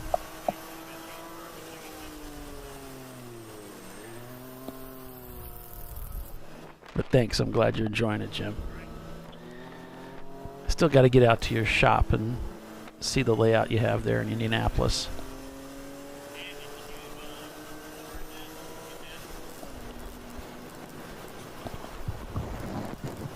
I'd love some chicken fingers. The Doesn't reason even mute his mic or anything. well, I can just barely hear him. So, here's a look at the weather as it's coming in, folks. So you can see Daytona Beach there, Yeah, I'd love some chicken fingers.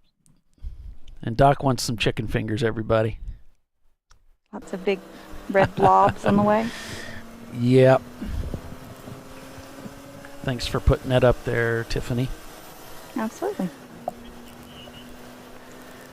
Then you wouldn't have to go search it out and do all that. Yeah.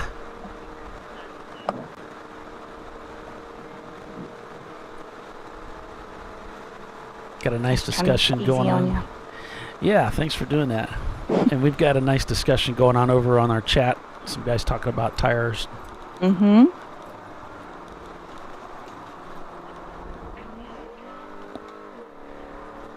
All right, so I'm just trying to keep an eye here on the gaps here as Team Infinity comes across the start-finish line.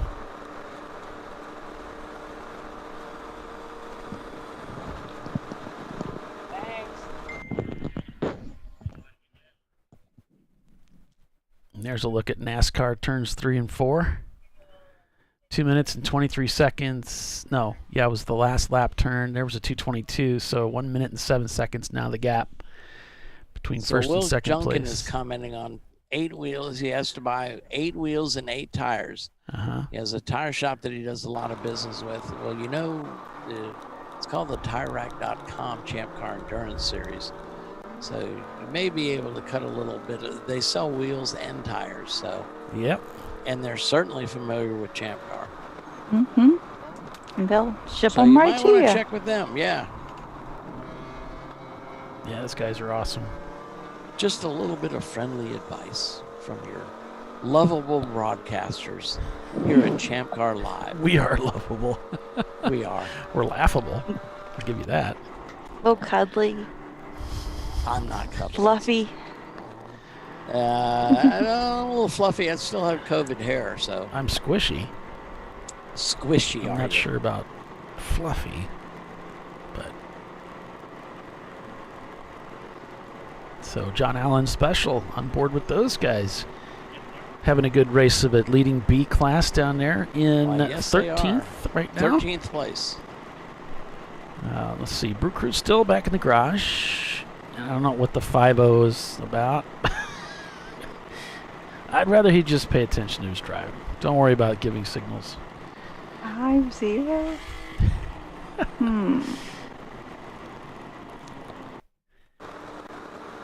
Team Infinity goes by the black Porsche. Did make the catch. 5050. I don't know what that is. Probably some sort of code. 50-50 maybe means like they're down half fuel. I don't know. It's like you're trying to communicate with his crew or something. It's like trying to figure out what Bill's talking about. Right. And he plays charades outside the windows. Yeah, Bill's a lousy charade player. He would be my last pick, like the last kid in dodgeball. Penske Racing, along with Rotary Rocketeers, are not turning laps, down in 28th and 29th. 181 laps turned. Everybody else in the top 40 are turning laps. We'll give a shout out to the ZR Nunn guys, a longtime competitor in that Chevrolet Corvette, running currently in 12th place, our second place in D class. The Flying Critters, with the one that Randy's driving in. Yep. Yeah. 14. Good job, guys. Well done. Rockingham is up to 17. Running pretty good, yeah. After their earlier problems. Right, they started the race late. Probably, 10-15 minutes late or so? Yeah, Like something that? like that. They were certainly on pit road at the green flag, so.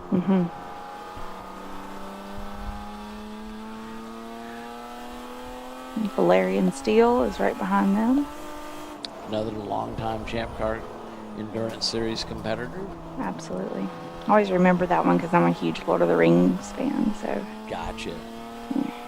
So, guys, if you're just signing in to check out what's going on in the race, if you'd please hit the like button for the YouTube stream that we're sending, that would be great. Subscribe. If you haven't subscribed already, please subscribe and hit that little bell too for us. Ring the bell. I like to say the ring the bell. Will's saying that Tire Rack doesn't sell anything in his bolt pattern. Trust me, I have looked. Have you called though? Oh, you can call. They have stuff that's not on the site sometimes. Yeah. Timothy's Call Luke. asking He's what great. pattern is it, Will. Yeah, Luke is and they've got several Champ Car competitors that work there. And I'll give you their phone number. I've got it here.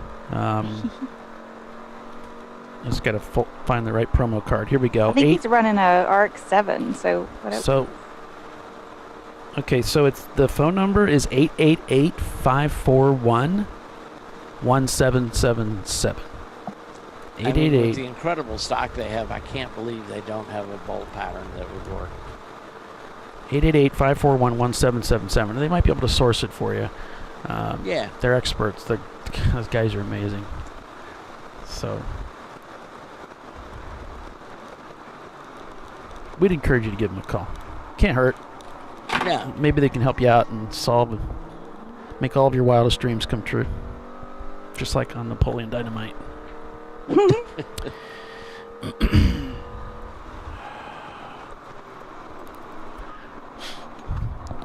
All right, we've reached the bottom of the hour. Let me see. Tiffany, did you want to take us out to the commercial?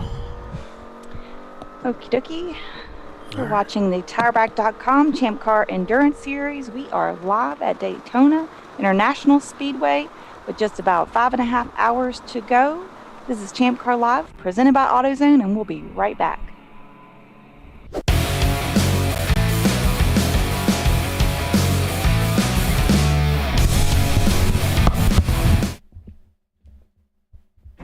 An important decision is afoot.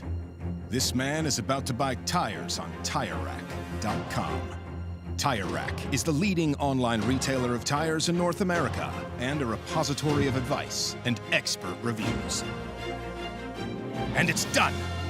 All that's left is to arrange for safe, easy installation at one of our independent recommended installers. Well, I guess he did that too. TireRack.com, the way tire buying should be. Come on, Road. Do your worst. We'll be at our best. Engineered to meet or exceed original equipment performance exclusively at AutoZone. Frozen rotors from Diversified Cryogenics deliver increased performance and a higher level of safety while significantly reducing braking system costs. So to tell you a little bit about the durability of this product. So we have seen an incredible extension of the life of our brake rotors using frozen rotors. We've gone from brake rotors every other weekend to 6 weekends on one set of brake rotors, and I think they can go farther. The durability has been amazing, and it's been a fantastic season, and man, a lot of that is due to the way our car can brake on those frozen rotors. For more information, go to frozenrotors.com. Lifeline USA is a leading manufacturer of onboard fire suppression systems. Lifeline's continuous commitment to research and development ensures that we supply the most innovative and cutting-edge products available. Used by the majority of the world's motorsport championship-winning teams and constructors, Lifeline has a proven history of success.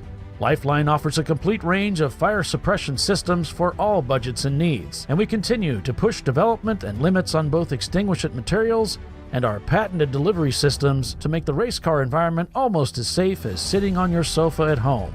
Every kit has been designed for a professional and simple installation. For more information and to purchase your Champ Car fire suppression system, go to www.lifeline-fire.com.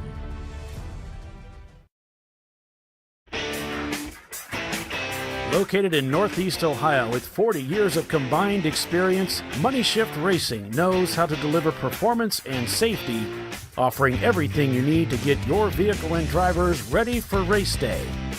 From safety equipment to full engine assembly and repair, in-house fabrication, 3D design, and rapid prototyping. Money Shift Racing. Performance done right.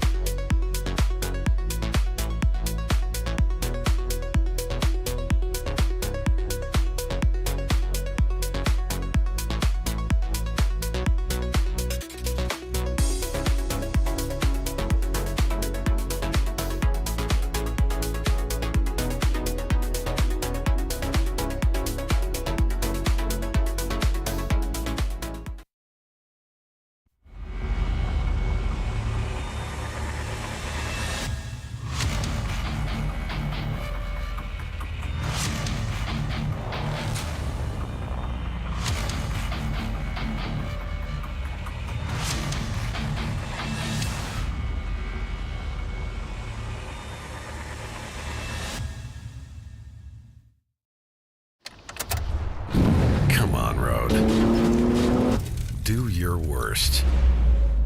We'll be at our best. Triple tested to meet or exceed original equipment performance exclusively at AutoZone.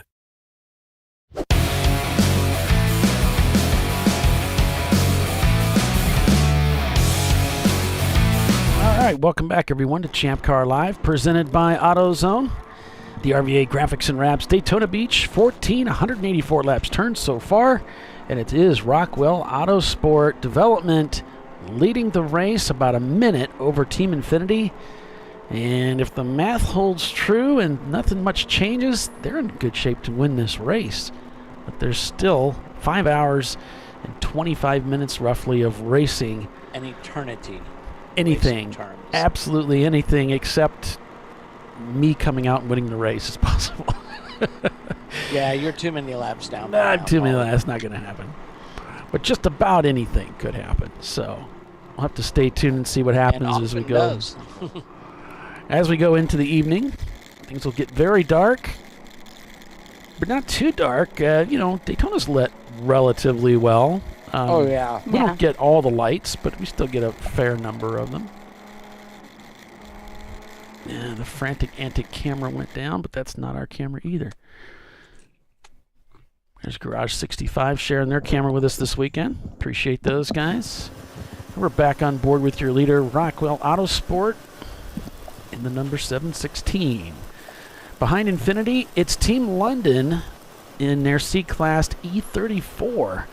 Then it's Rentec Motorsports, the team that was running in first place there for a little while, in fourth place. Then it's Dynasty Racing in fifth. Kennedy Cars in sixth. A lot of C-Class cars up here all of a sudden. TLM Marathon Coach, another C-Class car, in seventh place. Then it's Rockwell Autosport in eighth in their C-Class sister car, Porsche. Then we have our lead Team Sawinski, a lead EC car. And then it's Six Banger and Headquarter Automotive in 10th, technically, because we pull that EC car out of the standings. So Rockwell is leading C-Class. Team Infinity is leading D-Class. B-Class is being led by John Allen Special.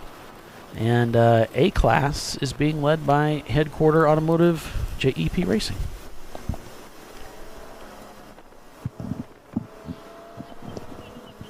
Thanks for tuning in, everybody. Jimmy just went and got me dinner, and the lady at the concession stand says, "Rain's coming. I don't work in the rain." And Jimmy says, "You're in a building." And he said, besides, if you don't work in the rain in Florida, you'll never work. Right? Because you can normally kind of set your watch, Either in the morning or the afternoon, late afternoon, though. Yeah. So, and I mean, he's just thinking about all of us that, we'll be here till probably midnight or so, packing up and everything after this race is over. And all our competitors out there, I assume there's probably 60 cars still running. So, yeah, probably going to be a lot of hungry folks out there. Yeah, just looking at the standings here, you can see how many cars. We have to go down to 34th, and that's Rotary Rocketeers there that were off the track earlier. All these other teams are on the racetrack. Here we got an EC car, HMF, Veterans Motorsports. It isn't until we get down into the 60s where we see where the attrition is. So, yeah, we got a lot of cars on the racetrack right now. Thanks for joining us, everyone. If you'd like to find out more about Champ Car, please visit the ChampCar.org website. We definitely could use some volunteers, so make sure you check that out. There's races almost everywhere in the United States, so make sure you come out and volunteer. You'll learn a lot about the series. You'll get paid, you get fed, you have a great time, so be sure and check that out. Get to hang out with the coolest people ever. Absolutely. Yeah, we're only about a fifth of the way through our schedule for the year. Oh, yeah, we're just getting started. We'll race right up until December 19th.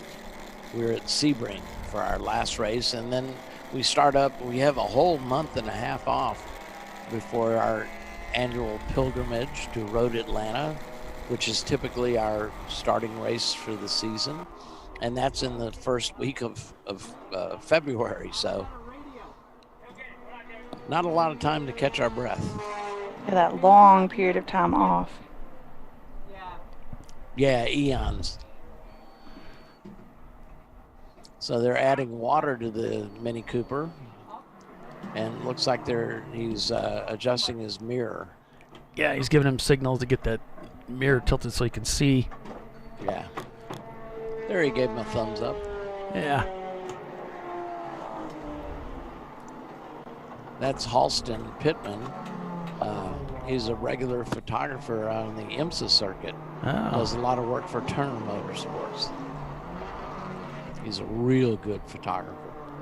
Hey, Doc. Oh, yeah? Hey, Doc. Yes. Is it okay if I switch cameras now?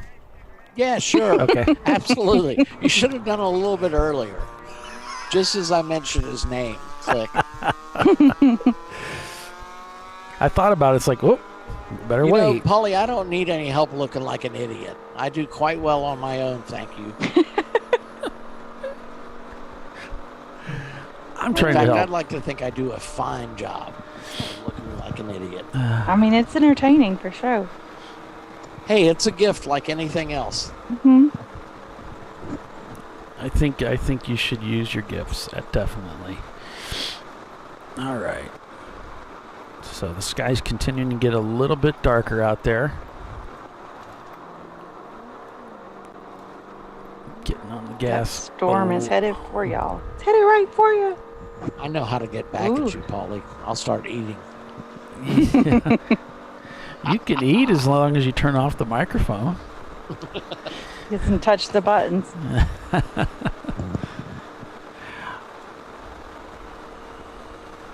And all this year, I haven't been there to turn his mic off for him. Well, the funny thing is that Doc tends to have the microphone on, and Bill tends to have the microphone off when you want him to have it on. Mm-hmm. So microphones do not like that, man. There's a Mustang in the wall at the bus stop.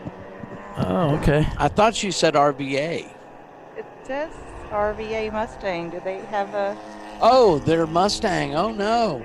That was they brought that car along as a backup. It's a Mustang Boss 302. It's a good-looking car. Like a newer car.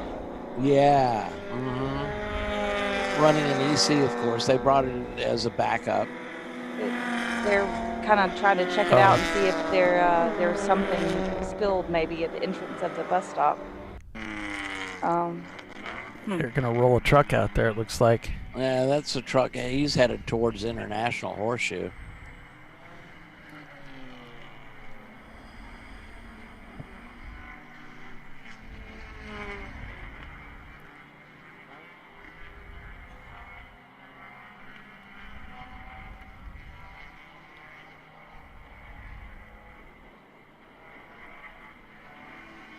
Oh, Bernie says the 358 Red Focus is a fresh build with no test time. They're 5th in B class.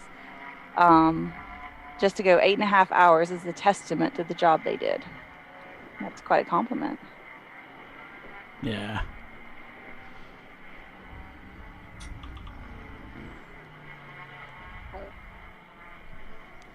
Will said he signed up to volunteer at Road Atlanta, but didn't hear anything back. Maybe we had already filled the spots. Did you sign up on the website or?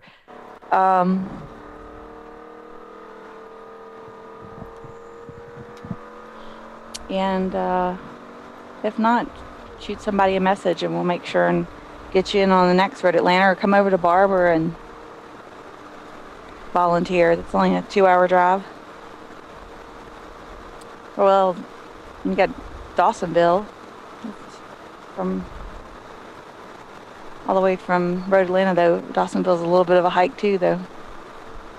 Rentec has just set their fastest lap time of the day, and they're in 4th place right now, shown down about 2 laps from the lead.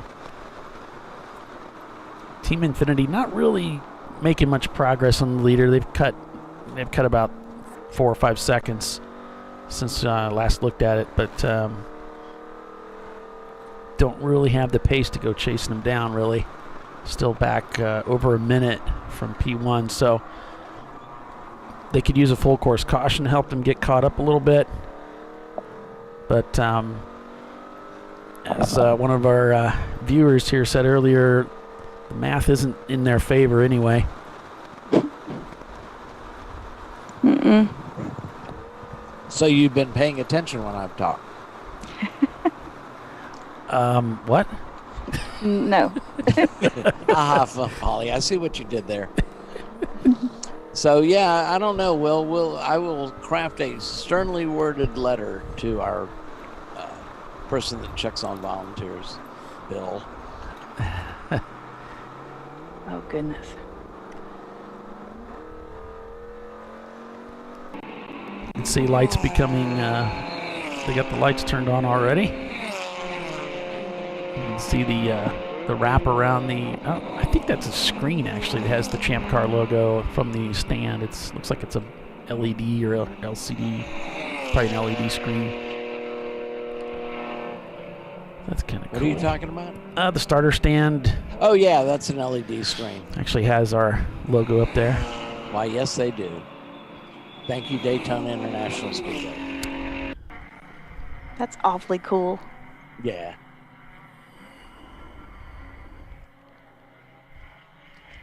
We'll, of course, have our message board at the VIR 24. It's not quite the resolution that screen is, though.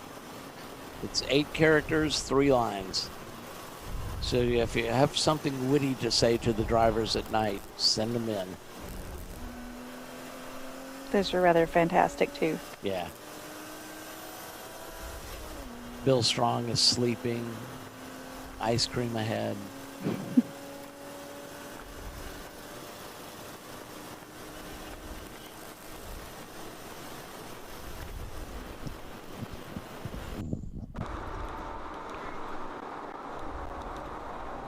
Heading down into turn 1 is Team Infinity.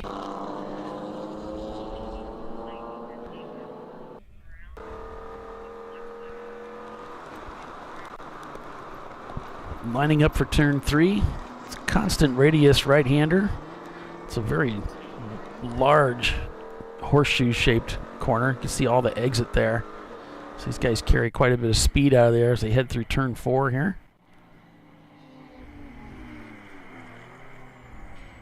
There he is. Heading down to turn 5. This is all a lot of fun through here. Wants to be far to the right, but really couldn't get over there with that slower competitor there, and he's got a Porsche right on his tail. Get on the power as early as possible to line up for 6. Hard braking here. He heads down into the corner with that Porsche right behind him as they head back out onto the tri-oval here.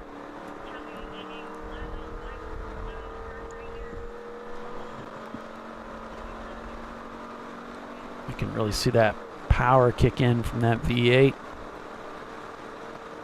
as they head down towards the bus stop. So race control is on the radio telling our volunteers and our staff out here that we do have a significant storm approaching. Right now, lightning's just out of range, but we may go to black flag here. If there's lightning, I think within 6 miles of the track or 8 miles of the track, they will go to black flag simply because they need to get the corner workers in. Yeah, and they've done that before here, and seems like almost every year we get some rain at some point in the race. That's kind of an interesting rain, but just not in the lightning. Yeah, it's not so much for the cars as much as it is to take care of the corner workers. The pit crews. Yeah, everybody's kind of exposed out there, and get them into safety as the storm goes over. We run into this quite a bit.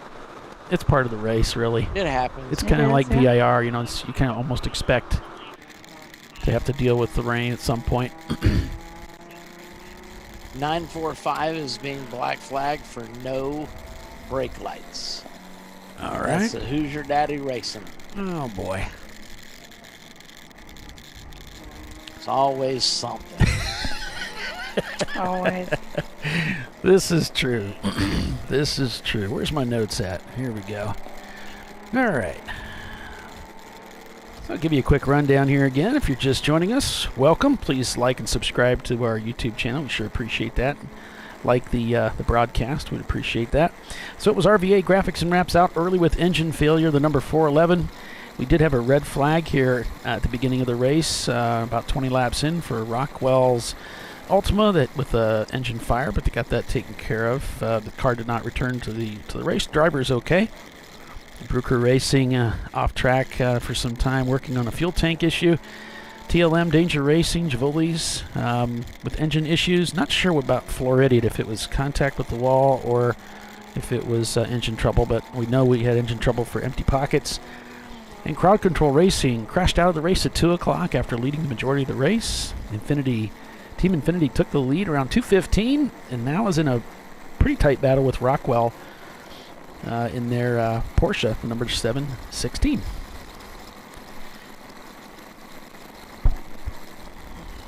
Excellent job, Polly. Thanks.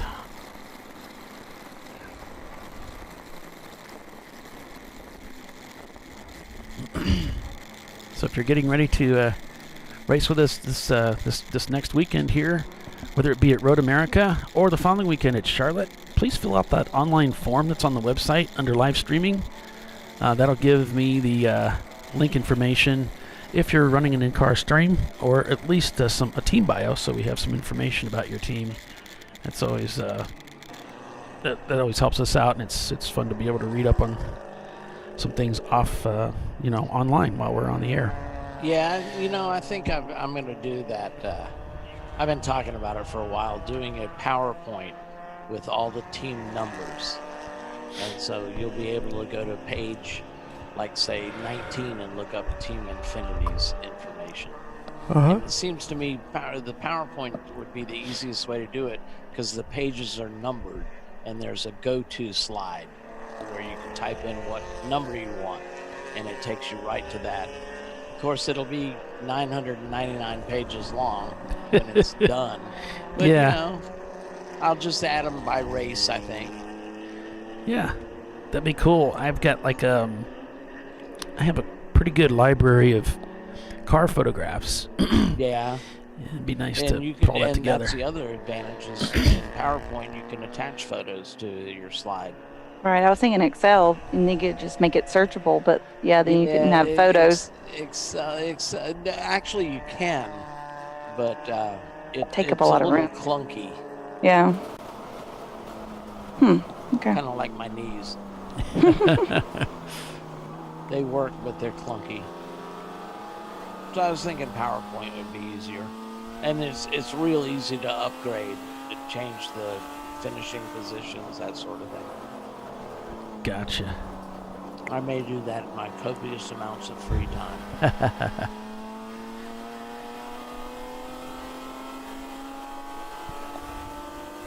I'm trying to keep my phone below my job. Not a bad idea. Yeah, because these submissions, they don't have any information, so it just says I can't remember what it says.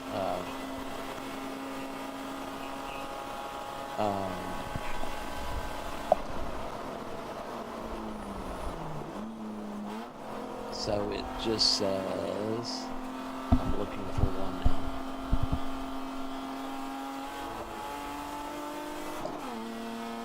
You have to open it to see what it says.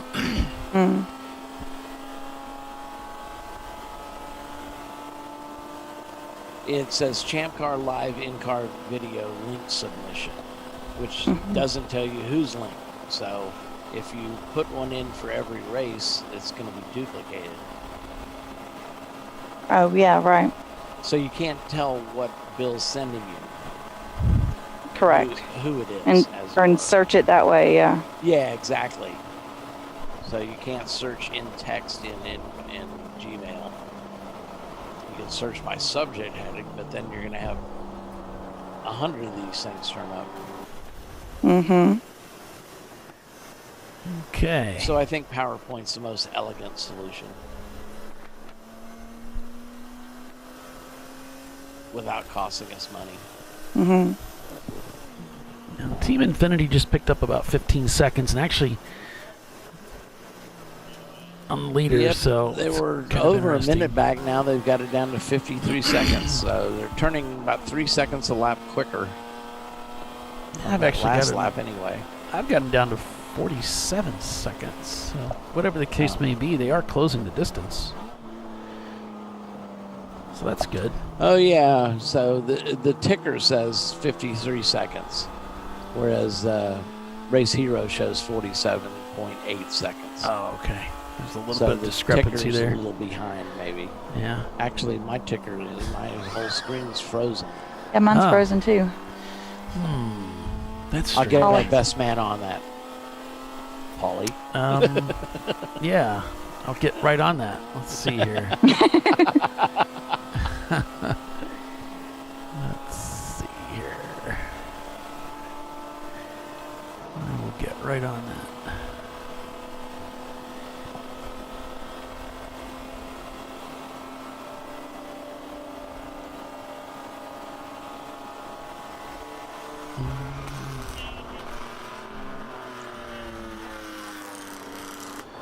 Charles is asking about the top speeds. Doc, weren't you saying that some of these cars might get in the 150?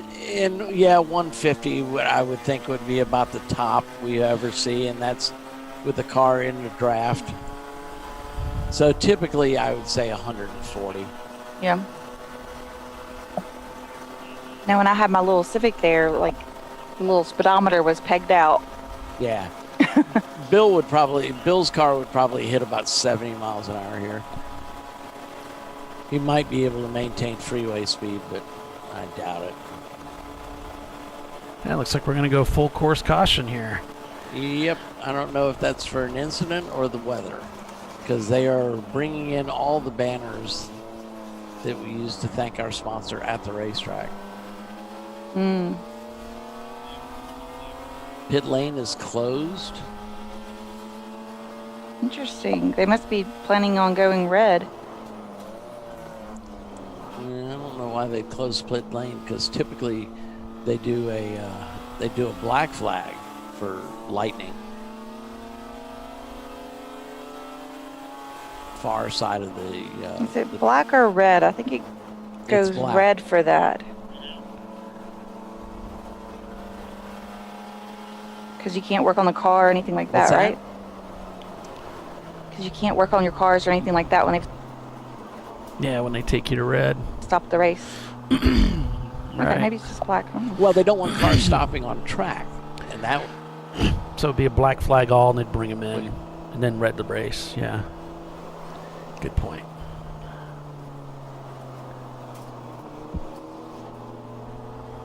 It didn't come out quite right, I don't suppose. Move your GoPros and that sort of thing. Right. And that's all you can do. Can't work on your cars.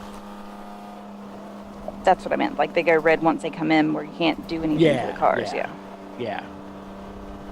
And I think that's what's happening now, because I heard Bill say, all right, we want all the drivers out of the cars. And the noise level has greatly diminished here.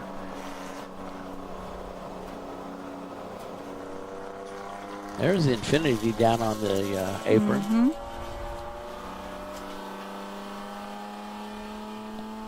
He's trying to go in. Okay, so we are getting a message from control. Black flagging for lightning. Lightning. It's getting pretty close now. So they're sending the pace car out to gather the field, and they want the drivers out of the car and into shelter.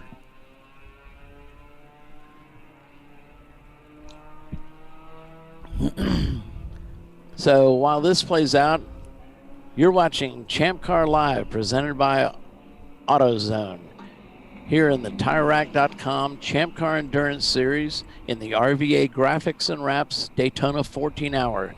Hang with us, folks. We'll be back, and by that time, we'll probably have the full field on pit road.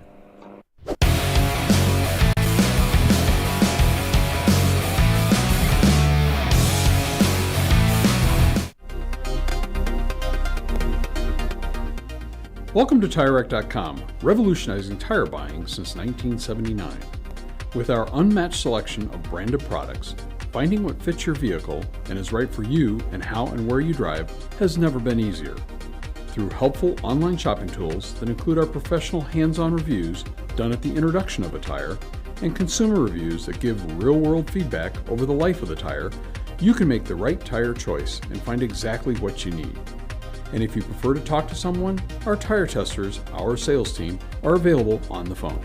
And that's how we get you the right tire for you and your vehicle for where and how you drive.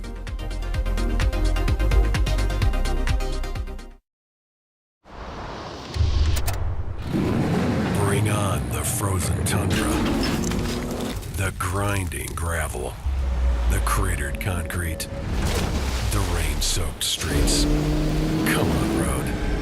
Do your worst. We'll be at our best. Reliable performance in unreliable conditions. Designed to meet or exceed original equipment performance. That's why more auto technicians choose Duralast parts. Exclusively at AutoZone.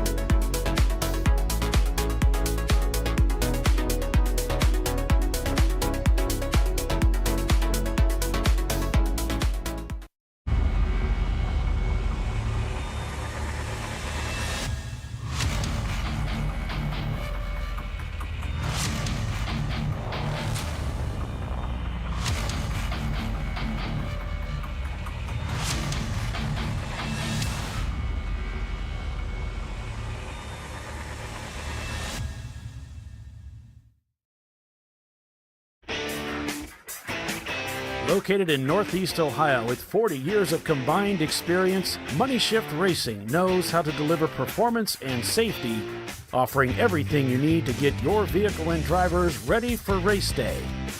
From safety equipment to full engine assembly and repair, in-house fabrication, 3D design, and rapid prototyping. Money Shift Racing. Performance done right. Discovery Parts is a veteran-owned racing and safety equipment company. While we're located inside Atlanta Motorsports Park in Dawsonville, Georgia, Discovery Parts can also be found at the tracks, supporting a number of Champ Car Series events. We take pride in being a reseller of the best of the industry to Champ Car teams and drivers. We know racing, love racing, and look forward to tomorrow to even more racing. Visit us at discoveryparts.com.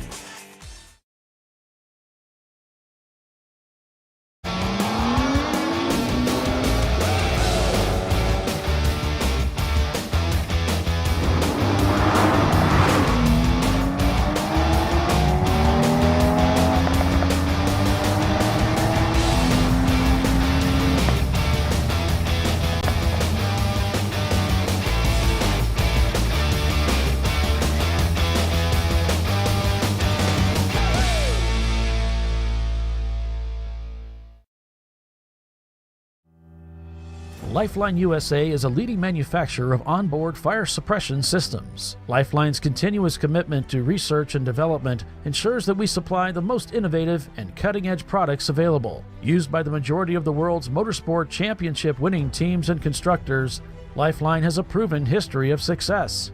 Lifeline offers a complete range of fire suppression systems for all budgets and needs, and we continue to push development and limits on both extinguishant materials and our patented delivery systems to make the race car environment almost as safe as sitting on your sofa at home. Every kit has been designed for a professional and simple installation. For more information and to purchase your Champ Car fire suppression system, go to www.lifeline-fire.com.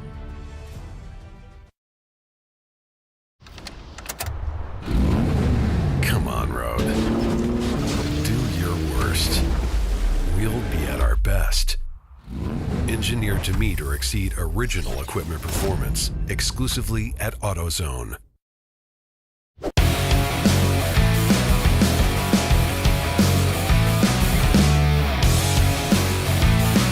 All right, welcome back everyone to ChampCar.Live, presented by AutoZone.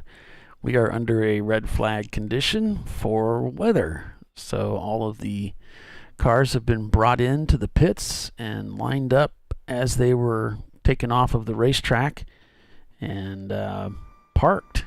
Drivers have been instructed to get out of the cars and seek shelter. So that's what they will be doing, as the corner workers and the most likely the pits as well will be cleared. And people will be brought in until this lightning concern has passed us. That's a nasty little line of storms. It came through Birmingham early this morning, knocked everything off. Yeah. I don't know what time it was, before daylight.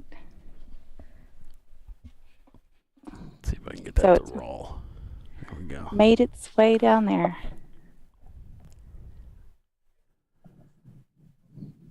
So you might be wondering, does Champ Car, we will race in the rain. We will race on a wet racetrack. That's not a problem. We do that frequently.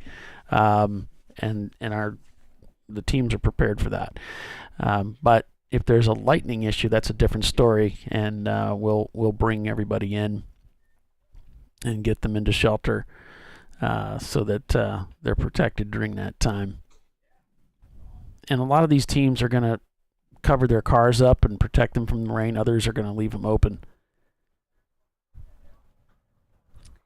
Yeah, why would you want water in your car?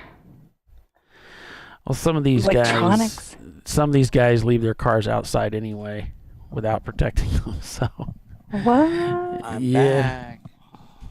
Yeah, I know. Okay. Well, I guess mine was kind of outside for a while, but it didn't run. You had it boarded up, though. Yeah, boarded up, literally. Yeah. It worked. I kept most things out, yeah, somewhat. Yep. Until the boards worked. Made wooden.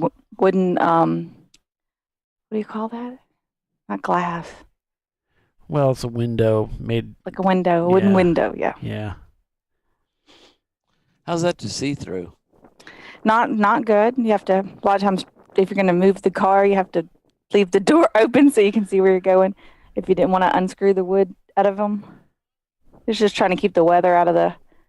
We had it under a kind of like a carport thing, and then had the wooden windows in just to keep the elements out of the car.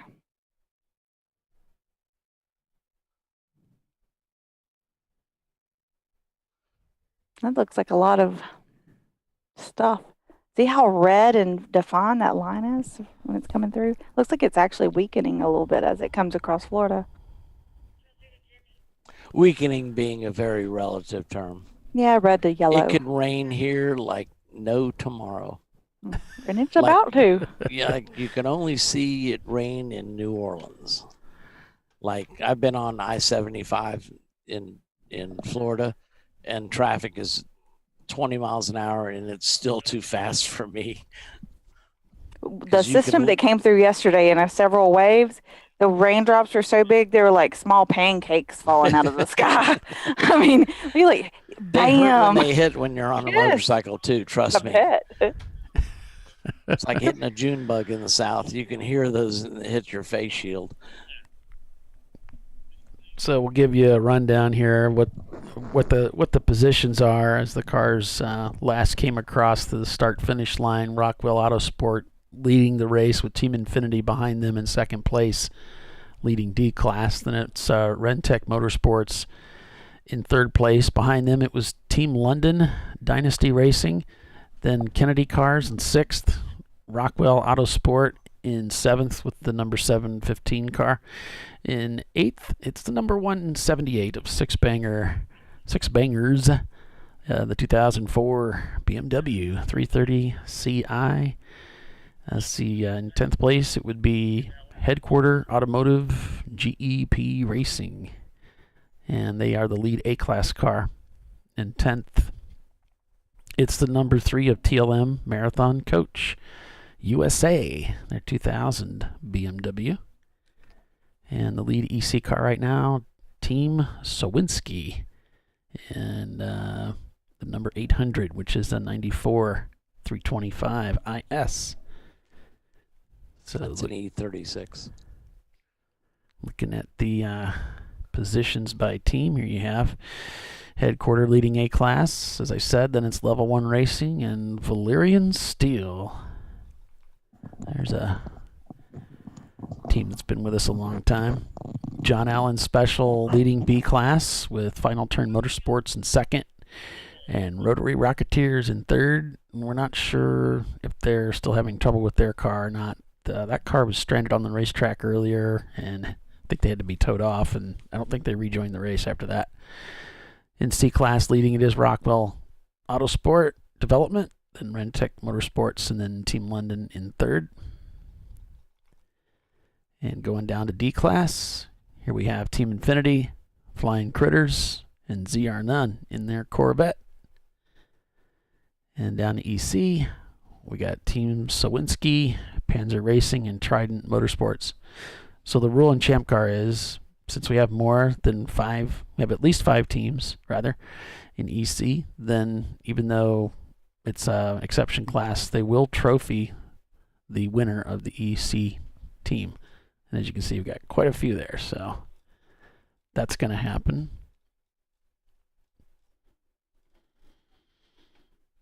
So that's a look at the field by class and by overall. And again, you can follow along. The broadcasters have no class, right? You can follow along through racehero.io on the web. It's a website, or you can pick up their app in the App Store. I think it's like $5 or something. And then you can watch the standings at all of the races. It used to be free in the App Store. Oh, maybe it's free. It's the Race Monitor one that's $5. Like $5 and $10. Yeah, it's $5 for a whole year. Yeah. And you can have like 5 devices. So there you go. Same account. So that's my story, and I'm sticking to it.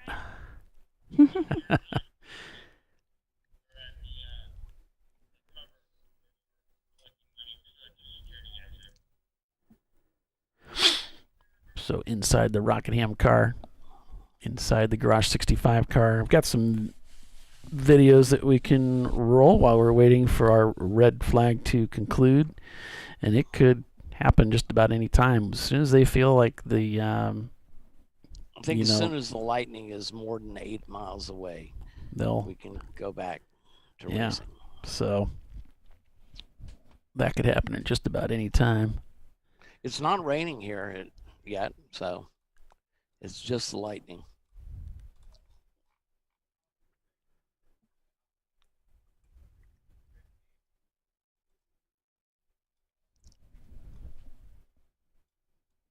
Let's see here. You're like, what do I want to play? Well, I have it. I'm just trying to. Something doesn't look quite right here, but I can we'll talk give this about a try. iRacing for a little while. Well, go right ahead. Let's do that. All right, iRacing. Champ Car sponsors an iRacing series called the Sim Series, Champ Car Sim Series. Races most Wednesday nights. There's, let's see, looks like 16 races on our schedule, and the schedule pretty much mimics the actual Champ Car series in the tracks that are represented on iRacing. So the next round is going to be round 5 at Charlotte. April 28th is going to be the practice round, and the championship round will be on May 5th. And the winner of the Champ Car Sim Series gets a free entry into a race up to $1,500, which covers most everything but Daytona and Watkins Glen, I think. And then we also do a random draw of a car that finishes 50% of the championship rounds, and your best 14 races, I think, are counted towards the championship. They're going to drop your 4 worst finishes, and it's a lot of fun. But for the championship rounds, you got to sign up early, because a lot of the tracks, iRacing limits the number of cars simply to keep the resolution up. And we've been regularly getting 42, 60 entries and that sort of thing. So it's pretty hotly contested series. Now we've got a couple of rounds that are tracks that we don't race at. Round 7 is going to be at Lime Rock. Round 8 is going to be at Coda, and round 9 ought to be interesting. It's going to be at Long Beach. So, and that'll be interesting to see these guys on a street course. You know, a lot of us have lobbied that we should do a real Champ Car race on a street course, but you know, there's a little bit of trepidation there because of the carnage possible. So I still think it's a good idea. I think it'd be awesome. Run as a support race to an IndyCar race or something like that. Yeah. Because a lot of people would see us out there and see how much fun we're having and go, hey, I can get into endurance racing. Because Champ Car is a beginner series to get your feet wet in endurance racing. So if the 24 Hours of Lemons is a party where a race breaks out, Champ Car is pretty much a race where a party breaks out. We have a good time. And that's all I have to say about that. That's all I have to say about that. Yeah. Yeah, here's a look at the Champ Car website. Some of the things that I find myself here. You can get to the schedule and the supplementals. Yeah, go down to, let's see how many entries we have for Road America. All right. Oh, I talked to Andy. He saw the RVA or the crowd control racing, and he said the front of that car is pretty torn up. The left front, where he impacted the tires at. We're up to 60 cars. What's the cutoff at that race? The Road America is a huge track. Yeah, it's pretty big. It's 3.5 miles. It's the same size as Daytona, and we never ever hit it. Got close. Yeah. Yeah, we won't. Okay. We won't hit it. Yeah, I mean they've got a super long pit road, so I would imagine we can pit 100 Put cars. as many people in there as we want. Yeah, I don't know what the cutoff is, but the official cutoff. Next up on the schedule, Charlotte. That's a fun track. Their Roval. It's got lots of elevation changes. We're going to be returning to Carolina Motorsports Park, and Dana took a visit to them not that long ago and said that it's an awesome facility. It's been repaved, totally repaved, and he said the track's in great shape. So we're going to be a fun course there. Yeah, I'm just to run that this year. Yeah, we're going to run it. Cool. And if you'll come over here into the live event info, this is where, if you come down here, I've got some videos about how to use the different cameras. Those are pretty good. But if you come down here, you can fill out, this is the submission form for the event. And this stuff comes to me, and it's got all information like you can put in here about your team, your bio. If you're running a live stream, you can put that in here too, so we know what the YouTube link is. So this is really cool. Gives us all that information we can use on the broadcast. Yeah, it gives us a little bit of information. If you were listening earlier, I've threatened to make that into a PowerPoint, so we can keep track of y'all. And Lord knows, I mean, everybody tells you, please mention our car. We have over 700 different cars running our series, and we'd love to get to all of you, but time simply does not allow. Yeah, but if you tell us some info about your car, then we have more to talk about. Yep. Yeah, it's a better chance to get a mention. We'll make you famous, folks. Oh, here's the volunteer part. So if you want to volunteer with us, that's where you can fill out that information. So you can check that out. Sponsorship information. This is good for getting those discounts. You can come in here and find out. You go to these links, and then they have the various discount options for some of them. There's NLA Parts, Bell Racing, the official helmet of race car, Discovery Parts, Money Shift Racing, AutoZone, Maxxis Tire, of course, Track Swag and Line Space. So yeah. And yeah, I've got a video here from Mark Link, who's the owner of Frozen Rotors. And I had a good conversation with him, and he talked about brake rotors and the science behind what it is that they do at Frozen Rotors at Diversified Cryogenics. So we'll go to that so you can see what that video was, and then we'll be back here in a few minutes. So stay with us, everybody.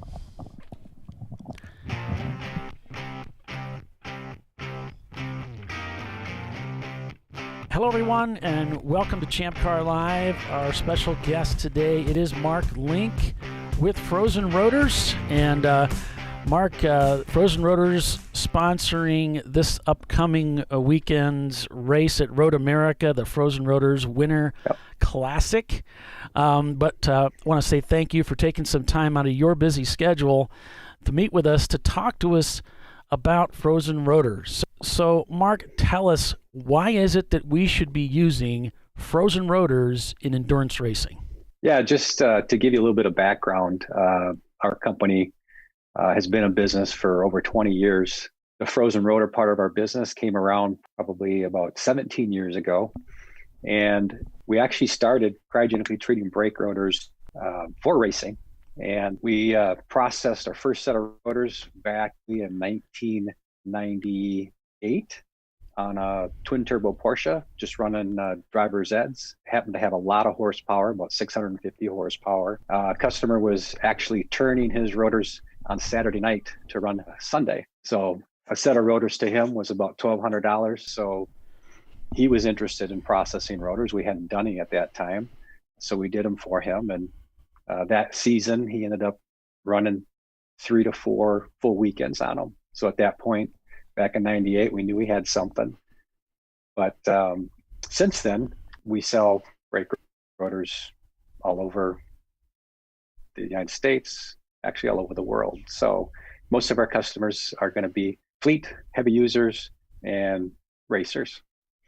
And the cool thing about the cryogenic process is cast iron has a lot of carbon in it. And typically we need at least 0.5 or 0.4% of carbon in the metal for it to react to the cryogenics. And cast iron has about 3.5 to 4% carbon. So lots of carbon. And because of that, cast iron, we're able to precipitate out what they call an ADA carbide. And these ADA carbides give it just more wearability as far as that goes. So as the pad is clamping on the brake rotor, basically it just wears longer. Now our brake rotor will still fail by the same mechanisms, but it just takes a lot longer for it to happen. Yeah, we've certainly seen that. I know with the uses that I've used it in, BMW and Miata, so it's an amazing product. Well, let me just ask you then, I guess there's going to be a big push to allow two-piece brake rotors for 2021 in order to save money. Do you have two-piece rotors that will fit the Willwood center hats? Yeah, we do. We do. We do work with Willwood, not directly, but with a warehouse distributor. So we are able to get the Willwood rings, as they may call them, the disc replacement discs. And of course, we would cryogenically treat those for maximum brake rotor life. Okay, great. That's awesome. And then and we wouldn't necessarily have them on our website. It'd have to be a call-in situation. But as we get a feel for what's most popular out there, it's pretty easy to add that to the website. Okay, so you may have some things, just because it's not on your website, doesn't necessarily mean that it's not something you carry or would carry. Correct. So we carry a whole line of trucks, SUVs, and automotive brake rotors. So we're constantly updating that website. Hard to get them all on there, but we can pretty much source just about everything. Right. So are you actively freezing other things as well beyond brake rotors then? We are. The company name is Diversified Cryogenics. Frozen Rotors is our brand name, but we treat a lot of engine blocks, camshafts, crankshafts, piston, and rocker arms, if I didn't say that, and piston rods. All the things that potentially wear, distort, or break in a motor is a good candidate. We work with a couple specialty transmission shops, and we treat a lot of gears for motorsports as well. Okay, and the cryogenic process, are you seeing it pretty much for the benefit of treating wear characteristics, or does it go beyond that? Yeah, it's mostly for wear, but it's also for thermocyclic fatigue. You know, as in the brake rotor, when you put the brake on, you're heating that surface up significantly. It does open up the cast iron, so any moisture in the air, which there always is, gets trapped inside as that rotor cools off. So all that thermocyclic fatigue, or that thermal cycling, eventually the rotor does oxidize inside. And then when it oxidizes, it loses its ability to dissipate heat. Basically, oxidation in a brake rotor is an insulator, so the brake rotor will lose its ability to dissipate heat efficiently. The cool thing about cryogenics is it slows that whole process down. So it'll be an effective heat sink for a longer period of time. Do you do do you freeze anything like bank accounts, assets? Is there anything like that you'd be willing to help me out with? Yeah, no, we don't do that. No, sir. Okay, so you've been involved with ChampCar for quite a while. You're sponsoring. We have. Why is it the Road America race? You guys are up in the colder states, aren't you? You know, I figure the Winter Classic fits our brand name well. Yes, it does. Yes, it does.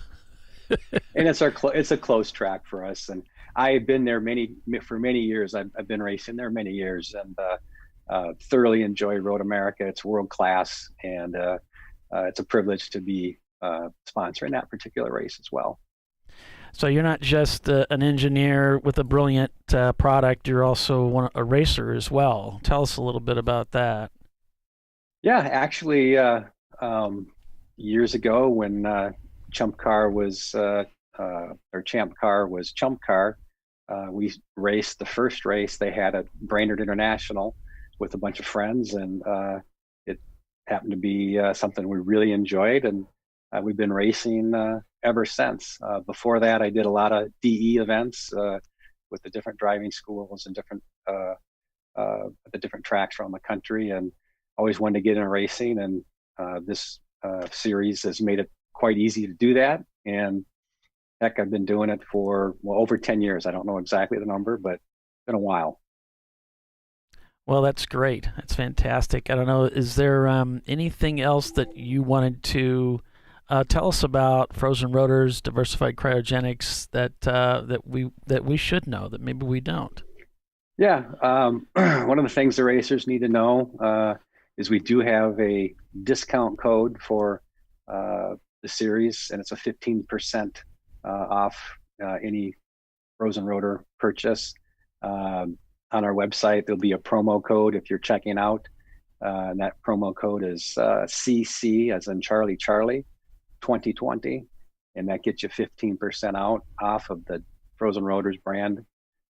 We also have a bunch of different racing pads on the site, and we do give a 10% discount on racing pads. That'll be a separate promo code, and that's FR, like Frank Robert, 1010. So those are good to know. I'm a racer, so anytime I can save money, that's good. Thank you again so much, Mark, for joining us and taking some time to talk to us about frozen rotors. Folks, if you want to find out more information, head out to their website. It's frozenrotors.com. We'll see you later. Thanks, Paul.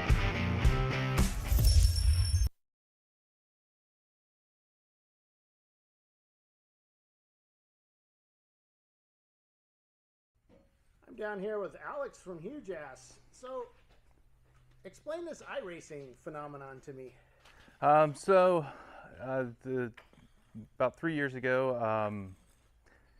ChampCar came to us and wanted to put together an iRacing series to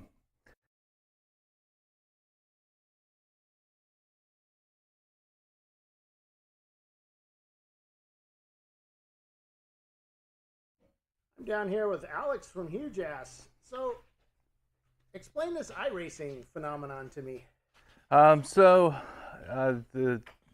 about 3 years ago, ChampCar came to us and wanted to put together an iRacing series to help connect with the drivers when we're not at the track together. So for the last couple of years, we've been running a series, and we run on Wednesday nights, run hour-long races. And this season, we're running a mix of 3 cars: the Street Stock, the Jetta, and the Miata. And it's been a pretty good season so far. I think we're a quarter of the way through. If you participate in 12 of the 16 rounds, at least 51% of the race, you're entered in a drawing for a free race entry. So that's been helping keep the car counts high throughout the season. And then, of course, if you're the winner of the series, gather the 12 best finishes over 16 possible rounds, then you would be crowned the champion and earn a entry into a real-life Champ Car race. You can take that, enter your own car, like we have here with this one, or use that to enter with any number of the teams in the series, like I did last year at Daytona with Speedway Creations. So explain iRacing. Is it just pretend racing, or is it? Yeah, it's kind of like Forza. Yeah. If you've heard of that. So no, it's as real as it can be. You know, I'm sure there's some quirks to it. You know, there's things about it, maybe the way the tires work sometimes, how quick they heat up or don't heat up, that people might complain about. But overall, I think it's a big help for people with their competition, their driving, having good racecraft, being able to work through traffic, that type of thing, make decisions. A lot of that stuff just comes with repetition, and you need thousands and thousands of reps before you can consider yourself to master a skill. So getting those reps online is much cheaper than at the track, and you know, I think that it definitely pays off. I personally don't get much track time throughout the year, but I feel like by doing those laps ahead of time in the simulator, I'm much more prepared once I get there. Now, do I have to spend thousands and thousands of dollars to buy simulator gear?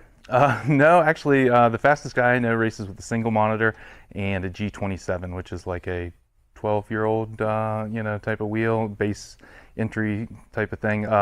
You get going with a wheel for about, I think about $200, $300. I don't know. You can spend upwards, and that would be a wheel, shifter, pedals, the whole thing. Computer, $600, $800, $1,000. You can spend more, but I would say you'd be fine with $600 or $800 machine.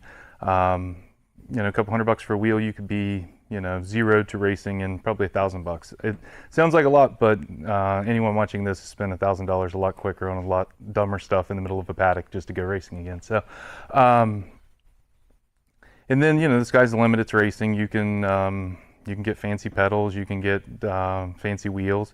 I would say you could get a pretty close to top line setup for a couple grand. It helps, but it doesn't. It's not the end all be all. More expensive wheels just gonna have more forces, so the little bumps feel like little bumps, and the big bumps feel like big bumps. Where with a lower end setup, the little bumps you don't feel them, and the big bumps feel like little bumps. So it's a lot of fun. iRacing also puts on endurance races throughout the year. They do all the big ones: Daytona 24, Sebring 12-hour, Nürburgring 24, Bathurst, Le Mans, everywhere, the Knoxville Nationals, any big event, Indy 500. So you can compete against people of your skill. You'll be matchmaking. You have a driver rating, and then that puts you in races with people of your own skill. So if there's 500 people that show up, you'll be paired with the 30 that are closest to you. Now in the Champ Car series, since we're a private league, we have all skill ranges. So if you come out to the Wednesday night races, they're a lot like a real Champ Car race. We have some guys that are, some cars 8 seconds off the pace, and then we have, people that are all of a sudden, on your bumper, alien speed. So it's been really awesome. We've, I think, I know the car count's going up. We've got quite a community. A lot of people are proud of their progress. One of them, Andrew Kosick, he was the door prize winner last year, so from Most Mint Racing. So I know he's really proud that he's now finishing on the lead lap, so that's pretty awesome. So, everyone's going to have someone to race, right? So definitely come out and join us. So what's this? We were talking earlier. What's the secret Andretti cheat code? I can't share it with you guys. Yeah, I got to keep one advantage back. There you go. All right, thanks for talking to us, Alex, and we'll see you at the track. Yep. Thanks.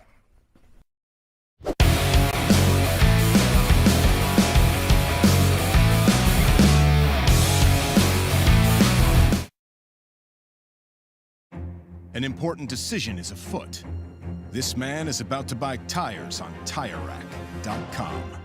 Tire Rack is the leading online retailer of tires in North America and a repository of advice and expert reviews. And it's done! All that's left is to arrange for safe, easy installation at one of our independent recommended installers. Well, I guess he did that too. TireRack.com, the way tire buying should be. Come on, Road. Do your worst. We'll be at our best. Engineered to meet or exceed original equipment performance exclusively at AutoZone. Frozen rotors from Diversified Cryogenics deliver increased performance and a higher level of safety while significantly reducing braking system costs. So to tell you a little bit about the durability of this product. So we have seen an incredible extension of the life of our brake rotors using frozen rotors. We've gone from brake rotors every other weekend to 6 weekends on one set of brake rotors, and I think they can go farther. The durability has been amazing, and it's been a fantastic season, and man, a lot of that is due to the way our car can brake on those frozen rotors. For more information, go to frozenrotors.com. Lifeline USA is a leading manufacturer of onboard fire suppression systems. Lifeline's continuous commitment to research and development ensures that we supply the most innovative and cutting-edge products available. Used by the majority of the world's motorsport championship-winning teams and constructors, Lifeline has a proven history of success. Lifeline offers a complete range of fire suppression systems for all budgets and needs, and we continue to push development and limits on both extinguishant materials and our patented delivery systems to make the race car environment almost as safe as sitting on your sofa at home. Every kit has been designed for a professional and simple installation. For more information and to purchase your ChampCar fire suppression system, go to www.lifeline-fire.com.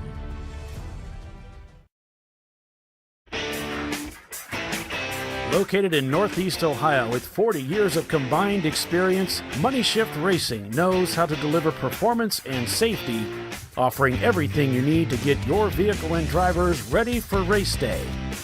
From safety equipment to full engine assembly and repair, in-house fabrication, 3D design, and rapid prototyping.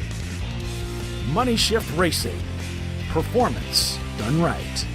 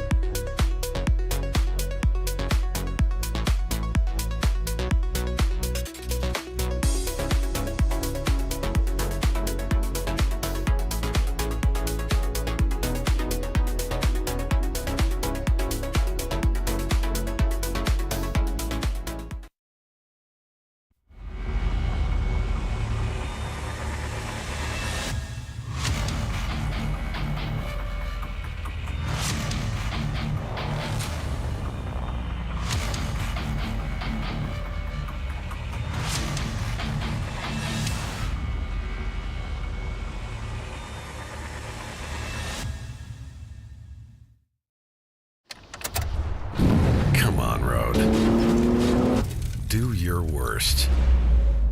We'll be at our best. Triple tested to meet or exceed original equipment performance exclusively at AutoZone.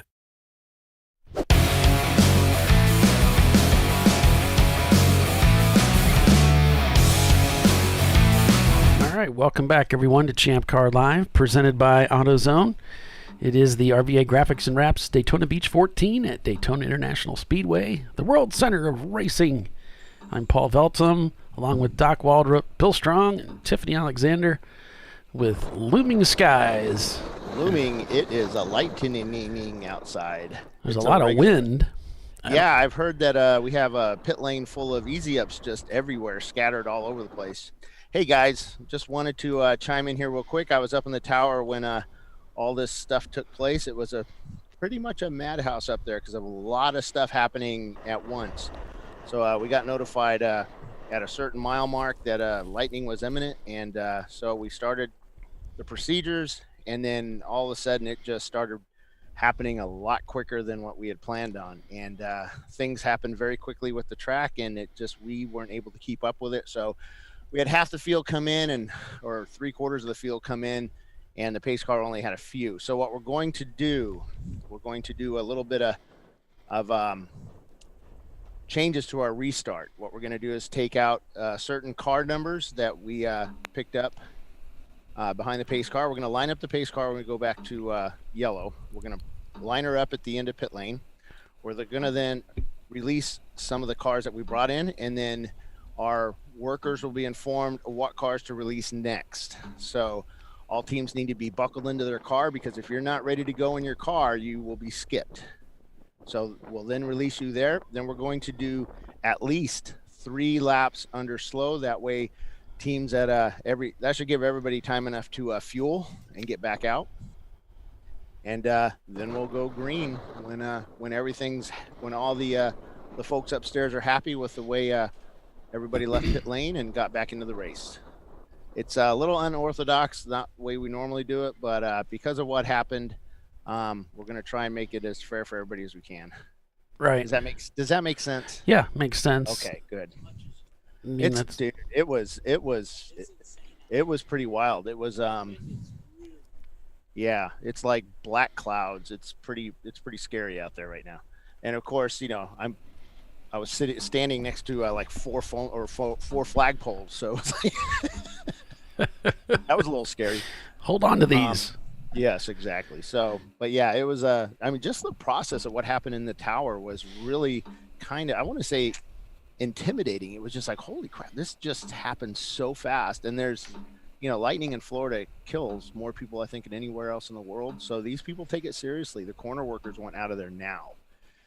And we can't mess around. So once the blue lights go on everywhere, there's a whole process that takes over everything, including what we're doing. So there's a lot of stuff out of our hands that we could not do. Would have been nice having a lightning flag, and it means red flag, but keep moving. That would have been nice. So yeah, Doc says a lot of our drivers are confused by everything, so that probably wouldn't work either. But yeah. So how's it going out there, Paulie?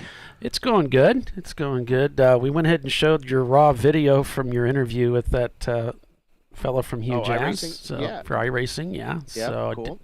That wasn't a polished version, but it still was really good because of all the editing you did. And so I did. Appreciate that. Yeah, we just Alex actually, or Ray had actually done some work on Alex's car, putting a new seat pan in. They're going to put a full containment seat in that car, so he had to lower the seat a little bit. And so Chelsea's sending us video of the track. Oh man, we have some destroyed easy ups out there. We got several. Yeah, we have easy. There's one on the track. Here, let's see if we can get this to Paulie. There's pictures posted on Slack, some of them. Oh, okay. I mean, there's already a few. I don't know if that's what you're looking at, Bill, but. Okay, Paulie. Oh, Paulie, what's your phone number? I'm just kidding. Do you have Paul's number? I do. I can't see it.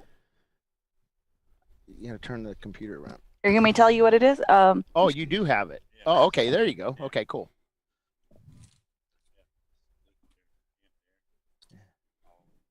Wow. That's pretty wild. Well, I know, and there's one laying in the track. And I know that we're looking out the back of the Team Infinity car, and I think it was it's the TLM car there.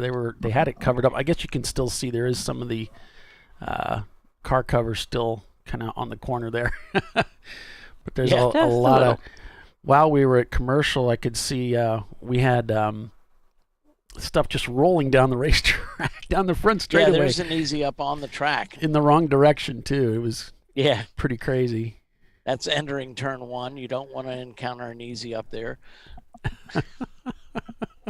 So there's going to be some debris they got to go pick up. And I'm telling you, you get hit by an easy up, they hurt. I've been hit by them, yes. It's strange the experience that you have, Doc. It is. Well, I've lived to a ripe old age, certainly more than my expectations. But I've worked in a lot of tents doing big society weddings and stuff like that. And the tent walls have grommets. And if a grommet catches you being flapped by the wind, it hurts. Yeah, I'll bet. Yeah, no, thank you.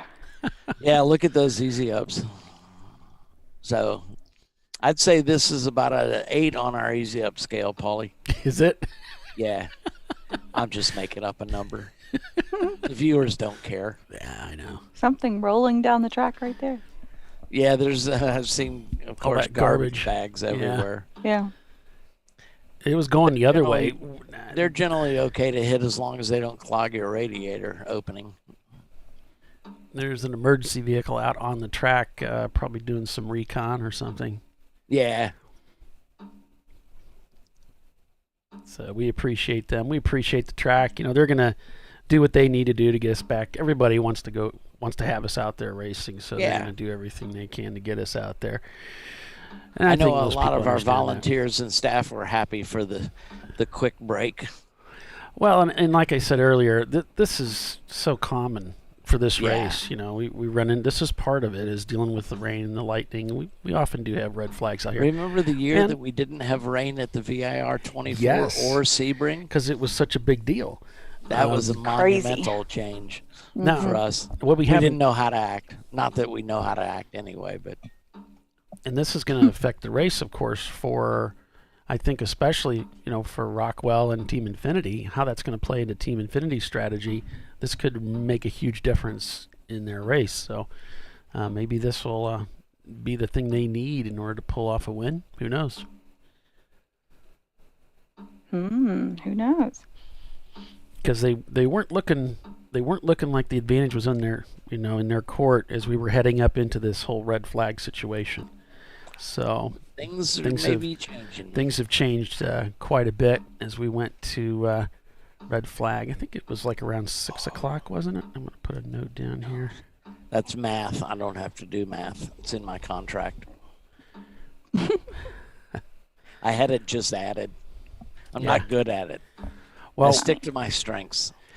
One of the, I'm a big AutoZone fan, and one of the things that Mark Link was talking about there in that video about frozen rotors was they use a higher carbon content brake rotor, and that's exactly what the Duralast Gold brake rotors are from AutoZone as well. So although they're not frozen rotors, they're not cryogenically treated, they're great for the street, and that's the brake rotors of choice that I always go with, because especially for those rear brake rotors, I see a lot of pitting and corrosion, and it really affects the surface area there of what the brake pads are able to adhere to, because there's these huge gouges and dips in the brake rotor from corrosion that isn't affected so much by these higher content carbon rotors. So there's an option for the street too. You can really hear that wind whipping up. I'm sitting here with one of my favorite people in the series. Yeah. Jackie Sides, our pace car driver. Oh. Well, it's got to be Chelsea or Jackie. Yeah. Catherine doesn't come out that much anymore in registration, so. Okay. Yeah, I have a new favorite. I always get a nice hug. She's a sweetheart until she's mad at you. She is a sweetheart. She is not mad at me. No. I don't think. She was mad at me one time. And I don't know. She yelled at me. I'm either guilty of omission or commission. I deserved it, but yeah. Oh, that's fine. Everybody gives me crap on this thing, especially Bill. Easy up kites, yeah. So frozen rotors would. See, but I get to be Bill's boss Monday through Friday. Yep. He's only my boss during the weekends. Yeah, I've seen those videos about guys taking flight holding an easy up. I don't know if I buy that or not. I suppose it's possible, but hey, they're big sales. Yeah. Cross paddock guy comes up. I've seen tents come down that off. you would swear, huge tents come down when they're not anchored properly. Yeah, I wouldn't. They're talking about maybe using brake rotors to tie down easy up. No way. A brake rotor is not going to stop an easy up. And it's going to be a projectile. Yes, it is going to be a projectile. And a very small one, relatively. At least you can see a tire and wheel coming at you. That would hurt so bad. I don't want to think about somebody. But yeah, brake rotor is going to really hurt. And an easy up, this is brake rotor. Nice try, buddy. I'm out of here. Yeah, well, we just had some wind come through as we're under red here, and so we've got some easy ups that are that got picked up by the wind and pulled around. I'll show you. One of my favorite stories is out at Riverside. I was covering the Playboy Endurance Championship sponsored by Escort, and they were all spec Corvettes. And we were sitting up in the S's because it was a huge field of cars, like 90 cars at Riverside. And so this Corvette comes, and you can see him lose the whole wheel and tire and brake assembly. And it bounces once. My cousin was with me, and I'm shooting pictures, and I told my cousin, keep an eye on that. And he looked at me like I had two lobsters mating on my face. The way we often looking at you, yeah. Good quarter of a mile away from us, and that tire started bouncing, got higher the next time and higher the next time, came over the fence right where we were standing and hit a car right between the A-pillars and absolutely crushed that car. Yeah. So there's a lot of kinetic energy built up. Yeah. Physics and stuff, yeah. Physics and stuff. Yeah, more math, so I don't have to do that. Have you played our disclaimer, Paulie? No, I haven't. Think I should? Yeah, you probably should. All right, let's play that. All right, I apologize. I'm really, really sorry. I apologize unreservedly. I offer a complete and utter retraction. The imputation was totally without basis in fact and was in no way fair comment and was motivated purely by malice. And I deeply regret any distress that my comments may have caused you or your family. And I hereby undertake not to repeat any such slander at any time in the future. I'm sorry and I'm stupid. I prostrate myself before you and beg your forgiveness. Jeez, I'm an idiot. I'm going to go ask directions to our next huge embarrassing failure. I'm going to go ask directions to our next huge embarrassing failure. Jackie just heard that, I think, for the first time probably. And she was cracking up. She's normally in the pace car out at Pit Out. Yeah. Well, that's because she's got a real job. We're just goofing She off. does have a real job, as opposed to our phony baloney jobs. A real job. Yeah, there's an emergency vehicle out there driving the wrong way. I wonder if they'll black flag him. I don't think so. He's got his hazards on. What do you want? What I want is I want winning lottery numbers. Those would come in handy. Conformity. That's what I want. They're supposed to drive the other way. The only pit road crew killed at Indy was a safety vehicle going the wrong way down pit road. You always look up track, and he was going from pit out to pit in. I'm glad to see there's, some of the teams got to be glad there's no rain. Yeah, there's no rain yet. Because if it's not going to rain, if that lightning's going to move off, then they'll be back to racing. Yeah, the lightning should move off. That second band doesn't look like it has any real power behind it. Yeah, quite the punch. Just showers, as it were. It's the red spots you got to watch out for. Tiffany knows that really well. Yeah, we went through several. Didn't you just dodge a tornado in Birmingham? Oh my gosh, it was so close. I happened to be in the car at the time. Yeah, you said you'd never be without a fast car. Oh my gosh, it was crazy. Yeah, so there was a bunch of tornadoes coming through the Birmingham area, and so I was watching one that was coming through Mountain Brook where my office is, and I was like, okay, it's time to go, because that thing's kind of headed right for us, right? and I wasn't paying attention to one that was a little south of town because it was way south of town. But the way they travel is northeast. So by the time it's just poor. It wasn't raining barely when I left the office, but I didn't get 5 minutes down the road and it just unloaded on me. And that one that was south of town was tracking northeast and ended up almost cutting me off on I-20 trying to get home. You couldn't go much faster because you couldn't see anything. I mean, literally, you couldn't see out of the side windows of the car to change lanes. You just kind of look, and it was nothing but gray, and you're like, I don't see any lights. Okay, I'm changing lanes. Looks like that Miata dodged a bullet.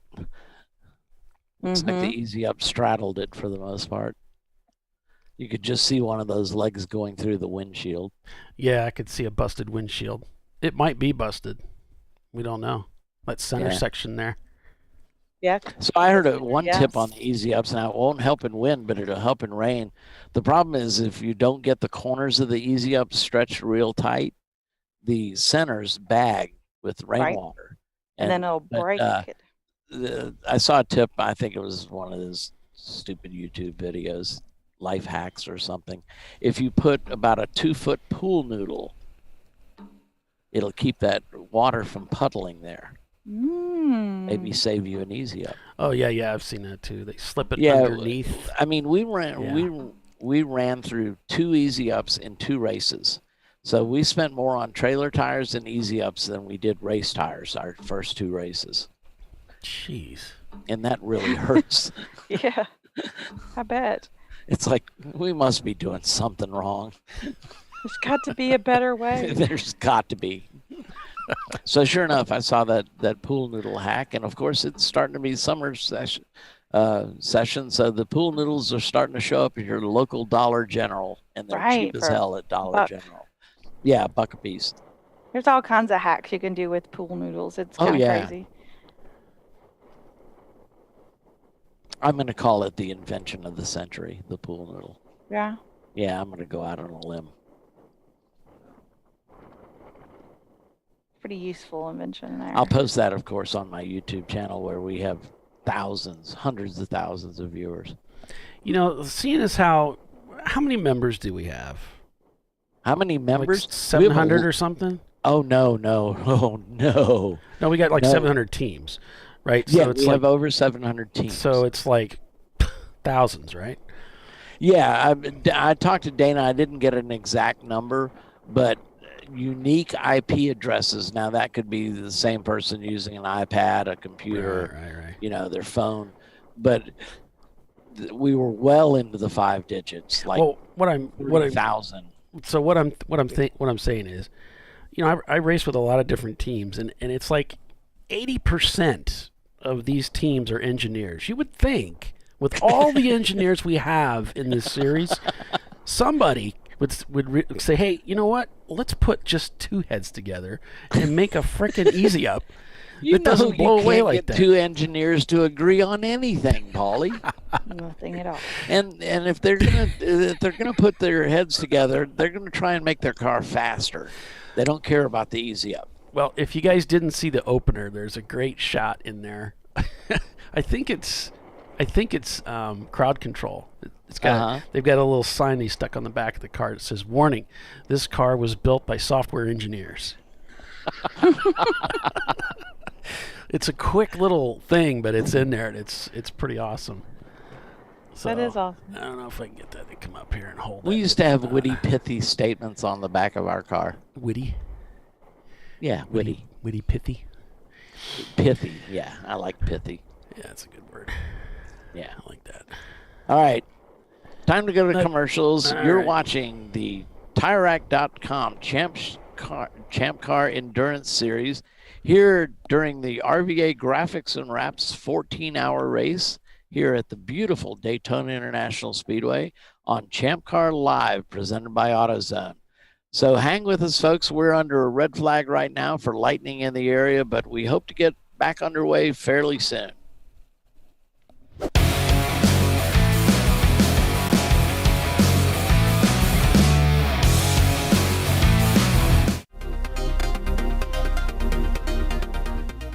Welcome to TireRack.com, revolutionizing tire buying since 1979. With our unmatched selection of branded products, finding what fits your vehicle and is right for you and how and where you drive has never been easier. Through helpful online shopping tools that include our professional hands-on reviews done at the introduction of a tire and consumer reviews that give real-world feedback over the life of the tire, you can make the right tire choice and find exactly what you need. And if you prefer to talk to someone, our tire testers, our sales team, are available on the phone. And that's how we get you the right tire for you and your vehicle for where and how you drive.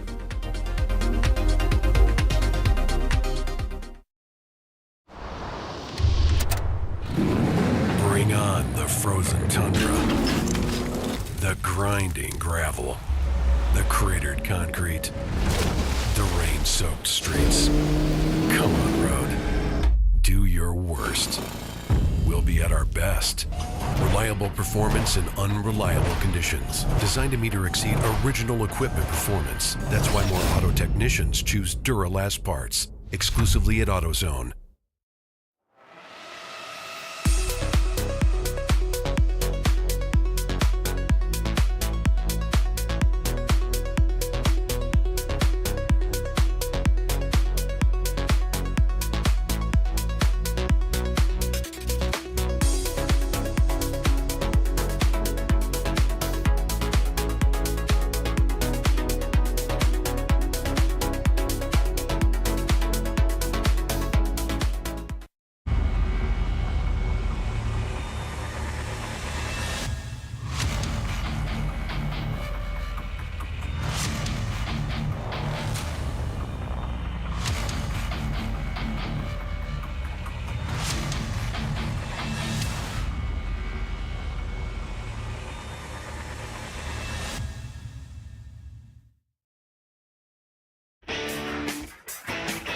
Located in Northeast Ohio with 40 years of combined experience, Money Shift Racing knows how to deliver performance and safety, offering everything you need to get your vehicle and drivers ready for race day. From safety equipment to full engine assembly and repair, in-house fabrication, 3D design, and rapid prototyping. Money Shift Racing. Performance done right. Discovery Parts is a veteran-owned racing and safety equipment company. While we're located inside Atlanta Motorsports Park in Dawsonville, Georgia, Discovery Parts can also be found at the tracks, supporting a number of Champ Car Series events. We take pride in being a reseller of the best of the industry to Champ Car teams and drivers. We know racing, love racing, and look forward to tomorrow to even more racing. Visit us at discoveryparts.com.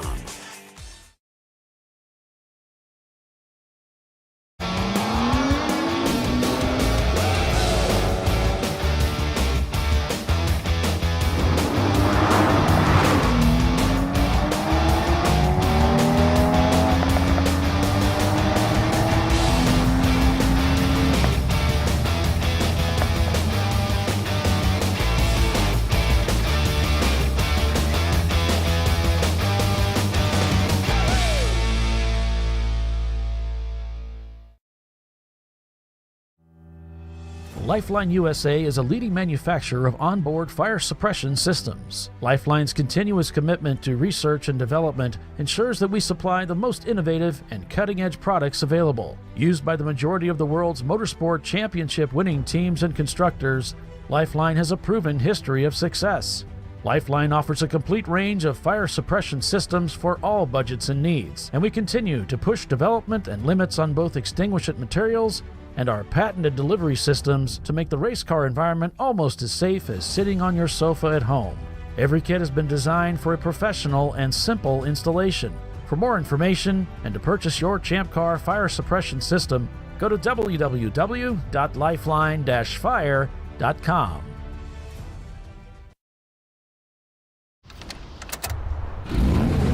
Come on, road.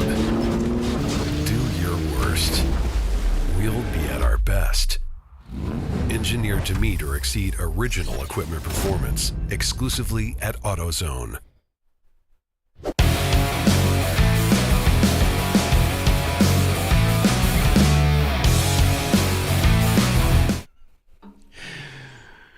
Welcome back, everyone, to Daytona International Speedway, the RVA Graphics and Wraps Daytona Beach 14. Paul Veltum along with Doc Waldrop, Bill Strong, and Tiffany Alexander. This comment, Will, is really funny, man. The RVA comment. I think I could rub a bus by now by myself. I've seen it so many times. I hear you. How do you think I feel, man? I gotta play this. I play this stuff all the time. But anyway, yeah, that was funny. Oh, wow.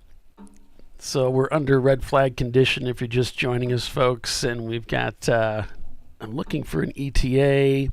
Looks like at least an hour for cleanup. Not opening pit lane for at least another 30 minutes. Crew is cleaning up some spilled fuel cans on pit road from flying canopies. So we got a little bit of an idea on ETA there. You can see there's quite a bit of debris they got to go clean up. So thanks for that update, guys. Appreciate that. Let's see if I can get this up here. Okay.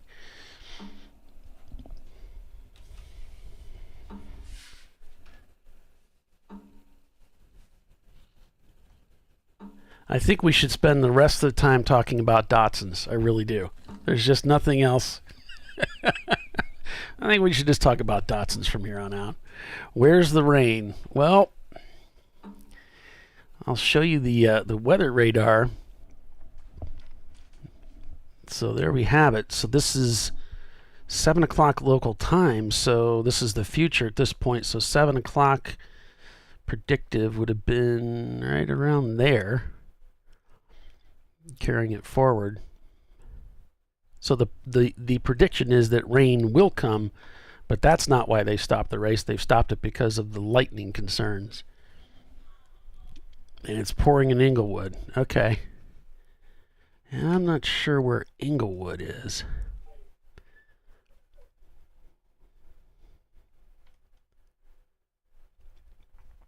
But with all of that moving across the state, I mean, there has to be rain falling somewhere, right?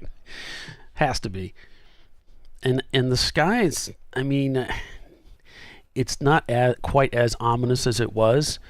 So at least we've got some idea now on time frames, about an hour to clean up, not opening pits for at least another 30 minutes. So that means somewhere within that 30 to 45 minute range, they'll probably start bringing people back out to the pits, get the drivers plugged in. They'll at the same time be cleaning up. Where's the lightning? I don't know. I don't know where it is that they're seeing it. I haven't been notified. Yeah, they're still going to go till 11 o'clock, and unless sometimes the tracks will make they'll make a provision, but these races are done under contract. So typically when we have these red flags, and it happens during the year, they still go till that 11 o'clock time frame, and they don't normally hardly. I think I can only remember one time in all the races that we've done that I've been a part of, and I'm doing almost all of them every year. I can only remember one time when a race was extended, and that was years ago. So yeah, it should go checker at 11 o'clock local time. That's Eastern Standard Time. So the clock is still running on the time. And as I said earlier, I think this will benefit, could very well benefit Team Infinity, because they've been off sequence on their pit stops with that thirsty V8. You can see there's a pit stop that they had right there at the 160 lap, and the fella from Mostment had done some math on it to figure out, okay, how many laps under green can they go before they have to pit, and then if you calculate that with how much time it takes for each lap, then you can figure out, okay, well, then they're going to have to pit at such and such a lap, at such and such a lap, and then compare that with what Rockwell was doing, which I think Rockwell was stopping every 2 hours. So that would give them the advantage. But now, we've got under 4 hours left in the race. So that's, obviously they're going to have to stop at least once to pick up fuel. But if it's going to be an hour, I don't know. I guess we'll have to wait and see how it plays out.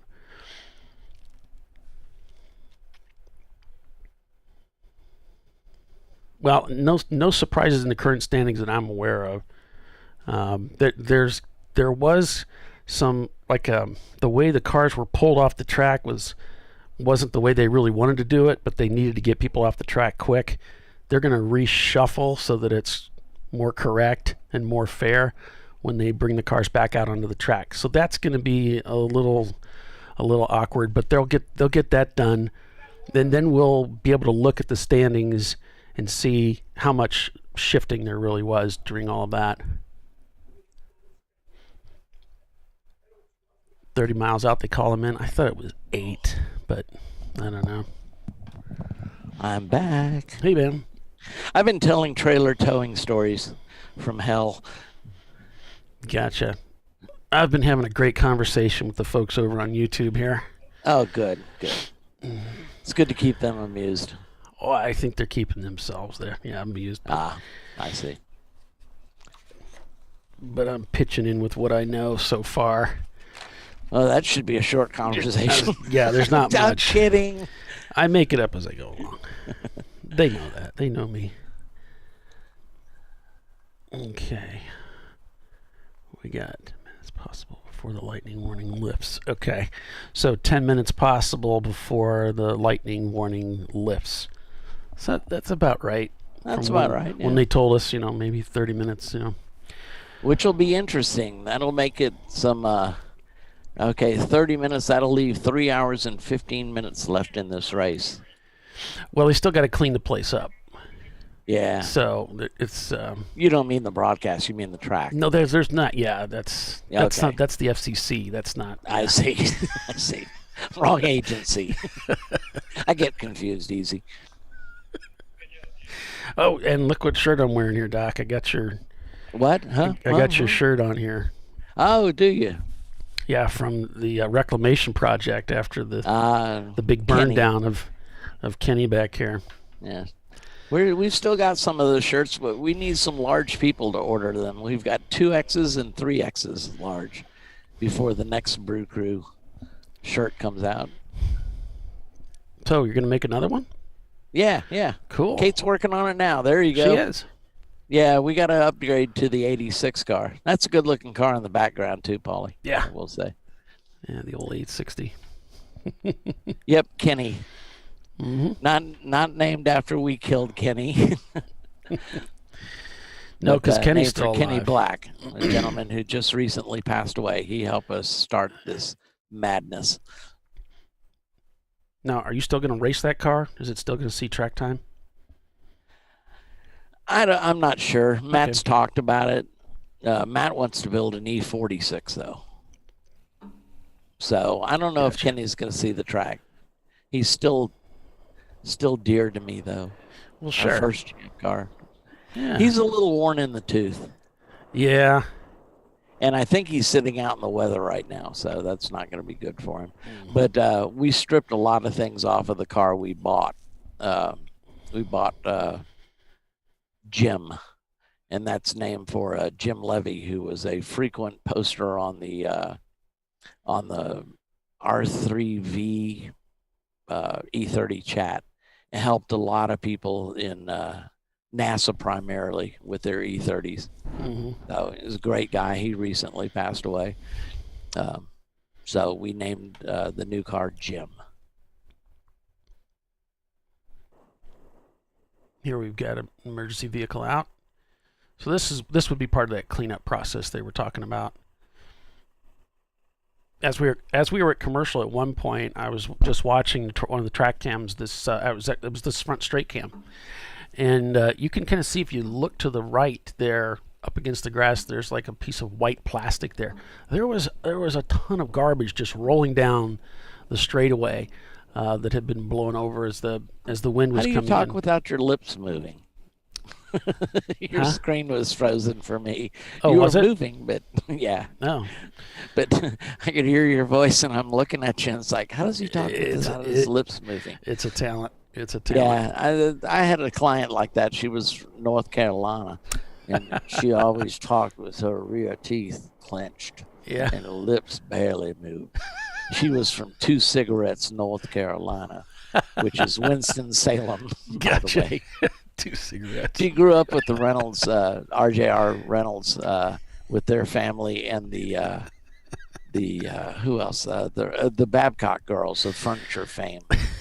So she was high society and got me doing lighting for all these big weddings, like the Chancellor of Duke University and stuff like that. And we were doing like 20 of those weddings a year. So we were always in Two Cigarettes, North Carolina, back when you could actually smoke in the Marriotts.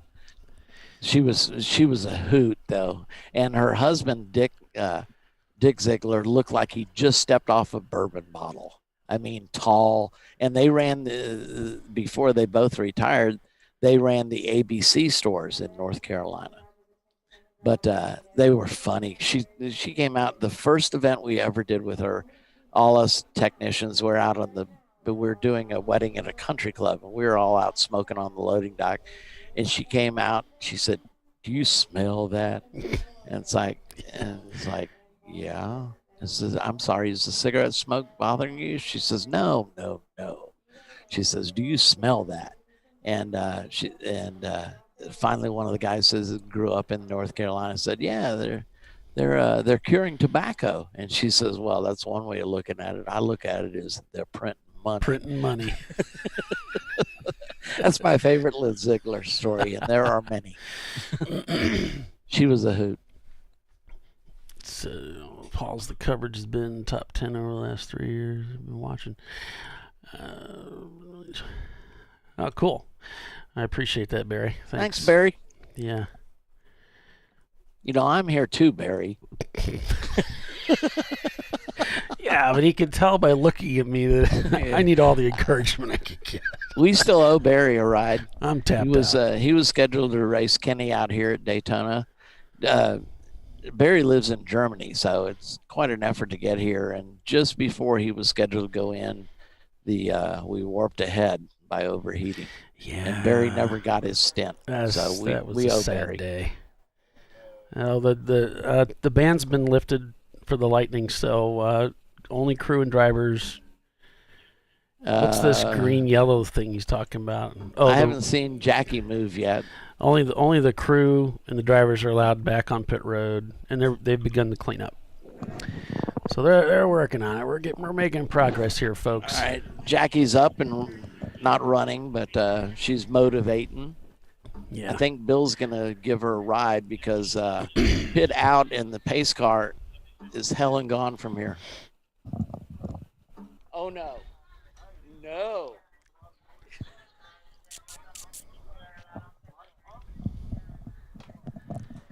I started working on like a backstory for Daytona like I used to in the old days. I would get like a whole history thing put together, but I ran out of time. Right, I remember those days. Yeah, I ran out of time, but it's an interesting study. I did work on it.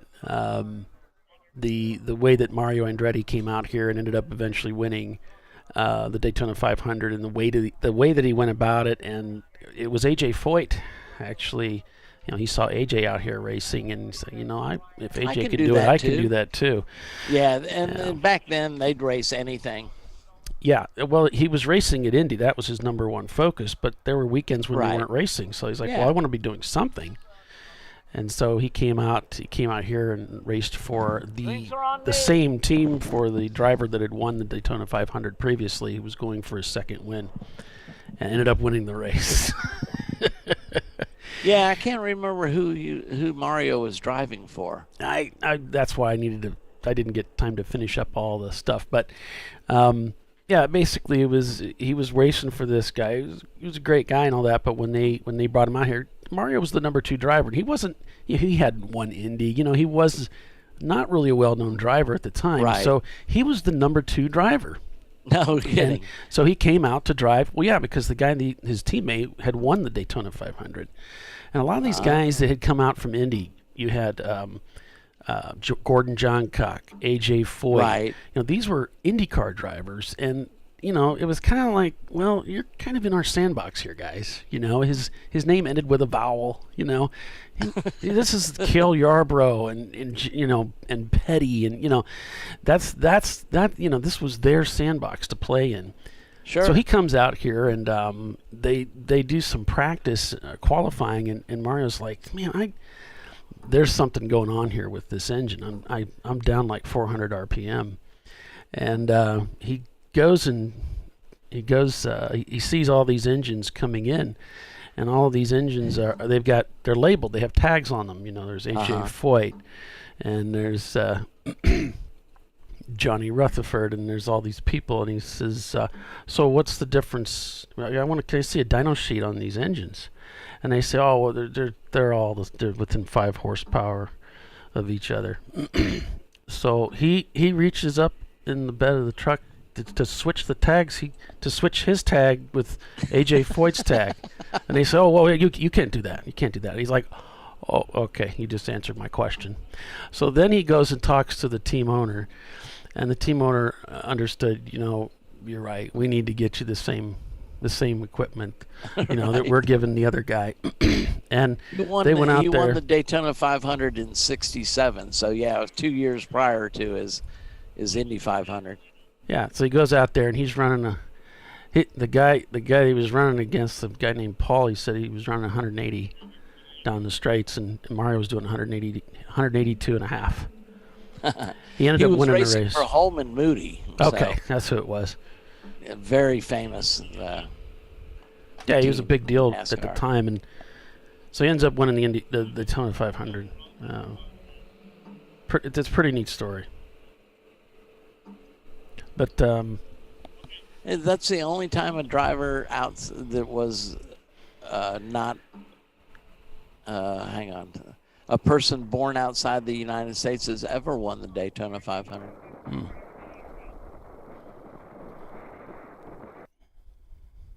And of course, Mario won at Le Mans. He won Formula One championship. Obviously, Indianapolis Motor Speedway. Yeah. The Indy 500 plus the Indy title. So tough to. Well, one of the things that he brought to Formula One that hadn't been done at that time, because Mario was doing so many kinds of racing, he was doing some sprint car stuff on the dirt tracks. And sure, he learned about stagger, which they weren't doing stuff like that in Formula One. They hadn't learned that. He was one of these guys, he was putting stagger in the tires in his Formula One car. And that's how he claims that he did so much better. So it's just, he just brought all that into it. He's one of only 3 drivers that have won races in Formula One, IndyCar, World Sports Car Championship, and NASCAR. Who are the other 2 drivers? That's our trivia for the hour. Gurney? Very good, Paulie. Who was the other one? Foyt. No. Dang. Help me out, guys. Never won a Formula One race, I don't believe. Who raced Formula One and then raced Indy cars? That's the only hint I'm going to give you. And won. Yes, and won. Did he win? You're talking about an Indy title or just an Indy race? No, an Indy race. Has won a race in Formula One, IndyCar, World Sports Car Championship, and NASCAR. Juan Pablo. Very good, Paulie. You got them both. I am so proud of you. You are the wind beneath our wings. It's because you kept talking. It's like, it's got to be NASCAR. Okay. Yeah. NASCAR. I think he only won 1 race in NASCAR, if I remember correctly. Yeah. He's probably more famous for something else that he did in NASCAR than winning that race. Yeah, and that happened, of course, here at Daytona. It's not a good thing. But no, not a good thing at all. Kind of thing you want to be remembered of. Of all the places for a car to have a mechanical failure, that was a bad place. Oh my gosh! Nigel Mansell never raced in NASCAR, I don't believe. Paulie got them both right. Barry guessed Montoya, so very good, Barry. No apologies necessary there, Bo. So they're cleaning up the track, folks. If you're just coming back to join us, They're chasing trash bags. They knew it'd take about an hour to clean it up. They've been after it for about a half an hour, so they're probably getting cleaned up. But there's trash bags, there's banana peels. I'm telling you, those hot dog wrappers are hard to catch. Easy ups. It's so They're irritating. fast. I know, and there's 3 overweight guys out there that are really mad.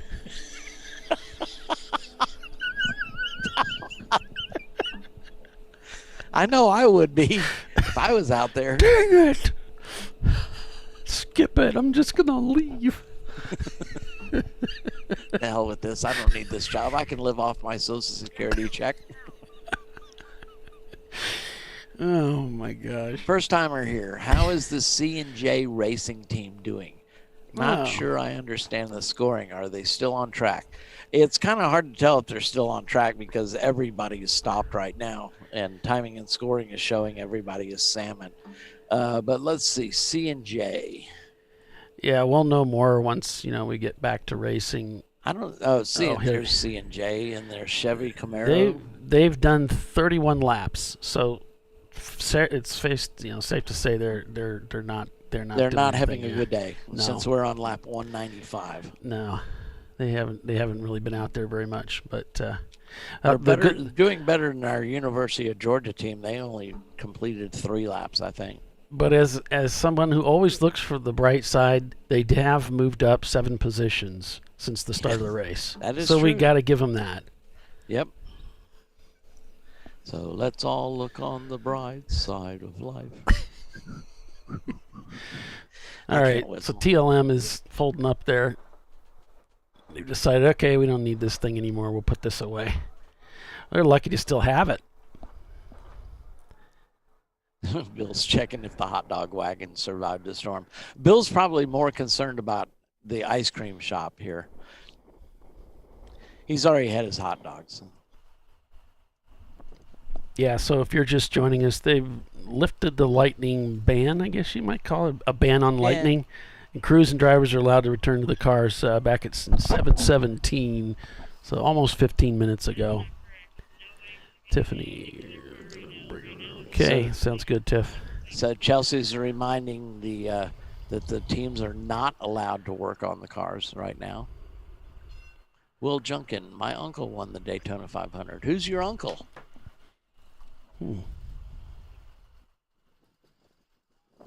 Come on, Will. I'll give the man a minute here. He's got to type all that out. What, are you in a hurry? You got to. What's the rush? I got a meeting to go to. You got a It's meeting. my birthday today. We got more time than any. I got nothing but time. I ain't got no sense. We're just goofing off. Let the guy type it out. I'm trying to keep my phony baloney job. I'm trying to keep this conversation going.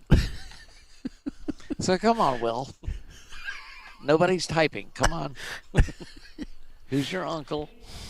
I'm sitting in a room. I'm sitting in where they hold the drivers meeting for NASCAR, and there's about 10 pictures on each wall, and some of the greats that have raced here. Dick Mann, a motorcycle racer. They got a nice picture of Al Hobart. Just over my left shoulder, there's a great picture of Brian Redmond, who raced here.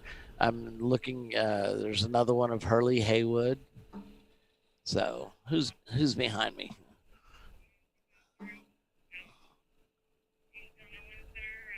Let's see. Oh, it's Victory Lane with John Andretti, Derek Bell, and Juan Montoya. No, that's not Juan Montoya. Bob Wallach, standing in front of the Busby Racing 67 Porsche 962. I was here for that race. One of our viewers, Doc, I think you missed it when you were gone. But as we came back, as we're coming back from commercial, I was reading through them, and one of the guys said, I've seen the RVA graphics and wraps commercials so many times, I think I could wrap a bus by myself. Hey, trust me, they're just like us. They make it look easy. No, those guys do awesome job. All their cars are wrapped. Yeah. That they bring to the track. So All right, so we'll go ahead and break for another RVA Graphics and Wraps commercial, and we'll be back here in a couple minutes. So. Just in case you missed some salient details. That's right. Stay with us, everyone. We'll be right back.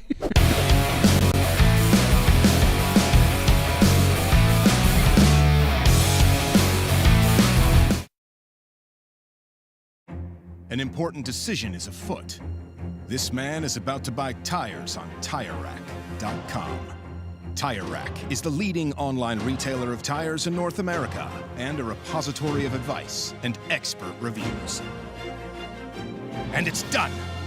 All that's left is to arrange for safe, easy installation at one of our independent recommended installers. Well, I guess he did that too. TireRack.com, the way tire buying should be. Come on, Road. Do your worst. We'll be at our best. Engineered to meet or exceed original equipment performance exclusively at AutoZone. Frozen rotors from Diversified Cryogenics deliver increased performance and a higher level of safety while significantly reducing braking system costs. So to tell you a little bit about the durability of this product. So we have seen an incredible extension of the life of our brake rotors using frozen rotors. We've gone from brake rotors every other weekend to 6 weekends on one set of brake rotors, and I think they can go farther. The durability has been amazing, and it's been a fantastic season, and man, a lot of that is due to the way our car can brake on those frozen rotors. For more information, go to frozenrotors.com.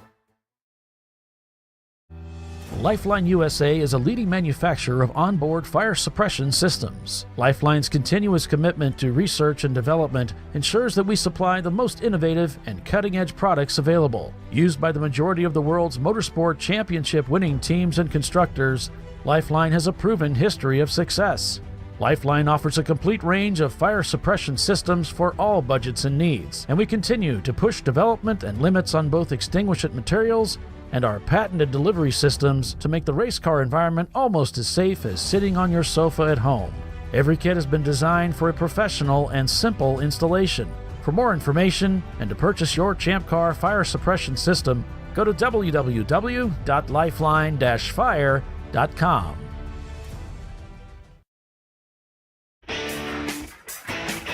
Located in Northeast Ohio with 40 years of combined experience, Money Shift Racing knows how to deliver performance and safety, offering everything you need to get your vehicle and drivers ready for race day.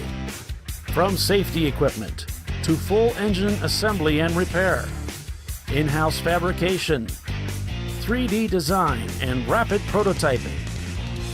Money Shift Racing. Performance done right.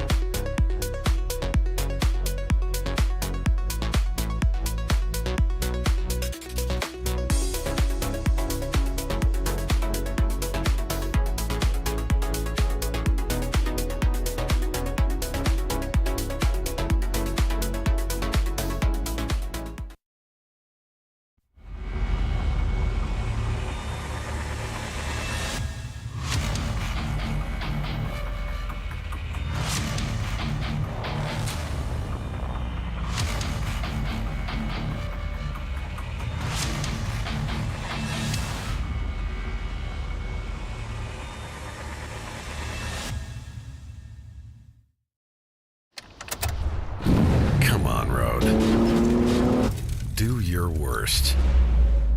We'll be at our best. Triple tested to meet or exceed original equipment performance exclusively at AutoZone.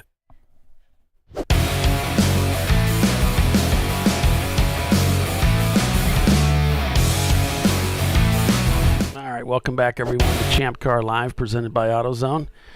And we're closer than we were before the break. There's a lot of emergency vehicles out there on pit lane. And they're just getting through the cleanup process, I suppose. So welcome back, everyone. I'm Paul Veltum. Got Doc Waldrop here with me. Tiffany's taking a break. Bill is wherever Bill is. I don't know. Everybody's somewhere. Yeah, they're the Champ Car staff is assisting in getting all the broken easy ups into the tech garage. So they're pretty busy. Yeah. So once they get all that sorted up, because there was just a short period of time, right, very soon after we had everybody off of pit road, that it got really windy. The cameras were shaking back and forth like mad. It was quite a spectacle insane. There. Insane in the membrane. It's still windy out there, but nothing like what it was. They're requesting teams come to pit road with their four-wheelers and help the staff clean up. Okay. There's evidently a lot of carnage there. So bring your four-wheelers and your wagons and go out there and help them pull all that garbage that was once an easy up into the garage for now, so we can get the race back underway. We got to have pit lane cleared. It can't be, we got to get the whole deal. So pit lane has to be... The whole 9 yards, the whole shenanigans. Yeah. So here's Garage 65 broadcasting today. I think this is one of the first times that I've ever used a Twitch channel before. Looks like it's doing pretty good. It's doing just fine. We just don't have their audio. I don't know how much trouble it was to get it into the broadcast, of course. It's not too bad. The thing about Twitch, and what we typically tell people is we don't accept Twitch broadcast is because typically it's got commercials in it about every 15 minutes. You've opened up that can of worms.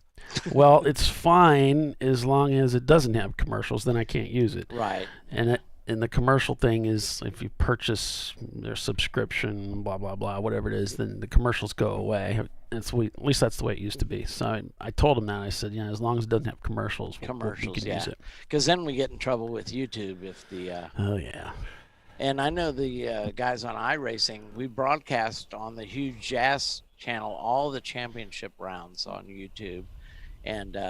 their commenters, and Paulie, this would be envious. We could get rid of Bill, actually, because they can call up any camera view from any car in the field, and they all chat on Discord. Yeah. Yeah, it's a very different kind of deal, The amount of information they have is really fantastic. Yeah, it is. All right, most of the canopies I'm oftentimes envious. And Devin Peters and come on, Doc. David Haynes. Yes. The broadcasters for that. Yeah. And I've joined them a couple of times. They're a couple of great announcers, much better than us. Of course, that bar's set so low. So they're saying they're asking the teams. They've got most of the canopies picked up, and they're asking the remaining easy ups be taken down. Oh, really? Because the winds died down, but I'm sure they don't want to repeat. Certainly don't want an easy up flying out on the track. I think that's what it is. They just don't want any problems. They want to get the race going and move things along. See the safety vehicles on the apron there, and then another group of safety cars is exiting pit in location. I think they're going to join these cars out on the track, and they're just looking for debris, hot dog wrappers, easy ups, tires, brake rotors. And like so I said, hopefully we'll get back to racing here pretty soon. There's like 3 overweight guys that are really mad right now. You already made that joke, Paulie. I just can't. I'm not doing this anymore. I'm getting back in the truck.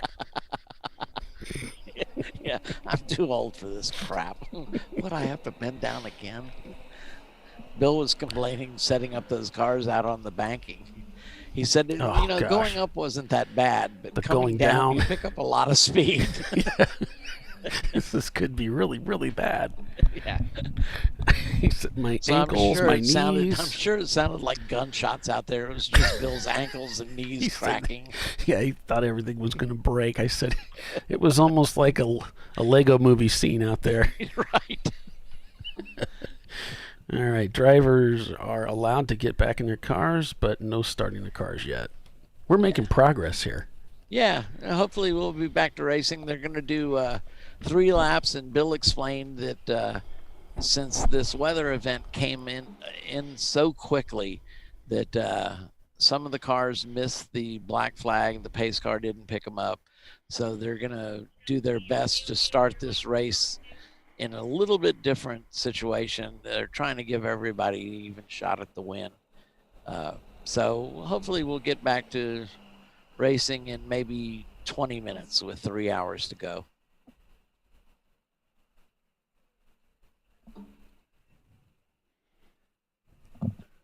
Just reading through all of the information. Wait, you have information? I'm reading the YouTube chat. I see. I'm not over on YouTube because I'm not very good at switching back to your feed. Oh, that's not true. I've been much better. In fact, I haven't even messed up once today. Well, that's good. Good job. I'm on a roll. Yeah. I'm not going to expect it all the time or anything from you. No, please don't. Because you know that's unrealistic.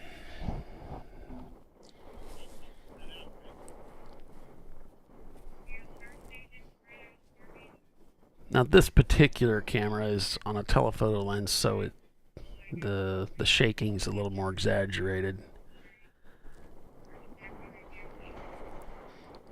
And then it takes off rolling. Okay, no, that's not an exaggeration. So RDC Autosports, my friend's nephews are one of the drivers. I'm trying to find out where they are in the field. Mm-hmm. Well, RDC. Yeah. I don't show an RDC. Yeah, maybe it's. I wonder if it's like a. I'm not very good at acronyms unless they're military. Yeah. But I've got an alphabetical list, and I don't see any team that could be an RDC.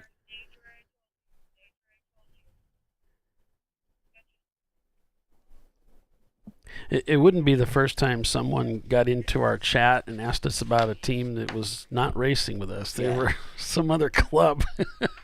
Yeah. I don't unless they entered under a different team name, maybe. The grass is greener in Wisconsin than it is at the track. Actually, the grass is pretty green. What you're looking at is the tri-oval, and that's where they run the Supercross race during Bike Week. And they're irrigating it now, so the grass is green by the time the NASCAR returns here in July. So Chelsea's calling for drivers in over the PA.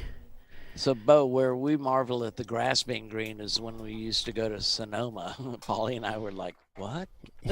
Yeah, that's a whole different deal there. Yeah, that's a whole different story. That's like, when is this ever green? Green, right. Even in iRacing, it's not green. Right.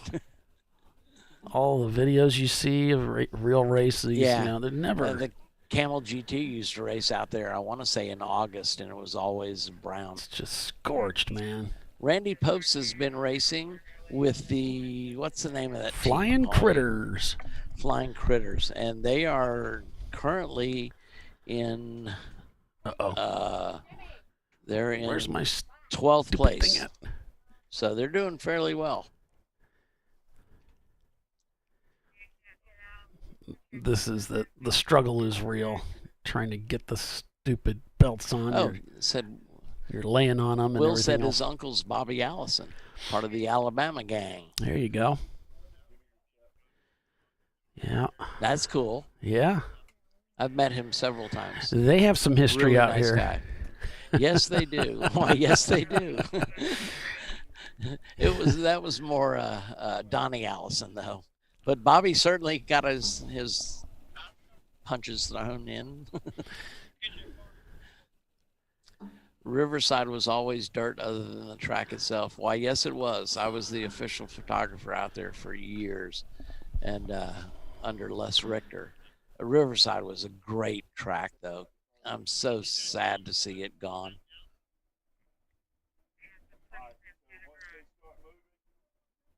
So RDC Autosports says, I'm not part of this club. I run IMSA, just watching because my friend's nephew's racing. Ah, cool. Yeah, we miss IMSA being our support race here. I joke, I kid. Send all your hate mail to bill.strong Right. at ChampCar.org. .org. So you see her helping the driver get strapped in, making sure his belts are tight. Or not. They might be just blowing him off. Well, It's on Jackie you, checks pal. that stuff and checks it. Yeah, it's a cursory check, as Dana calls it. Yeah. They'll take a quick look at it as best as they can see in Yeah, there. make sure your belts haven't slipped off your Hans device, because your Hans device is kind of worthless then.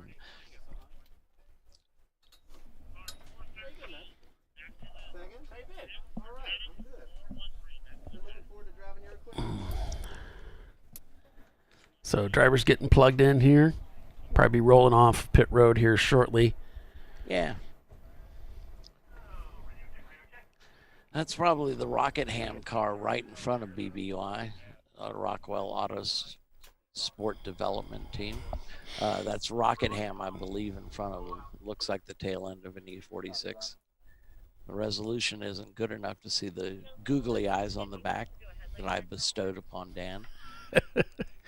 We're in the Rockingham car right now. Here's inside the John Allen special car. Oh, Frank from 901 Motorsports said Riverside was my first IMSA race. It was also mine. That was back in probably 82. It was the Times Grand Prix, sponsored by the LA Times. RDC Autosports says Sebring is his home track. Says me in turn 1 and turn 17 have issues. Turn 17. Ooh, yeah. Timothy says Road America is his home track. We're there next weekend, of course, with the TireRack.com Champ Car Endurance Series National Championship. I often call Road America my home track, even though it really isn't, but I've been there so many times, I think of it as home. You've been in, which track have you been on most, probably? I'm going to say it's Road America, yeah. Yeah? Probably. Because I know you spent some time out at Nelson Ledges. You've raced many places, though. Yeah, it's probably Road America. Will Junkin said the funniest part about that fight here, of course, that made NASCAR famous. He said about that was Cale's face just started hitting his fist. That was, of course, the big dust up in turn 4. Yeah. When Donnie Allison tangled with Cale Yarborough. And of course, the history of that is there was a huge snowstorm on the East Coast, so everybody was sitting there, and it was the first live broadcast of the Daytona 500, and of course the viewership was huge, and I remember, I think Ken Squire's famous call was, "And there's a fight." 5 minutes. They're gonna, excuse me. They're gonna start some kind of a process in 5 minutes. She says. We're making progress here, folks. Not the broadcast. He's talking about the actual track and back to racing. Yeah, the actual I just wanted race. to clarify in case you were really confused there for a second. These guys are liars. Lies, slander, delusions, and half-truths. So they're going to do pace laps for 3 laps. That gives teams a chance to come in and get fuel. And again, I don't know the full story. I've heard that the storm came up so quickly that only half the field was black flagged under the pace car. And then, so some cars continued to circulate, came in a little late. So they're trying to make it as equitable as they can for everybody out there. Right. So they're estimating there's probably 6 to 8 cars that are out of gas and need to have fuel.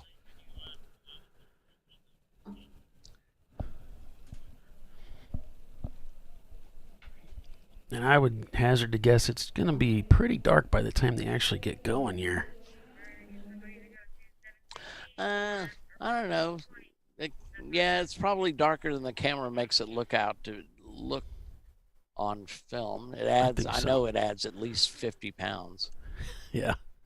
Well, they've already turned the lights on for the track, and There's one camera we have here that does look pretty dark. That's the front straightaway. So Charlie's asking where the El Camino is. The El Camino didn't make this race. No, but there is a stunning Ford Escort. There is. It's yes. breathtaking. And there's a pickup truck, of course, that ran second place for a fair amount of time. Yeah. Till they had a problem. With the Escort's got the best team name of all because it's why the rush. I still want to start a team with you called Waiting for Data. I know. Cars are moving, beginning to filter out in the order of the last lap. That's the word from the tower. So in a couple of races, we'll have my favorite car out there, the Ford Pinto that stole our hearts. That the Ford Mustang will forever deny past him. That was a fantastic race. and of course the Ford Pinto is painted olive drab like a World War II airplane. So I told him, I said, if you don't put a Mustang profile on the front quarter panel of that car, I will be forever upset. and the driver actually, I think I said that on the broadcast, and sure enough, the guy emailed me. He says it'll be done. Yeah. So I'm going to hold you to that. You got a couple of weeks. I can't remember what race you're entered, but I saw it. So I'm going to hold you to that promise there. I talked to those guys on the phone. They called me and they were awesome. Yeah, that's a program where they put veterans in the cars to get them kind of reacclimated from traumatic experiences, and they when you get out of the military, you're so used to working as a team, and then all of a sudden you're in civilian life, and you just kind of feel lost. So that's a great program that he has going on there. Let's see. I'm gonna pull up the entry list for us and see when that Ford Pinto wagon, no less, a wagon.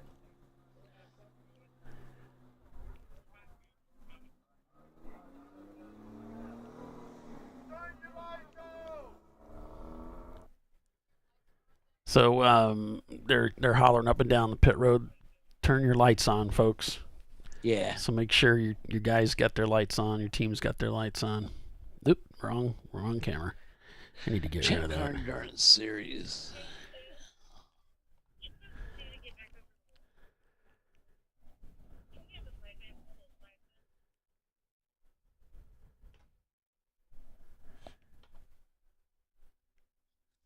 Can't promise I'll find him, but he's stuck out like the sore thumb that car is. The headlights are the button on the dash.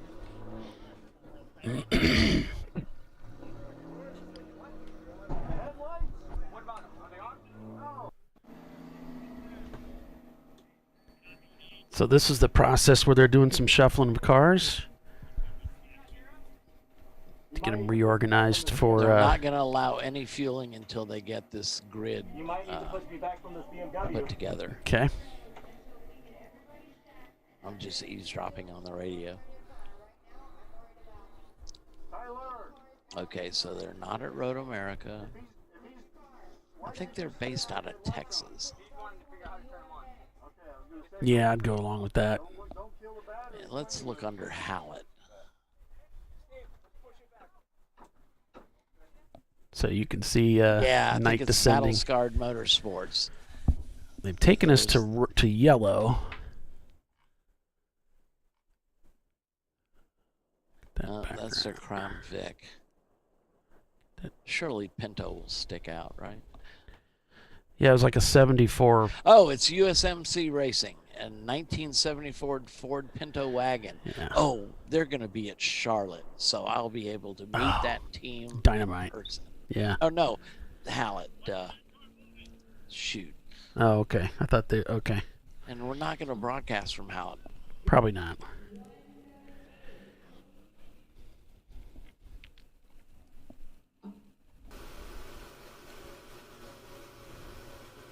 All right, so cars are rolling down here. as they're getting everybody organized and into position. Anybody that can't get their car started, they're going to get skipped here. So Will Junkins says it's an awesome program. Everybody always thank the veterans, and also give ChampCar a thumbs up. We give those teams a free entry, I believe. Yeah. So. Yeah, we take care of them. Do our part. Yep. Ah, dang it, it's Hallett. I wonder what I'm doing that week. Maybe I'll drive to Hallett. I'd like to shake their hands. Bill, I know, is going out to Hallett, so.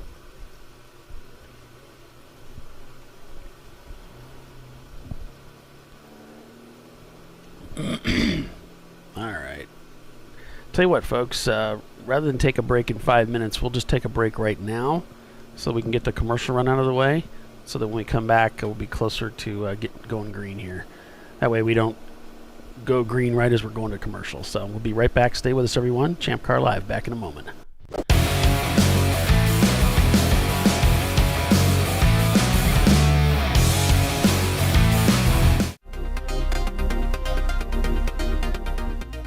Welcome to TireRack.com, revolutionizing tire buying since 1979. With our unmatched selection of branded products, finding what fits your vehicle and is right for you and how and where you drive has never been easier. Through helpful online shopping tools that include our professional hands-on reviews done at the introduction of a tire and consumer reviews that give real-world feedback over the life of the tire, you can make the right tire choice and find exactly what you need. And if you prefer to talk to someone, our tire testers, our sales team, are available on the phone. And that's how we get you the right tire for you and your vehicle for where and how you drive.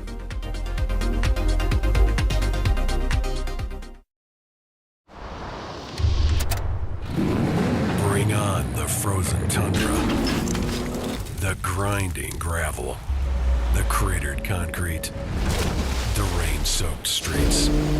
Come on, road. Do your worst. We'll be at our best. Reliable performance in unreliable conditions. Designed to meet or exceed original equipment performance. That's why more auto technicians choose Duralast parts. Exclusively at AutoZone.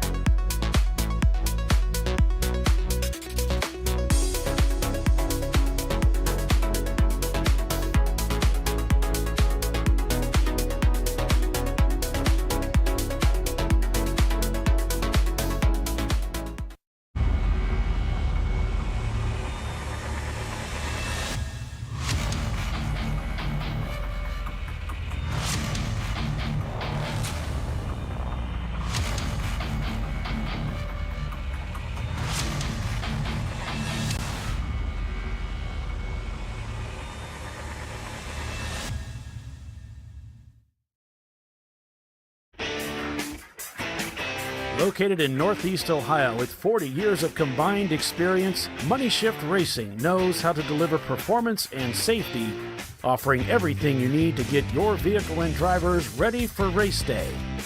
From safety equipment to full engine assembly and repair, in-house fabrication, 3D design, and rapid prototyping. Money Shift Racing. Performance done right. Discovery Parts is a veteran-owned racing and safety equipment company.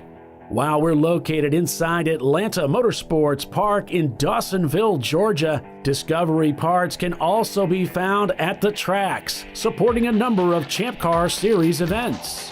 We take pride in being a reseller of the best of the industry to Champ Car teams and drivers. We know racing, love racing, and look forward to tomorrow to even more racing. Visit us at discoveryparts.com.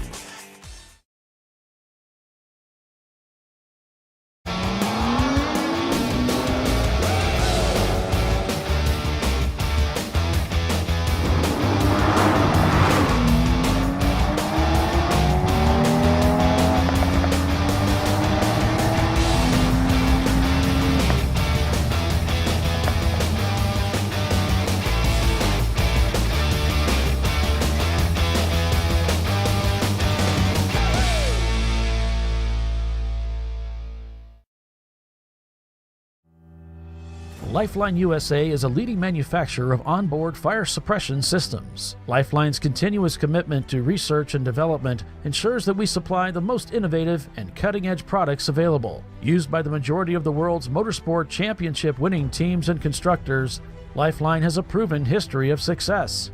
Lifeline offers a complete range of fire suppression systems for all budgets and needs, and we continue to push development and limits on both extinguishant materials and our patented delivery systems to make the race car environment almost as safe as sitting on your sofa at home. Every kit has been designed for a professional and simple installation. For more information and to purchase your Champ Car fire suppression system, go to www.lifeline-fire.com.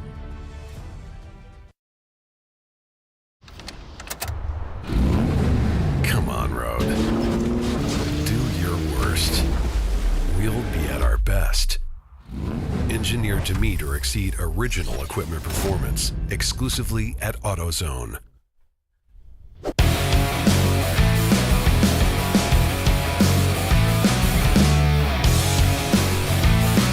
All right, welcome back everyone to Champ Car Live, presented by AutoZone. The RVA Graphics and Wraps Daytona Beach 14 at the Daytona International Speedway. So I got some notes, Paulie.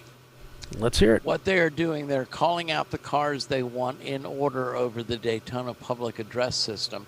Jackie's got the field, but she's parked in the short straight between pit out and the International Horseshoe. So she stopped there while the field is gathered, and they're calling out car numbers like, you're next. So that's why your drivers need to be belted in. You can see on that view from Rockwell Autosport Development, that's Jackie just up ahead with the lights on. So there's also been some interesting comments on Facebook, and it says one gentleman asks if there's any women involved in racing the Champ Car. There certainly are. There's a great organization, and I urge you to check them out, called Shift Up Now, which is involved. There's a lot of women come out here with their husbands to help them crew the race. Like Arjun's wife, Kate, is out here. She helps manage the team on the race weekends. And so Will Junkin says, my wife thinks she might want to go race with me. Not sure if that's a good thing or a bad thing. Nah, that'd be an awesome thing. So, in fact, I think there's a woman driving the Flying Critters here. Yep, could be. Looks like they're trying to work on some of the cabling there for her, but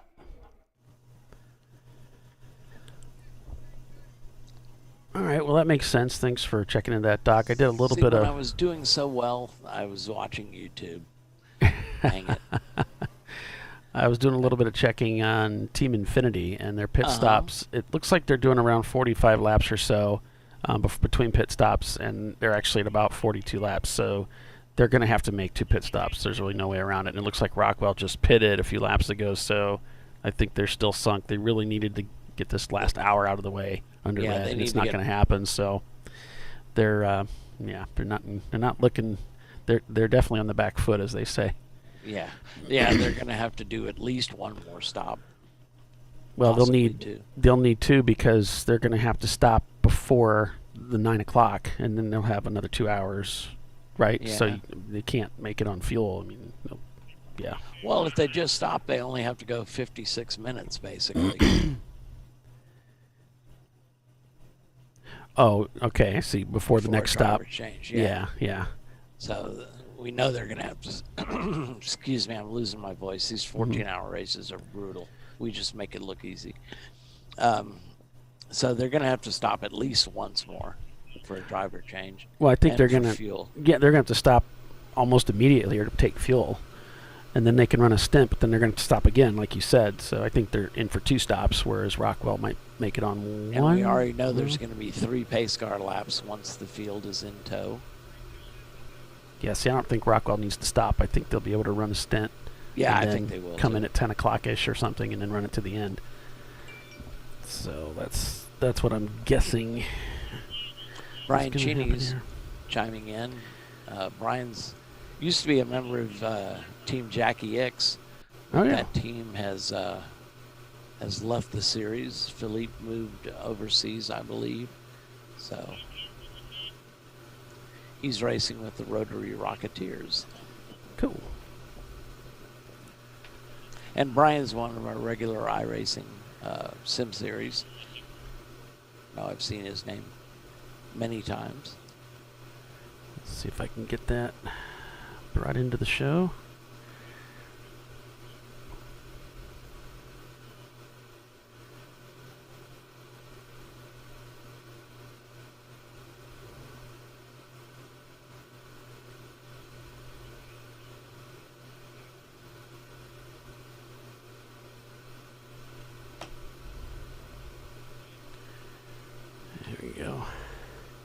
Yeah, thanks for joining us, everybody. We're just getting ready to get started here again. So they're calling for the Sharky 2, that other Infinity J30. They're calling them, but they are, I believe, in the yellow garages, so it takes them some time to get out there.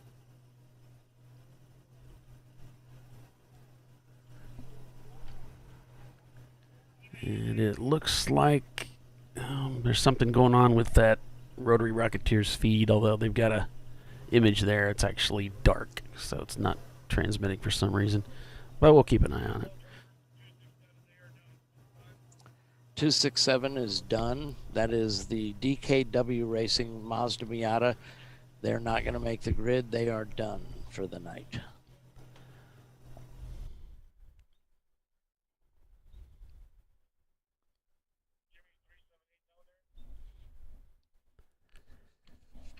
Calling for car 378. That's the Soggy Bottom Boys in their Nissan 350Z. Haven't talked about them much. They're longtime Champ Car contenders. Yeah, they were kind of hanging out there in the back of the pack. Yeah. So sometimes with 115 cars starting, it's not a bad idea.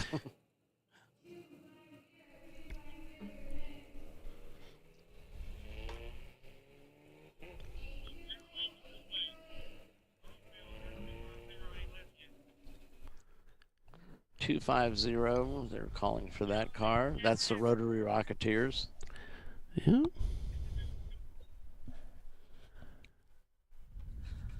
Bill is doing the PSAs for the cars, and we know he's not very good with numbers. They'd probably be better off. Bill, send the blue Mazda. You might know what they're talking about. You're so I mean. kid because I care. All right, so here you see the Garage 65 cars going to join the field. There's inactive.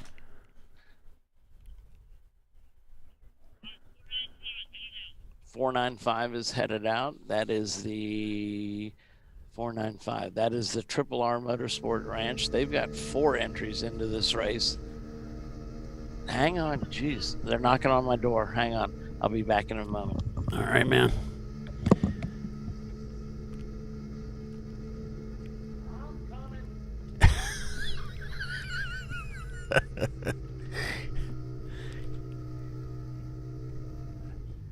Just getting ready to go back here to racing here shortly. Once they get people shuffled in, they'll roll them out onto the racetrack.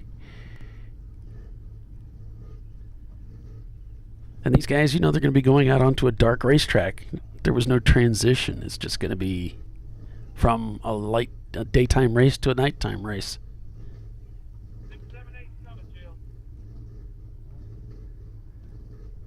Full course caution, of course. They'll lead the field around under pace lap, probably for a couple laps, and then they'll pull the pace car in. We'll go back to green.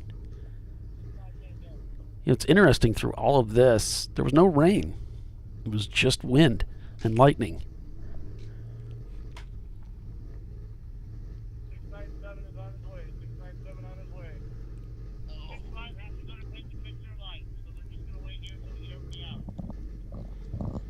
So that frantic pounding on the door was Ray Frank. They had a bag of timers in here that they need to pit in. Oh my gosh. Because you know pit in's going to be busy. Yeah. Because I assume most of the teams know we're going to be under a pace car for 3 laps. So at the speed the pace car makes it around this huge trioval or roval, they've probably got a chance to pit and check their Facebook and under yellow. So yeah. Well, that would benefit Team Infinity. I would think they would want to take that opportunity right now. There's no reason not to. Come on right, in, exactly. load up on fuel, go right back out, and yeah. Hopefully you benefit from that. Can't hurt. It can't hurt. Yeah. What's the worst that could happen?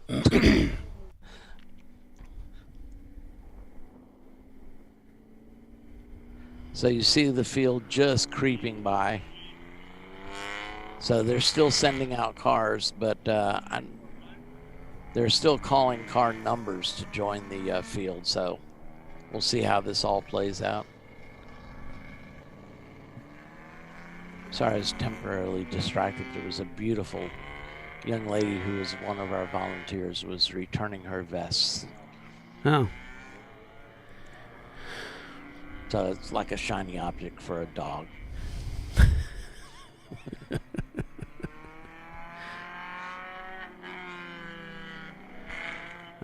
Could the teams refill and do a couple of cars are not going to join the field because they've got lighting problems. Right.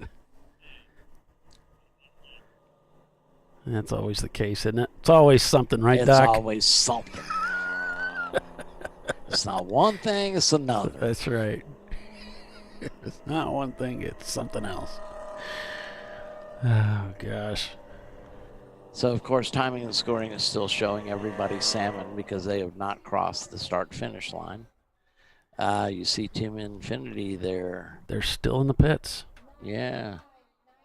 That's what it looks like. I don't see any crew activity.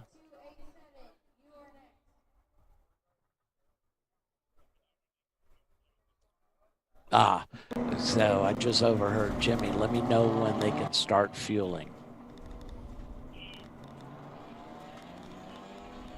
Okay, so when the double yellows come out. Okay, they're releasing the rest of the field. So they're going to go under double yellow. Oh, they're taking fuel right now, man. Yep, you see them taking fuel. They're not even going to roll around the track. They're just going to gas it up right now. That's why Jimmy was asking. He's like, hey, man, we want to gas up. Tell us when we can do it. So this is going to work out well for Team Infinity. I think so. It may not be enough, but it's not going to hurt. It's not going to hurt, yeah. Oh, man, that hose. Interesting. You know, if they could have chewed another hour off, or even close to an hour, like really, so their really fuel close to an cans hour. are dumping in about 10 seconds or so. Yeah. So all the work that they did to make it so they could fuel very quickly is paying off right here. Yep. And of course, you got to lift this stupid bottle up over your head, but yeah. Well, you know having the fuel filler on the back deck makes it that much taller. Yeah. And by this time in the race, the crew members are probably a little tired. It's been hot out on pit road. Here comes a fourth jug. Oh, my gosh. So those jugs are about 5 gallons apiece.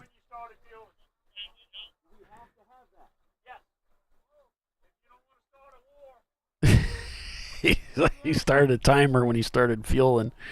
He said, you got to have that. And he's like, yeah, if you don't want to start a war. Yeah, exactly. You got to fall by the way of the timer. God, that's a 5th jug going in if my count's right. I'm not very good at math, remember. Yeah, that's a lot of fuel. But it's got a bigger tank than I thought. Surely that's the last tank. Yeah. He's got to lift. And don't call him Shirley, will you? I really hate that. And hopefully all of y'all know that joke by now. Oh, yeah. Okay, so the fuel cap's back on.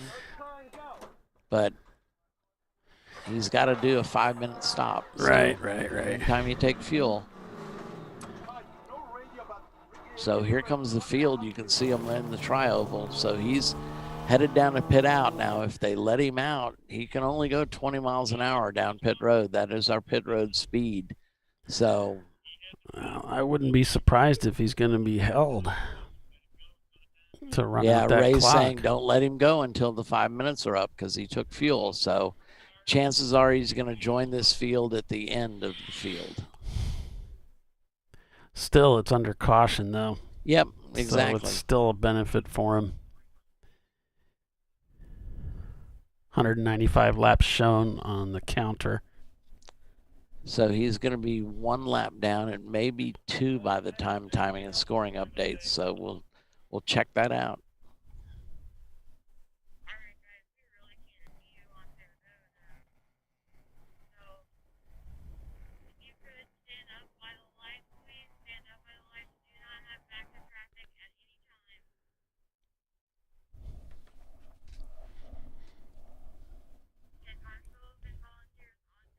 Here's Garage 65. They actually went around.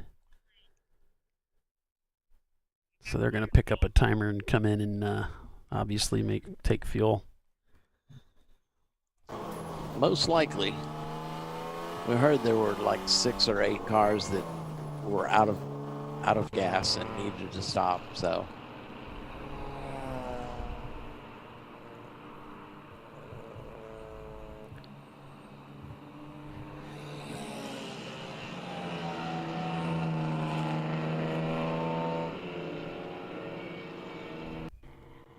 look at turn 4 here.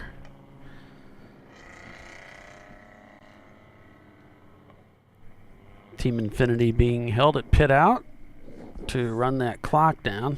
Yep. And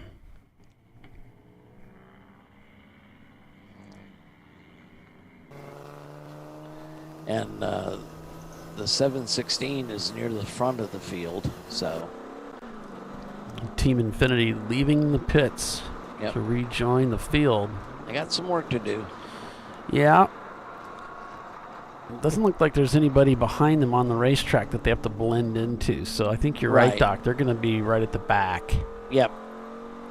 So they got a lot of cars to pass, but there's only one car they're looking for, and that's Rockwell Autosport Development and their Porsche Boxster.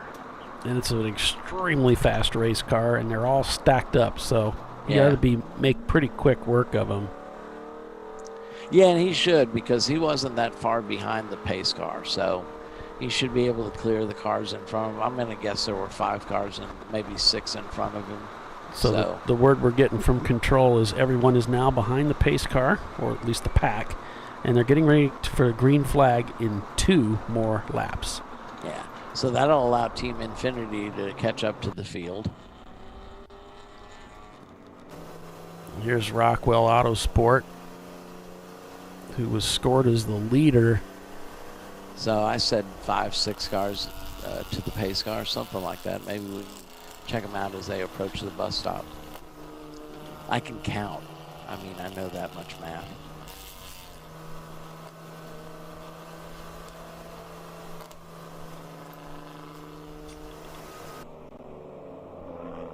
Change the view. Well, I'm trying to catch them as they're coming in, yeah. I understand. I'm trying to catch them so we can get a count. So this is 2. I had a camera go down at the bus stop. Let's see if I can bring that back up. Okay, so they're going to do 1 more lap and go to green. All right, camera's down at the bus stop, so we'll just have to see if we can get an idea. There's the pace car. 1, 2, 3, 4. I think that was the Porsche. I think that was, yeah. So even less cars than I thought.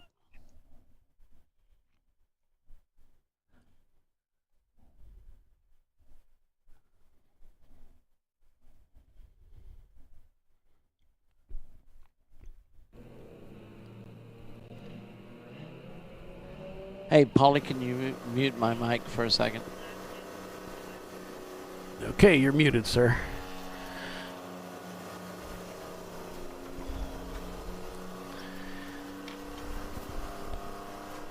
Got a brush fire.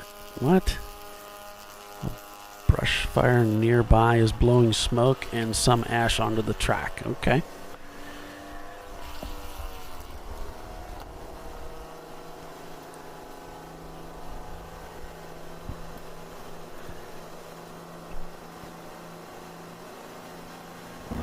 Getting ready to go green here, folks, in a couple of laps. Looks like Floridian actually trying to rejoin the race here, but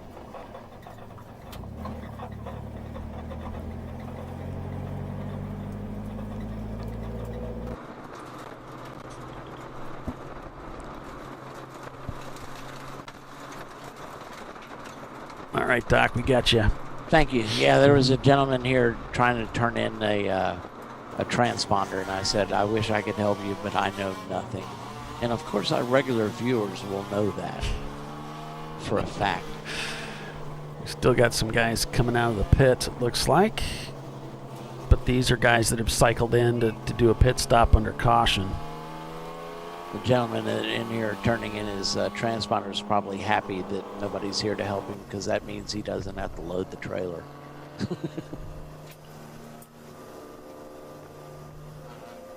See some windshield wipers going, and it's not raining outside.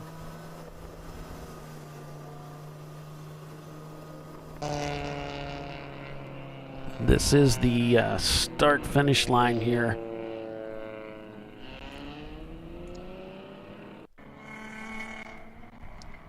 Cars coming through turn 4. The kink.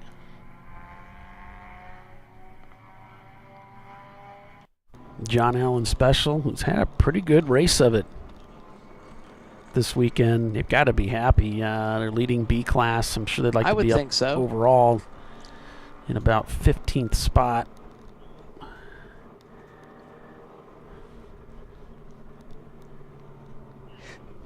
They'd like to chase down Rockingham Racing, but that's going to be difficult. Here's Rockwell. Kind of stacked up in the field here just a little bit, but they are scored as the leader of the race.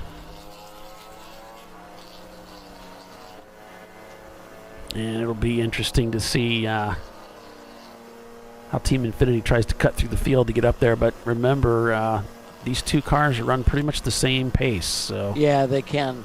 They certainly can, and they have for a lot of this race. I think Team Infinity is going to need a lot of luck come their way. Anything could happen. If something does happen to Rockwell, it's just going to land right in Team Infinity's lap, because they're like, okay, I'll take that.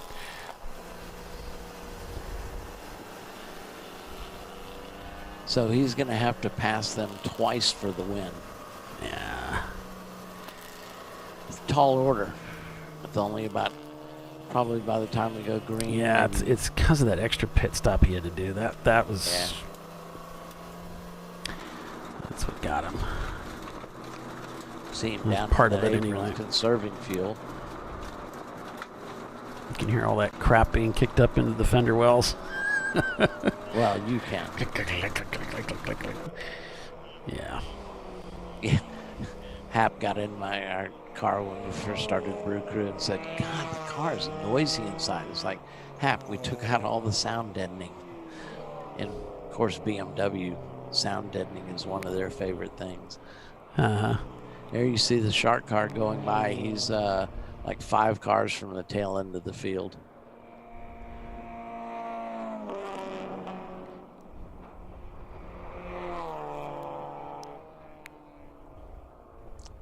So next time by, we're going green.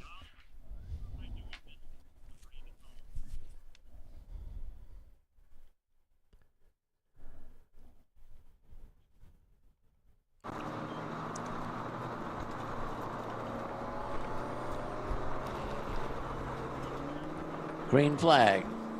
Oh, here we go, folks. We are back green here at Daytona International Speedway for the RVA Graphics and Wraps Daytona Beach 14.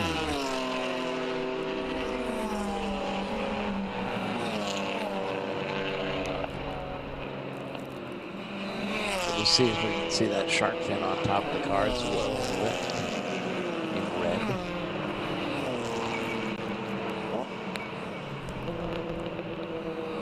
It's coming into the trial section now, so There he goes. There he goes. You can see that red streak. We'll go on board with Rockwell, your leader of the race.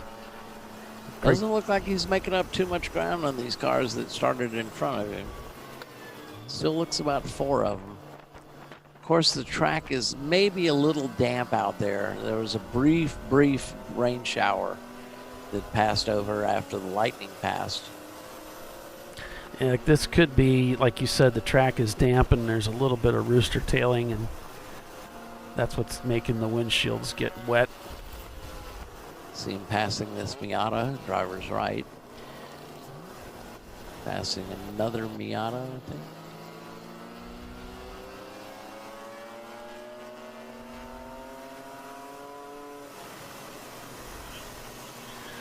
And then really this isn't a situation. Looks like we got a yellow there, a local yellow at turn 6 maybe. We'll see if they're yellow up here on the fence line. Looks like they're green. You know, really he wants to be ahead of these guys. He doesn't want to be back 3-4 deep.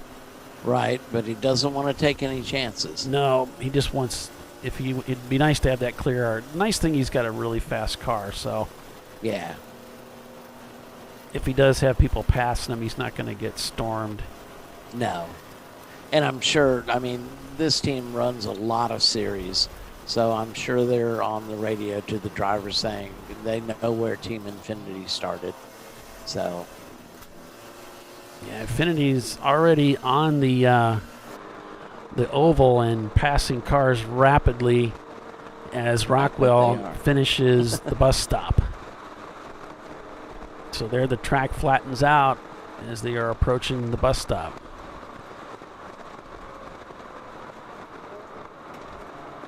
But it bears mentioning that the Rockwell camera might be on quite a bit of delay. We've kind of run into this before between these two cars, so pay closer attention to the timing and scoring gaps than the track position gaps you see between these two cameras. So having completed just another lap, so they're 2 laps ahead. So this will correct once Team Infinity crosses the start-finish line. So I think there's a greater delay for Rockwell, so it shows like they're in turn 1, but they're probably well past that. So just keep that in mind as we go through this, unfortunately. Fortunately, we're just fortunate to have a camera in their car, really. This is their camera. All right, so Team Infinity just crossed the start-finish line, so they're only 1 lap down. But like I said, he's got to pass him twice, once to make up the lap and once for the lead. So that's a tall order of business. Yeah. Not to say they can't get it done, but they don't have that much time to work with.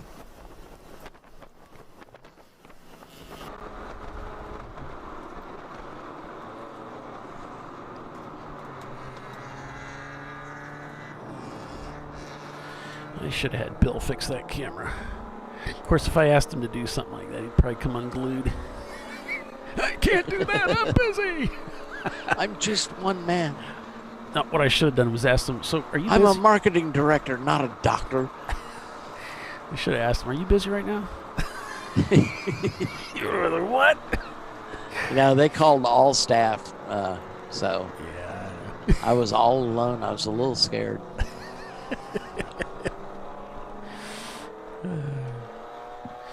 And I mean,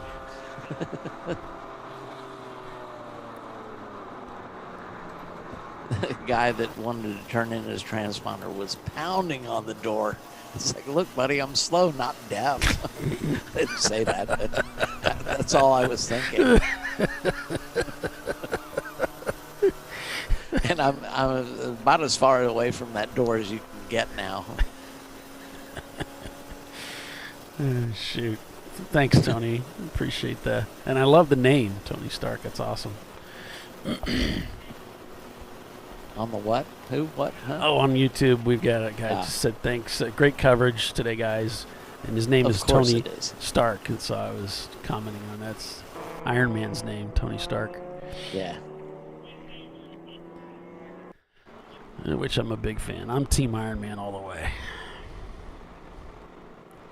So John Allen special. Lead B Dan class Arnett's car. commented he lives 15 minutes away from MotoGP, F1, and the WEC track Circuit de Catalunya. Cool. Dan Arnett says, we don't have amateur endurance racing, though. Well, I'm so sorry, buddy. When ChampCar.Live or ChampCar Endurance Series goes international, you will be the first one we'd let know. Because this is the most fun you can have. Will Junkin, I live about 15 minutes from Road Atlanta. I live about an hour from Road Atlanta up on Lake Hartwell, so. What are the non-safety mods allowed for this kind of race? Well, it kind of all depends, Dan. Each car is given what we call a VPI, a Vehicle Performance Index. And then that starts your points at whatever level your car is. Mine starts at 375. So, and if you add performance enhancing, each one comes with a cost and it's added to your point. And you need to start theoretically below 500 points, or each 10 points you're going to take a lap. So it's convoluted, but it works for us.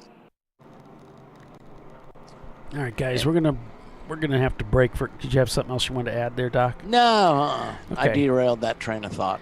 Okay, man. We're gonna break for commercial. We'll be back in just a few, folks. Stay with us. ChampCar.Live. Back in a moment.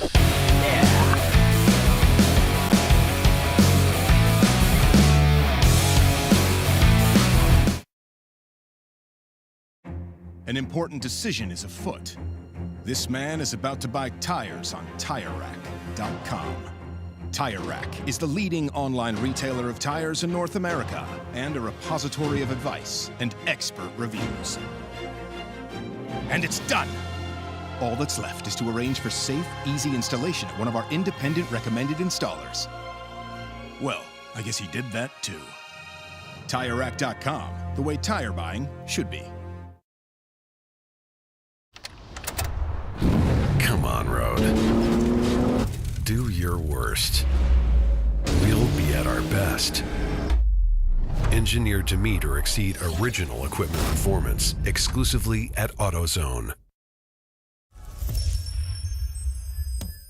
Frozen rotors from Diversified Cryogenics deliver increased performance and a higher level of safety while significantly reducing braking system costs. So to tell you a little bit about the durability of this product.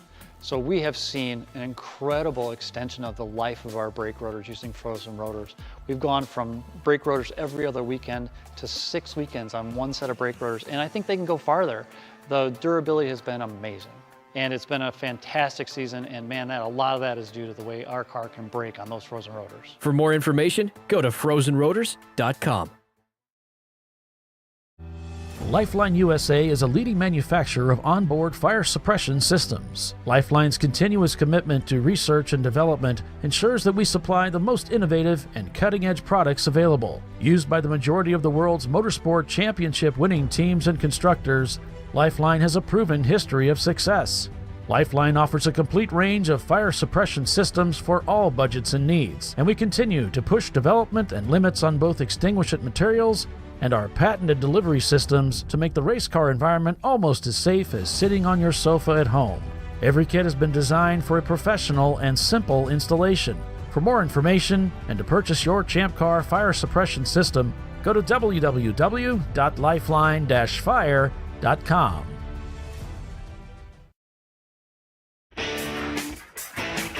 Located in Northeast Ohio with 40 years of combined experience, Money Shift Racing knows how to deliver performance and safety, offering everything you need to get your vehicle and drivers ready for race day.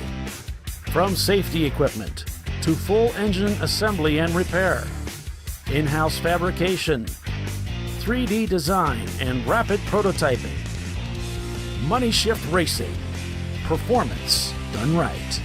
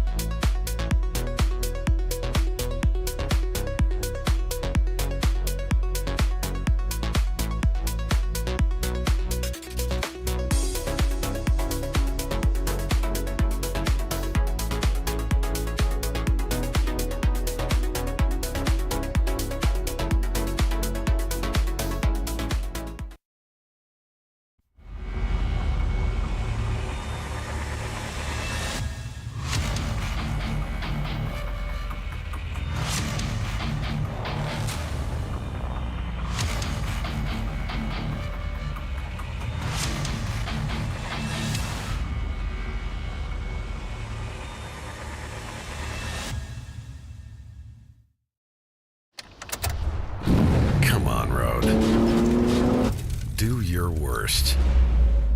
We'll be at our best. Triple tested to meet or exceed original equipment performance exclusively at AutoZone.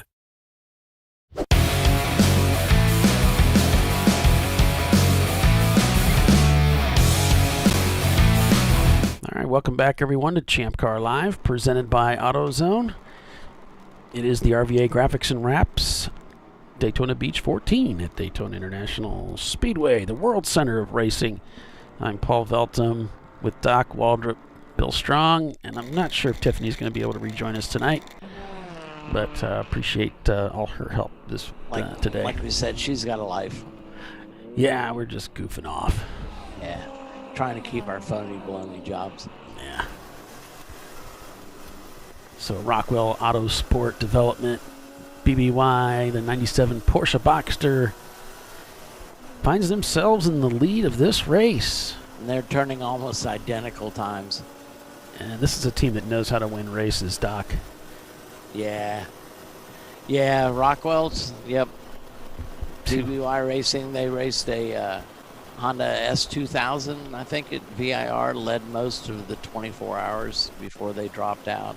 But yeah, they field multiple cars. They will even build you a Porsche Boxster to race in whatever budget racing endurance series you want to race in.